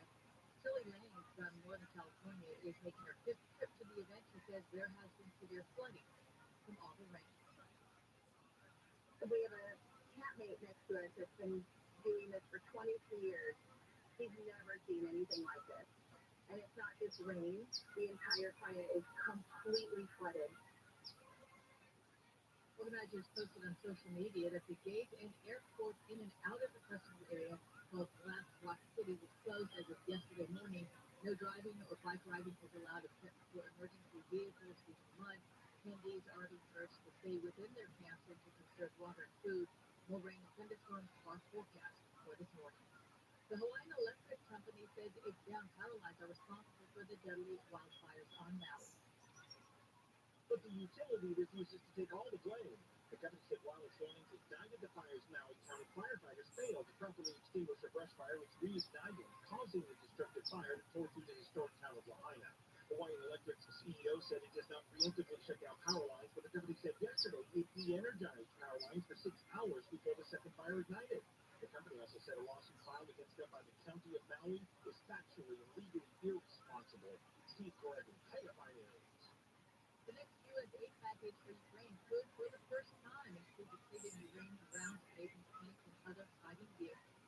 Upon impact with an enemy tank, it has a self-igniting fire-producing effect, so it's very useful to punch against enemy armor. Retired Army Lieutenant Colonel General Douglas Root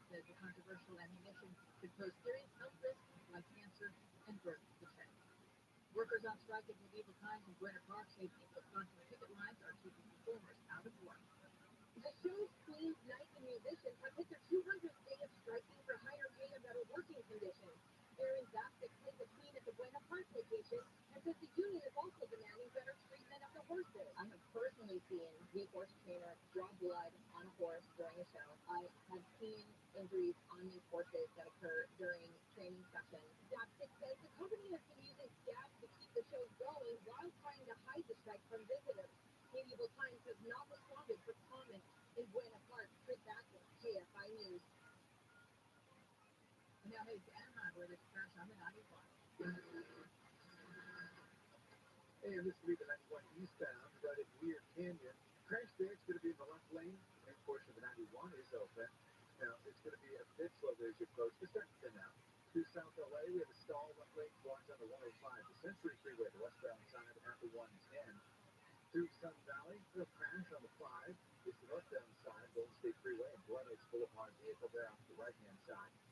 Through Ventura Stretch, Vineyard, closed off northbound, starting to go to Central. Give yourself a little room there. Now, as you make way to Pomona, it works out at 71 southbound at Ranch Road. The outlet has full closure. Here in Middle Lake, it works out there as well, the 5. Your Golden State Freeway southbound from Vista Del Lago to Central Highway. Get the right lane closed off there. They're doing some repairs. And slowing as you make your way up through the Santa Barbara stretch to the 101 north at Santa Citra. KFI in the sky, let's get you there faster. I'm Martina. Having trouble sleeping? On the podcast, Nothing Much Happens. Join yoga and meditation teacher Catherine Nicolai for peaceful bedtime stories to help you relax. Catherine weaves brain training techniques and storytelling to take your mind to a calm and happy place. Welcome to Bedtime Stories for Everyone, in which nothing much happens. You feel good, and then you fall asleep. Listen to Nothing Much Happens on the iHeartRadio app or wherever you get your podcasts. The most awesomest car sharing app in the world. Number 27. It's fun. Now, renting this convertible was perfect. This six of us should have gone with an SUV. But it's so cool right now. You're sitting on my lap. So, sports car or truck, red or black, classic or vintage. Pick the exact car you want. Get around. Just book, unlock, drive. Save $25 on your first get around trip with code EXACTCAR45. That's the one. Desire, All on board. Kelly Clarkson, King Brown, Lil Wayne, Lenny Kravitz, Miguel, Public Enemy, Sheryl Crow, Travis Scott, Tim McGraw, TLC. 30 Seconds to Mars. Get your tickets now. iHeartRadio Music Festival. AXS.com.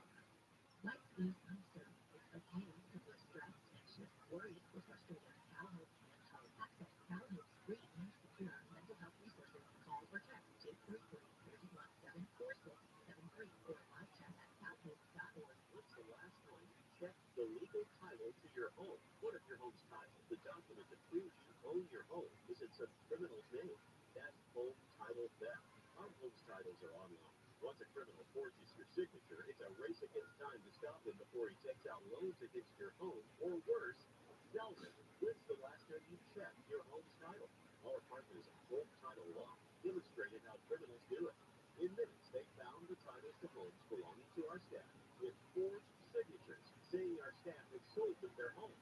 Some criminal is now the owner. It's shocking, but Home Title Law helps shut it down. That's what they do better than anyone. How do you know some criminal hasn't taken over the title to your home? Find out for free with sign up when you use promo code RADIO at HometitleLock.com. That's promo code RADIO at HometitleLock.com. And your first 30 days of protection are free. Do this today at HometitleLock.com. See that sign? Employees only. That means keep out, buddies. It's just for us IWell employees. This is where we talk freely about all the stuff happening in the world. You can keep Meghan Markle for all I care. As long as I get to take Harry to a weekend in Vegas, I'm happy. It's employees only, courtesy of Ron Howard, the new podcast from Imagine Audio, Pretty Fast, and iHeartMedia. It's employees only.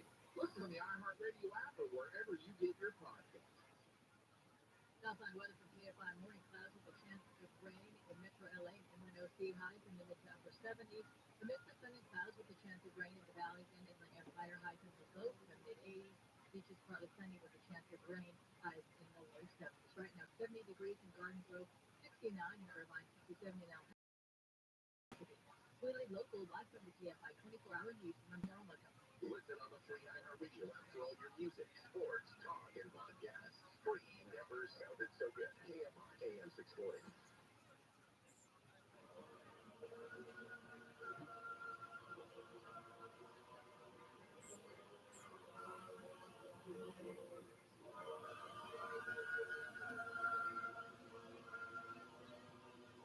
Over 2,000 years ago, I walked this earth.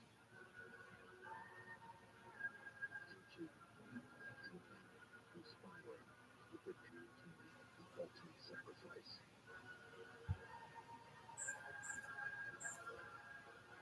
For God so loved the world that he gave his only begotten Son, that whoever believes in him shall not perish, but have eternal life. What if today you and I could fly voice to voice, and you could ask me anything? You are listening to the Jesus Christ Show.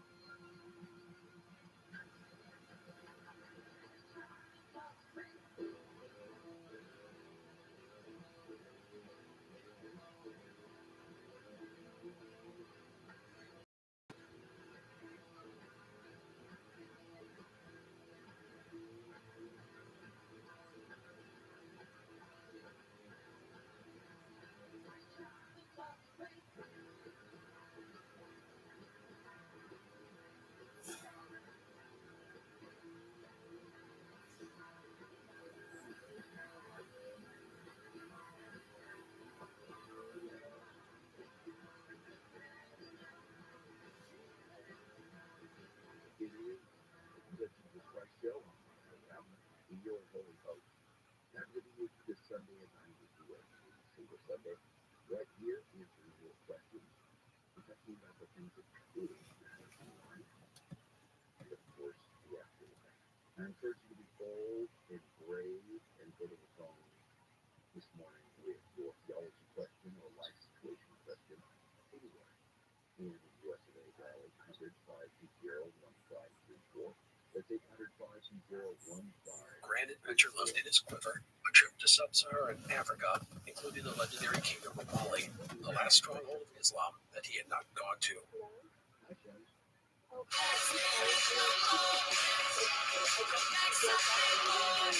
California's top casino and entertainment destination is now your California to Vegas connection. Play at Yamava Resort and Casino in San Manuel to earn points, rewards, and complimentary experiences for the iconic Palms Casino Resort in Las Vegas.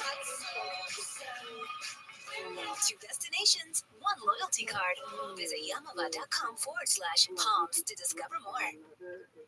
This episode is brought to you by Qatar Airways. Can you hear that? That's the sound of Qatar Airways Q-Suite, winner of the world's best business class for the 10th time. Book now at QatarAirways.com and experience excellence. And now, back to what you're listening to. Ibn Battuta was headed to West Africa, or as he called it, the land of the blacks. Why he went, we don't know. Across the Sahara was the kingdom of Mali and the source of immense wealth, especially gold. But there's no specific reason for his journey to these lands. Now, before we set off on this adventure, let's back up to the year 1324, and that was when the ruler of Mali arrived in Egypt on his way to Mecca for his Hajj. The ruler, Mansa Musa, had crossed the desert with a huge retinue of 60,000 slaves, servants, soldiers, wives, and court officials. There were 100 camels just to carry his gold. Gold. Nothing gets the heart pumping more than gold. One source that I read said at this time, West Africa produced 2/3 of the world's gold. And here is Mansa Musa showing off to the world just how wealthy he was. He created a sensation as he flooded the Middle East with wealth and charity. Mansa Musa had brought so much gold, its value was depressed for years. Mansa, by the way, means king in Mandinka. The Mali Empire had been formed in the early 1200s, and in Ibn Battuta's time, it was at its peak. It was located just under the Sahara Desert and stretched inland for 1,200 miles, or 1,900 kilometers, from the Atlantic Ocean, much of it along the Niger River. In the 2nd century, caravan routes had first been established across the Great Saharan Desert, going to the North African coast, as well as into Sudan in the Middle East. The key to these caravans were the camel, which could carry up to 150 kilograms or 330 pounds and go for 10 days without water. These routes across the desert were immensely valuable and difficult to follow. One mistake meant death. In time, there developed a sophisticated trade network across the Sahara. Islam had come to Morocco in the 7th century, and Berber merchants brought the religion to the lands of the Mandinka, Fulani, and Wolof. This new religion would provide a bond that went beyond race and tribe, and something Ibn Battuta had used to his advantage many times in his life. Mali was now the great kingdom of West Africa, sending gold, ivory, ostrich feathers, ambergris, hides, and slaves to the north. In return, the desert caravans brought textiles, cloth, copper, silver, spices, wheat, books, paper, metal goods, perfumes, jewels, and horses. Horses, by the way, did poorly in sub-Saharan Africa due to tsetse flies, whose bite could be lethal. The Malian cavalry was one of the finest military forces in the region, and they were always in need of fresh horses. And so it was the autumn of 1351, and Ibn Battuta got ready to depart Morocco. Some historians have suggested that he was the envoy of the Sultanate, as Morocco and Mali had enjoyed good relations for many years, but that is just speculation. Ibn Battuta departed from Fez on September 11, 1351. He crossed the Atlas Mountains and made for the desert town of Siljamasa. The town was the last outpost on the northern edge of the Saharan trade routes. It was a bustling trade center, caravans departing from the south who were passing through on their way to the Mediterranean coast. Today, the place is in ruins, the once vibrant frontier town swallowed by the sands of the Sahara.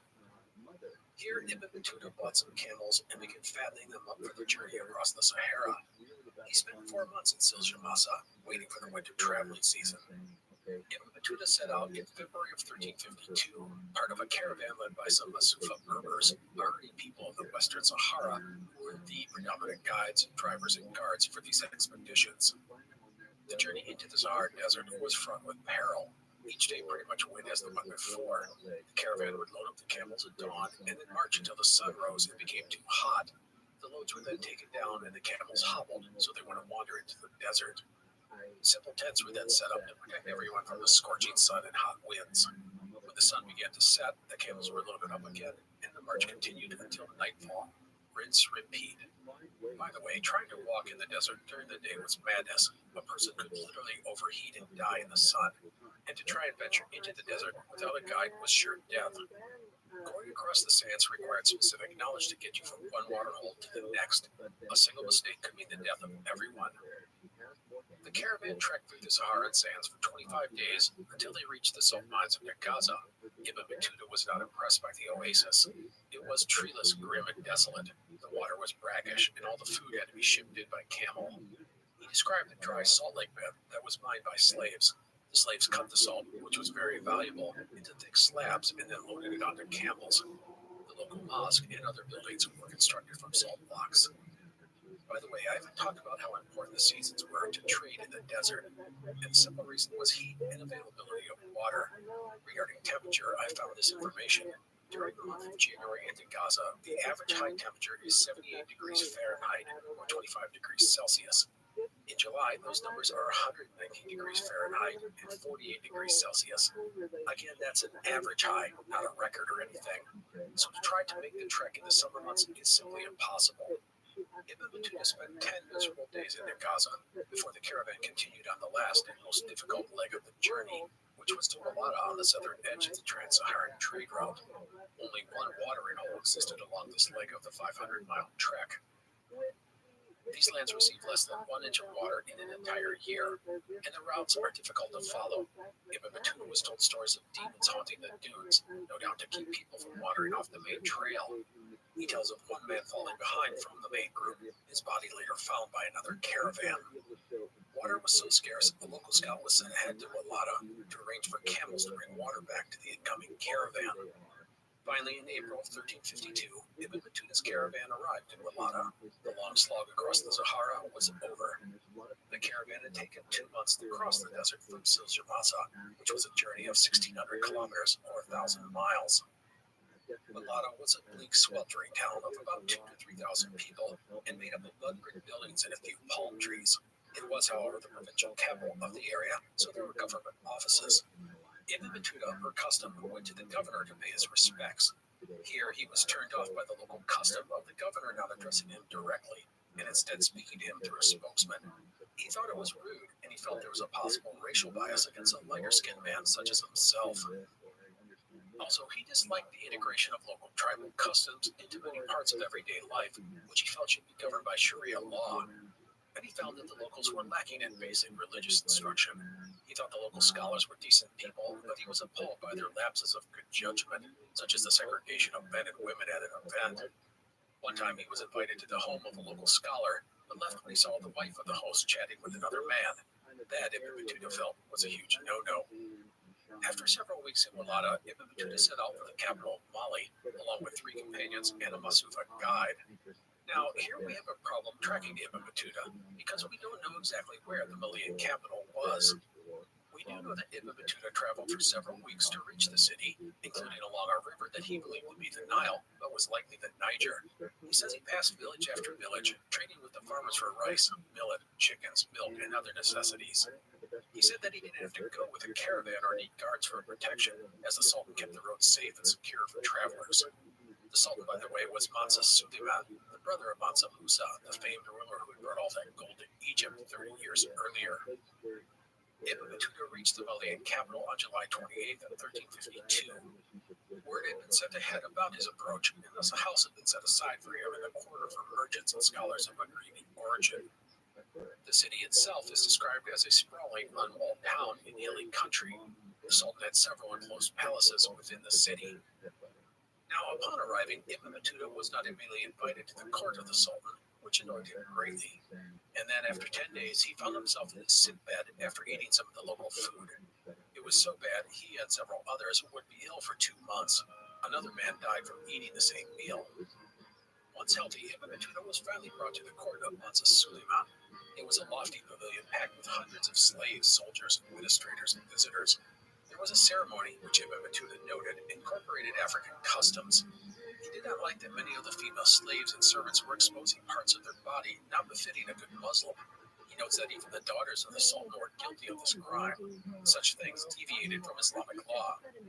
No matter, Ibn Battuta was eventually introduced to Mansa Suleiman, the king of Mali since 1341.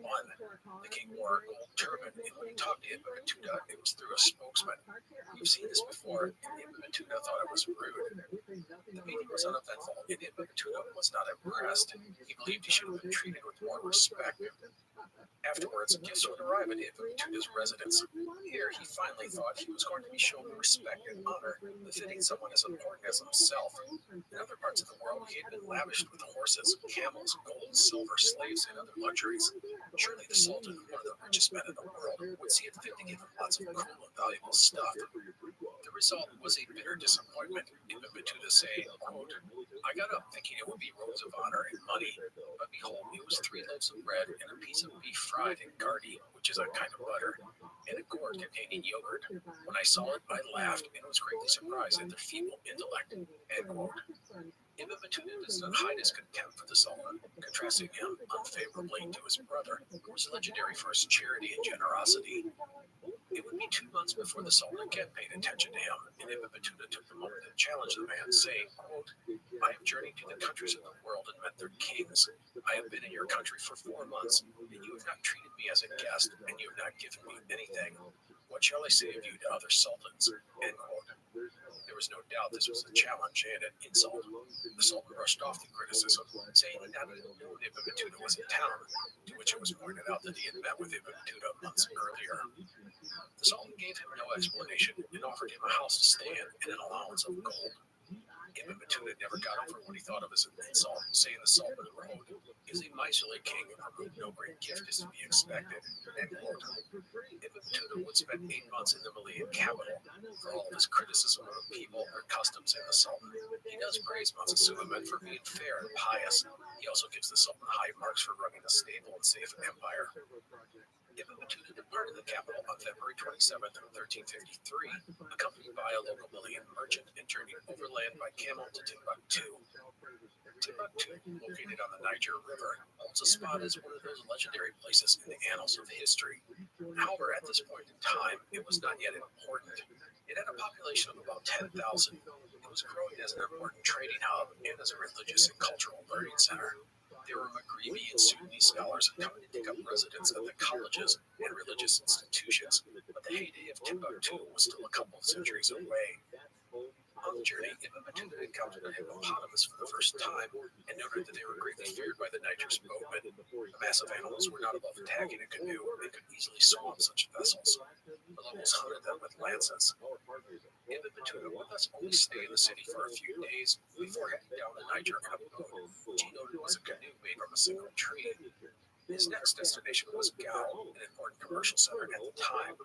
After a month in Gao, which was also called Kaka, Ibn Battuta decided it was time to head home. He had, after all, crossed most of the Malian Empire from west to east. But instead of simply retracing his steps, Ibn Battuta decided to go home via a different route, which is a very Ibn Battuta-like thing to do. He thus set off with a large caravan into the desert for the oasis of Takeda in the east. From Takeda, the trade routes across the Sahara ran north to Tunis, east to Ethiopia, northeast to Egypt, and northwest back to Morocco. Ibn Battuta figured he could catch a caravan in Takeda, going across the desert to Masa in Morocco. The journey through the desert to Takeda was a difficult one. One of Ibn Battuta's camels died along the route, and he fell ill. Others had to help him reach the outpost, where he was taken in by members of the Moroccan community to recuperate. Takeda was the site of a copper mine, but other than that, it relied strictly on trade for its livelihood. It was a grim place filled with slaves and a never-ending flow of merchants and traders. Here, Ibn Battuta bought himself a slave girl. Now, Ibn Battuta says that it was at this time that he received a message from the Sultan of Morocco commanding him to return home. Now that the Sultan of Morocco was tracking down Ibn Battuta in the middle of the desert is sort of weird, if not impossible. Perhaps he was trying to make himself look a little more important by adding this to the story, or maybe he had received orders earlier to come home. The Sultan Abu Anan may have been anxious to have Ibn Battuta's report about the political and commercial situation in Mali, as trade with the empire was very important to the American Sultan Abe. No matter the answer, Ibn Battuta set off for Masa in September 1353, accompanied a large caravan transporting 600 female slaves. The caravan would trudge its way slowly across the desert from waterhole to waterhole, finally reaching Masa. Ibn Battuta then went on to Fez in early 1354. And with that, the travels of Ibn Battuta were now over. And while his adventures are complete, Ibn Battuta still had a story to tell. He got an audience with the Sultan Abu Anan, who was impressed enough with his life tale to have him narrate his travels to a scribe. And thus we get the return of Ibn Juzay, who Ibn Battuta had met in Granada a few years earlier. Ibn Juzay had come to Fez for work.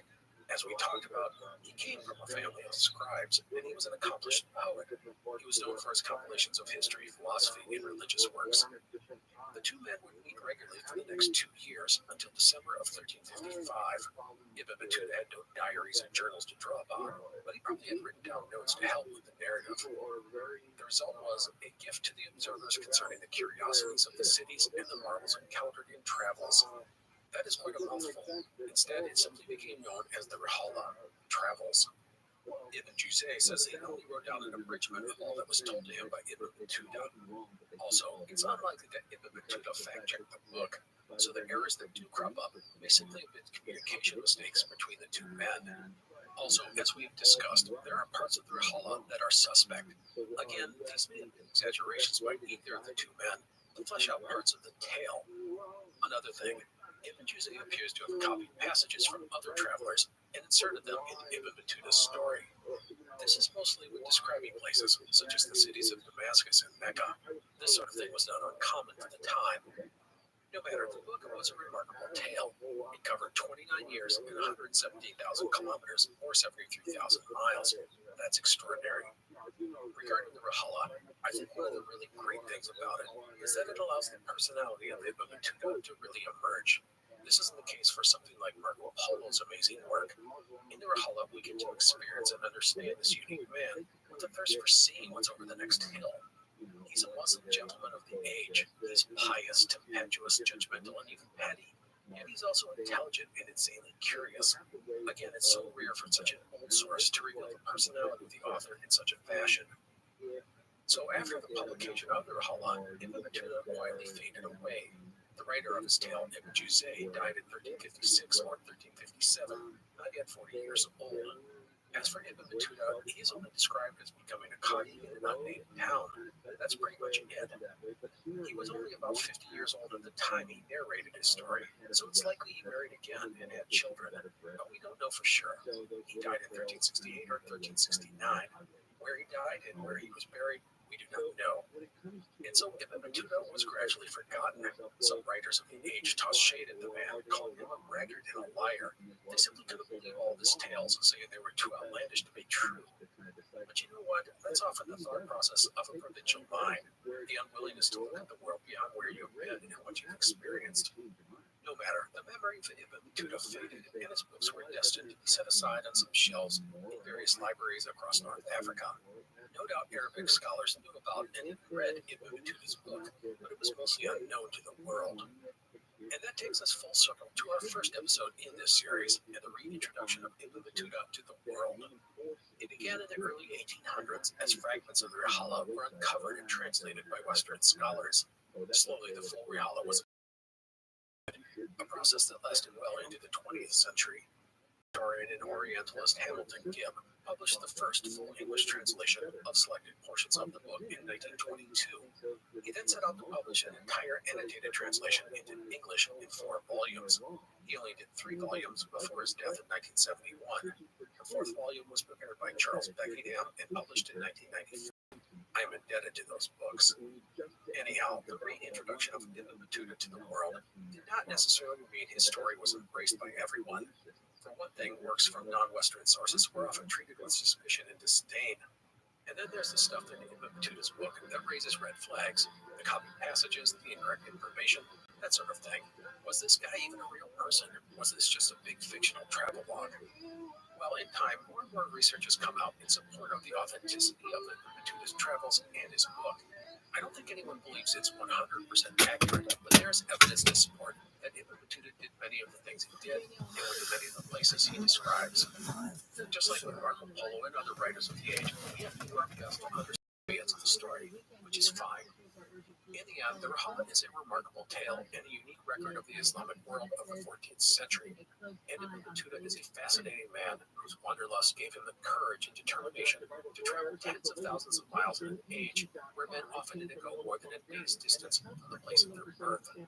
We are talking about 73,000 miles, 417,000 kilometers, and even if some of that is questionable, that's absolutely huge.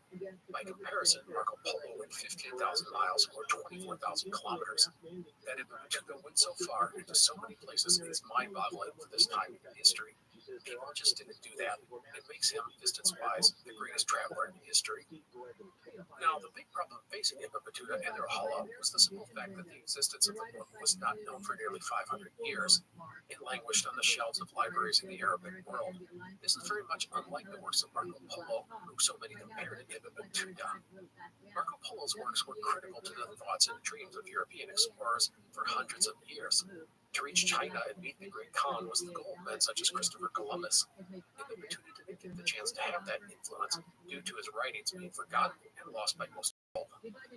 The cool thing about Ibn Battuta is that he has become famous. Maybe his name isn't as recognizable as Marco Polo, but he's still acknowledged as one of the great travelers in human history. That is an amazing thing, as hardly anyone knew about the guy until about 100 years ago. I think that awareness of Ibn Battuta and his journeys will continue to grow in the future. I think one of the challenges to such awareness is the lack of any single identifying achievement of a Moroccan explorer. With Marco Polo, if you ask people, they'll say he traveled to China. However, Ibn Battuta doesn't really have that sort of achievement associated with him. And he traveled all over the Islamic world, just doesn't resonate in the minds of people, even if it was an incredible achievement. The other thing about Ibn Battuta, as I noted in the first episode, is that he never really ventures off the edge of the map, unlike someone such as Marco Polo. He goes to amazing places, lots of them, but he rarely ventures into places completely unknown. One of the great things about Ibn Battuta's work is how he does go to so many places, and gives us insight into the world of those locations. His travels to East Africa and into the lands of the Golden Horde, India, and the Maldives, and Mali are some of my favorites. There is so much rich information, and you get a real feel for these places. Another indication of the growing recognition of Ibn Battuta is the acknowledgement of him in today's culture. The airport in Tangier, his hometown, is named after him. There are books, video games, and TV shows, and all sorts of media about the man. The Rahala has been translated into a bunch of different languages. In Dubai, there is a theme mall named appropriately the Ibn Battuta Mall. It has areas designated to recreate the exotic lands that he visited on his travels, which I thought was pretty cool. In time, as others discover the story of Ibn Battuta, I expect awareness of him and his travels to continue to grow. And that, my friends, is the end of this series, the story of one of history's great travelers, Ibn Battuta. I hope you enjoyed it. I want to give a big thank you to one of the show's fans, Robert, and his wife and her family. They were able to provide a lot of guidance regarding some of the facets of Islam, which was important since our subject was a Muslim. I appreciate it so much, and again, just have to say thank you to them and others who helped out the show in ways such as this that are invaluable. So that's it. Thank you again for being a part of this great journey. Please take care. I will see you next time. The Explorers Podcast is part of the Airwave Media Network. Please go to airwavemedia.com to find other great shows. A couple of first-rate history shows include History Tea Time and Pax Britannica. You're listening to an Airwave Media Podcast. Make home more comfortable. Make your business run better. Hello, this is Matt Reed from the Explorers Podcast. I'm doing this simple welcome spot because of some recent publicity about the show that has led to a lot of new people checking out the podcast. So if you're already a listener of the show, you can probably just skip this unless you miss the sound of my voice. Otherwise, I just want to take a minute to tell people about the show. The Explorers Podcast began about 7 years ago. Our topic is about explorers. This includes famous and not so famous explorers from throughout history and from all over the world. We've got stories stretching all the way back to ancient Carthage, modern day, still alive and breathing explorers and adventurers. The podcast started as a simple, fun project for myself. It allowed me to dive into a subject that I felt was underserved and something that I loved. The show to me is about these great stories. There's no idle chit-chat or needless banter with a co-host. It's just you, me, and our explorer. For the first 5 years of the podcast, I did the show myself. I researched, wrote, recorded, edited, published, and marketed the podcast. In early 2022, I added someone to help with editing, allowing me to increase the number of episodes that I produce. The show has gone from roughly a once-a-month endeavor to 3 episodes per month. Our shows are usually around 30 to 40 minutes, but that's just on average. It can be shorter or longer, it just depends. Regarding the content, I don't limit a topic to 1 episode. If a show takes 5 episodes, then 5 it is. If it's 10, then 10. But there are many subjects that only need 1 episode, so that's all I do. As I noted earlier, my topics are from throughout history, and while you're going to see many of history's famous explorers on the list of people that I've covered, such as Shackleton, Cook, Columbus, Magellan, and Lewis and Clark, you'll find a lot of stories that you may have never heard of, and from all over the world. There are tales of exploring the interior of Australia, the far reaches of Siberia, and the frozen wastes of the Arctic, and even outer space. These are great tales, and we dive into them in depth so you can really immerse yourself in the time and place. I encourage you to take a look at the different explorers that I've covered on the show. You don't have to start with the latest series or the first one. Find a subject that interests you and give it a listen. Know that the show, I feel, has improved over time, so the further back you reach in the catalog, you'll probably find things a little rough around the edges. But you know what? I'm really proud of the show, starting with that very first episode. The style and format that I began in 2016 is pretty much the same thing that I follow to this day. So that is it, a brief history of the Explorers Podcast. I want to again welcome everyone who's checking us out for the first time. If you want to know more about the show, check out our website, explorerspodcast.com. I usually post maps and links to resources on each of the explorers that I cover. You can even contact me if you have any questions or suggestions for the show. Thank you for listening and welcome to the show. I hope you enjoy. We're kind of all in this thing together. You're listening to an Airwave Media Podcast. This episode is brought to you by Stasher. Imagine one thing to help you cook, snack, stay organized, and reduce waste. Stasher is the simple, reusable alternative to plastic bags. Seriously, their food-safe silicone bags and bowls cook your favorites, organize the playroom, and even store messy toiletries without leaks. Just one Stasher reusable saves the cost of 260 disposable plastic bags a year. Make the switch. Find Stasher at Target, Whole Foods, and StasherBag.com.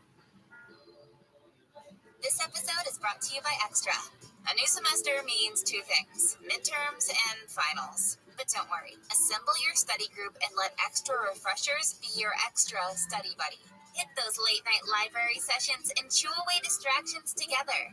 Those exams won't know what hit them. Chew hard and study harder with Extra Refreshers. In store now. Tap the banner to learn more.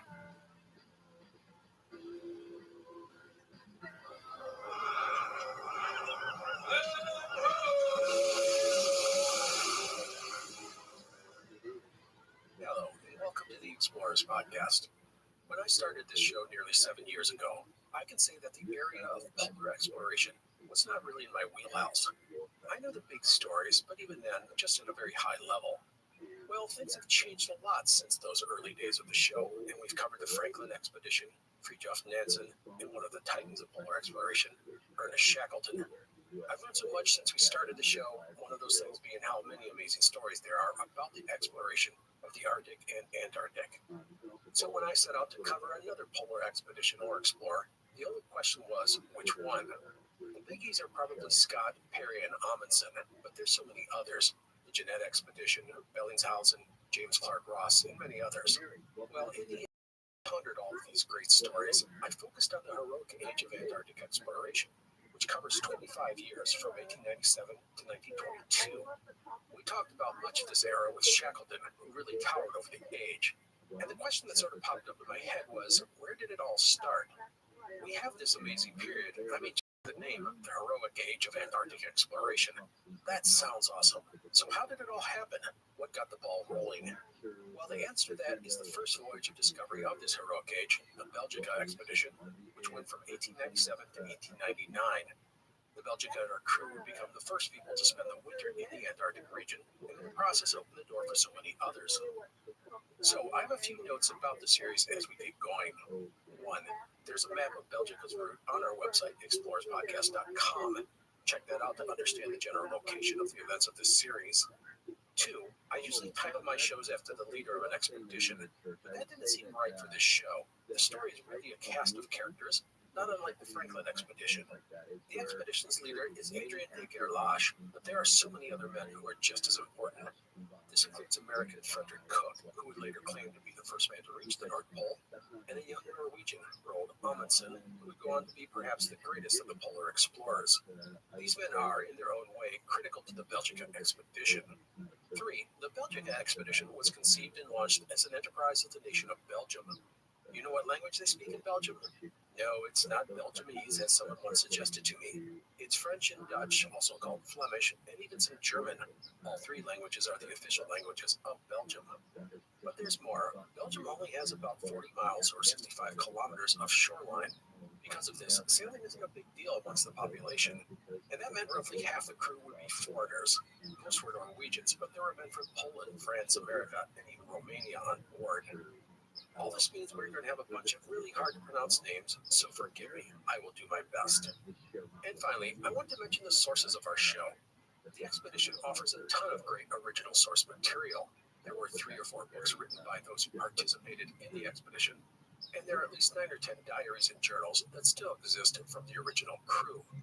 However, what didn't exist was a modern English language book about the expedition.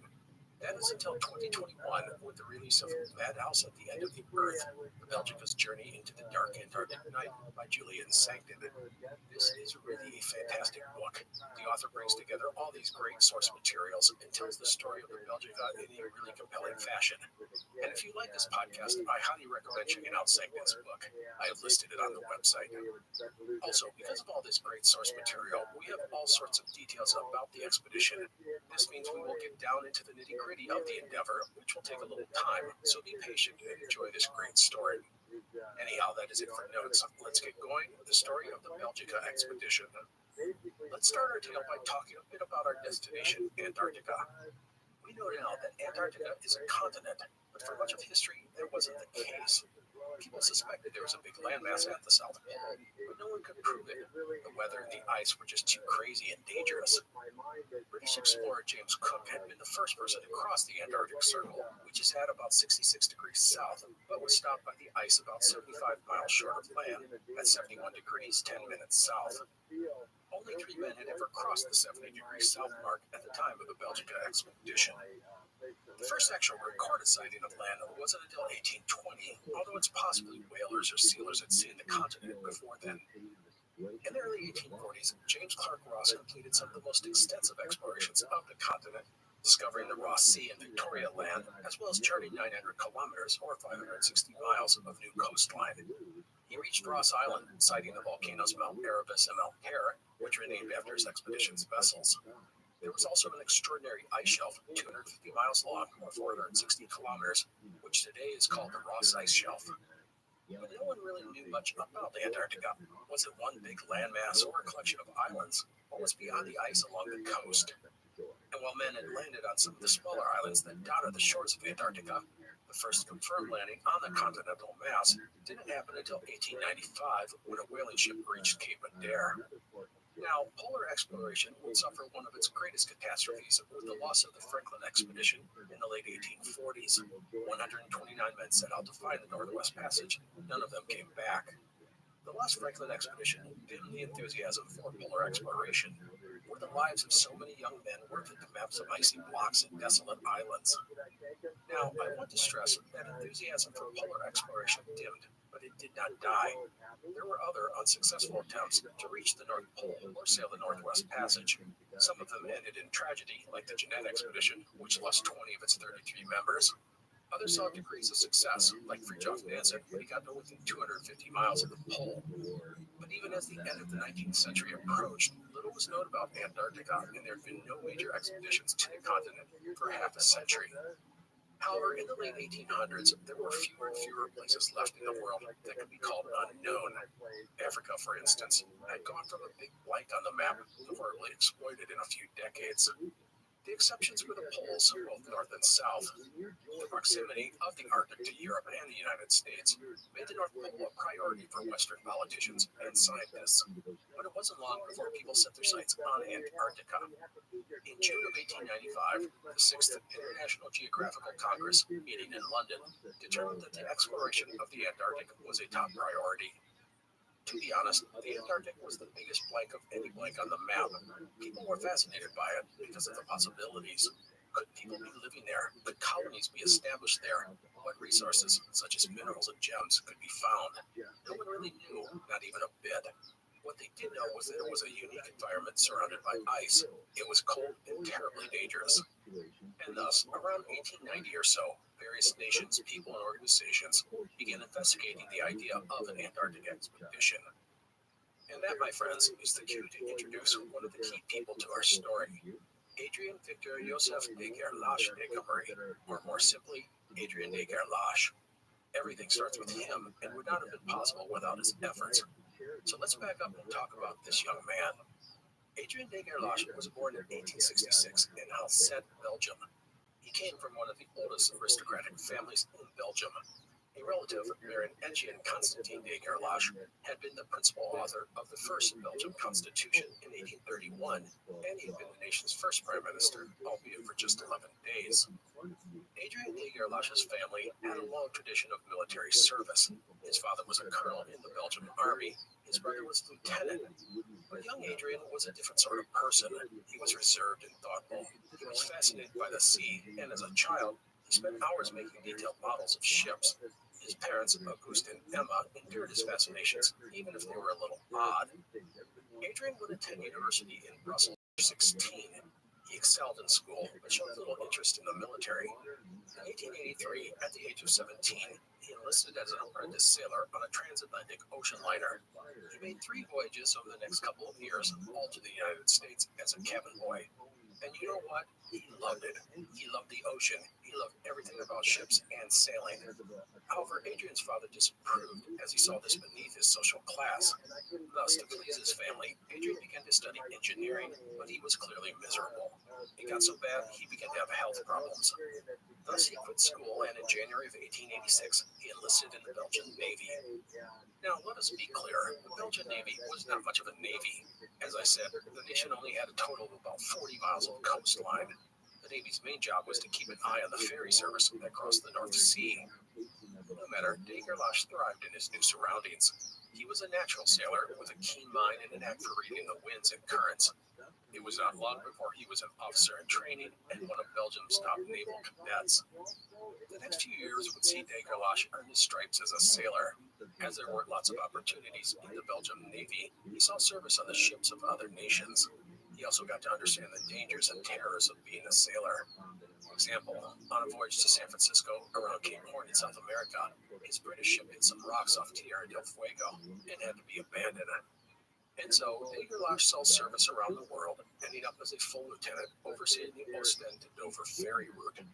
It was during this last stint that de Gerlache would encounter Belgium's king, Leopold II. Now, King Leopold was, in my opinion, as well as most of the world, an awful man.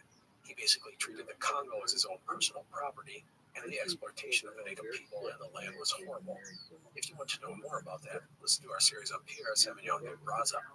But the awfulness of the man aside, I want to share a story that has conflicting information.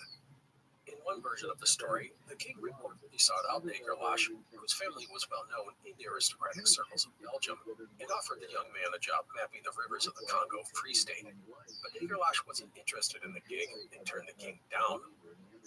The other version of the story has de Gerlache, bored by life overseeing a ferry route, offering his services to the king, and was turned down. Whichever one is true, I don't really know, but going forward, de Gerlache will have little to no support from the Belgian crown for his upcoming expedition. Anyhow, it was clear that de Gerlache was looking for something bigger in life, and polar exploration had always fascinated him. In 1891, word got out that Swedish explorer Adolf Erik Nordenskjöld was forming an expedition to go to Antarctica. De Gerlache wrote Nordenskjöld offering him his services. He got no reply, and the expedition never happened. And so, over the next few years, de Gerlache began to consider something quite audacious. Why not form an Antarctic expedition of his own? Other nations were considering it, including Sweden, Britain, and Germany. Why not Belgium? And thus the plot unfolds. De Gerlache understood that to succeed, he would need to raise money. To do this, he proposed a Belgian Antarctic expedition as one of science and knowledge and the betterment of mankind, plus a way for the tiny and young Belgium, the country was only about 65 years old, to grow as a world leader. It would be about patriotism and science. Adventurers would love the idea of going off on a voyage of discovery, while scientists and scholars would revel in visiting one of the last places on Earth where you could find new plants and animal life. Now, de Gerlache had so much going against him. He was young, not even 30, and had no polar experience, or really any experience, as an explorer. And the Antarctic, despite the allure it might offer people, had demonstrated no real way to make money. The people who had money wanted to use it to make more. Icebergs and frozen wastelands were not the makings of a business plan. However, de Gerlache did have one really important thing going for him: his name. The name de Gerlache would get him into doors and in front of important people. And thus, in 1894, de Gerlache sent a detailed proposal for an Antarctic expedition to the Royal Belgian Geographical Society in Brussels. The proposal was evidently well received, as he was invited to present it to the entire society in January of 1895. And so the 28-year-old de Gerlache went before the society and laid out his idea. It was a voyage of science, he told them. Over the course of 2 years, they would collect zoological, botanical, oceanographical, and meteorological data. They would map the coastline from the tip of the Antarctic Peninsula to Victoria Land on the other side of the globe. The Antarctic Peninsula, by the way, is that spear of land that points up toward the tip of South America, the latter of which is about 1,000 kilometers or 600 miles away across the Drake Passage. The peninsula is also known as Grand Land. On one side of the peninsula is the Weddell Sea, and on the other side is the Bellingshausen Sea. De Gerlache proposed to depart in September of 1896, reach Antarctica and explore that summer, and then winter in Australia. He would then go back the following summer. To top everything off, he then added something everyone loved: a first. People love records and firsts. First person to do this, first person to do that, first person to reach a place, that sort of thing. For this, he proposed to land a four-man team in Victoria Land and establish a winter camp. These men would then make a dash for the South Magnetic Pole in the spring. This would, of course, be a very cool first, and no one had ever spent a winter inside the Antarctic Circle, where the sun completely disappears for several months. This would be another first. In the end, Adrian de Gerlache did well.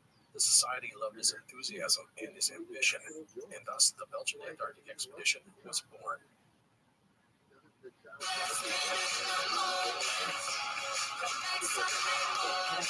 California's top casino and entertainment destination is now your California to Vegas connection. Play a Yamava Resort and Casino at San Manuel to earn points, rewards, and complimentary experiences for the iconic Palms Casino Resort in Las Vegas.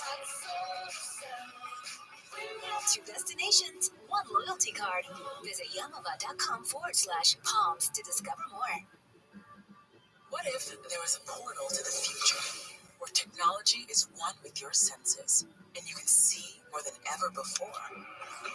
And what if that portal let you move at the speed of electricity?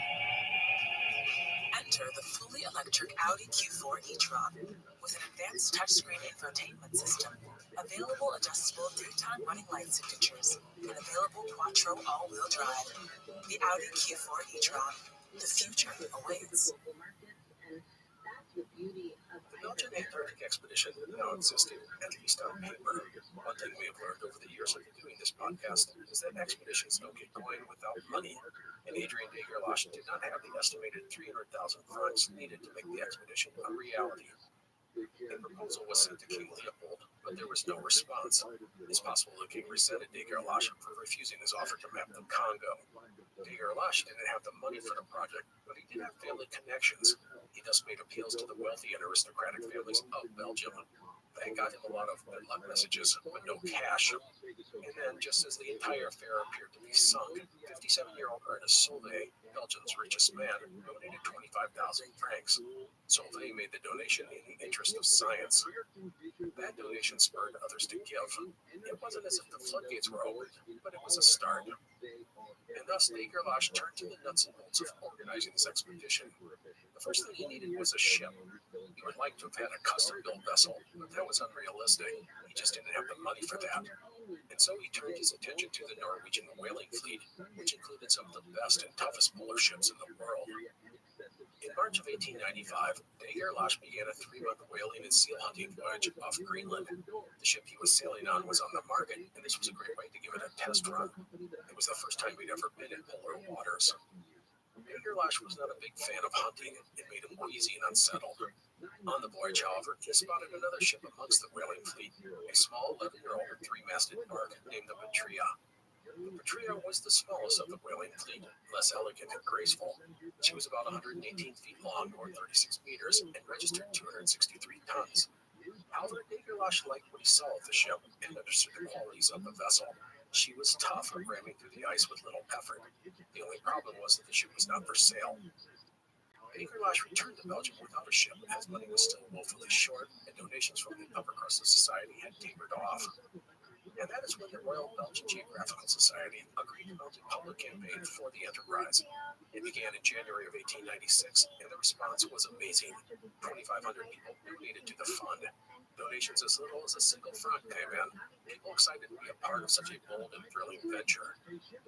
The society helped by organizing a variety of events, including hot air balloon rides, music concerts, and lectures. This strategy would be used by later explorers, including Ernest Shackleton. In the end, the public campaign raised 115,000 francs for the expedition. The Belgian government, upon seeing the public's enthusiasm for the project, contributed 100,000 in May. And with that, de Gerlache's expedition was on the brink of reality. It was really quite extraordinary, as this young naval officer had managed to do what governments had been trying to get done for nearly a decade. With money in the bank, de Gerlache went about getting a ship. He asked about the rugged little whaler that he had seen the previous year, Patria, and this time it was available for sale. The price would be 70,000 francs. On July 5th, 1896, de Gerlache went and picked up his ship, renaming it the S.Y. Belgica. Belgica, by the way, is Latin for Belgium. and the SY stands for Steam Yacht. The ship technically was not a part of the Belgian Navy and flew under the flag of the Yacht Club of Antwerp. The ship was an outstanding example of the rugged whaling and sealing ships of the age. She was constructed of pine, and the hull was covered in more than 4 inches of thick greenheart planks. The bow had been reinforced to enable her to operate in the ice. For the next year, Degerlash would work with shipbuilder Lars Christensen to improve the ship for the upcoming expedition. They added layers of wood and felt for better insulation. Also, there was a new steel propeller and a 150 horsepower engine added, plus a dark room for the expedition's photographer. And soon Degerlash would be adding cutting-edge scientific gear. Quick note, at this point, Degerlash knew that he would not be departing on his journey in 1896. Instead, the departure date had been moved back a full year. So, in late 1896 and early 1897, the young Belgian naval officer had to not only outfit and provision a ship, he needed to hire a crew. And this was a precarious thing. And that is because Degerlash had sold the Belgian Antarctic expedition, or the Belgian expedition as it would later be called, as a source of national pride. He and his backers thus wanted the crew to consist of all Belgians. Well, that was a problem, and that's because sailing was just not that big of a thing in Belgium, and thus qualified men were hard to find. And I'll add that qualified Belgian sailors with polar experience simply did not exist. By the way, Degerlash had a deep fear of the press. He was always concerned about what the newspapers were going to say regarding the expedition, and thus, if he brought on any foreigners, he feared he would be taken to task for abandoning the all-Belgian status of the expedition. Another issue Degerlash was running into was that Antarctic exploration was not really a profitable affair for enterprising individuals. People saw money in places such as Africa, Asia, or South America. Gold, rubber, oil, whatever. A person looking for some profit and adventure was drawn to other locations, not to the unknowns of Antarctica. This made many qualified men back off from being a part of the expedition. Regarding the scientists, that wasn't necessarily a problem. Many were excited at the idea of being a part of the project. However, Degerlash's lack of financing and the delays in leaving spooked many, and thus quite a few good men turned down a chance to be a part of the expedition or backed out to pursue other commitments. In the end, the crew, which numbered 23, would be a mix of nationalities. Roughly half would be Belgian. Of the others, there was a pool of American, a Romanian, and a Frenchman. The majority of the foreigners were Norwegian. I'll mention a few of the crew, but not all of them. We will certainly introduce others as they come up in this story. The first person I'll talk about is Emil Danko, Degerlash's old friend. Danko was a lieutenant in the Belgian army. He was not a sailor or scientist, but he was enthusiastic, loyal, and trusted by Degerlash. He also had some money, so he would serve without pay. He even donated a few thousand francs to the expedition. The next person I'll mention was hired after sending Degerlash a letter in July of 1896. The man had served a year aboard a whaler, asked for no pay, and said he was an accomplished skier. This interested Degerlash, who imagined that when his team made a dash for the magnetic South Pole, it would be done on skis. The man's name was Roald Amundsen. Amundsen is, of course, one of the greatest, if not the greatest, polar explorer in history. He was only 24 at the time, tall and muscular, the epitome of a Norwegian sailor. He had not been a great student, but he was incredibly ambitious and inventive. He already had a deep desire for adventure and glory. The Belgian expedition, he believed, would give him the experience he needed to carry out his own adventures. Degerlash was so impressed by Amundsen, he would name him first mate, which effectively put him third in command behind Degerlash and the captain of the ship, Georges Lecointe. And speaking of Georges Lecointe, let's take a moment to talk about him. The man was a lieutenant in the Belgian Navy. He had originally been a successful artillery officer, but he had been assigned to the Navy, where he thrived. Lecointe was an outstanding mathematician, and his experience in the artillery meant he would oversee the explosives being brought on the expedition if they were ever needed. Getting Lecointe as his second command had been a coup for Degerlash, as qualified Belgians had been hard to find.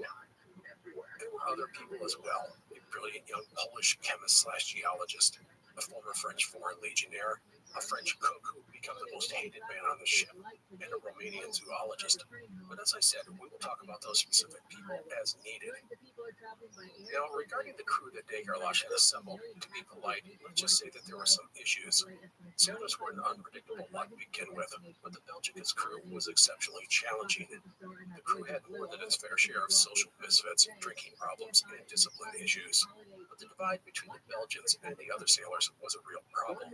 The Belgians resented the Norwegians, who had more experience. Some of the Belgians simply refused to follow orders given by a Norwegian.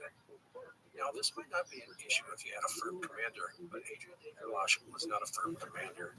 He was a guy who intensely disliked confrontation and wanted to be liked by others. He often ignored problems that arose and hoped they would go away, or he would delegate to others to figure out solutions. It wasn't long before cliques formed on the ship, which could lead to tricky and often dangerous situations. And it was obvious from the start that the ship was in for a rocky voyage. Even before departing, one officer simply deserted, while the chief mechanic was fired after disappearing on a 2-day drinking binge.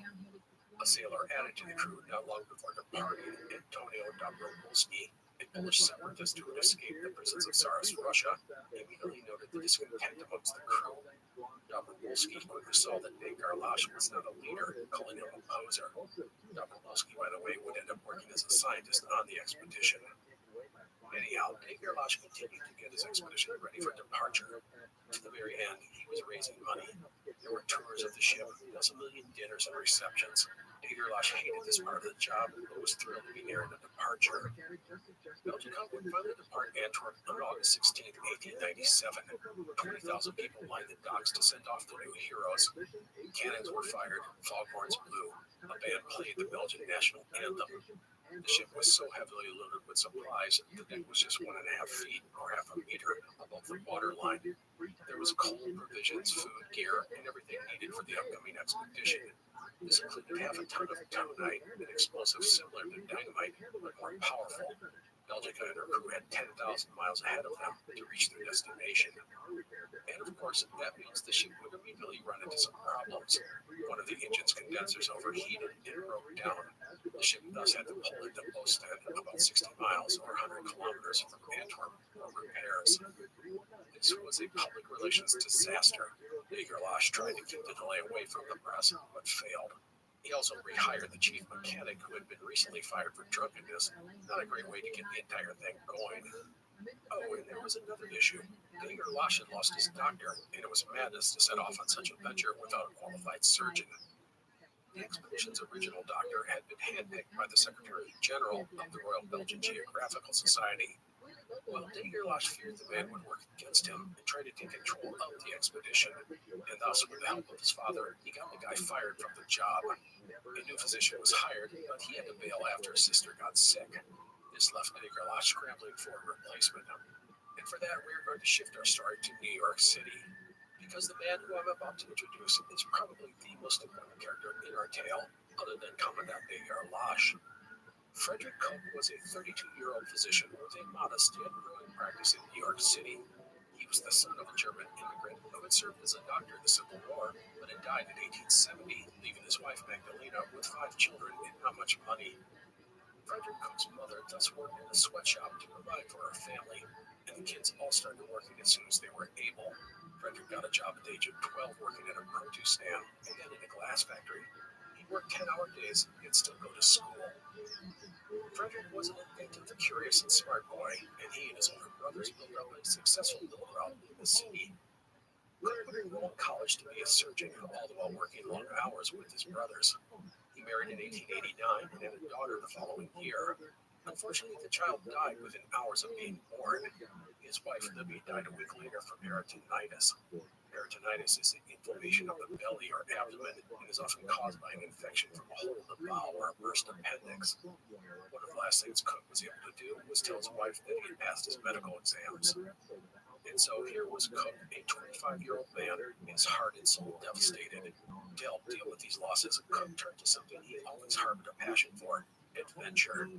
Koch had always loved the stories of men like Henry Morton Stanley, the famed African explorer. And then he read about the plans of American naval engineer Rabbi to travel to the northern area of Greenland. Harry was looking for volunteers to join him. Koch went to meet Perry and essentially talked his way onto the expedition. Perry saw a fearless and passionate young man who had a magnetism to him. He was hired as the expedition's surgeon and ethnologist, the latter of which was an emerging field of study and one that Cook had no experience in. Perry's 1891-92 Arctic expedition would be a brutal introduction to life as an explorer for Frederick Cook. Early on, Perry shattered his leg, and the team lived 6 months in a small shelter, most of it constructed. He proved to be quite an ingenious man. He adapted to a situation, figuring out how to get solutions with the materials at hand. Cook was thrilled to meet the local Inuit people, trading with them for meat, dogs, furs, and boots. They were wary of him at first, but he learned their language, and it was not long before they trusted him. They even looked at him as a sort of shaman, as he could help them with health issues. One other thing about Cook was that he quickly understood the value of the local people and the knowledge they had. From the Inuit, he learned how to work with dogs, build an igloo, and survive in the cold. Of it, he said, quote, "If one must live in the Arctic, the sooner he reverts to the habits of the wilderness folk, the better," end quote. Despite the rigors of the expedition and almost being buried alive at one point, Cook was transformed and invigorated by Greenland. He loved the thrill of exploration. He loved to learn about exotic people like the Inuit, who he called the Arctic Highlanders. Perry was so impressed by Cook, he offered him second in command of his next expedition to the Arctic. Cook initially accepted, but when he asked Perry if he could publish his observations of the Inuit people in a scientific journal, he was denied. That, Perry said, was the prerogative of the expedition's leader, and thus Cook, annoyed at the treatment, resigned. Having soured on the idea of working with others, Cook decided to organize his own polar expedition. He set his sights on Antarctica, so he would conflict with his old boss, Perry. Well, raising money did not go well. He ran a charter cruise to Labrador and Greenland, even bringing back 2 Inuit teens with him, a dozen dogs and some furs. He then put on a show, touring from town to town, parading the teenagers on stage and trying to raise funds for his expedition. He proved to be a natural showman. However, a polar bear hunting expedition organized by Cook, with people paying $500 each, ended in disaster when the ship hit an iceberg. He ended up losing money on that venture. Cook's last chance at raising money for his expedition led to an audience with Andrew Carnegie, one of the richest men in America. Carnegie was intrigued by Cook's idea, but when he asked how such an investment could make him money, Cook could only talk about the possibility of minerals as well as whaling and sealing. Carnegie passed, and thus Frederick Cook was defeated. He refocused his efforts on his medical career and even began to court Anna, the sister of his late wife, and they were soon engaged. Cook was thus building a new life. His medical practice was growing, and he had romance on his mind. And then on August 6, 1897, he saw a story in the newspaper about a Belgian expedition heading to Antarctica. He was amazed that a young Belgian who had never been to the polar regions had managed to raise enough money to fund such an enterprise. Intrigued, Cook went to the telegraph office and cabled Adrian Degerlash, offering him his services as an expedition's doctor. He even offered to pay his own way. Degerlash cabled him back, saying he already had a doctor, so thanks, but no thanks. And then, out of the blue, on August 19th, a Western Union telegram arrived at Cook's home. It was in French, so Cook rushed to his friend who worked at a newspaper and had it translated. It was from Adrian Degerlash, and he offered Cook the job as Belgica's surgeon, so long as he could rendezvous with the expedition in South America. Cook replied within 2 hours, yes, he could do that. It was then agreed that Cook would meet the Belgica in Rio de Janeiro. Now, it can't be overstated what the addition of Cook was to the Belgica expedition. This is a man who actually had polar experience. And I'm not talking about having gone whaling or sealing and seen icebergs and stuff. I'm talking about having lived for an extended period in a polar region. This was a great coup for Degerlash, even if he didn't realize it. So Cook would pack up his gear and get ready to depart in early September. However, something came up that gave the man pause. His fiancée, Anna, got sick, and he was reluctant to leave her. Cook would stay for an extra couple of weeks and finally depart on September 20th after Anna assured him that she would be fine. Cook had assembled quite a lot of gear for the journey: 2 sledges, a pair of skis, a medicine chest, books, snowshoes, Arctic gear and equipment, tent-making material, plus an American flag. He was thrilled to be heading off on another adventure, writing, quote, "The Antarctic has always been the dream of my life, and to be on the way, it was then my idea of happiness," end quote. And so, with Cook on his way to Rio, let's jump back to Ootd in Belgium, where the Belgica was getting ready to depart. The ship would get a visit from the king and wish them luck, but not much else. Well, crewmen bolted and others with less experience were added to fill their spots. And so at sunset on August 23rd, 1897, the Belgica sailed out of Ostend. She was scheduled for a stop at the Madeira Islands, west of Morocco, to take on supplies. From there, it was on to Rio. Belgica's crew consisted of 13 Belgians and 10 foreigners, primarily Norwegians. There were also 2 cats, Sverdrup and Nansen, named after the Norwegian explorers Otto Sverdrup and Fridtjof Nansen. By the way, about a month before departing, Fridtjof Nansen had visited Belgica while in Antwerp. He posed for photos and wished Niggerlash and the expedition all the best. Fridtjof Nansen's blessing was a sign of good luck, especially in the eyes of the Norwegian crewmen who idolized the famous explorer. For Adrian Niggerlash, he was finally on his way. He had been planning for this moment for 3 years. It was through his tenacity and drive that the expedition existed. Now, getting the expedition on its way was a tremendous achievement. But let's not forget, the hard part lay ahead. No one had really explored Antarctica in over half a century. Niggerlash wanted to go to a place that hardly anything was known about. Was Antarctica a huge continent? Was it a handful of islands? What lay beyond the icebergs and fields of endless ice? And so the Belgica was steaming south, and without realizing it, opening up the heroic age of Antarctic exploration. And that is how we will do things for today. I hope you've enjoyed today's episode. Please join us next time when we continue this amazing story. Thanks so much, and take care. The Explorers Podcast is part of the Airwave Media Network. Go to airwavemedia.com to find other shows and our other fun stuff. If you like stories about urban legends and ghosts and other creepy stuff, check out Southern Gothic, as well as the family-friendly Unspookable. You're listening to an Airwave Media Podcast. What if there was a portal to the future? And what if that portal let you move at the speed of electricity? Enter the fully electric Audi Q4 e-tron with an advanced touchscreen infotainment system. The Audi e-tron, the future awaits. This episode is brought to you by Extra. A new semester means 2 things, midterms and finals. But don't worry, assemble your study group and let Extra Refreshers be your extra study buddy. Hit those late night library sessions and chew away distractions together. Those exams won't know what hit them. Chew hard and study harder with Extra Refreshers. In store now. Tap the banner to learn more.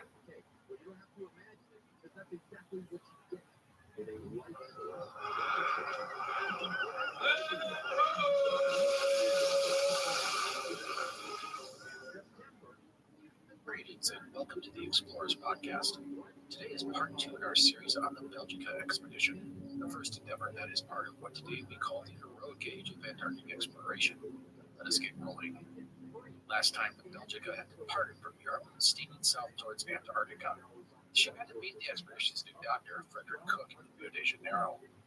Adrian Niggerlash, the expedition's commander, had his hands full from the start due to the crew's volatile mix and his own passive leadership. I want to talk about this because it really sets the stage for the rest of the series.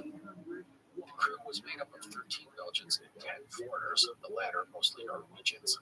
Many of the Norwegians were experienced whalers and fishermen, and they disliked the Belgians who resented being ordered about by foreigners. And let us remember, this was a Belgian expedition. Niggerlash had sold the endeavor as such, and he could not afford to antagonize his own countrymen. Regarding Niggerlash, he was an interesting man. He was smart and an intellectual. He was confident and firm when sailing a ship. And as a commander, he was a wet noodle. He disliked confrontation and ignored festering problems, or tried to get his officers to take care of things themselves. I mentioned last time that he was sensitive to criticism, and thus he was terrified of doing anything that would report back to the Belgian press that might be controversial. This included disciplining or firing Belgian crew members, or giving non-Belgians too much authority. This made some of the Belgians, and I stress some, not all, more willing to disobey orders or challenge the officers. I want to note that the officers of Belgica had contracts and were thus bound to conform to the specs of said agreement. The crew was a different matter. This was not the Belgian Navy. You couldn't flog or court-martial or punish men for disobeying orders. The only real threat was to get rid of them, and in the case of the Belgians, leaving Niggerlash didn't want to do that. Another interesting thing about Niggerlash was that he preached to the crew that the Belgica was a ship where social status and position didn't matter. Everyone, he said, was equal, but that was not true. On board a ship, you still needed a chain of command, and like most vessels, there was a distance between the crew and the officers. So when Niggerlash talked about this idea of equality amongst the men of Belgica, It was met with rolled eyes. Carl Mink, a young Norwegian sailor, wrote this of the situation, quote, Biggerlush's comments about equality are entirely satirical, end quote. The expedition's second in command, Captain Georges Lecointe, was a good sailor and officer, but he had a fierce temper and was quick to anger. Men didn't want to get on his bad side. The Norwegian sailor Wink, who I just mentioned, wrote of an ugly incident that occurred during a storm in the Atlantic. The storm was so bad, everyone, including the veteran sailors, were seasick. Captain Lecointe came on deck, miserable from the storm, and saw one of the ship's two cats, Svedrum. The cat pooped on the deck. This sent Lecointe into a rage, and he picked up the cat and threw it overboard. Wink wrote, quote, such behavior doesn't serve to endear him with the other men, end quote. Now, such behavior really makes me dislike Lecointe, but I tell the story more to demonstrate the man's temperament. Also, I want to point out how foolish and wasteful this was. I mean, it was cruel to just kill the cat, but it was also stupid. The ship had two cats, Manson and Svedrum. Cats provided a crucial role on an ocean voyage. They kept the ship clear of vermin, such as rats and mice. By killing one of the two cats, you undermine the quality of life on the ship. Also, as pointed out by Wink, you angered the crew. One of the other things cats provided on a ship was affection and closeness. Many times you'll find members of a crew develop a close bond with an animal on a voyage. We've seen this on other expeditions. When members of Shackleton's Endurance had to put down the expedition's dogs, it was gut-wrenching. Well, by killing one of the cats, Lecointe had alienated some of the crew and hampered the expedition, even if in a small way. Regarding the ship's pecking order, after Igers and Lecointe, the next man up was First Mate Harold Amundsen. Amundsen was 24 years old. His father had been a hard, demanding man who died at sea when Amundsen was just 14. Amundsen's mother had made her son promise to avoid the maritime trade, a promise he kept until age 21 when she died. He quit university and went to sea. Now Amundsen was out to find adventure and experience, and his time on the Belgica is going to give him both.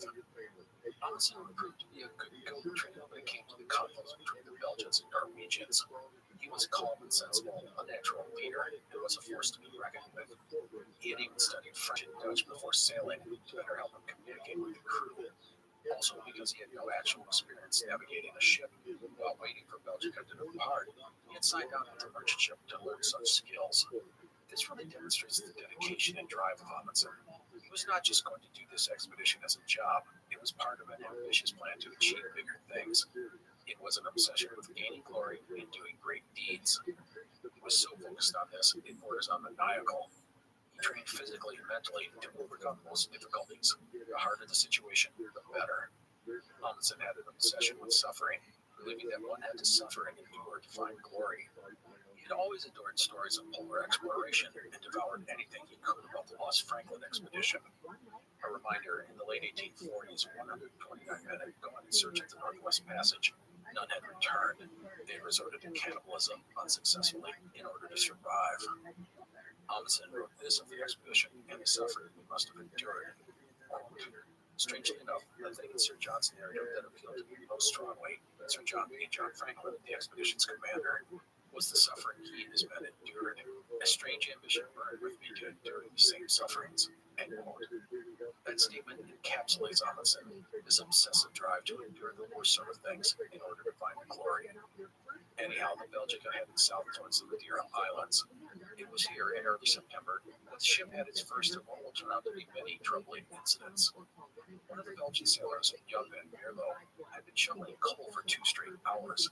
He collapsed and, once helped to his feet, marched straight to where the ship's weapons were kept and took a revolver off the wall. What his intentions were, no one knows, but Amundsen wrestled the man to the deck and held him down. It ultimately took 5 men to subdue Van Mierlo. It was clear that the guy had had a mental breakdown, but Igers would order him back to duty within a couple of days, as if nothing had happened. Also, the ship's weapons were not put under lock and key. The expedition reached the Madeira Islands on September 10, 1897. After taking on supplies, they departed 3 days later. To save coal, the ship shut down her engines and used her sails, and they rode the trade winds towards South America. Belgica ran into a unique problem as they entered the tropics.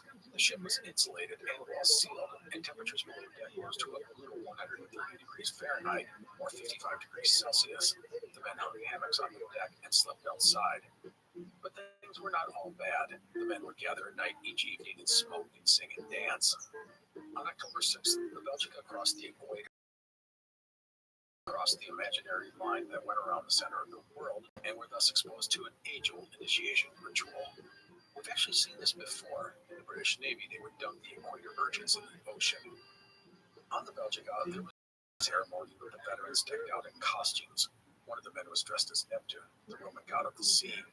Amundsen said that he was forced to put on rags and paraded before the rest of the crew.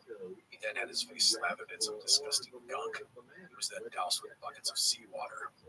He then got a cigar and later champagne, celebrating the end of his initiation. Author Julian Sankin, in his book Madhouse at the End of the Earth, the Belgica's Journey into the Dark Antarctic Night, wrote this about this exercise in torture/humiliation. The ceremony and ensuing festivities achieved the true purpose of such initiation rituals, to bond men together in brotherhood. Differences of hierarchy and nationality fell away. The Belgica was a family, at least for an evening. End quote. The Belgica will continue across the Atlantic and arrive in Rio de Janeiro on October 23, 1897. Here, the ship was finally united with the expedition's doctor, American Frederick Cook. Cook had arrived in Rio 2 weeks earlier and taken up residence in a nearby mountain town due to the fact that yellow fever was running through the city. Well, he received word of Belgica's arrival and went to the harbor, only to be a bit disappointed by what he saw. The Belgica was uninspiring. Cook noted that she was odd in shape and in color. He was not the only one who had that reaction to the vessel. Anyhow, Cook's arrival sparked some excitement amongst the crew, as the doctor was something of a celebrity due to his experience with Robert Berry in Greenland. The first issue that popped up was the fact that Cook didn't speak French, Dutch, or Norwegian. He knew some German from his early years with his German immigrant father, and he spoke some Inuit, but that was worthless here. The result was Cook having to navigate his way linguistically with most of the ship. That's not the best situation for the man who was supposed to keep the crew healthy. But we will soon find out that Cook was really good at what he did. He learned a bit of French and a bit of Dutch and a bit of Norwegian, and then he leaned on those who spoke English and German. He made it work, all the while proving he had a way with people, despite the language barrier. Cook was a magnetic man who liked to experience the rest of the world, and then met other people as well.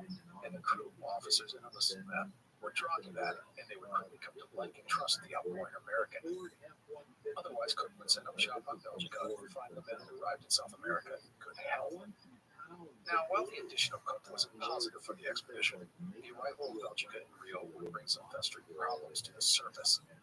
Everyone hated the ship's French cook, a man simply identified as the Monnier, who loved nothing but others and big fights. Also, there were cliques forming on the ship that created unhealthy divides. The obvious wedge was between the Belgians and the Norwegians. The Belgians were seen as hot-headed, while the Norwegians were calm and more professional. But it was more than that. You had the Flemish-speaking Dutch versus the French-speaking Dutch, and officers versus enlisted. There was one particularly divisive clique, a trio of Belgians, Jean Van Dam, Maurice Morzy, and Frans Dom. They were surly and combative toward the Belgians and the officers. So all of this had simmered on the ocean crossing, and then the men had a city that offered women and booze. It's a bad mix. The city, which had a sizable Belgian population, was excited about the expedition's arrival. City officials thus held a big ceremony aboard the ship, only to have Belgica's machinist, Joseph de Bouvier, show up drunk. He insulted the Brazilian vice admiral and then started screaming insults at Amundsen when he tried to intervene. Bouvier would go to the ship's gun racks, again why they weren't locked up, we don't know, and had to be wrestled to the deck before he could do anything stupid. He would be fired for his actions, but then rehired before departing Rio. Everything came to a head a few days later. The Belgians, especially the troublesome trio Van Dam, Morzy, and Dom, were itching for a fight. And while they would have loved to do battle with the Norwegians, the numbers were just too evenly matched. Thus, Frans Dom turned his attention to someone that everyone hated, the French cook, the Monnier. He got things going by dumping a 25-gallon pan of drinking water over the unsuspecting cook. A fight ensued. Others jumped in, but no one to help the Monnier, who was despised by everybody. The result was the Monnier taking a severe beating. When the officers investigated the fight, the Belgians claimed that the Monnier had started it, and they said that he had insulted the officers and was planning to sabotage the expedition.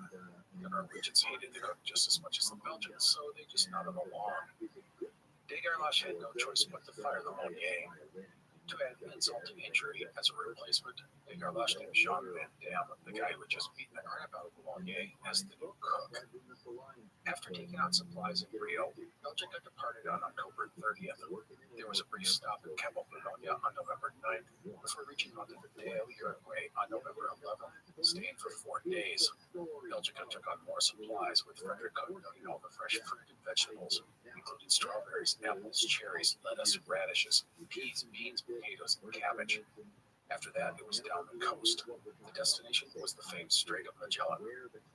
On November 19th, the men spotted penguins off Argentina for the first time, as the cold really took hold of the expedition. And then on November 27th, they experienced their first major storm, with winds reaching hurricane force. It was a ferocious and terrifying situation. Enormous waves broke over the sides and flooded the decks below. Sensing the ship was in danger, Garlosh changed course to the southeast toward the Falkland Islands, sailing hard into the wind for hours. Eventually, the storm broke. This momentary crisis had revealed two important things. First, Garlosh knew how to handle a ship. The man was a sailor. Maybe he wasn't a leader, but in the eye of the storm, he was calm, sensible, and firm. This earned him the admiration of the crew. Second, the Belgica then realized it was a wonderful ship. She was nimble, responsive, stout, and immensely seaworthy. After the storm, Frederick Cook wrote, quote, "She already has a place in our affections, as definitely as a pet horse," end quote. The ship entered a sort of détente at this point. The officers and crew enjoyed a calm and relatively peaceful journey. The Bologna that hated Cook was gone, and Garlosh had earned a welcome of respect from everyone. Another reason was the presence of Dr. Frederick Cook. The man had no side in the war of cliques on the Belgica. He had no favorites to appease, no biases, and thus he helped bridge the gap between the men. In many ways, he became a sounding board for everyone on the ship. He was the guy they could go to if they wanted to vent or whatever. He was a sympathetic ear, a voice of reason. All this happened despite the language barrier between Cook and most of the ship's crew. The Belgica headed into the Strait of Magellan in late November. Dr. Cook wrote about the vast sheep farms along the strait. One farm consisted of 120,000 acres and 150,000 sheep. This made the wool industry highly profitable, if a lonely affair due to the isolation of the ranches. On December 1st, Belgica reached the Chilean point of Punta Arenas on the western side of the strait, about 2/3 of the way through the passage. The place had all the hallmarks of a frontier town. Cook said it was, quote, "a wilderness of low wooden sheet iron huts, which were quickly and cheaply constructed and as quickly destroyed," end quote. The city was teeming with people of all stripes, including sheep farmers, gold miners, sailors, soldiers, traders, exiles, fugitives, prostitutes, and cowboys. Every place served alcohol, even the churches. Cook said that Punta Arenas was, quote, "the dumping ground for so much of discontented humanity," end quote. And it is here that all the goodwill that had been built up over the past few weeks amongst Belgica's crew would implode. The primary culprit were the typical things: booze, women, and smoldering resentments. With the ship ignored, the men indulged in their worst vices, and it wasn't long before things got out of hand. Men refused orders, they'd go ashore whenever they wanted, and fights broke out in town. The biggest problems came from the Van Damme, Orsi, and Dom, who were testing the limits of their belligerence. They knew that Garlosh was reluctant to fire them. And then, on the evening of December 9th, Van Damme came to Garlosh's door and demanded an advance on his wages. He was heading into town for some fun. He was doing this despite the fact that he didn't have permission to leave the ship. He told Garlosh to give him his pay or he'd quit. Garlosh blinked. He advanced Van Damme his money and gave him leave. Garlosh hoped it would appease the man. Instead, it only emboldened him and the other malcontents. Van Damme and 5 others would go on an all-night drinking binge, and the next day there was a confrontation with Garlosh after some items were stolen on the ship. Van Damme insulted Garlosh and dared him to do anything. A group of angry, defiant sailors gathered with him. Mutiny was in the air. Captain LaQuante stood behind his boss and a gun in his pocket, ready to use it. If Van Damme thought that Garlosh would give in, he was wrong. Things had gone too far. Garlosh ordered the red flag raised on Belgica, indicating to port authorities that he needed aid. A tense standoff followed, but after 2 hours, no one arrived to help Garlosh. Thus, the commander took one of the dinghies over to a Chilean warship. While this happened, things on the Belgica nearly exploded. One of the chief belligerents of the crew, Maurice Warzy, returned to the ship completely drunk. Levante didn't want the troublemaker to join the others, where he might light a match under an explosive situation. Thus, the captain was got ready in his pocket, grabbed Warzy, and forced him away from the others. Finally, at midnight, Degerlash returned to the ship with a force of Chilean soldiers. Van Dam was furious, and he went and got a gun. Again, why these things weren't locked up is beyond me, and headed towards Degerlash's quarters. Van Dam proceeded to insult the captain and threatened to give an interview to the press in Belgium and ruin Degerlash. This scared the commandant, but at this point, he had no choice. Van Dam and Warzy were marched off the ship that night by Chilean soldiers. The next day, Franz Dam would join them. Joseph de Vouillet, the ship's incompetent mechanic, was also given his walking papers. Degerlash gave each of these men a £1 sterling coin as they left the ship, a way to try and bribe them into silence. It did not work, as Dam, despite his old boss, would later give an interview to a Belgian newspaper, saying that Degerlash had fired every Belgian from the expedition. As I said, Degerlash knew this would look bad in the papers back home. The crew was now less than half Belgian, not what he wanted. But to be honest, he had no choice. The problematic Belgians had been terrible to deal with, and likely would have been even worse in the future. As noted, Louis Pichot, the former French foreign legionnaire, was given the role of cook, despite no experience in the culinary world. In Arenas, Belgica added 100 tons of coal. They were now down to 19 men. This included 6 officers and engineers, a doctor, 4 scientists, a cook, and 7 sailors. Also, there would be one final addition to Belgica, or shall we say additions. While the ship was being loaded with coal, rats would make their way up, and soon there would be a lot more of them.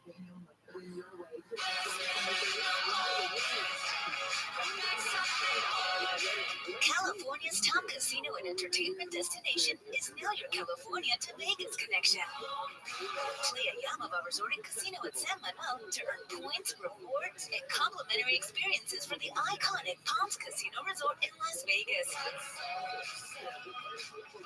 2 destinations, 1 loyalty card. Visit yamava.com/palms to discover more. This episode is brought to you by Echo, making mornings more...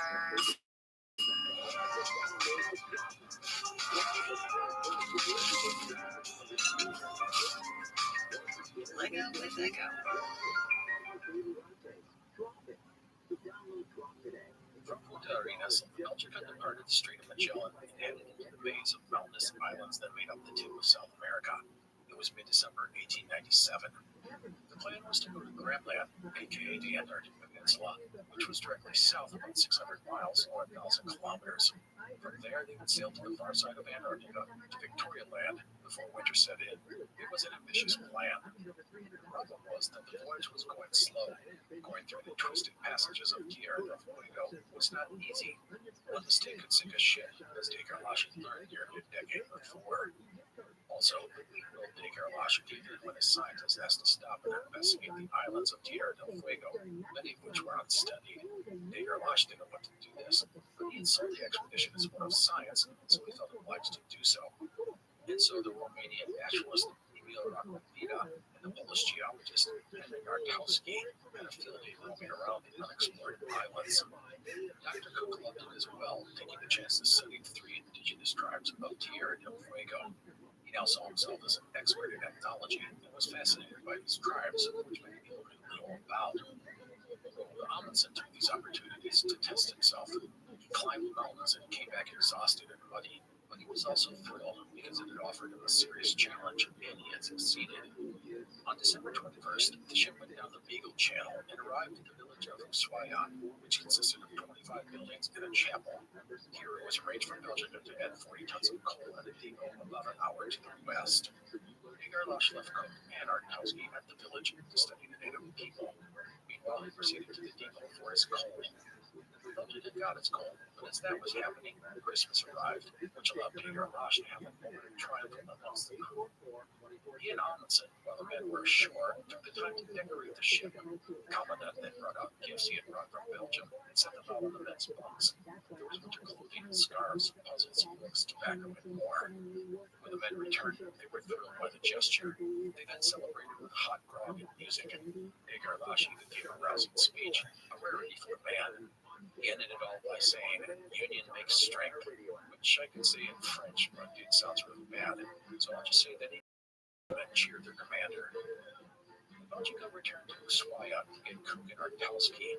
There, the local missionary, John Lawrence, asked if he could be dropped at a place called Haverton Ranch, about 35 miles to the east.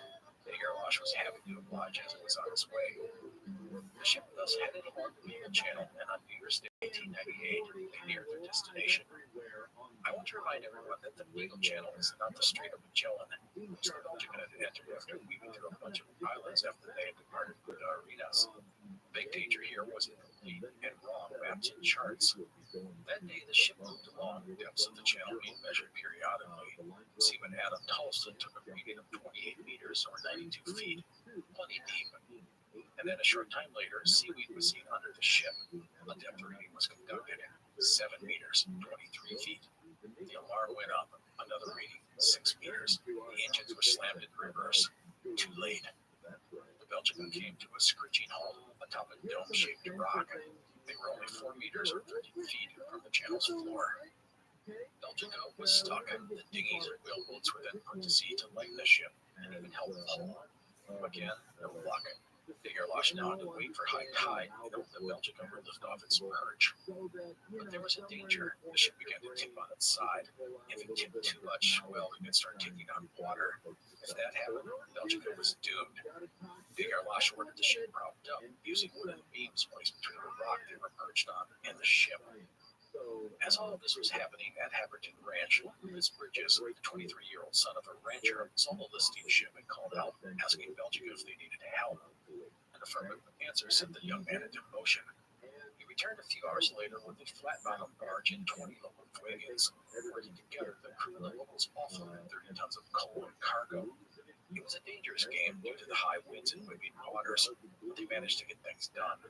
And then at high tide, Degerlosh called on everything he had available, his engines, his sails, and even his people. But no luck.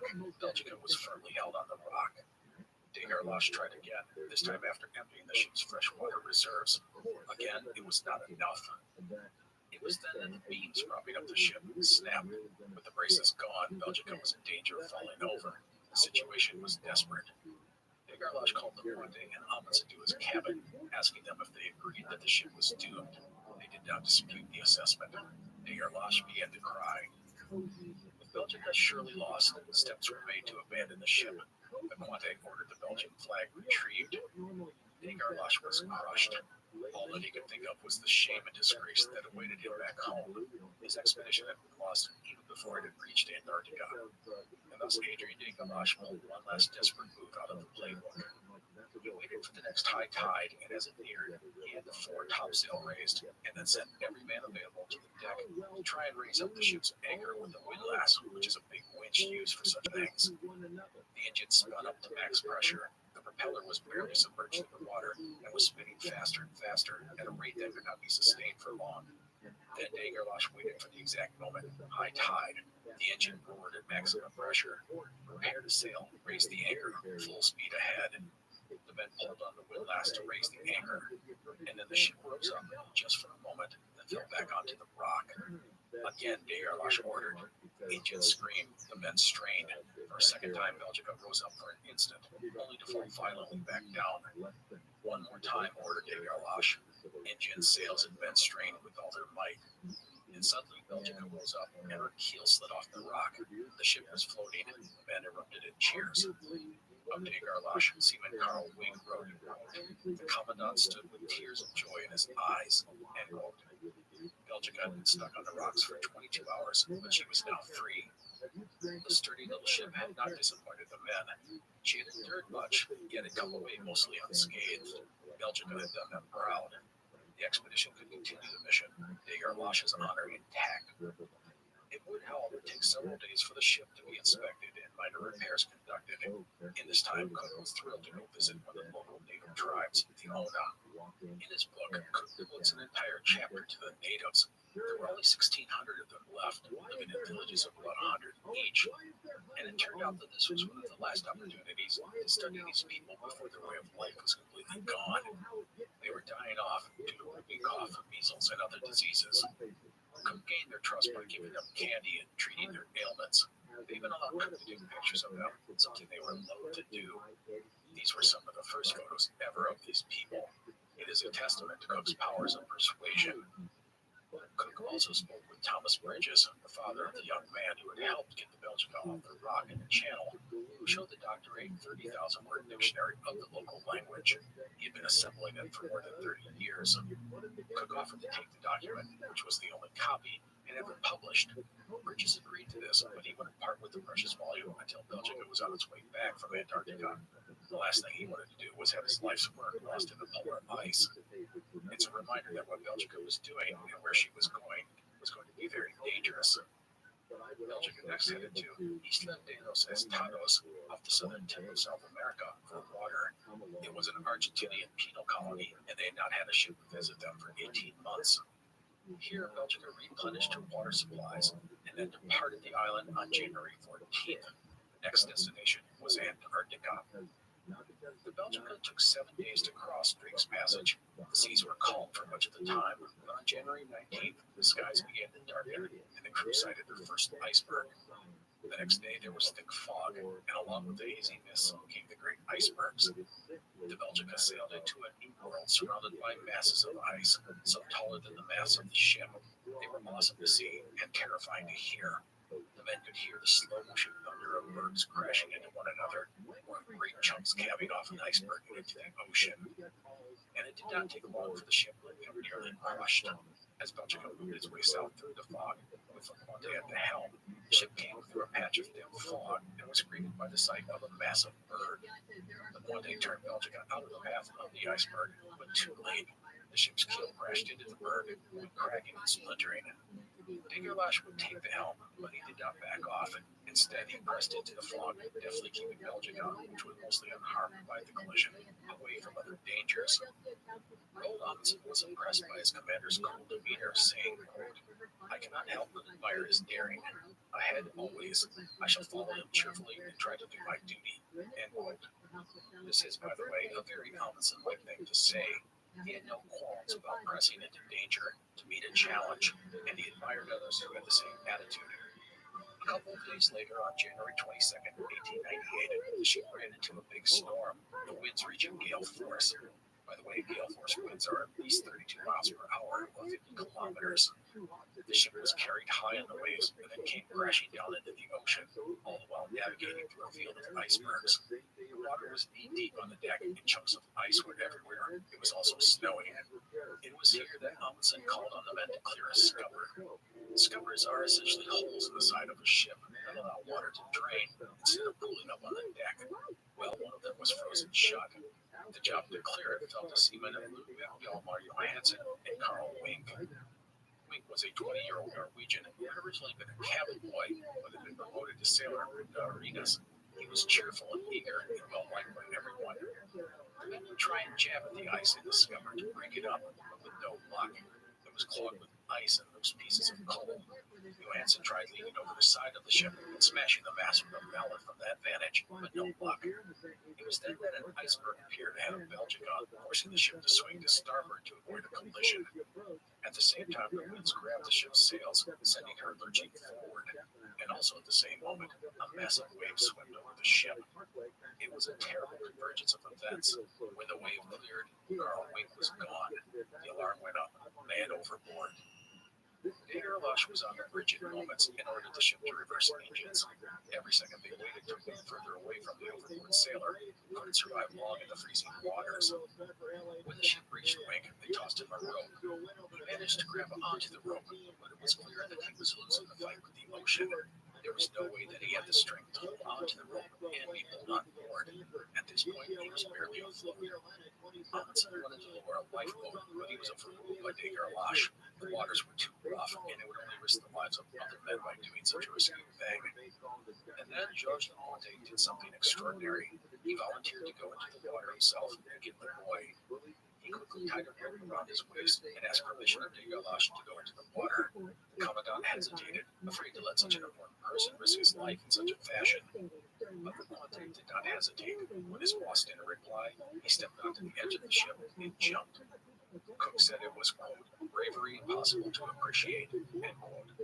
LaQuante went under but came up next to Wing.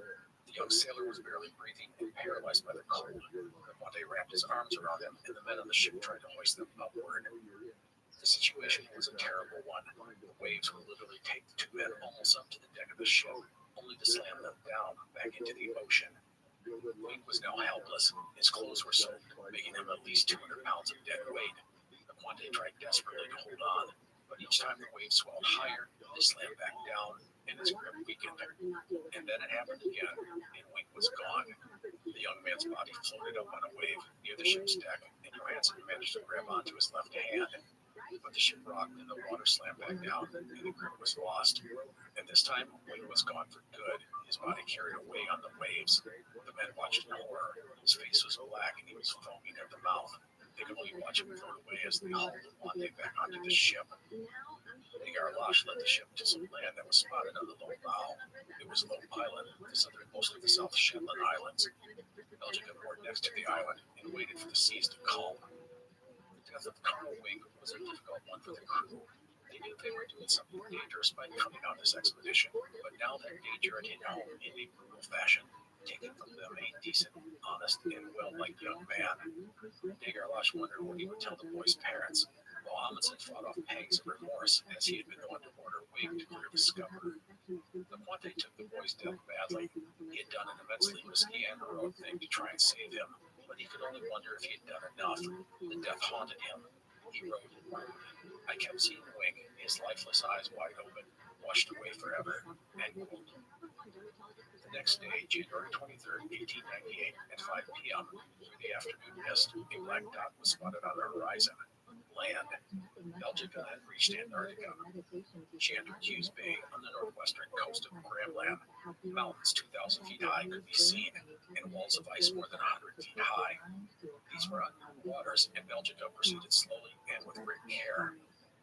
At 9:30 that evening, Igers, Cook, Arktowski, Rakovica, and Danko lowered a boat and rowed ashore to one of the small islands along the coast. The men explored the island for about an hour, returning with samples of rock, lichen, moss, and seaweed. Danko came back with 2 live penguins. Igers named the island Augusta Island after his father. And so Adrian Igers had reached Antarctica. It was a dream come true for him and others on the expedition. But the arrival on the mysterious continent was diminished by the death of one of the crew just a day before. No matter, Igers was incredibly proud of what he had done. He was at the forefront of a new age of polar exploration. So that is where we will leave things for today. The plan was for Belgica to head to Victoria Land on the other side of the continent, mapping the coast along the way.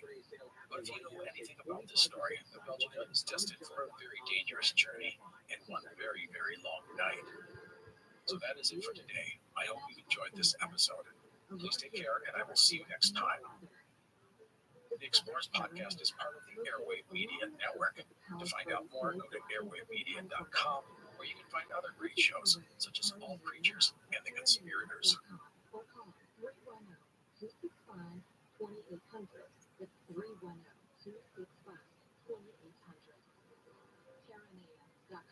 The iHeartRadio All Access free preview is coming. Listen to any song on demand, unlimited skips, even download your faves and listen offline. Experience true freedom. The iHeartRadio All Access free preview starts Monday. Download the free iHeartRadio app now. Free never sounded so good. I believe that every human behavior is designed to attract a mate, keep a mate, expel a mate, or catch your reproductive odds. That's why I talk about the science of love, sex, parenting, family, workplace relationships. It's what I think and believe all day long.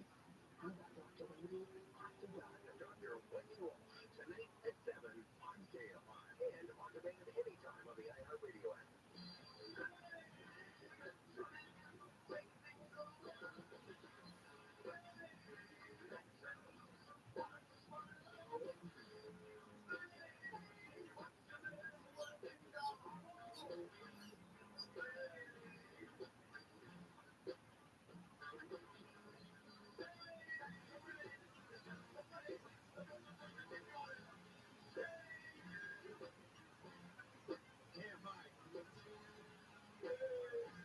Oh, David Bowie.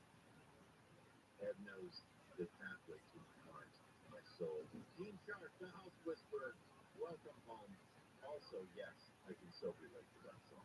Fame, oh, the burdens of it. Of fame. Tina's like, fame is in your own mind, buddy. We have 12 listeners. Well, famous among our 12 listeners. We have 12 loyal listeners. Oh, 14 now, I guess. This year we decided we have 14. But the show is just growing. Massive popularity. We now have 14 listeners. And among those 14 people, we are a household name. Just know, be proud. Just so pride. All right. You're home with Dean Sharp, the house whisperer. I'm so glad you joined me this morning. We are talking about gurus and tapes. That's why we're so famous. That's right, because hot topics like this just keep people riveted to the radio. But they are valuable, very, very valuable. And we will get back to that in just a bit. Even better, though, I gotta say, are the calls. When our callers call in and want to talk about their house, and it is time to do exactly that right now. So let's go to the phones. Let's talk to Gene. Hey, Gene. Welcome home. Do we have Gene yet? It's a good omen. Gene? Wait. Is Gene back? All right, am I moving on and then we'll come back to Gene? All right, we'll give it a second. No. Oh, Gene, are you there? Yes, I'm here. All right, I'm here.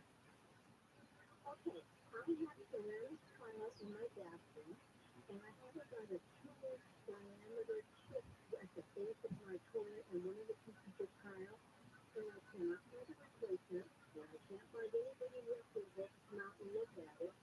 Will the patch fix it? You see it advertised work. Yes.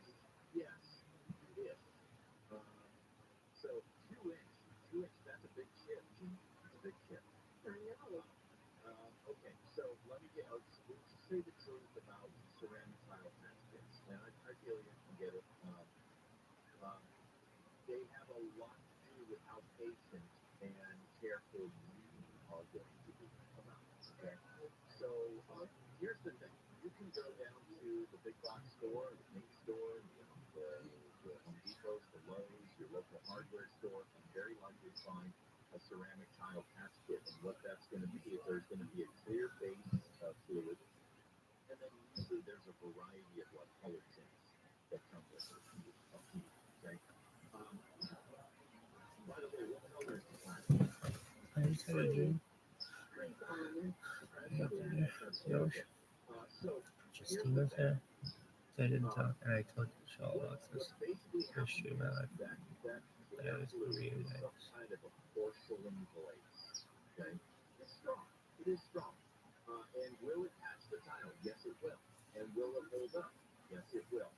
The question is, how good is the patch going to look? And that has everything to do with the tint that you put in, matching the existing tile. Okay? And that's what the other color tints that come with it are for.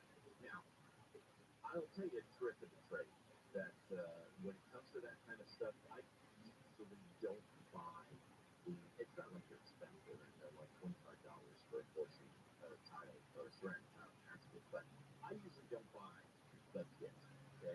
What I do is I like to just go straight to the tub aisle, the tub and toilet aisle, and usually hanging on like a ship clip or somewhere on the shelf there, a little blue and white box, and in that box you will find porcelain, repair. And it's white, just white porcelain repair. That stuff is just the same kind of stuff, although probably stronger than the stuff that came in the tile patch. Okay? And then I'll head on over to the paint department and get the smallest possible little can of paint, oil-based paint that matches the tile in question or the surface in question. Okay, and I'll typically go a little darker than the surface in question with the tint, so that when I get back to the house, we're going to spread out a piece of cardboard or a piece of paper, and we're going to start mixing. Put a little of the white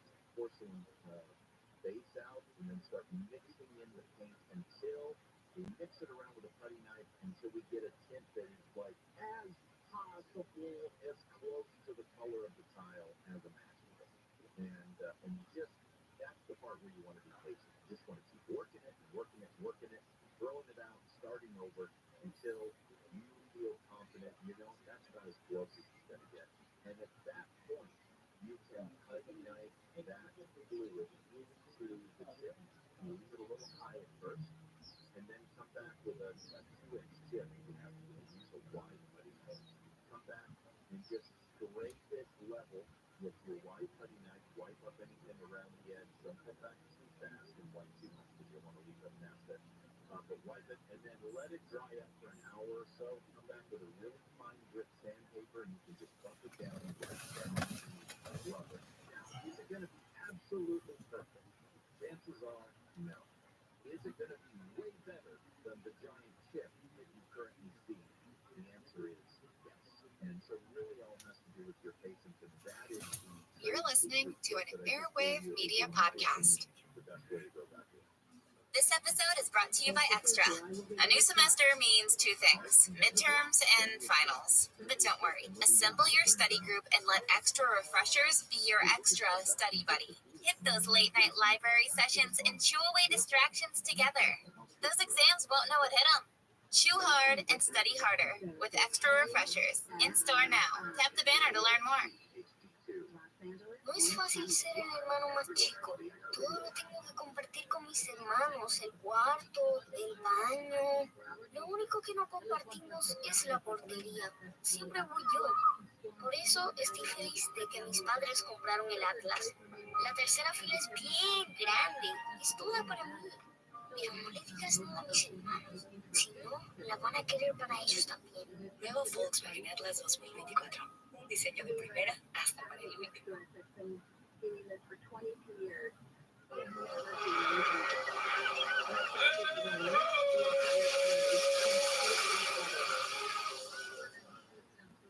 Hello, and welcome to the Explorers Podcast. Today we start a new series, one that many of you have been asking for a long time, and that is on British explorer Captain James Cook. Cook is one of the most famous explorers in history, and to be honest, I don't know if any person traveled as far or mapped as much as our English mariner. He would lead 3 voyages of exploration in the 1770s, mostly in the Pacific, traveling between the Arctic and the Antarctic, his expeditions being some of the most important of the era. Due to how much he accomplished and a lot of documentation, this promises to be a beast of a series, so get prepared for a long run over the next few months. A few notes to start. 1. If you have not listened to the Abel Tasman series, I recommend doing so as it really sets us up for our series on Cook. 2. There is a ton of documentation and research about Cook. This includes the man's journals, which are very detailed, as well as a boatload of biographies. With so much source material, please know that we will have some conflicting bits of information. I've done my best to pick out what I think is the best data, but know that you may come across your own info that contradicts what I say. Not a big deal, but I just wanted to give you a heads up in case it happens. And 3, while you don't really need it for today, I have put some maps on our site, explorerspodcast.com, of Cook's journey. Plus, there will be links to resources about Cook, so check that out if you want. That's it, let's get going. For today, we're going to focus on Cook's life up until his first voyage. James Cook was born on November 7, 1728, in the village of Marton in Yorkshire, on the eastern coast of central England, not far from Hull. He was the second of 8 children. His parents were James Cook, a Scotsman, and Grace Pace. The elder Cook had come to England as a young man looking for work. He found steady employment as a farm laborer and was respected as a reliable and hard worker with good common sense, something his son would inherit. When James was 8, the family moved to Great Ayton, about 50 miles to the north, or 80 kilometers.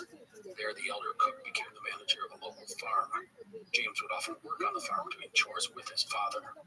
The farm's owner, however, saw something he liked in young James, and he would pay for him to attend school, which he did for 5 years. At 16, the Cook family arranged an apprenticeship for James with William Sanderson as a grocer at the seaside community of Stacey's, about 20 miles away, or 32 kilometers. James Cook thus left home to take up a new life, one with more potential than that of a common laborer. The young Cook was a tall teen with an angular, craggy face and prominent nose. He was a lot like his father, hardworking, reliable, and trustworthy. But he was also ambitious and smart, not to mention very confident in himself. At his new job, Cook literally slept in the store where he worked, under the counter, all that he owned tucked away in the back of the shop. It was here that Cook would be exposed to the sea.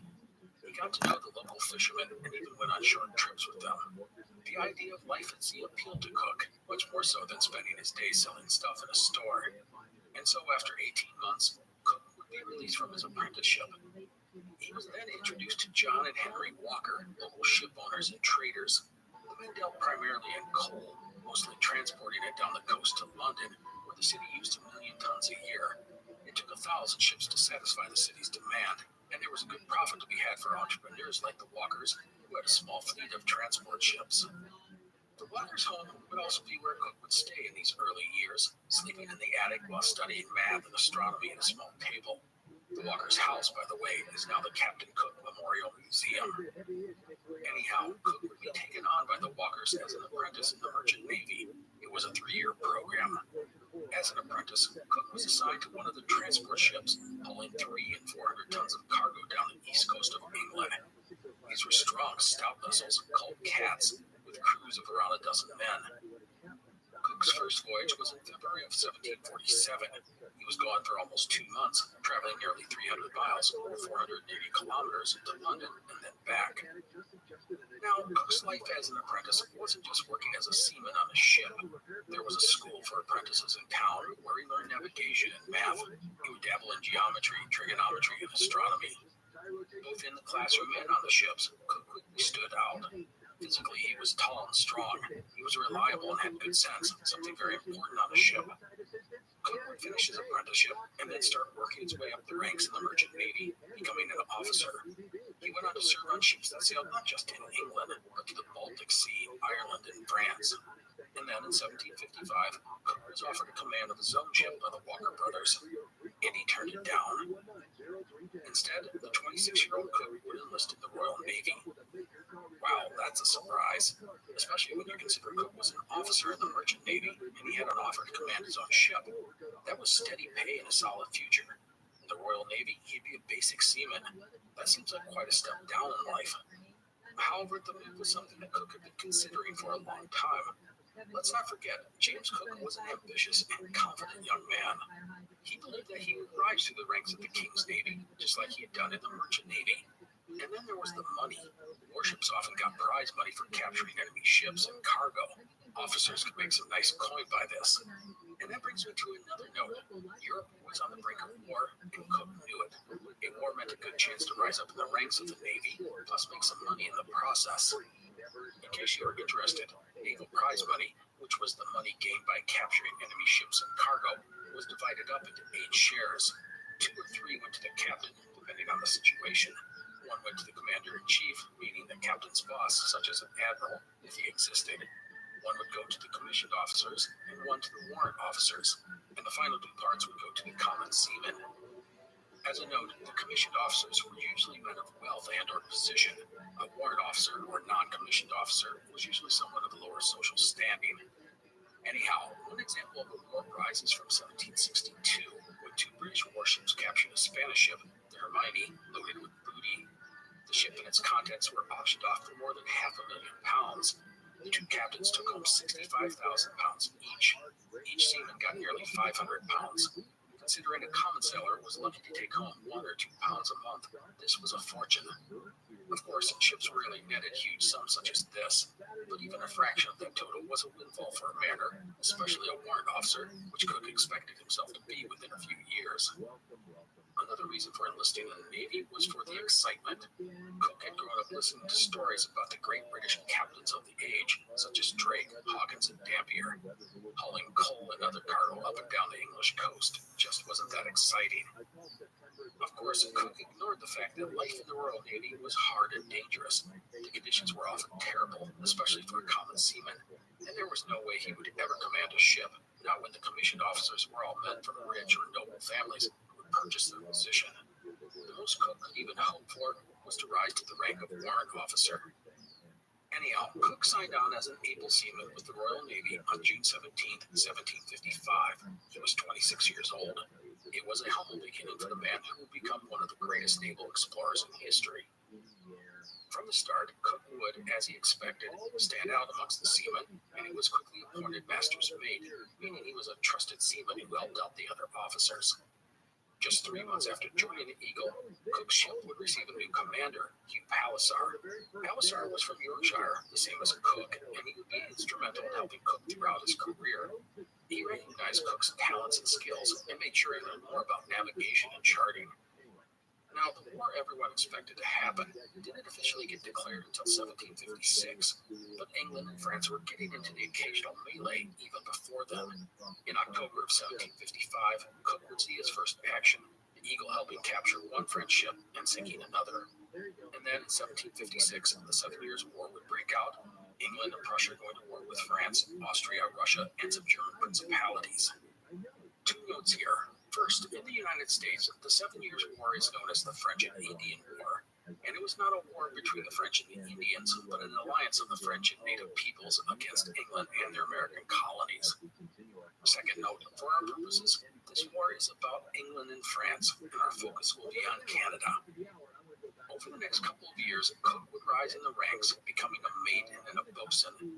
He would pass his master's exam in June of 1757, which allowed him to navigate and handle a ship. The boatswain is the officer in charge of sails, rigging, anchors, cables, and any work on the deck of a sailing ship. It had taken Cook just 2 years to rise from the rank of common seaman to that of a warrant officer. In October of 1757, Cook, aided by the support of his captain, Hugh Palliser, was named master of the HMS Pembroke, a just-launched 60-gun warship. By February of 1758, the ship was heading west to the Americas, stopping first in the Caribbean and then heading up to Halifax in Nova Scotia. The voyage had been Cook's first crossing of the Atlantic, and he was able to witness the devastating effects scurvy had on the ship's crew. Cook noted that after about 6 weeks of salt rations, the effects of scurvy began to emerge. This included weakness, exhaustion, sore limbs, and bleeding gums. All of this was due to the lack of vitamin C. At the time, no one knew the specific cause of scurvy, but it was generally acknowledged that certain foods were helpful at fighting it off. Anyhow, by the time the Pembroke reached Halifax, 26 of her crew were dead, mostly the result of scurvy. Many more had to be transferred to the port's hospital. The Pembroke was part of a large force gathered for a move into the Gulf of St. Lawrence and up the river to break French power in Canada. The French had 2 key forts guarding the approach, including one at Louisbourg at the mouth of the Gulf, and the other being Quebec, over 600 miles upriver, or 1,000 kilometers. For the task, the British had assembled 14,000 soldiers, 12,000 seamen and support personnel, plus 157 ships, including 40 warships. They departed Halifax for Louisbourg, but the Pembroke would not be with them. Too many of the ship's crew were ill, and they would have to wait before joining the main fleet. The fortress of Louisbourg was on the island of Cape Breton and controlled access to the Gulf of St. Lawrence. The French had 7,000 men, and the fortress boasted more than 400 cannon and 17 mortars. However, the French only had 5 warships to protect their harbor, and their troops were plagued by sickness. Cook and the Pembroke would join the siege at Louisbourg, which went from June 8th until July 26th, 1758. The British would gradually establish a beachhead near Louisbourg and drive the French into the fortress after a fierce fight. By the end of June, siege artillery was in place and the bombardment of the fortress began. Over the next few weeks, 3 of the French warships guarding the harbor were destroyed, and then on July 25th, the British, in a night attack, successfully destroyed another of the French ships and captured the final one. That allowed the British to enter the harbor. The French surrendered the next day. Quebec was next on the British agenda, but the capture of Louisbourg had taken longer than expected, and it was decided a campaign against the city would have to wait until next spring. As a result, Cook would spend the winter doing 2 things. First, the Pembroke sailed around the Gulf of St. Lawrence, attacking and raiding the small French settlements, mostly fishing communities, that dotted the shores. And second, and more importantly for Cook, he learned how to conduct a survey. Now, when I talk about surveying a place, it's sort of a catch-all for creating a map or chart of an area, but it's really a lot more complex than that. Wikipedia says surveying is, quote, the technique, profession, art, and science of determining the terrestrial 2-dimensional or 3-dimensional positions of points and the distances and angles between them, end quote. Surveying requires specific tools and schooling and math skills. Anyhow, Cook would see one of the officers, Samuel Holland, doing some survey work and become fascinated. Holland liked Cook and his enthusiasm, and he would show Cook how a survey was done and teach him how to use the instruments of the profession. Cook loved the rigors of surveying and the ability to recreate things in minute detail. And as a sailor, he understood how important this was to mariners. And thus Cook would work honing his skills as a surveyor. His first survey was titled Survey of Gaspé Bay and Harbor by James Cook, Master of His Majesty's Ship, the Pembroke. The report was sent to the British Admiralty in London and published the next year. The Admiralty, by the way, is the department in the British government responsible for the Royal Navy. When weather permitted, Cook would spend the winter of 1758-59 helping create reliable charts and maps of the St. Lawrence River region. He and his fellow surveyors mostly took existing French documents and either confirmed or tweaked them so they were as accurate as possible. Cook's work as a surveyor is one of those happy accidents of life. He had the skills needed to be a surveyor, including a detail-oriented mind and a knowledge of geometry, trigonometry, and astronomy. That he got into the field was a chance, but a lucky one for Cook and the British Navy. So, in the spring of 1759, the British would be on the move again, heading up the St. Lawrence River with 35 warships and 10,000 troops. The destination was Quebec, the last great French outpost in Canada, and James Cook would have a part in that campaign. As the fleet approached Quebec, Cook was dispatched to survey a large section of the river, including a dangerous channel known as the Traverse. Cook's ship led the way, sounding the channel and guiding the rest of the ship safely up the river.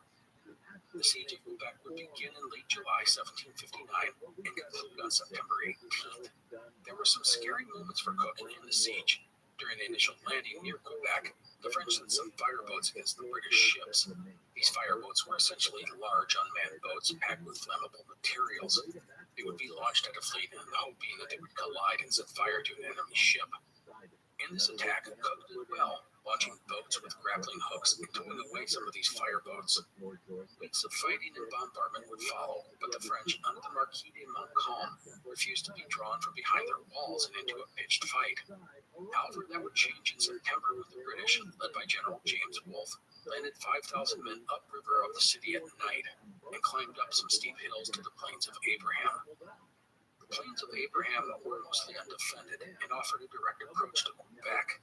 The French needed to dislodge the British quickly before they became entrenched and threatened the entire city.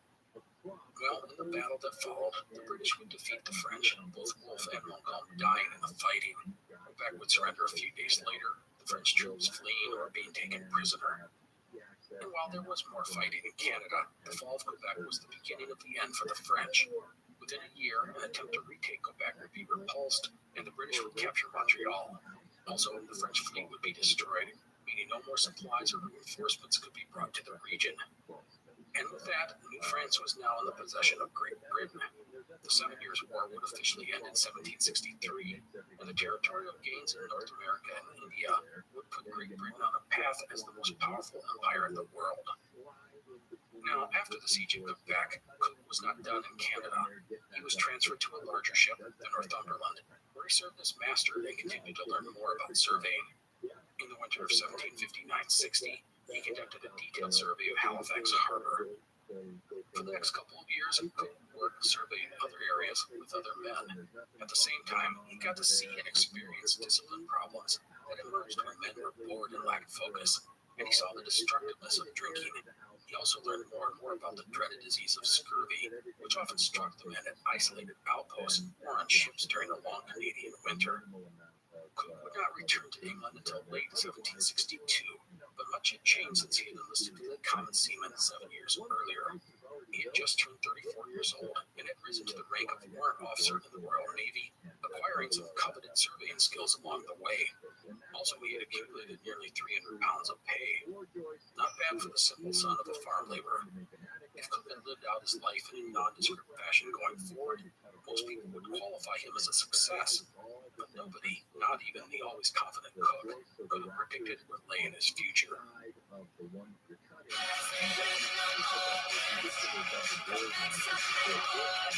California's top casino and entertainment destination is now your California to Vegas connection.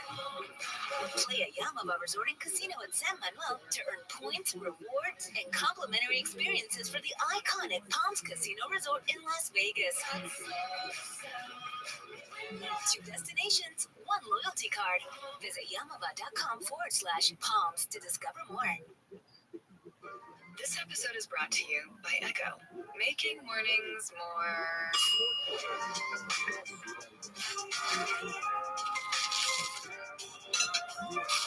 Lego with Echo.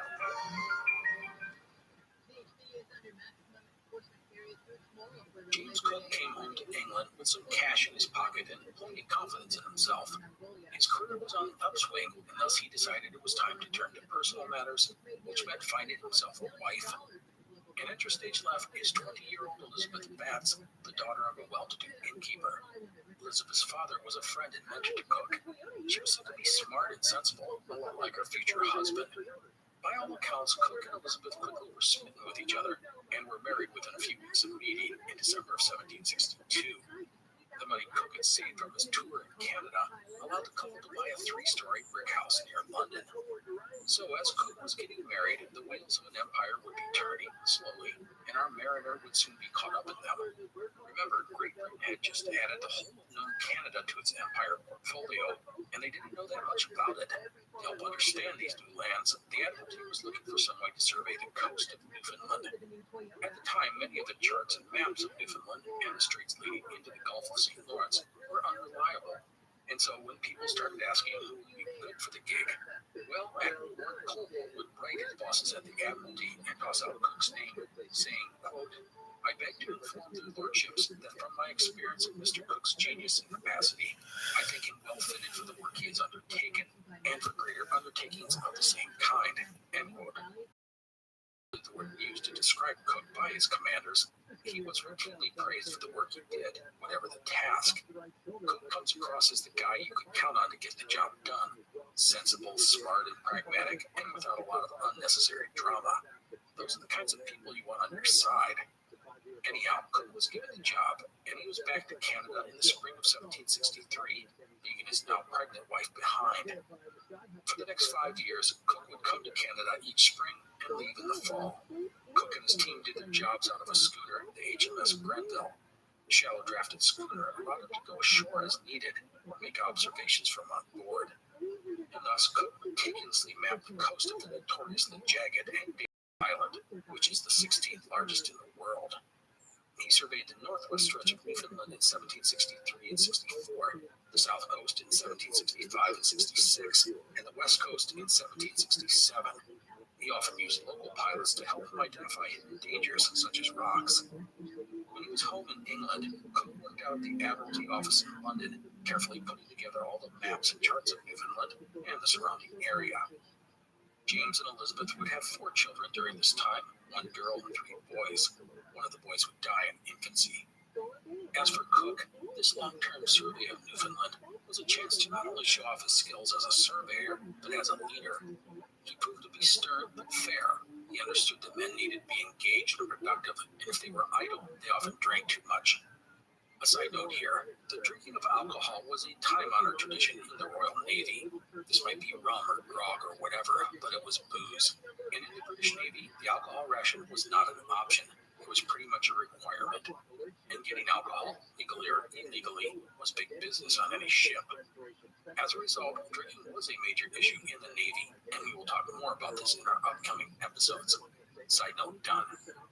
So regarding Cook's time surveying Newfoundland, for most people it was boring and monotonous, but not for Cook. But it was not without dangers. The Grenville would be threatened numerous times during our ventures due to storms and tides and other threats, and Cook would escape serious injury and even death in August of 1764 when a powder horn exploded in his hand. Luckily, there was a nearby French fishing boat with a surgeon on board. The doctor would operate on the hand and save it from being amputated. Cook's hand was so damaged he was laid up for a month, and he had a scar from his thumb to forefinger and high up the wrist. During all of this, Cook, ever the curious man, was always learning. It's one of those things I admire about the man. As a note, on August 5th, 1766, while surveying some islands on the south coast of Newfoundland, Cook would get the chance to observe an eclipse of the sun.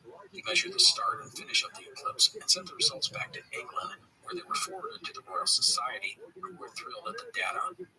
This might seem sort of innocuous, but it will be important in a few minutes, so hang on. And so, in 5 years surveying Newfoundland and the surrounding area, Cook and his team would map more than 6,000 miles, or nearly 10,000 kilometers, of coastline. The work that Cook did was groundbreaking. He produced the first large-scale and accurate maps of the island's coasts. These were also the first scientific large-scale hydrographic surveys to use precise triangulation to establish land outlines. Hydrography, by the way, deals with the measurement and description of the physical features of oceans, seas, coastal areas, lakes, and rivers, all things very important to a mariner. The maps Cook produced were so accurate they were used into the 20th century. I am not exaggerating when I say they are amazing. You can put Cook's maps side by side with modern maps, and you can't help but be amazed at the detail and care put in by Cook and his team more than 250 years ago. I put some links on the website if you want to see some of these. Anyhow, Cook's surveying had caught the eyes of people at the Admiralty and at the Royal Society. Also, Cook had the support of his old captain, Hugh Palliser, who had gone on to become the governor of Newfoundland and would aid in getting Cook's works published in 1768. So Cook had done well for himself. He wasn't from money or of noble birth, and he had little formal education. But he had proved to be a smart, meticulous, and confident man, self-taught in many areas of science. He was going places in this world. The only question was where. And that gets us up to the spring of 1768. Scientists from all over the world were excited about a phenomenon called the transit of Venus, which was scheduled to take place in June of 1769. The transit of Venus is the rarest of predictable astronomical phenomena. Now, there had been a transit of Venus in 1761, but the next one would not happen until 1874. That's 100 plus years. The transit of Venus takes place where the planet Venus passes directly between the Sun and the Earth. When this happens, Venus becomes visible against the Sun, looking like a small disk. By recording the start and end of the event from locations around the world, you can use trigonometry to calculate the distance between Venus and the Sun. This allows people, who are way smarter than me, to start accurately measuring the size of the solar system. And so this was a golden opportunity for science. The measuring of the 1761 transit had been unsuccessful due to poor weather conditions around the globe the day of the event. The 1769 transit would give scientists another opportunity. Now, one of the key things about the transit of Venus is that to use the data, you need to view the transit from all over the world. And that was when someone in a big room at the Royal Society said, "Hey, why not send someone to the Pacific to make an observation?" And everyone else said, "Great idea." Okay, I don't know exactly who and what and where all this was said, but you get the idea. The Royal Society actually wanted to make observations from 3 locations: Hudson's Bay, Norway, and the Pacific. The latter had never been done before. Other nations would be doing observations of the transit as well. The Royal Society, by the way, was Great Britain's leading organization dedicated to the sciences. The Society would make a proposal to the government. For the Pacific venture, they asked for £4,000 and a ship. And the British government was interested. The Transit of Venus mission would be a perfect excuse to send a ship to the South Pacific, do some exploring, and beat out other nations who were looking around the region. One thread already on the table was French explorer Antoine de Bournonville, who had recently departed on an expedition to circumnavigate the world.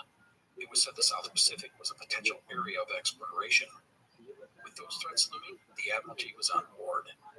And so, with funding and a ship secured, the next question was who would lead the enterprise. The Royal Society wanted Alexander Dalrymple, a Scottish explorer and geographer. Dalrymple had explored the region in question and was a proponent of the Terra Australis theory, which was that there was a large undiscovered continent toward the southern polar regions, and he wanted to go back and find it.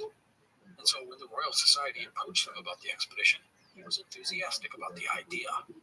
But Dalrymple was a civilian, and when he demanded to be the boss of the expedition, which was a Royal Navy affair, the Admiralty said, "Yeah, no, that's not going to happen." In fact, the written comment from the Admiralty was that the idea was, quote, entirely repugnant to the regulations of the Navy, end quote. First Lord of the Admiralty, Sir Edward Hawke, said he would, quote, rather his right hand be cut off than see a civilian command a naval vessel, end quote. We will just call that a no. And so, with Dalrymple out of the mix, other names got tossed out onto the table, one being James Cook. No one had anything bad to say about Cook, and there were lots of good things. Hugh Palliser highly recommended him for the job. The Admiralty thought highly of Cook, and so did the Society. The latter had been impressed not just by his survey work, but by the scientific work done when he had measured the eclipse in Newfoundland a couple of years earlier. He was, however, only a warrant officer, and not a gentleman. But you know what? Rank and class snobbery aside, on May 5th, 1768, the Royal Society convened and came to the conclusion that James Cook was the man for the job. Author Martin Dugard, in his biography of Cook, Farther Than Any Man, says no warrant officer in the history of the Royal Navy had, up to that time, been selected to command a British warship or awarded a commission. Commissions were usually obtained by paying lots of money or having really good connections. I honestly don't know if this is true, but that Cook got the job is pretty amazing. Now, regarding all this, I do want to take a moment to introduce a man who will be very important to our story going forward, and that is Joseph Banks. Banks was, at this time, a 25-year-old nobleman who had been on the path of becoming a rich, aimless playboy until he became obsessed with botany and the natural sciences as a teen. It was said that at Oxford he had more knowledge of botany than many of his professors. Banks was immensely rich, and he dropped out of university to chase his passion. He would make a name for himself by participating in a natural science expedition to Canada in 1766. Later publishing the first Linnaean descriptions of the plants and animals of Newfoundland and Labrador. This included 34 species of bird, including the great auk, which became extinct in 1844. Well, fast forward to 1768, and Banks was excited about the proposed expedition to the Pacific. Already a member of the Royal Society, Banks got himself appointed head of the scientific contingent for the expedition. He would even pay for 8 other civilian positions. Banks, however, was an ambitious man, and I have read some sources that say he longed to command the entire expedition.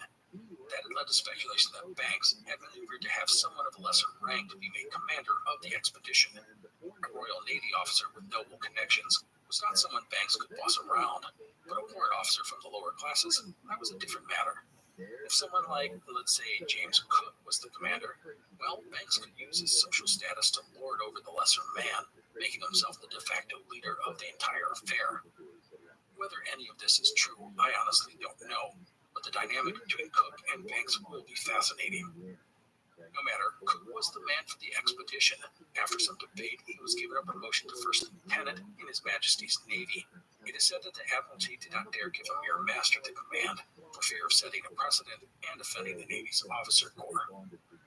And so, with his command and new rank in hand, Cook was ordered to head to Deptford, a London suburb along the Thames River, and take command of the HMS Endeavour. The intention was to sail to the Pacific to report the transit of Venus in 1769. The ship, which had a crew of about 70, was classified as a bark, almost 100 feet long and 29 feet wide.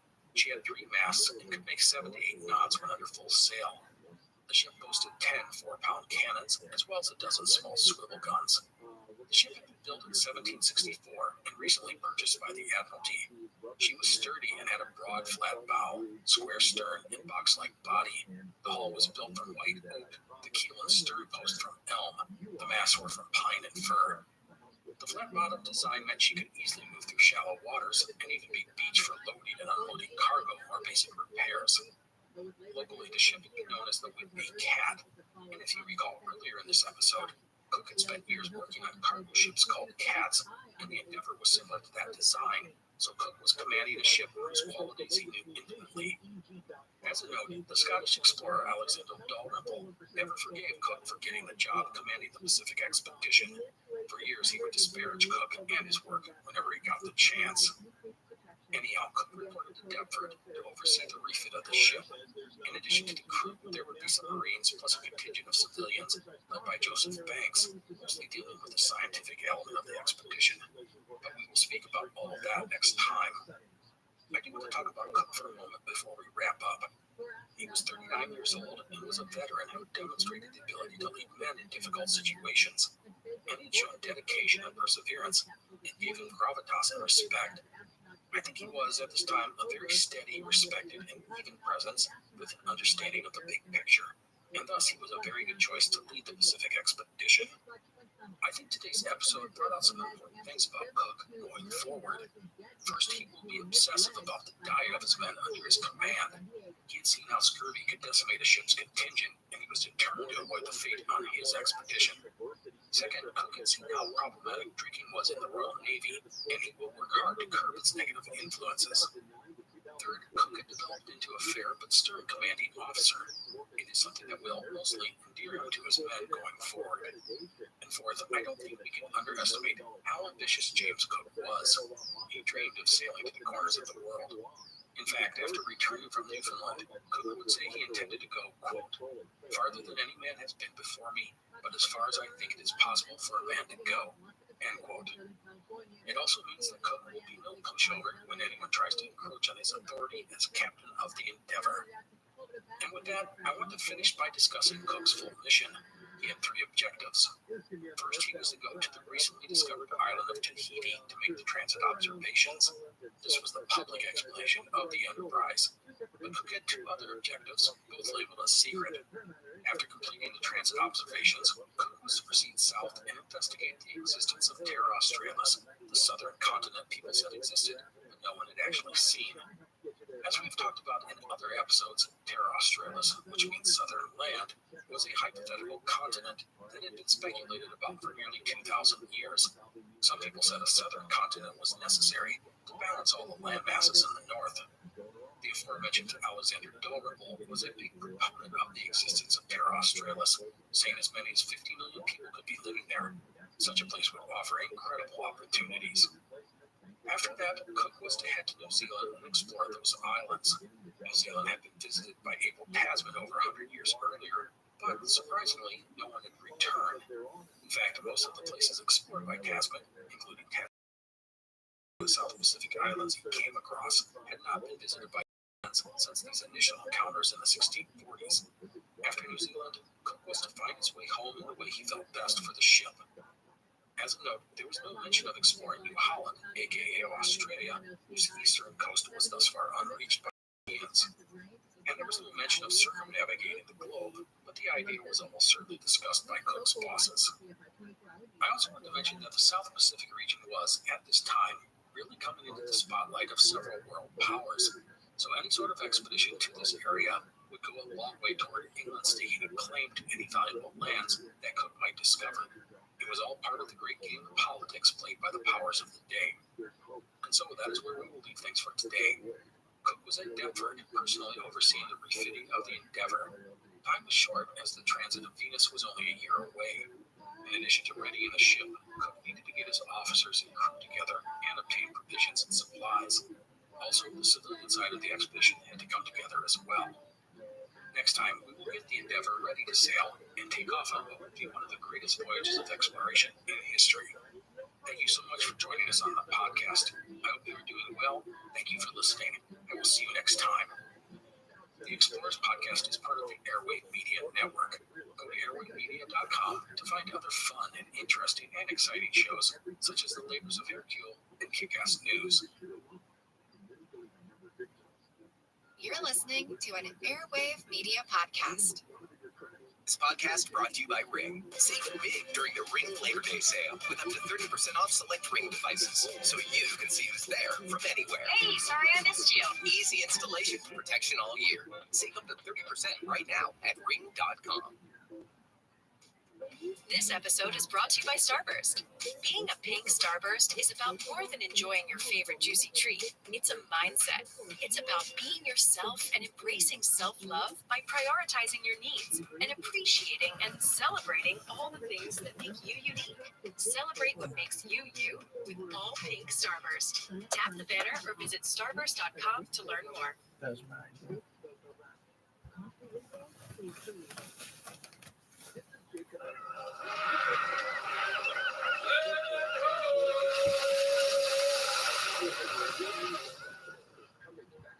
Hello, and welcome to the Explorers Podcast. Today is part 2 in our series on English explorer James Cook. In this episode, we are going to begin Cook's first voyage of exploration, which will take him to the South Pacific and eventually around the world. You can see a map of Cook's route on our website, explorerspodcast.com. Before we start, I want to talk about our source material. On all of Cook's voyages, he kept a detailed journal. Some of the other men on this ship kept journals as well, including naturalist Joseph Banks. These are all incredible sources for scholars and myself. All of this material is, however, not without issues. For Cook's first voyage, the initial publication of his journal was combined with notes from Banks and others. Essentially, all the information was given to one man, John Hawksworth, who wrote up his own narrative. This did not thrill Cook, and it led to an uneven publication. There were other books published about Cook's life, but it wasn't until 1955 that Cook's full journals were actually published by New Zealand historian John Beaglehole. The journals were released in 4 volumes and consist of more than 3,300 pages. It was quite the effort by Beaglehole, who also wrote a biography of Cook.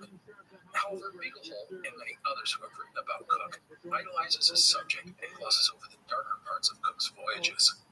But we have other sources to draw on as well to balance our view of Cook, which is pretty much what we do with any of our explorers. In the end, I have a lot of great material to draw on for this podcast, but know that some stuff can be contradictory.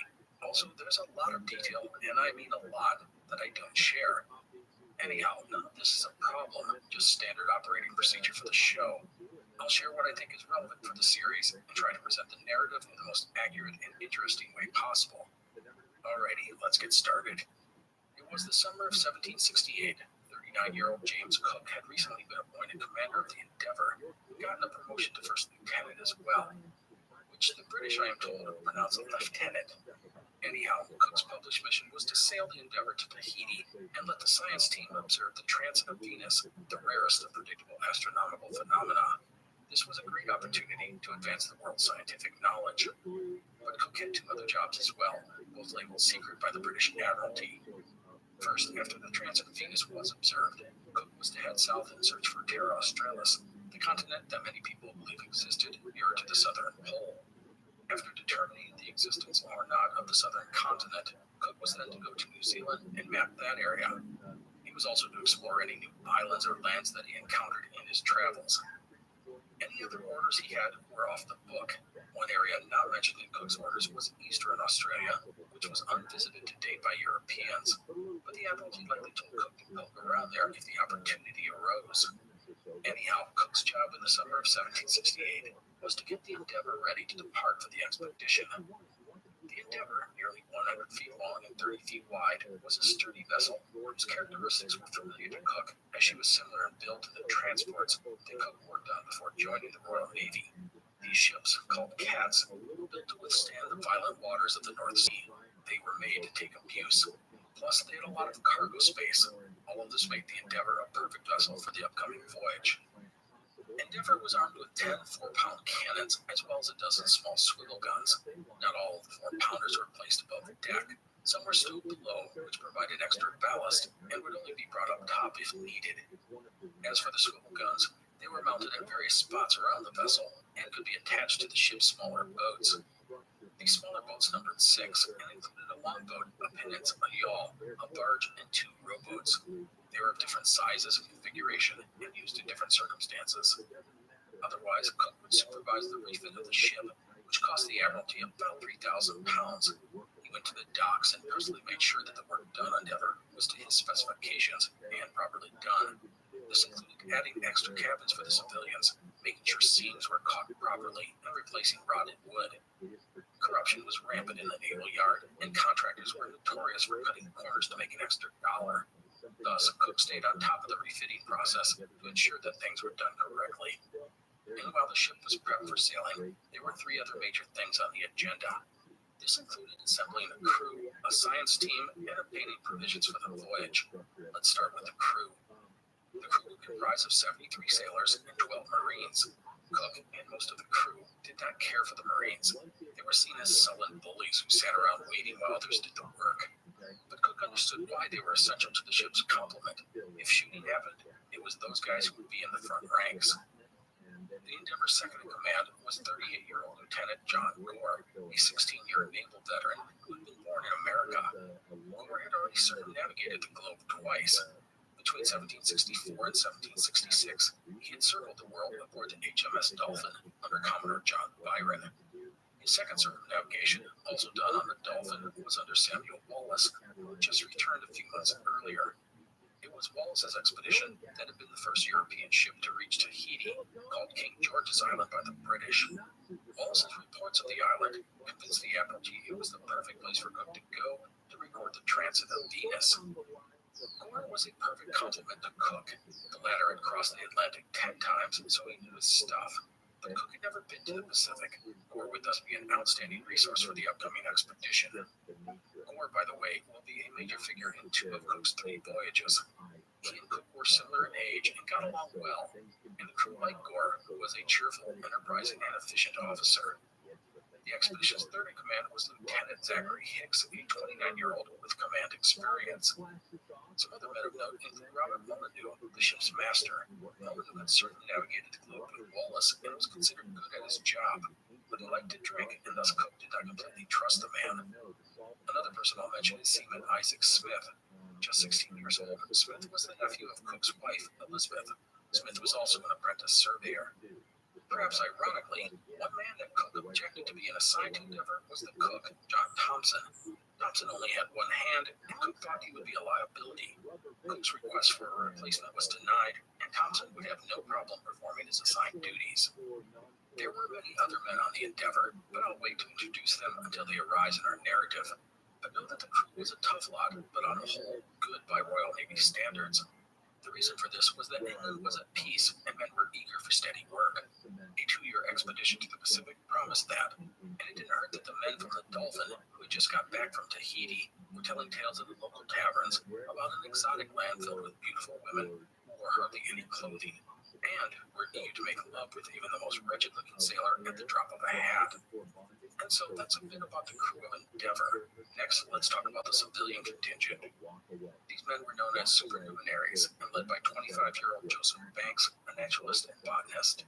Banks, who was rich, was essentially funding most of the scientific part of the expedition, reportedly to the tune of 10,000 pounds. He also brought with him 4 of his servants and some hunting dogs, a pair of greyhounds. Banks was a fascinating man. While young, rich, and charming, he was also extremely passionate about botany. He had gone to Newfoundland on a natural science expedition, collecting countless specimens. One of the officers with that party, Lieutenant John Phipps, said this of Banks, quote, "He works night and day and lets the mosquitoes eat more of him than he does of any kind of food, all through eagerness," end quote.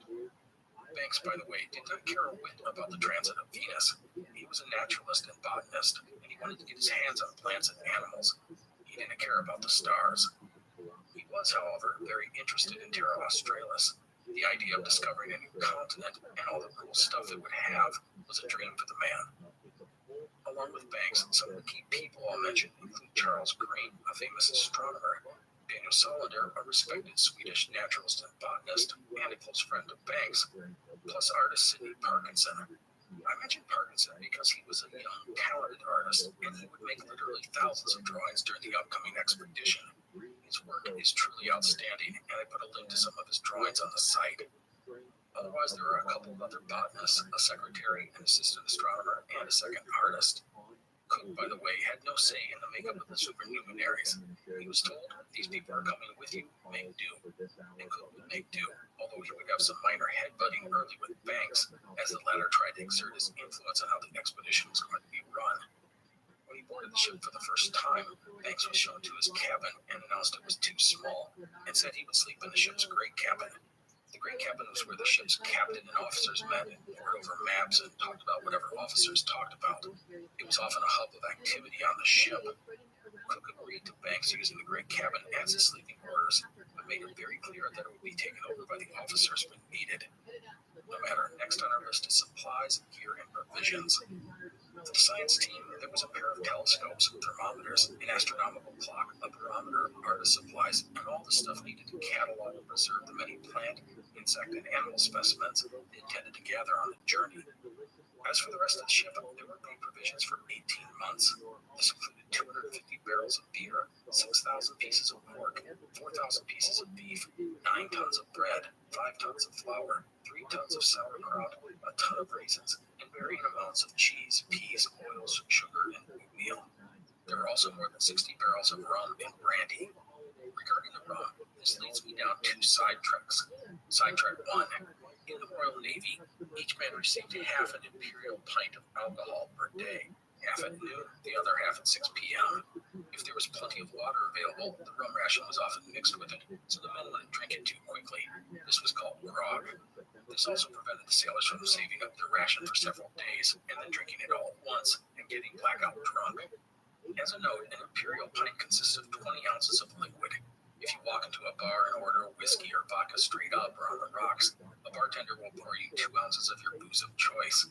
That means these sailors were getting 5 drinks per day, and the alcohol was usually very strong. And they worked hard to get more. There were double rations for special days and celebrations, and men would find ways to steal extra or make swaps with their fellow sailors. And thus, you can see why there was a drinking problem in the Navy. Anyhow, that leads me down sidetrack number 2. The rum that the sailors received was supposed to be at least 94 proof, meaning more than 50% alcohol. Sailors, to test their rum, would mix a little gunpowder with the alcohol and try and light it. When it flared up, it proved it wasn't watered down. But if it just smoked a bit and went out, it meant the rum was less than 50% alcohol. Bottom line, don't mess with the crew's rum ration. Sidetrack number 2, done. In addition to all the provisions and gear, the ship was crowded with animals, most to be slaughtered along the way to provide the crew fresh meat. But there were cats to catch the rats, hens for eggs, and even pet monkeys. Also, there was a goat specifically for the officers, which provided them milk for the journey. And that brings us down another sidetrack. This goat had been with Samuel Wallace when he had circumnavigated the world, providing milk for Wallace and his officers. Well, the goat was so good at her job, Cook brought her on his expedition, and thus she ended up circumnavigating the world a second time. Amazingly, the nanny goat continued to produce milk throughout her 2 voyages. The goat's name is not known, and she is often called the traveled goat. Sidetrack done. So with all the personnel, gear, provisions, and updates to the ship wrapping up, it was time to set sail.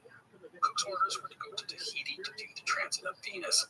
As noted, Samuel Wallace had just returned to England in May 1768, and after his reports, the Royal Society determined the island was a perfect place to record the transit. The plan was to sail from England to the Portuguese island of Madeira, which is west of Morocco. From there, they would go to Rio de Janeiro in South America, and then head down the continent's eastern coast. After that, the ship would go around Cape Horn and into the Pacific, and then west to Tahiti. On August 7, 1768, Cook said goodbye to his pregnant wife and headed to Plymouth with Endeavour. There, more supplies were loaded, final repairs done, and the crew and civilians gathered for their departure. By the way, Cook's wife would give birth to a son, Joseph, 3 weeks later. However, the boy would only live a few weeks. On August 19th, the Endeavour was ready to put to sea, so Cook gathered his crew and read out loud the 36 clauses in the Articles of War, which detailed such things as punishment, responsibilities, and pay. Now, bad weather would delay the ship's departure for a week, but on August 26, 1768, the Endeavour, with 94 souls on board, would put to sea. Little did they know that they were setting out on one of the greatest voyages of discovery in history.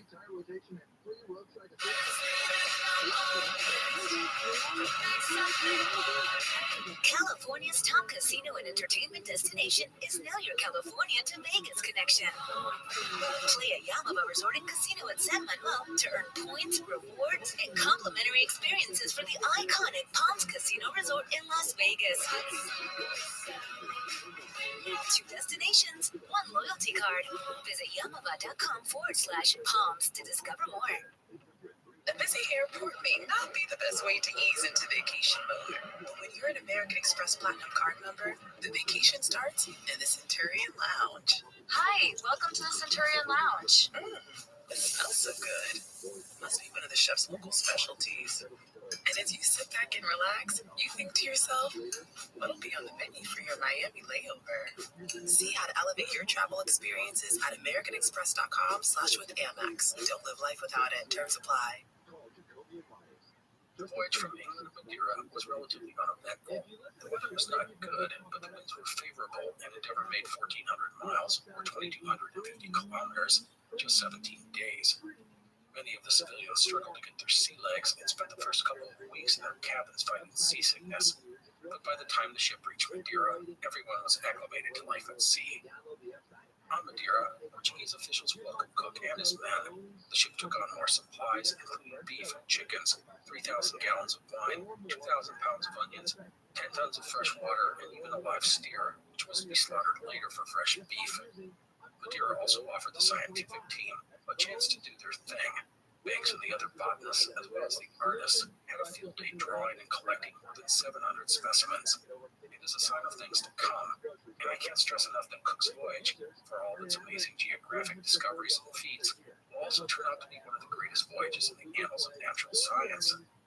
Banks and the team will bring home tens of thousands of plant, animal, and insect specimens, and the artist will produce thousands of amazing drawings of the people, places, flora, fauna, and animals on their journey. Anyhow, at Madeira, the Endeavor would have her sails and rigging repaired, and her hull was caulked and repainted. The ship would also suffer its first casualty when Alex Weir, the ship's quartermaster, drowned after getting tangled up with a rope and anchor of one of the small boats. The Endeavor departed Madeira on September 19th, heading southwest for Brazil, with a long ocean voyage ahead of them and a couple of notes. First, Cook would prove to be very particular about the cleanliness of his ship. He had the men work hard and often to keep the Endeavor as clean as possible. Part of this was to keep the men busy, but Cook also understood that a clean ship would mean healthier men and a vessel with fewer problems in the long run. Second item was diet. Cook was incredibly strict about the diet of the crew, as well as the officers. He was determined to avoid things such as scurvy, aka a lack of vitamin C. To this end, he believed a variety of foods was important, as well as certain kinds. Cook brought along a lot of sauerkraut, as it was thought to help fight scurvy, and he was right, as it was high in vitamin C. Another thing he insisted on was fresh meat, not just the salted stuff. And again, Cook was right. Fresh meat often has small amounts of vitamin C. Not a lot, but enough for a person to not get scurvy. It's how people like the Inuit can survive in the extreme north, where there are no greens or produce available for half the year. Fresh meat gives them the vitamin C they need to stay healthy. As a note, foods that help fight scurvy are called anti-scorbutic. Fresh fruit is the best anti-scorbutic, but fruit didn't last long on a ship during this era. The problem with this diet was that many sailors were stubborn and set in their ways, and they thought food such as sauerkraut was revolting, which I agree with, but that's beside the point. Anyhow, Cook ordered the men, this included the officers and crew, to eat all the foods issued, but some refused. But Cook wasn't messing around. He expected orders to be followed. The result was a public flogging, and several men were charged with mutiny for refusing to follow orders. They were given 12 lashes for their obstinance. This was really the only punishment that Cook could use. He couldn't really lock up the men. They were needed to help run the ship, so a painful lashing with the cat was the answer. The cat, by the way, is the cat of 9 tails, a sort of whip with 9 separate rope tails. Thus, one swing of the cat got you 9 smacks. It was not fun. The only other penalty Cook could impose on someone was the death penalty, but that was for murder or mutiny. Anyhow, the voyage across the Atlantic was relatively uneventful. As the ship crossed the equator, the temperature and the humidity soared. Books and leather got moldy and metal rusted. Endeavor would have to endure the doldrums, basically an area with no wind and weak currents, meaning the ship just sits there and roasts in the sun. It was a bit maddening, but bearable as it, thankfully, didn't last too long. One moment of levity occurred when the ship crossed the equator. There was a tradition that said that anyone who was crossing it for the first time had to get hitched to a rope and dumped in the ocean.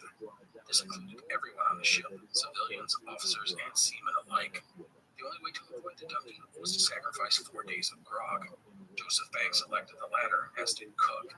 Many of the sailors, however, took their dunking stoically rather than give up their rum. The event was, of course, turned into a big party, everyone drinking too much. Thus, most of the crew ended up drunk and cheering on each man who got dropped into the ocean. Those waggy sailors. The Endeavor sighted the Brazilian coast on November 8th. The ship was greeted by some local fishermen who swapped their entire catch for just under a pound of English currency. Banks turned the catch over to the ship's cooks for a feast that night. Endeavor would reach Rio de Janeiro on November 14th. Brazil was a Portuguese colony, and Cook expected a friendly welcome, just like he had received in Madeira. He figured he'd add food, water, and other supplies, and the naturalists would be able to explore the area and collect samples. However, he would have no such luck. Brazil was one of the last colonies of Portugal's once vast empire, and the local viceroy, Marques de Azambuja, had been known to be suspicious of the British as they were looking to expand their overseas empire. In Cook's story of going to observe the transit of Venus, who sends a warship to do science work? This reeked like yesterday's sauerkraut. Thus, the viceroy treated Endeavor and her men as spies. Although, to be fair, he was suspicious of pretty much any foreigner, not just the British. Cook would end up sparring with the viceroy, trying first to be polite and logical, then frustrated, then outraged. But Azambuja was implacable. The English were not welcome. Even Joseph Banks, who was eager to go explore the Brazilian countryside, was was thwarted by the viceroy, despite turning on all his charm and playing all his nobility cards. All that Banks and his team could do was go ashore a few times in the night and collect a limited number of specimens, woefully inadequate in his eyes. And thus the 3-week stay in Rio was not fruitful. No supplies, no chance to relax on shore, just frustration. To top it off, one sailor, Peter Flowers, fell into the harbor from a ship and drowned. Alcohol was believed to be related to his death. He was replaced by a local Portuguese sailor, eager for some adventure and steady pay. Also, one crewman tried to desert, but was caught in the process. He was flogged for his efforts. In the end, Cook headed south on December 7th, feeling humiliated by the Portuguese viceroy and without any additional supplies. Thankfully, the ship was pretty well stocked, so it would not affect the expedition. From Rio, the voyage down the eastern coast of South America was a long one, over 2,500 miles or 4,000 kilometers. Along the way, the temperature slowly dropped until the men on deck were forced to wear jackets due to the cold, and no man was allowed to be on watch for more than 4 hours due to the frigid weather and the storms. We cannot forget about the storms. The further south the Endeavor went, the worse the weather got. On Christmas Day, the entire crew celebrated with extra portions of rum, which got everyone roaring drunk. Joseph Banks would write of the day, quote, "Christmas Day, all good Christians, that is to say, all hands, get abominably drunk, so that at night there was scarce a sober man on the ship," end quote. Banks, by the way, was always persistent regarding his desire to go ashore and collect more plant and animal specimens. But Cook kept his eye on the prize. He needed to get to Tahiti, not linger on the South American coast. Banks had hoped to land in the Falkland Islands, but Cook only took him close enough to see the archipelago, which frustrated Banks terribly. They did, however, get their first sighting of a penguin. Now, Banks would still be able to collect samples from the ship, birds and insects, whatever came his way. On December 30th, a swarm of butterflies and moths and other insects were caught in the ship's sails. In exchange for a bit of rum, Banks got some of the sailors to help out by collecting as many as they could. Some of the samples would turn out to be new to science. All of this demonstrates the passion and curiosity that Banks and the rest of the civilians had for the natural sciences. Banks was known to stand on the deck of the ship hours at a time in bad weather just to collect some bugs and moths or whatever. He may have been a rich dandy, but he was not afraid to work hard at his profession. In early January 1769, the Endeavor would approach Tierra del Fuego, the land of fire. Tierra del Fuego is an island, and the Strait of Magellan runs along its northern shore. It is the southernmost point in South America. Cook would lead the ship to the south of Tierra del Fuego. There you find another short channel called the Lumiere Strait. This was a passage between Tierra del Fuego and Isla de los Estados. This channel was not long, only about 15 to 20 miles, and once through, a ship just had to keep going around the tip of South America, aka Cape Horn, to reach the Pacific. Why take this route instead of the Strait of Magellan? The answer was speed. The Strait of Magellan is a 350-mile or 565-kilometer maze. It takes time and patience to make the passage, although it's safer than just going around Cape Horn, which often was racked by storms. Cook had studied the logs of other ships sailing through the Magellan Passage and decided he could save weeks by going around Cape Horn. Thus, Cook would try to get Endeavor through the Lumiere Strait, but the winds repeatedly forced him back. He had never encountered such ferocious waters in his life.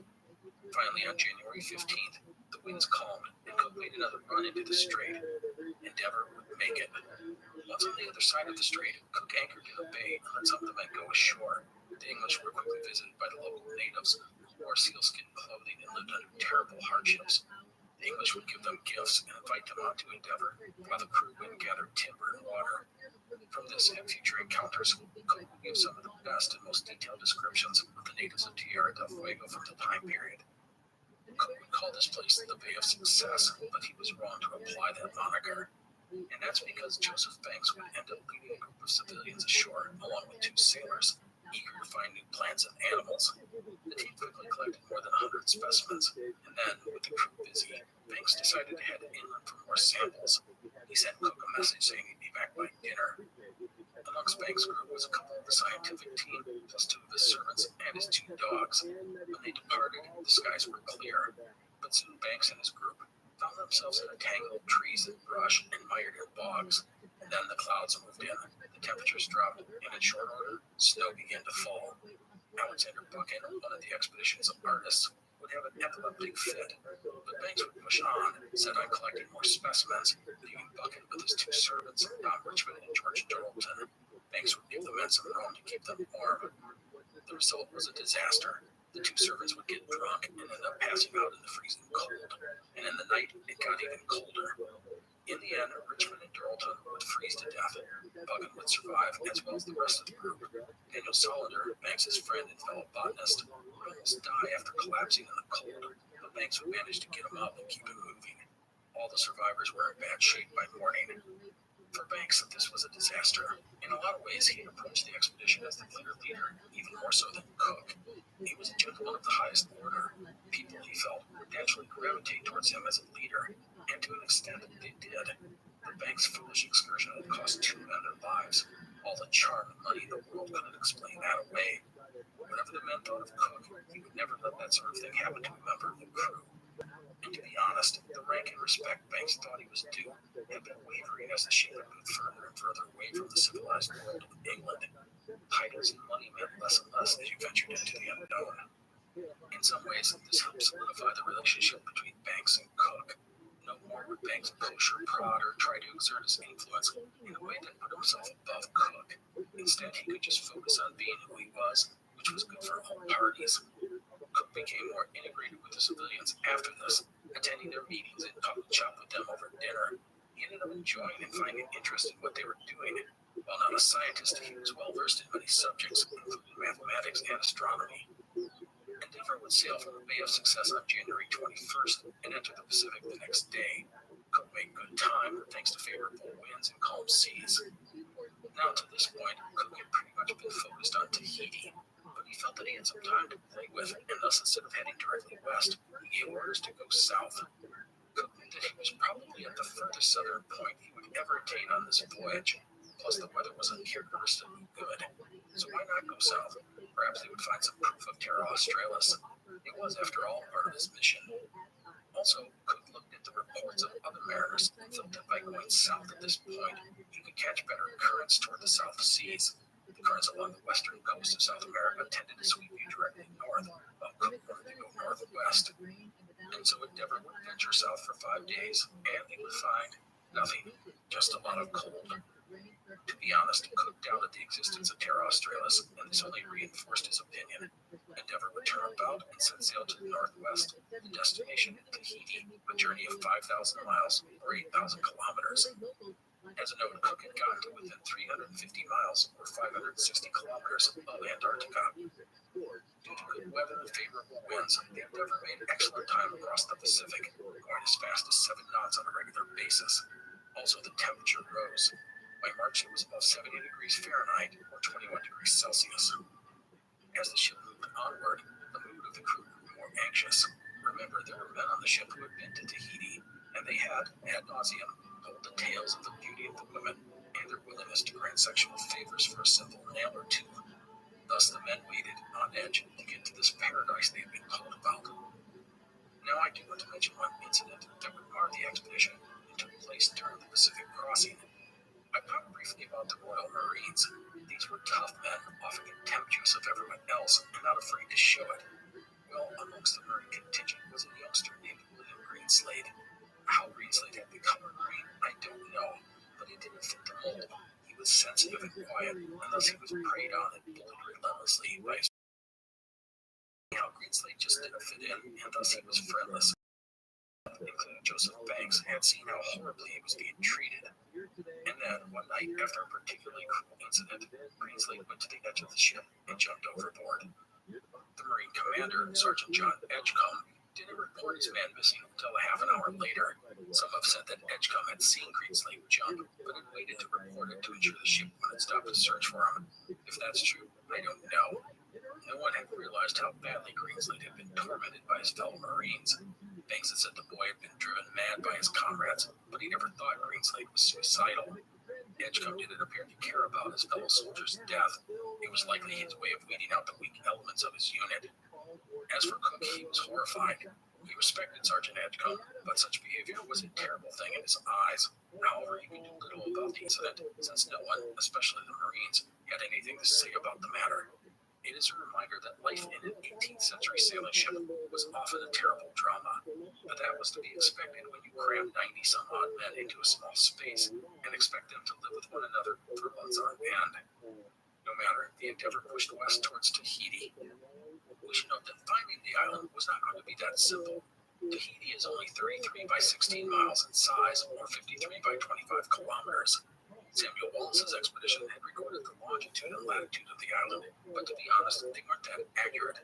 Latitude, which is the north-south location of a point, is relatively easy to calculate.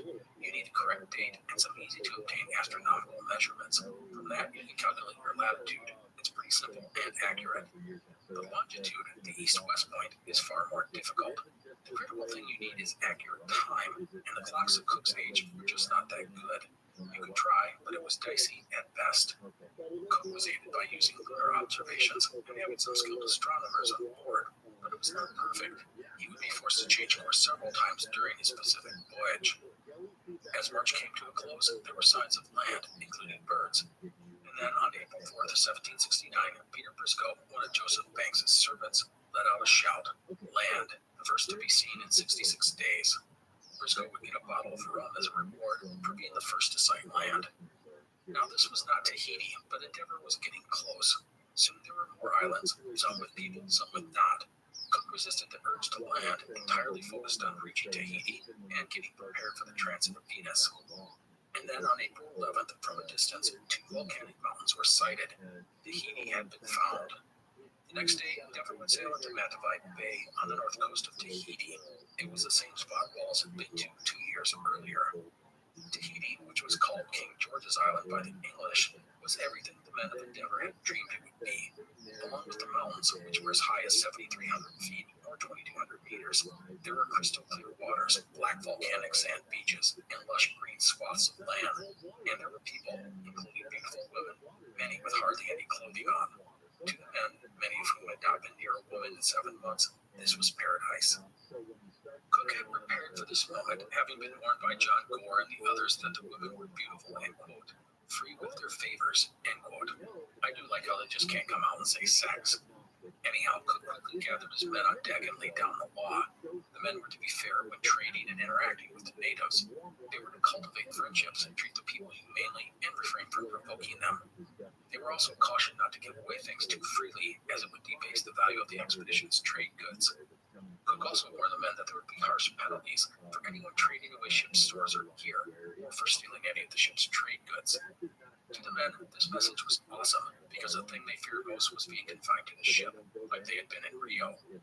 And so Endeavour entered Matavai Bay, as canoes, some intricately decorated, swarmed out to the ship to greet the newcomers.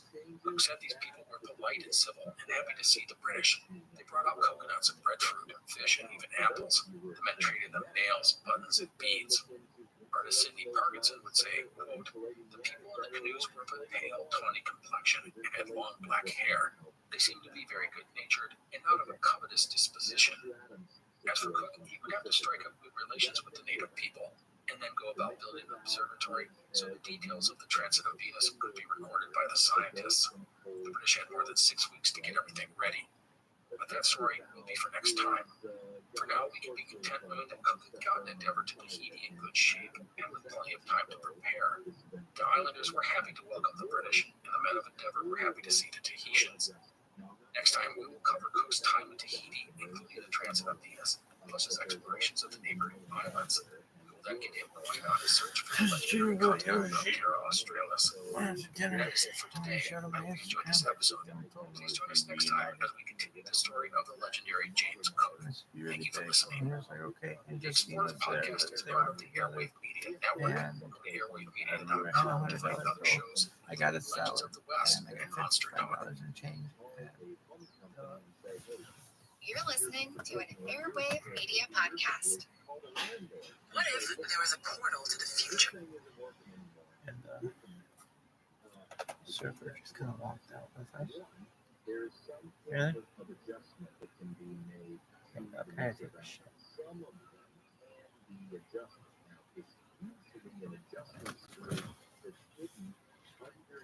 The exception plate of the valve. So you got the mixer handle, and then you got that plate that sits against the tile or the fiberglass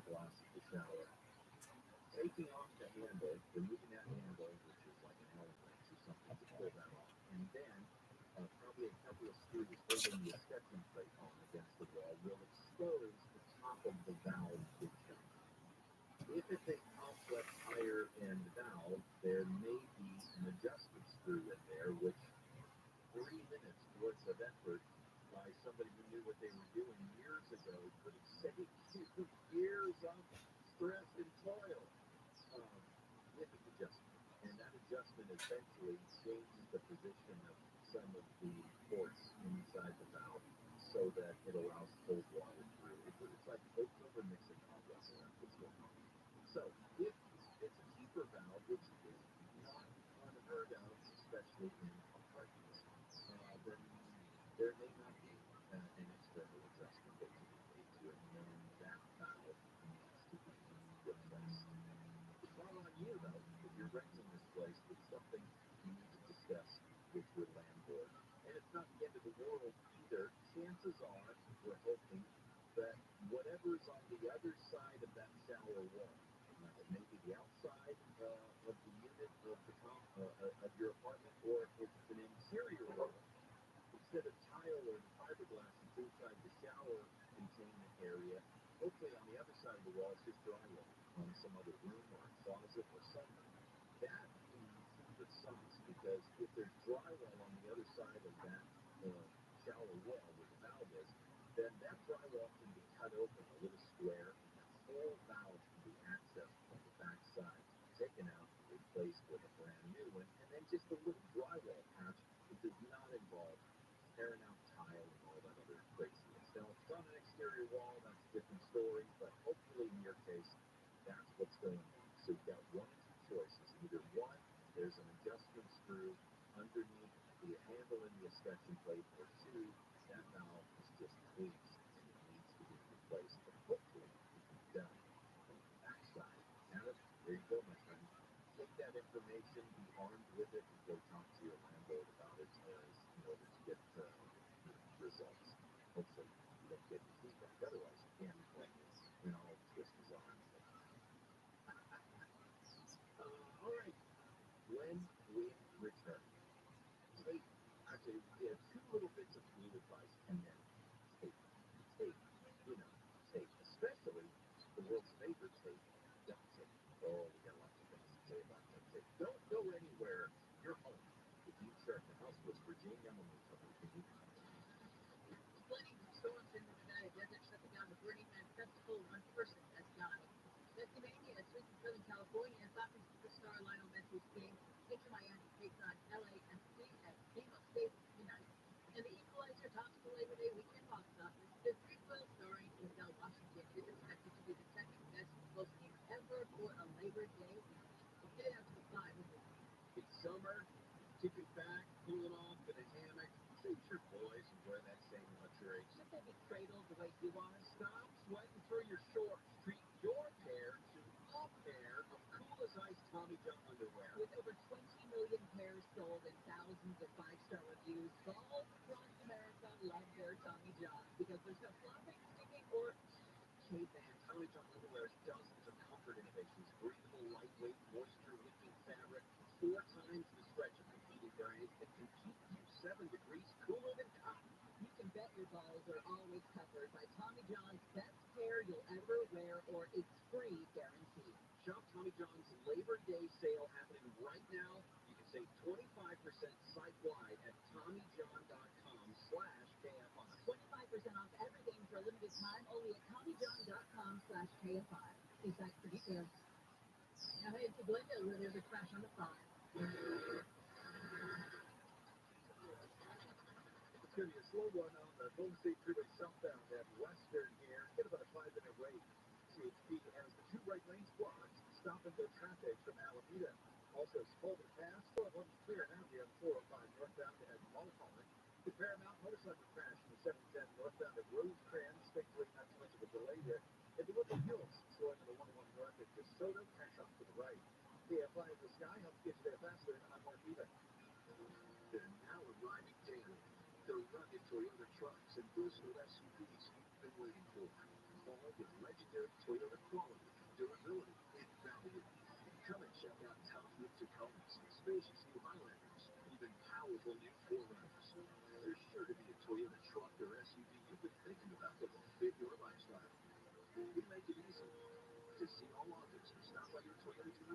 or visit Toyota.com. It's easy to buy or lease any new Toyota and easy to own one. Every new Toyota comes with Toyota Care no-cost maintenance. You're covered for all normal factory scheduled service for 2 years or 25,000 miles. Whichever comes first. Performed by certified technicians using genuine Toyota parts. See your dealer for Toyota Care details and exclusions. Valid only in the continental U.S. and Alaska. Toyota, let's go places. Today's news requires more facts, more context, and more analysis. The world's never been harder to understand. That's why it's never been more important to try. MSNBC, understand more. It's Conway here. Now, everybody wants to be an instant celebrity. I know you're busy trying to track the dream.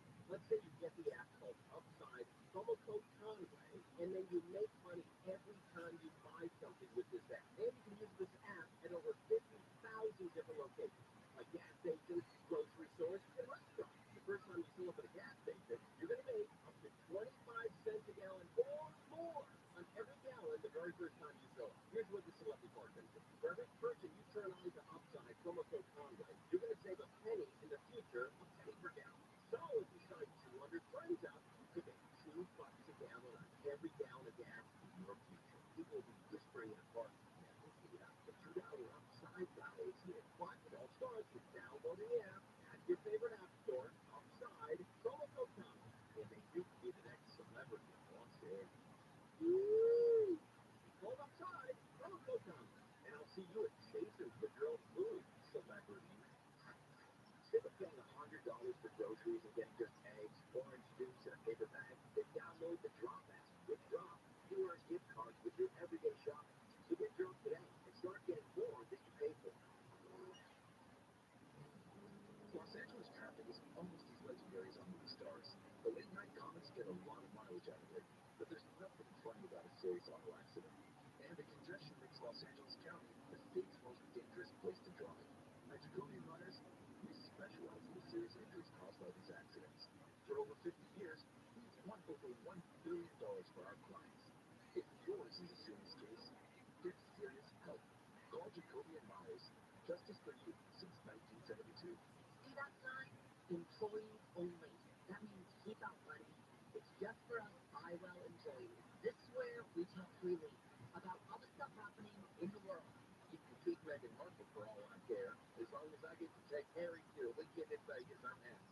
It's Employees Only, courtesy of Ron Howard, the new podcast from Imagine Audio, Pretty Fast, and iHeartMedia. It's Employees Only. Listen to the iHeartRadio app or wherever you get your podcasts. I believe that every human behavior is designed to attract a mate, keep a mate, expel a mate, or hedge your reproductive odds. That's why I talk about the science of love, sex, parenting, family, workplace relationships. It's what I think and believe all day long. How about Dr. Wendy after dark? Dr. Wendy Walsh, tonight at 7 on KFI and on demand anytime on the iHeartRadio app.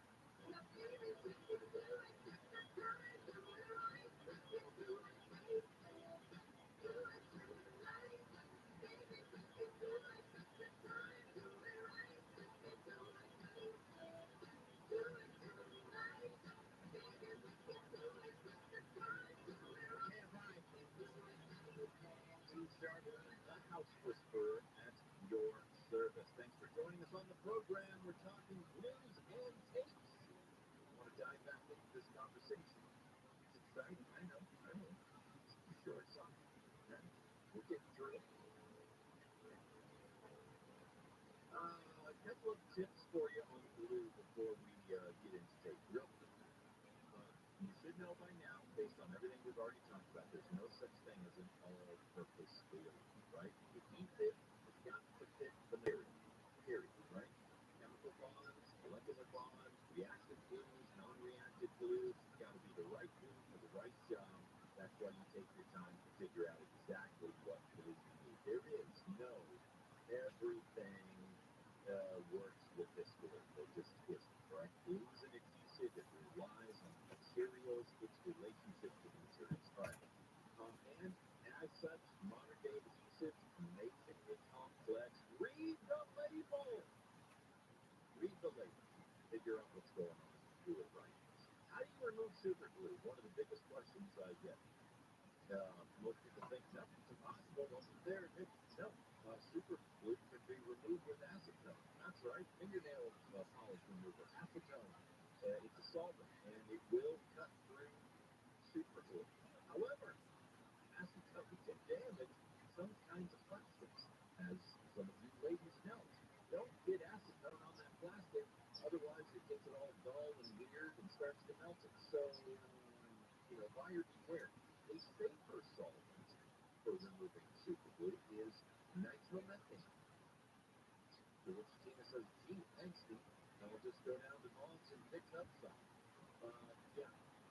Of what use was that information? Here's the use. Nitromethane is sold as a debonder. And you know where you can find that? At a hobby shop, right? A hobby store where they sell models, where you glue things together. You ask them, hey, show me where the glue debonder is. That is safer than some plastics that acetone, right? Because it will cut through the bonds of trace glue without damaging the plastic. Lastly, if you're looking for an old carpenter's trick, I love sharing this one. Wood glue mixed with sawdust that's on the floor of your shop or your work area, the very sawdust you've been using to cut the very wood.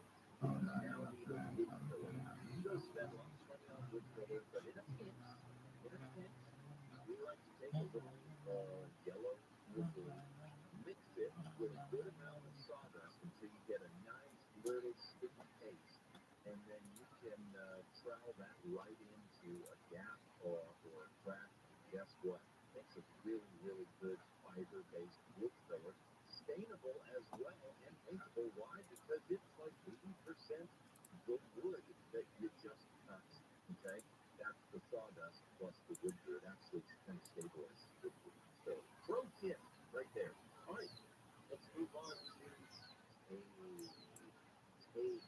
Tape is some sort of fabric or film with glue, some sort of adhesive matched to it, right? Does that make sense? It's easy to understand. That's why I rated on tape. The world's most famous tape, Scotch tape, of course. Scotch tape, by the way, is a pejorative. I cannot believe it has survived cancel culture, by the way.